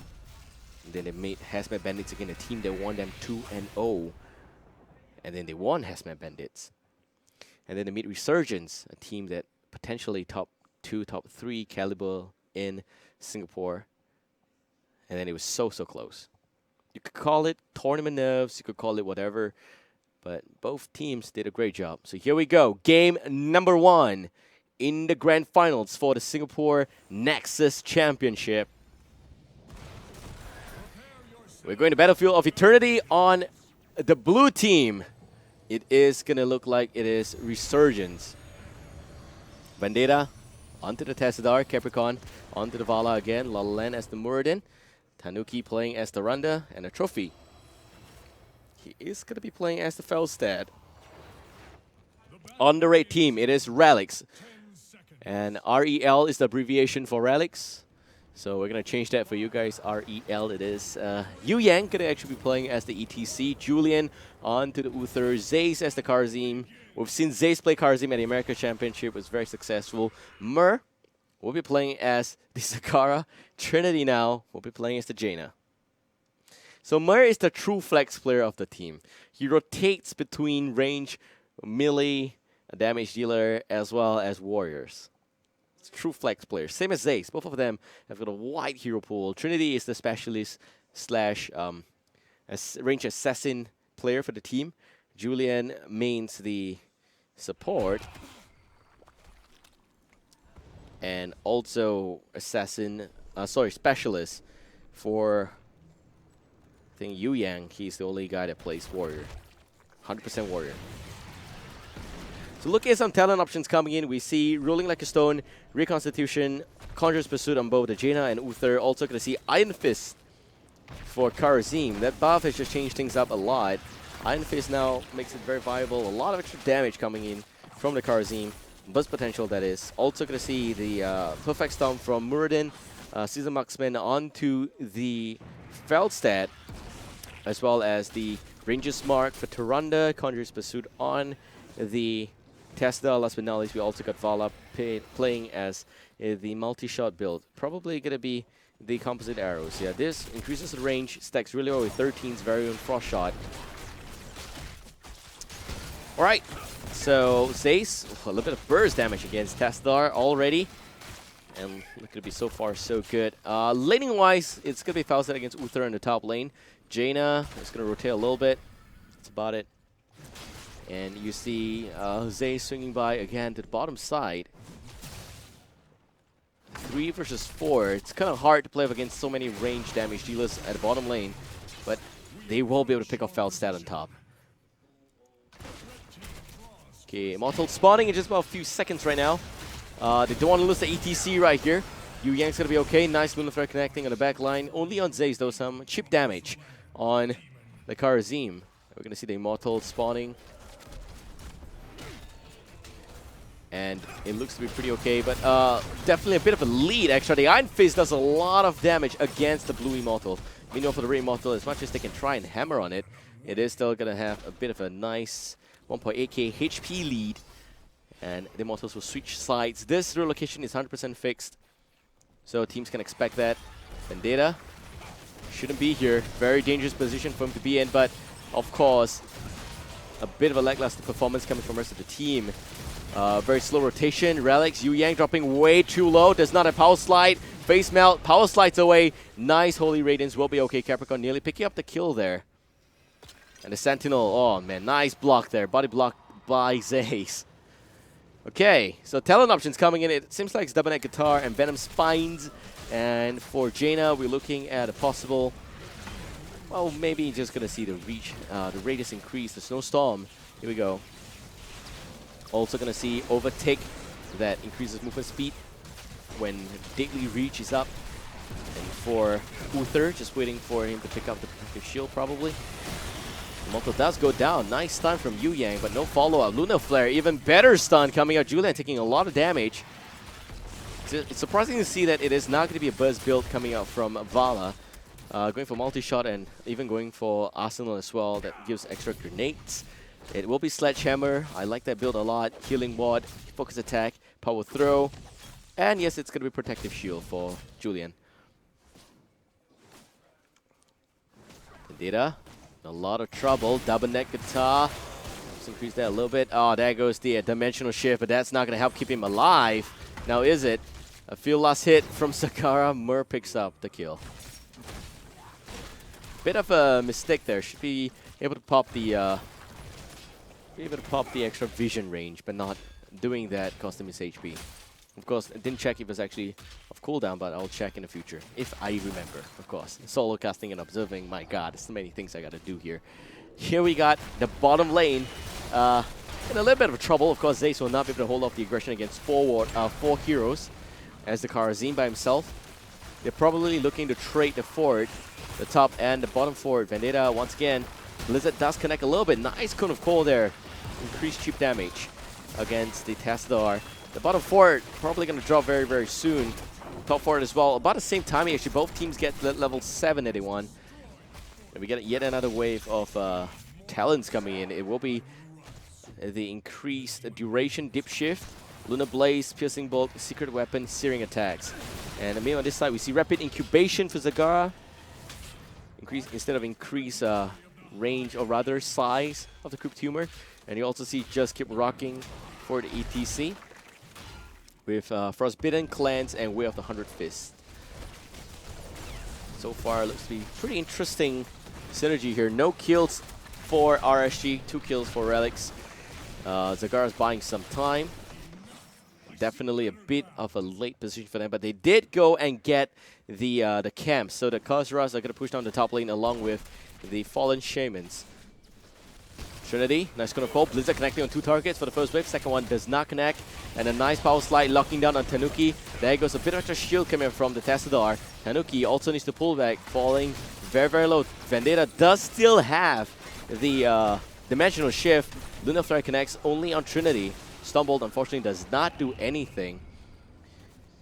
So here we go. They have already relocated. So this is going to be the final positions of the Immortal for this part of this fight. Zace going in with a lot of Deadly Reach damage on the Immortal. 50% already. Very quick damage coming out. A 2-man stun following up with the Immortal stun quickly. Zace is just dropping way too low. We get some heals from both the Uthers. Holy Light as well as Zace's very own Breath of Heaven. See multi-shot coming out. 50% HP on both sides. They gotta have to play slightly slower because Zace is just way too low. Baneling Burst coming out. Some damage, chip damage on the back line. The Daggers with 100 Fist. And the Daily Reach coming out again. ETC dropping a bit of a HP there, but we'll be fine. There goes the Healing Ward. Zaze again with another Way of the 100 Fist going in. La La Land's gonna be okay. Some shields coming out, but now the sights have changed. Vendetta dropping a lot of HP in the back line. The Blizzard picks him up, but Trinity in a lot of trouble. And it seems like we will have a bit of a heal coming out from Julia, and Trinity is gonna be okay. Meanwhile, the stun against Zace will go through. And the Blue Immortal will go down. Relics again convincingly will pick up this second Immortal. And looks to be about 30% on the shield here. Probably a little bit less than that, about maybe 28%, 25%, something like that. Maybe a 1/4% on the shield. Zace is going to be okay. They're also nearing the level 10 that they need. Probably going to try and do a bit of a bottom lane congregated push. Zace will be on top, doing a lot of damage against Capricorn. Look at that Iron Fist build, doing a lot of damage against Vala. There's nothing Vala could do right there. Bottom lane, securing the level 10. Sweet spot for Relics to be in right now. They get Heroics. It's going to be Mosh Pit, Devouring Maw, Ring of Frost, and Hold That Thought. We got Tesla taking a bit of damage. Continuing that would be the Divine Shield and a 7-sided strike. Devouring Maw is 100% whiff by Myr. Not so good now. But the bottom 4 will go down. Luna Flare connects only on the ETC. Baneling's Burst will take down the fort at the bottom lane. Karazim finally tries to rejoin the team. Very tricky position for him to be in. A nice power slide. No Mosh Pit. 7-sided strike doing some damage against La La Land. He is, after all, the solo warrior. If he does go down, the backline's 100% exposed. But there is that Mighty Gust that you gotta be very careful about from a trophy. If the Mighty Gust does come out, the team will get pushed back very, very far. So we have the Siege Cam dropping very, very fast to Relics. Resurgence will go for the Bruiser Cam instead. Also see some talent options coming in. This is going to be Shadowstalk, Avatar, Mighty Gust, Reign of Vengeance 2.0. Once again, going to see the ROV come down. And Tassadar. Man, Tassadar, False Wall, stack up with Reign of Vengeance. That would be devastating. But nope, it is going to be Archon. More damage from the backlines of Resurgence. For Relics, they're going to go and up for the Siege Camp right now. And Resurgence will be able to push the bottom lane. Once again, thank you guys for tuning in. This is the first game in the Grand Finals for the Nexus Championship Singapore Finals. Opportunity. Ring of Frost connects only on one, but zones out the rest behind. A little bit of a nice position for them to be in. La La Land dropping. Mighty Gust connects on 4 target. Yu Yang dropping a little bit of HP there. And they are not really looking to dive. They just want to expend all of these heroics coming out from Resurgence. Ring of Frost by itself, 60 seconds to trade 3 heroics for a total of 30 seconds cooldown on the Shadowstalk as well as the Mighty Gust. And having about 80 seconds before Avatar is up and online again. So much value in trading the heroics right there. It's like a knee-jerk reaction. And it was all part of the plan. No Mighty Gust for a little bit. Reign of Vengeance against is a huge counter, I think. It's specifically being chosen to counter against the Mosh Pit. But there is the Divine Shield for the ETC to work with. And we've seen an ETC being played by Relics without Divine Shield. Not so good. Vendetta has to be very, very safe here. There is the Divine Shield for Yu Yang to work with if he wants to. Going on full-on dive. Zay's taking a bit of damage. Will be okay. Does have a bit of increased movement speed from the Breath of Heaven. And the lockdown now against La La Land. Oh man, a bit of a misplay from the team. Relic side should have secured the lockdown with Lunar Flare, but Face Melt did not make it happen. They're buying even more time on the side here for Resurgence. Yu Yang taking a bit of damage from Sentinel. Does not have Pierce though. For Tyrande going for focus attack instead.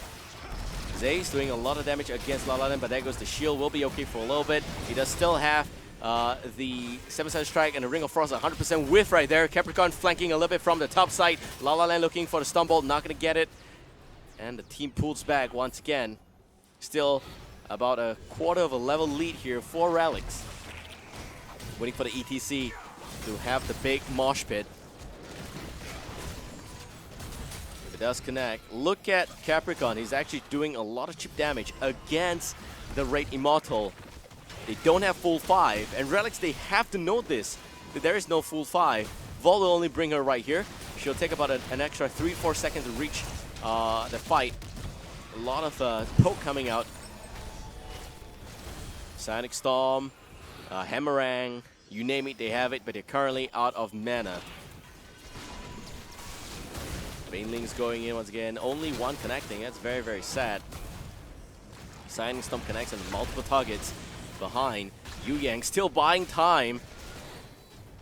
Almost getting the mana depleted already for Jaina. But they finally get the Immortal.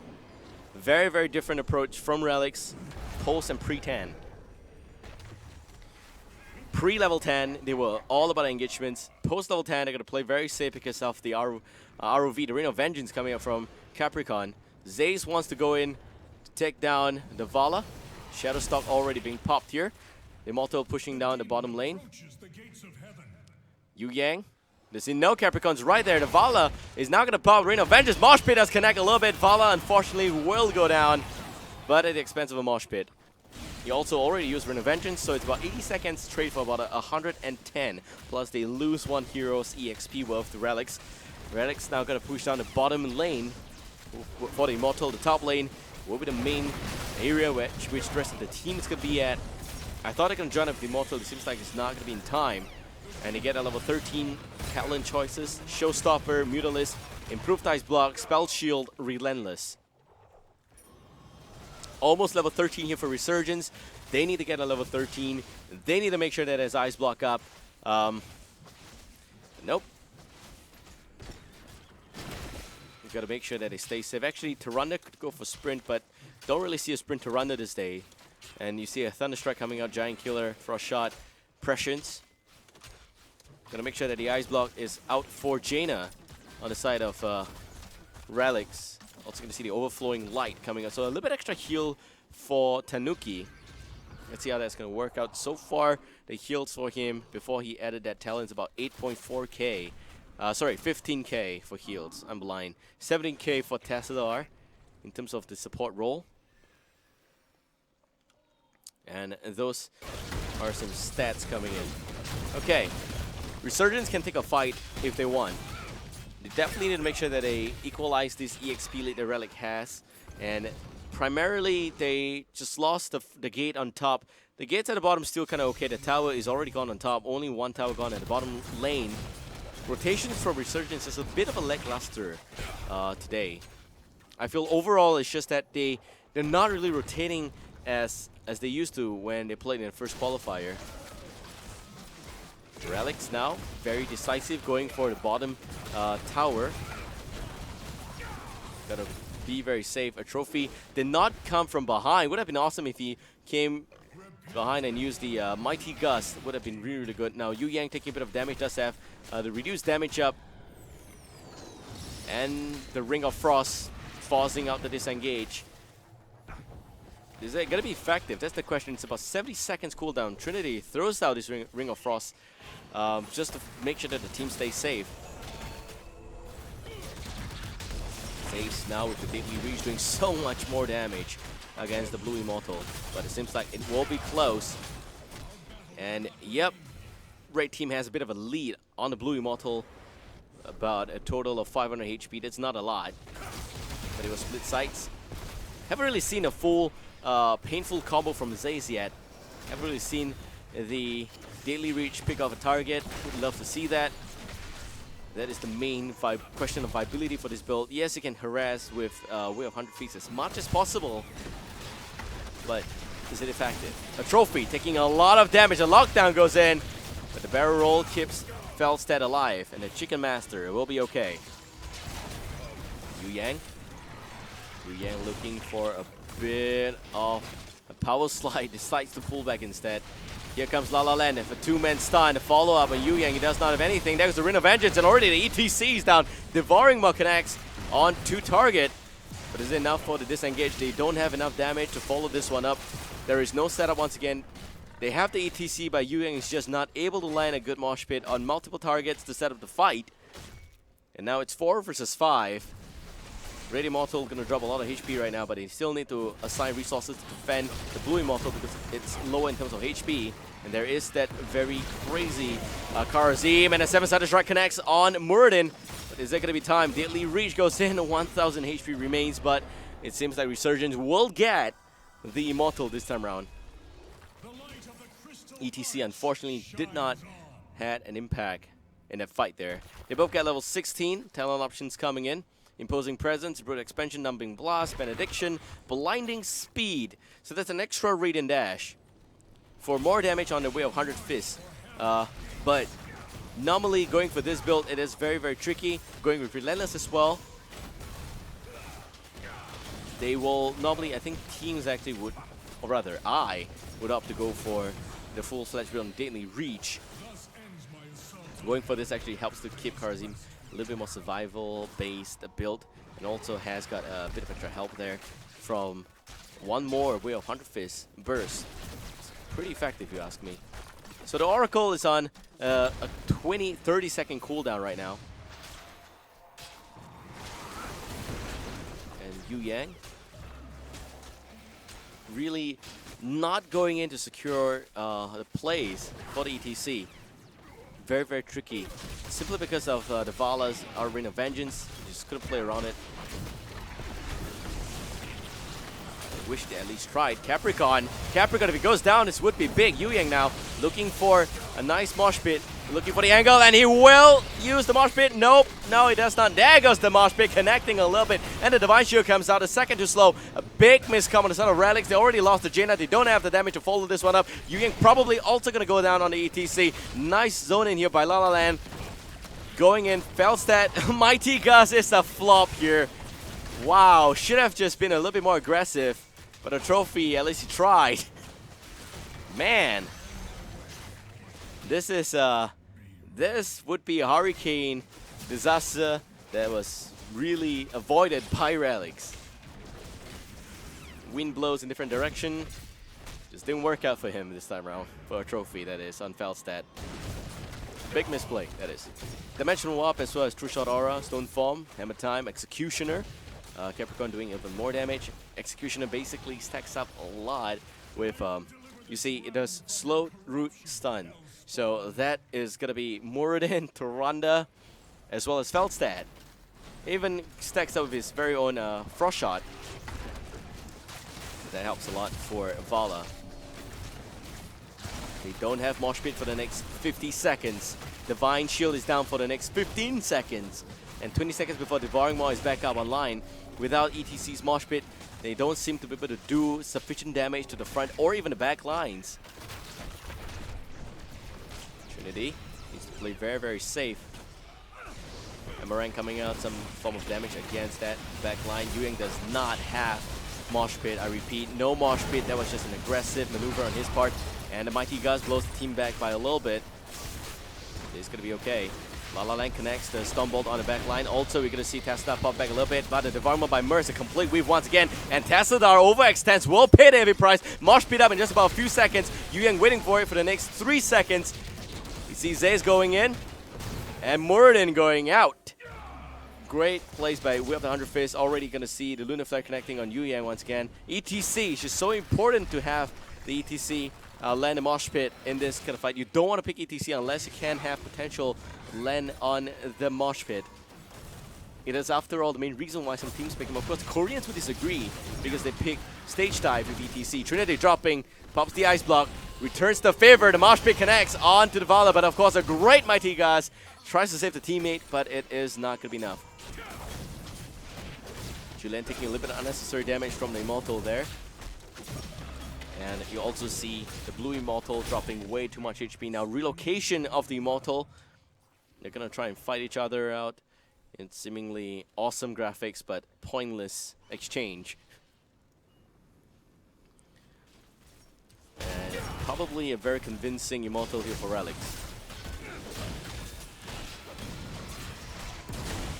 See some form of damage coming out once again. Yu Yang holding out the front.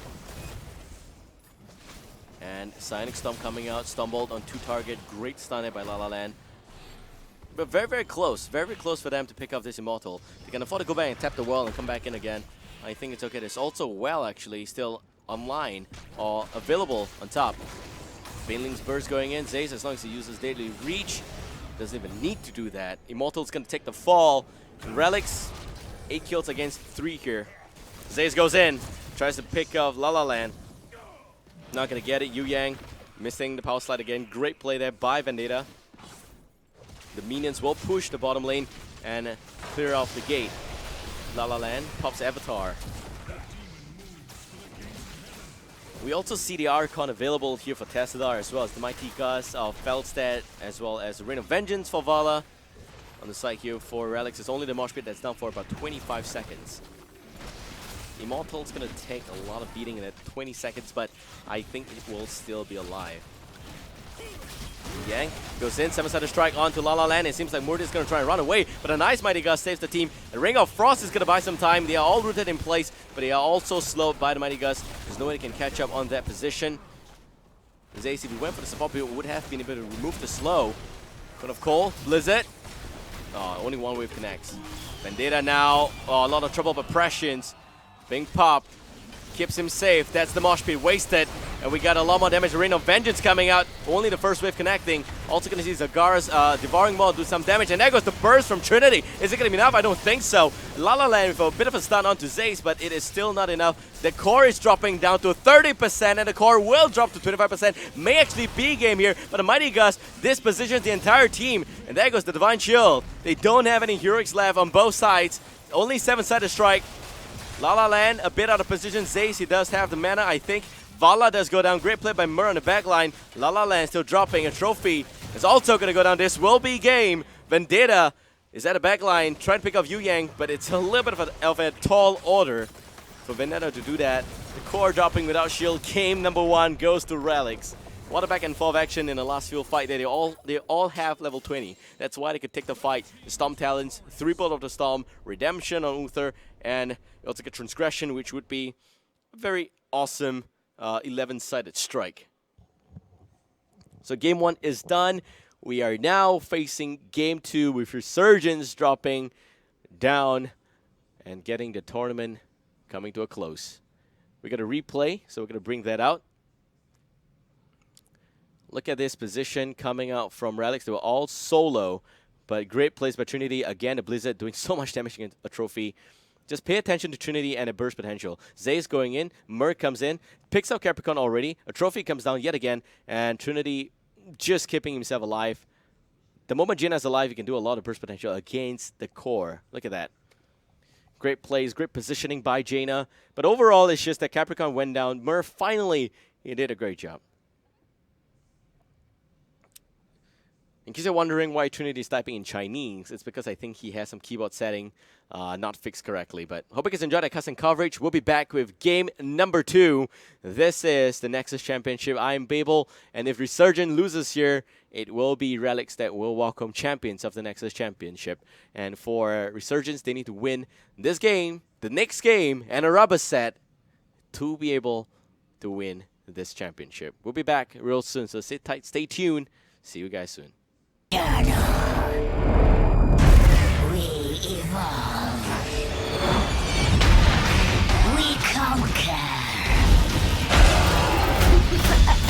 We will consume all within the Nexus. Your villains, your heroes will all become part of my brood. Okay, fine. You two. You will try to resist, but it is only a matter of time, for the swarm is eternal.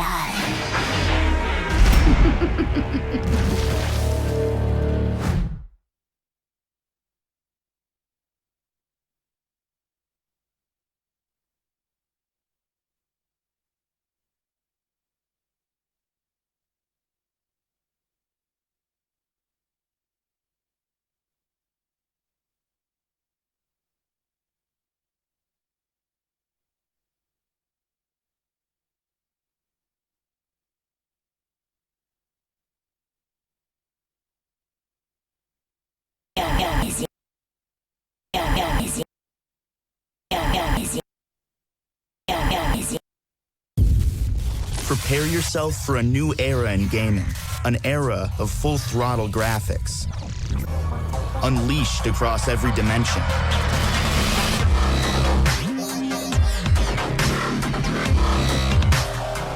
The new Alienware laptop family with revolutionary graphics amplifier. The future starts now.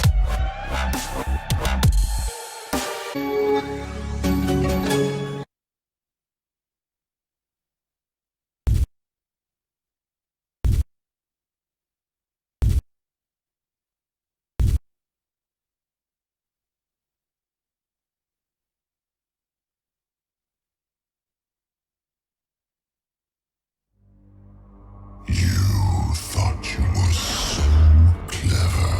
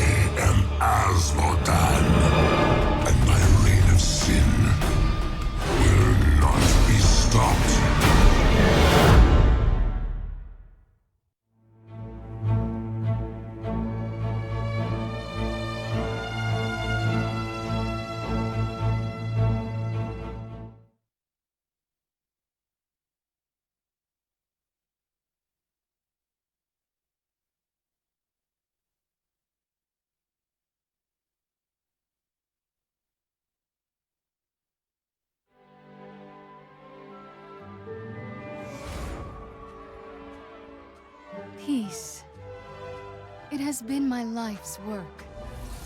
Through honesty and diplomacy, there is no obstacle.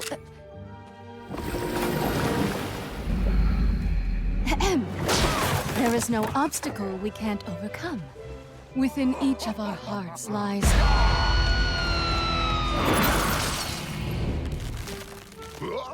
a yearning for peace. Even in this odd place, I truly believe that each of us can find a way to live in harmony. As I was saying, I am Jaina Proudmoore. We don't need to fight. But if you insist, so be it.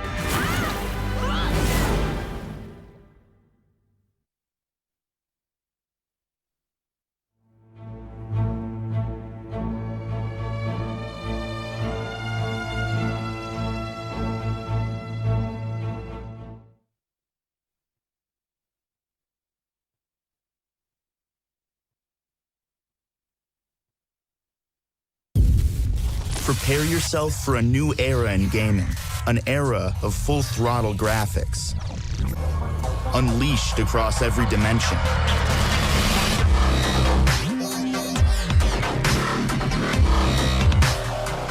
The new Alienware laptop family with revolutionary graphics amplifier. The future starts now.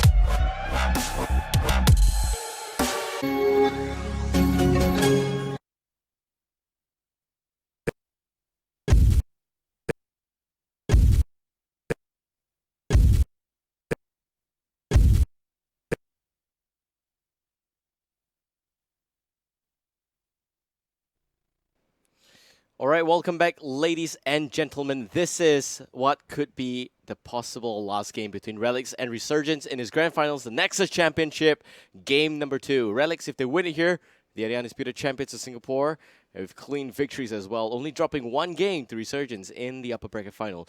Now, Resurgence, they have to win a lot more games. If they win this game number 2, they're going to win the game after that to close out the upper bracket series, and then in the grand finals, and then they're going to bring the rubber set at best of 1 against Relics. That's a total of 3 more games if Resurgence wants to win here.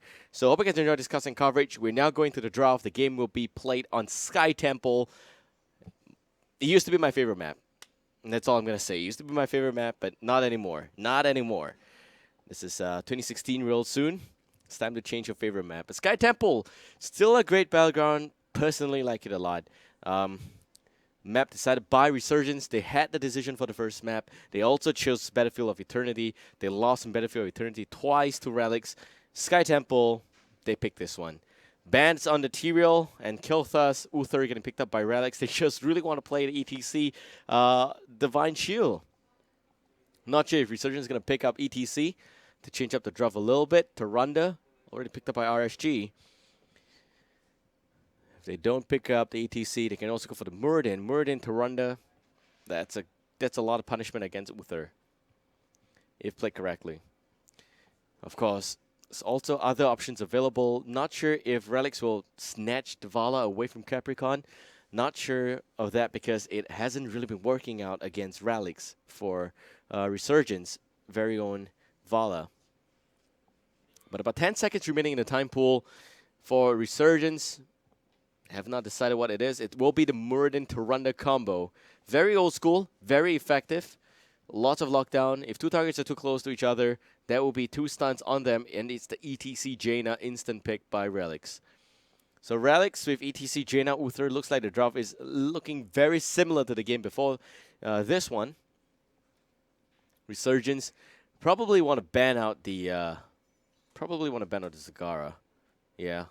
Zagara sets up the fight so well for ETC.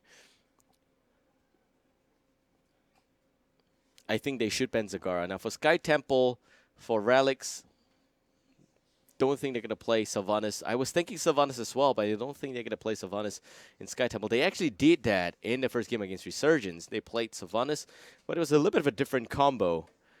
Sonic and ban out. It's T-Rolled Sonya getting banned against Resurgence every single game. That could be the secret to breaking this team. Hopefully they innovate past that For Resurgence, they got 2 picks here. To run the Murden, and about 10 seconds remaining for them. I'm hoping to see a range damage dealer. I want to see them play Feldstat, but the first Feldstat that they had was a bit of a flop. They snatched the Zagara. That's a good pick. I was about to say Feldstat Zagara, but Zagara goes out first. And if they will be able to get the Feldstat, it may actually be a lot of counter against ETC already. Remember the Towers of Doom game between both of these teams, where a fantastic Ring of Frost followed by Mighty Gus secured the victory there? And oh god, it's going to be Rhaegar. Picking Rhaegar at this stage only means one thing. They're hiding a pick at the 5th pick. I'm hyped. I don't know what it's going to be. 100% honest with you guys. Nothing. I don't think I expect a Rhaegar pick in the first place, but I don't know what it's going to be for the last one. 2 supports already up. Don't think they're going to go for a 3rd one. Probably want to pick up yet another specialist, or maybe even just a range damage dealer. They got the Zagara. It will not be enough. Relics here. They have the option of going for Feldstat. They have the option of going for probably just range damage and 1 more support. Tessadar. Even Tessadar is great. So Resurgence gave up Tessadar for Rhaegar. Probably attended the Church of Rhaegar. A little bit too much. 30 seconds remaining in the time pool for Relics. I propose Feldstat, maybe even Vala, if you want to snatch that away from Capricorn. But yep, the other warrior has to be maybe Arthur's ETC is really bad. I like the Vala snatch, but Arthur's ETC is so bad. Man, not even going to talk about that. What else is there for them to pick? Johanna, maybe? Sky Temple is so bad for Johanna. Johanna works well in small battlegrounds, which are rotation-centric. Sky Temple is just too big. But Arthur's can hold a lane pretty well by himself.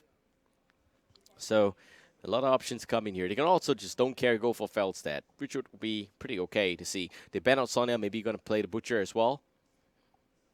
It will be Rexar, of course. Rexar... Man, big battlegrounds, Relics bust out Rexar, and that is going to counter against Zagara pretty okay. But the last pick for Resurgence, let's see it. 15 seconds, and we'll find out what it is. Could be Lost Vikings, could be something weird and scary. I don't know. Could even be Arthas. Arthas Murden, not the best combo, but Artanis, maybe? Artanis? Are we going to see Artanis? Oh, it's going to be Zeratul. All right, of course. Zeratul, Zagara, Tyranno Murden, Rhaegar. I'm hyped to see Zeratul again, but I know he's been nerfed beyond salvation. I don't think the Church of Rhaegar can keep Zeratul alive, but we'll see. We'll see. There's Tyranno to help out a little bit with the heals as well. And they don't really have any damage here. Zeratul probably with a bit of a wormhole, blink wormhole, cleave, double bombs. There's a lot of lockdown though. Man. Tyrande with the Lunar Flare. It seems like at this stage Resurgence is just experimenting. They're just experimenting. And let's see how this is going to work out. But yep, guys, this is the Grand Finals. This could be the last game. There is a Twitter poll that I created on my own Twitter account. Go there, vote for who you think deserves to win this next game. And we'll see. So for what looks like a possible last game of this series, Resurgence, they got a pretty innovative, questionable, you could say, lineup there. The composition is completely mind-blowing. Just no idea if it really works out. Zeratul at this stage of the meta, he has been nerfed to oblivion, and that is just so true. There's nothing you can do with Zeratul there. Nothing at all. Okay, the draft is complete. It is Relics versus Resurgence, sorry. And so far, we will show you the bracket one last time before we go into this game. Looks like it will be the last one. Sky Temple can be played as well.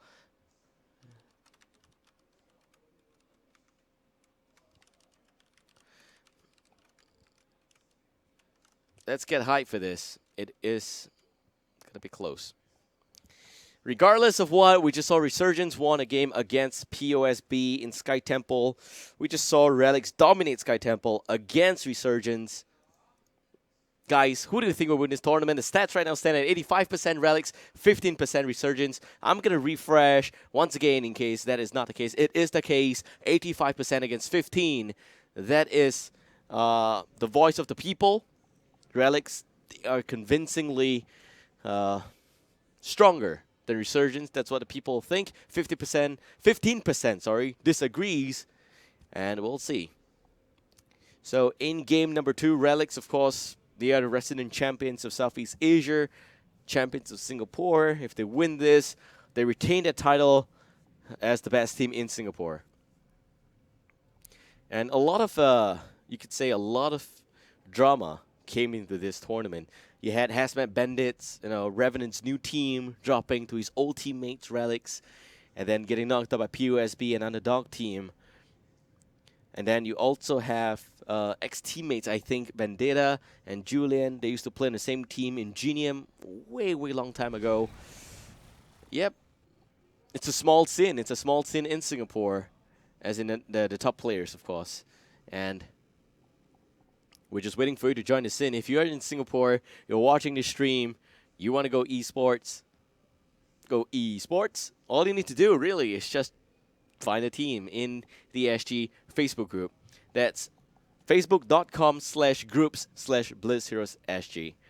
That's the group you should be in if you want to get to know friends. Okay? That is not the group to spam Rainer recruit a friend, because everyone in that group already plays this game. So guys, get real. That is the group that you go to, make friends, form teams, and compete. POSB came directly out of that group. This is a team that happened because Zheming was, using his own friendliest broadcast to ask for people who want to play together, went to the group, recruited a few friends, got Mr. Deja Vu, got Anthony Scene. And Zheming, of course, the captain, couldn't make it today, but they also found Saber Lily. They also got Zazan, a great player from Unbelievable. So Unbelievable is another team, and the power of belief, a lot of faith in Singaporeans. That's all I can say. Now it's called Power of Super Belief, but so game number 2, Relics against Resurgence for the last possible time. Hope you guys enjoy discussing coverage. Sky Temple, we've seen Relics convincingly beat this same team with Sylvanas on his battleground. This time around, there's no Sylvanas. Can the result be a little bit different? That's the question. On the blue team, we got Resurgence, Vendetta playing as the Zeratul. We also got a Trophy playing as the Tyrande. We got Capricorn onto Zagara. Tanuki playing as Rhaegar. Last but not least, La La Land onto the Murden. And on the red team, we got Relics. Zace playing as the Rexar. Yu Yang onto the ETC. Trinity as the Jaina. It seems like he's playing Flex again. This time around looking like it's the Vala. And last but not least, we got Julian on Uther. So here we go. Going for the sentry point. Very standard play from Relics. They have 2 stunners in the front line, the Misha as well as the ETC. Power Slide, Daggers, La La Land, a lot of trouble. Some heals coming from Rhaegar already, but Trinity in the back line taking way too much damage from Zeratul. And Vendetta commits to that. Will not get anything out of it, but a Trophy now needs to heal the teammate up. And Tanuki is just a tad too far. There goes some chain heal. Power Slide does not connect. Close fight for both sides. Trinity nearly dropping. Julian with some burst heals from Holy Light and Holy Radiance did keep the teammate up and alive. Let's talk about some talents right now. We got Seasoned Marksman, Ranger's Mark, Corpse Feeders. Wow. This is unorthodox. Corpse Feeders, is a talent that normally Zagaras don't take. They go for Reconstitution. That is the, that's like the Bible right there. But Corpse Feeders will allow, the Roachlings to take lesser damage. That means better push potential. That means that this is already a very different team strategy. Of course, that also could mean and hint at a Perfection Sledgehammer build, which means a lot lesser attack speed, nerves coming in against like the backline of Vala, etc. And Spirit Walker's Grace for sure. That's the standard go-to talent for Rhaegar. On the side here for Relics, it will be Rolling Like a Stone, Double Conjurer's Pursuit on both the Uther and Jaina once again. And not going for Lingering Chill or Deep Chill. But we will see flare and composite arrows. Temple splitting sights very well. Relics with the top temple. Resurgence with the mid temple. Of course, the mid temple is a lot more important than the top temple because the first wave will wipe out the healing well if played correctly. It seems like some form of pressure is coming out already. Julian soloing up the top temple by himself. Will be able to do a good job at this one. But the rest of the team, 3 versus 4 with Rexar at bottom lane up against Capricorn. It's going to be frustrating for Zagara to push down the bottom lane, but already you see the ammunition on those towers are gone. Relics snatch up the control of the mid temple really well. And Yuyan gets a free ride back to safe line. We'll be okay. Zeratul swings by. La La Land is really buying a lot of time, stepping on and off. That's what you should do if you're trying to buy time as Muradin. And a nice power slide against La La Land. He does have the Dwarf Toss, but not going to use it. Vendetta now going up against Julian. Singularity Spike connects a little bit. Yu Yang gets stunned by the Storm Bolt. And the last 2 charges will go to Resurgence at least. It's a well down. I'll find out in just a bit. Some stuns from Lunar Flare. Muradin going down. Yu Yang probably going to even a trade. No, we're going to see some protective shield. Big plays there by Julian. Vendetta not able to pick up this kill. In a lot of trouble. Maybe a 2-for-0 exchange right now. Vendetta pulling back even more. Julian does not have mana. Mur swings by. Multi-shot does not connect. Hungering Arrow does not work against a stealth target. But Trinity flanking. Cone of Cold not working again. And that power slide will end Zeratul's life. No, what a play from the ETC. Bought a lot of time for Zeratul. Still great plays by Vendetta on that Zeratul there. Well, let's check in on the bottom lane situation here. Pretty much a bit of in favor here for Zagara once again. It's undisputed Zagara is the best 1v1. Undisputed. There's no way Zaze can win against that. And even without reconstitution. So, you know how much of a lead this is for Zagara to win against Rexar. Probably looking for a flank right now. Some talent options coming in. It is going to be Aspect of the Beast. Yes, taking flight as well. Aspect of the Beast lowers the cooldown by 2 seconds for every basic attack for Misha. And we got Searing Attacks coming in. Clans, just keep rocking. Frostbitten. And on the side for Resurgence, still waiting for Sustained Anomaly. Area damage and slow, regardless if it connects. That is important to note.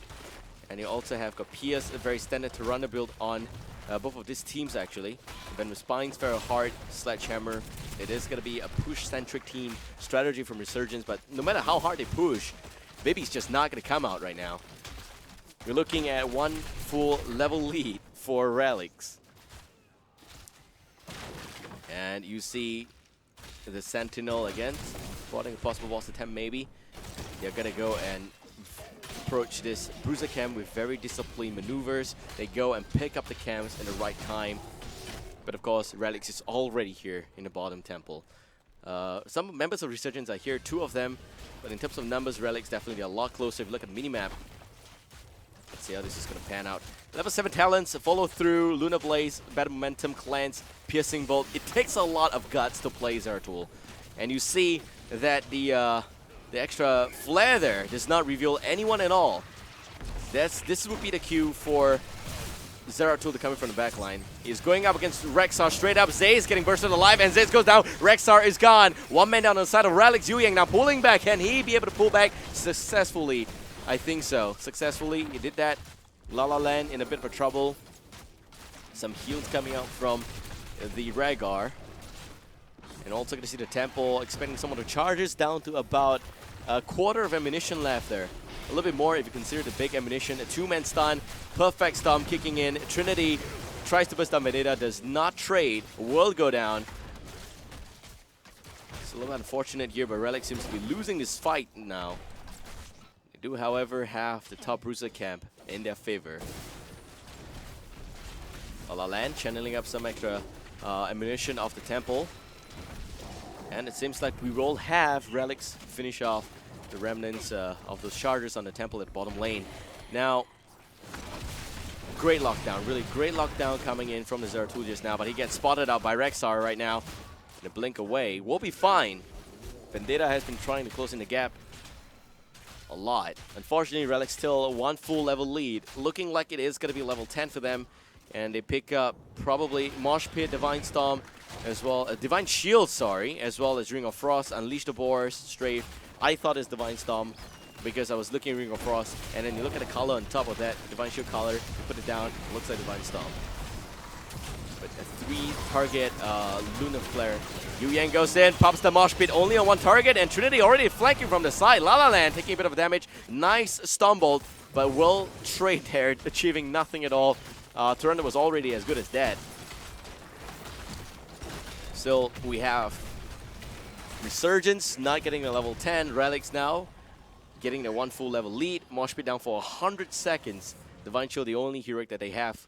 Going to be Void Prison, as well as Shadow Stalk, Devouring Maw, Ancestral Healing, and yes, it is going to be Avatar. Now, the plan here seems to be very simple. We've seen Team Bibinka from the Philippines try this out before against Relics. It worked out pretty well. You get 2 crowd control spells, that is Void Prison as well as Devouring Maw. And when you see the opportunity, as long as 1 lane is down, full on 100% push, as long as you have the Void Prison nicely used in front of the base there, the regeneration point, Halls of the Storm, there's no way they can come out. Devouring Maw on top of that, when that's done, you can actually take down the core. You can. It's been done before. But of course, that is very, very late game, and from the looks of it, they're struggling to even make it to the point right now. Lunar Flare connects on Myrrh. Sentinel swings by as well. Not enough damage, really. Just a lot of use from Uther for single target. 0-2 meanwhile gets caught out on top. Nice Void Prison. Unfortunately, it did not save him. And we also see Temple spawning on top and at the bottom. Some Holy Radiance coming out. Trinity with a bit of a flank. Yu Yang going for a power slide. Does not connect La La Land. They both moved at the same time. Dove Toss was very much on point. Misha just holding the temple, abusing the temple like that. It's gonna be okay. Rexar's there. Manpad gonna get used. You know, if the Guardian tries to push Misha out of the area, you can always just charge in or relocate. Yep, just move aside. But without Rexar, is that gonna matter in this fight? 5 versus 4. Relics, a man down, Divine Shield buying some time. Strafe coming out of 5-man Mosh Pit from Yu Yang. They're going to do the Harlem Shake right there. The power slide connects on the back line. La La Land drops a little bit of HP, but Julian gets consumed by the Devouring Maw. Ancestral Healing does not connect. That's why Rhaegar's a tier 3, and the trophy dropping a lot of HP will go down as well. Rhaegar needs a level 13. Power slide does not connect. Here comes Unleash the Boars. Zaze from the back line. Unfortunately, Misha just a tad too slow. Misha charge stunts Tanuki a little bit. That's it. No follow-up. Big Mosh Pit by Yu Yang. All doing the Harlem Shake there.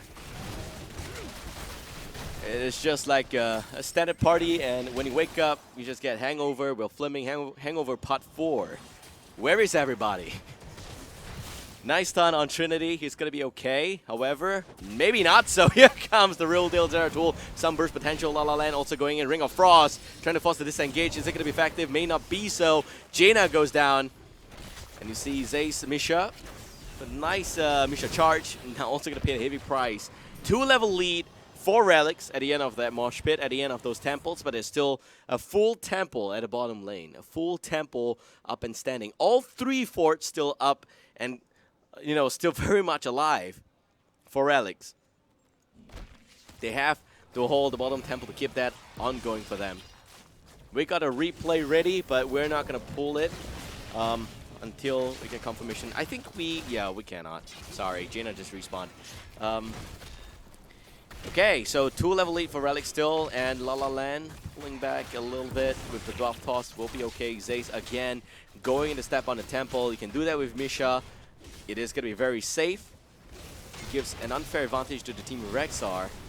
Vendetta going in, some cleave going in against Yu Yang. Mosh Pit up and online in just about 5 seconds right now. I should have pulled that replay, but okay, Zace in position now. Goes in for the Misha charge. Do know that Zace did go for Wildfire Bear, so that is a lot of DOT damage against Muradin. It goes both ways, but there's Manpad, so that's not fair against Misha. Yu Yang takes out the Crypt Tumor right there, and Zace again picking that one up. La La Land trying to zone out Yu Yang, and there goes extra stun. He's gonna be okay. Vendetta swings by. Nice stun. Cancels everything else. There goes Ancestral Healing. Does connect. Ring of Frost is a complete whiff. But the Void Prison connects on 3 target. Devouring Maw again only on 1. That will be the Vala. They don't have enough damage right now for Relics. Yu Yang dropping a lot of HP. There goes the Divine Shield. Some strafe coming out. Could be a possible turnaround if Zace has the Misha charge. Yu Yang still has got the Mosh Pit. Gotta be very careful. Yu Yang taking a bit of damage from Zeratul Cliff. The Rending Cliff, the Blizzard connecting. Not able to land a stun on the Zeratul, but Relics, it took it slow and it paid out at the end. The Temple right now going to Relics once again. They don't have a talent lead, but they do have statistical advantage from that 2-level lead. Almost a full talent right now. Level 16, they're gonna get it. Some talent options: Wormhole, Overflowing Light, Mutalisk, Sealing Surge, Burning Rage. Rhaegar needs Tidal Waves at level 16. It is too slow for a healer. Of course, if you look at the healing charts, yeah, 29 against 27. Without the help of Tyrande, they're getting out-healed a little bit. In terms of talent option, it is Numbing Blast, Benediction, Imposing Presence, Feign Death, Blood for Blood. It's almost impossible right now for Zeratul to pick off Rexar in the back line if it does have Feign Death, if used correctly, of course. Could be used to negate the Singularity Spike, and that could be very useful. So far, if you're checking on the damage counter, Zagara 29k, Zeratul is only 18,000 damage. Some bursts coming in, but not enough damage overall for Zeratul. Tyrande as well, 16. They just don't have the damage. Against the likes of Vala, easy 44.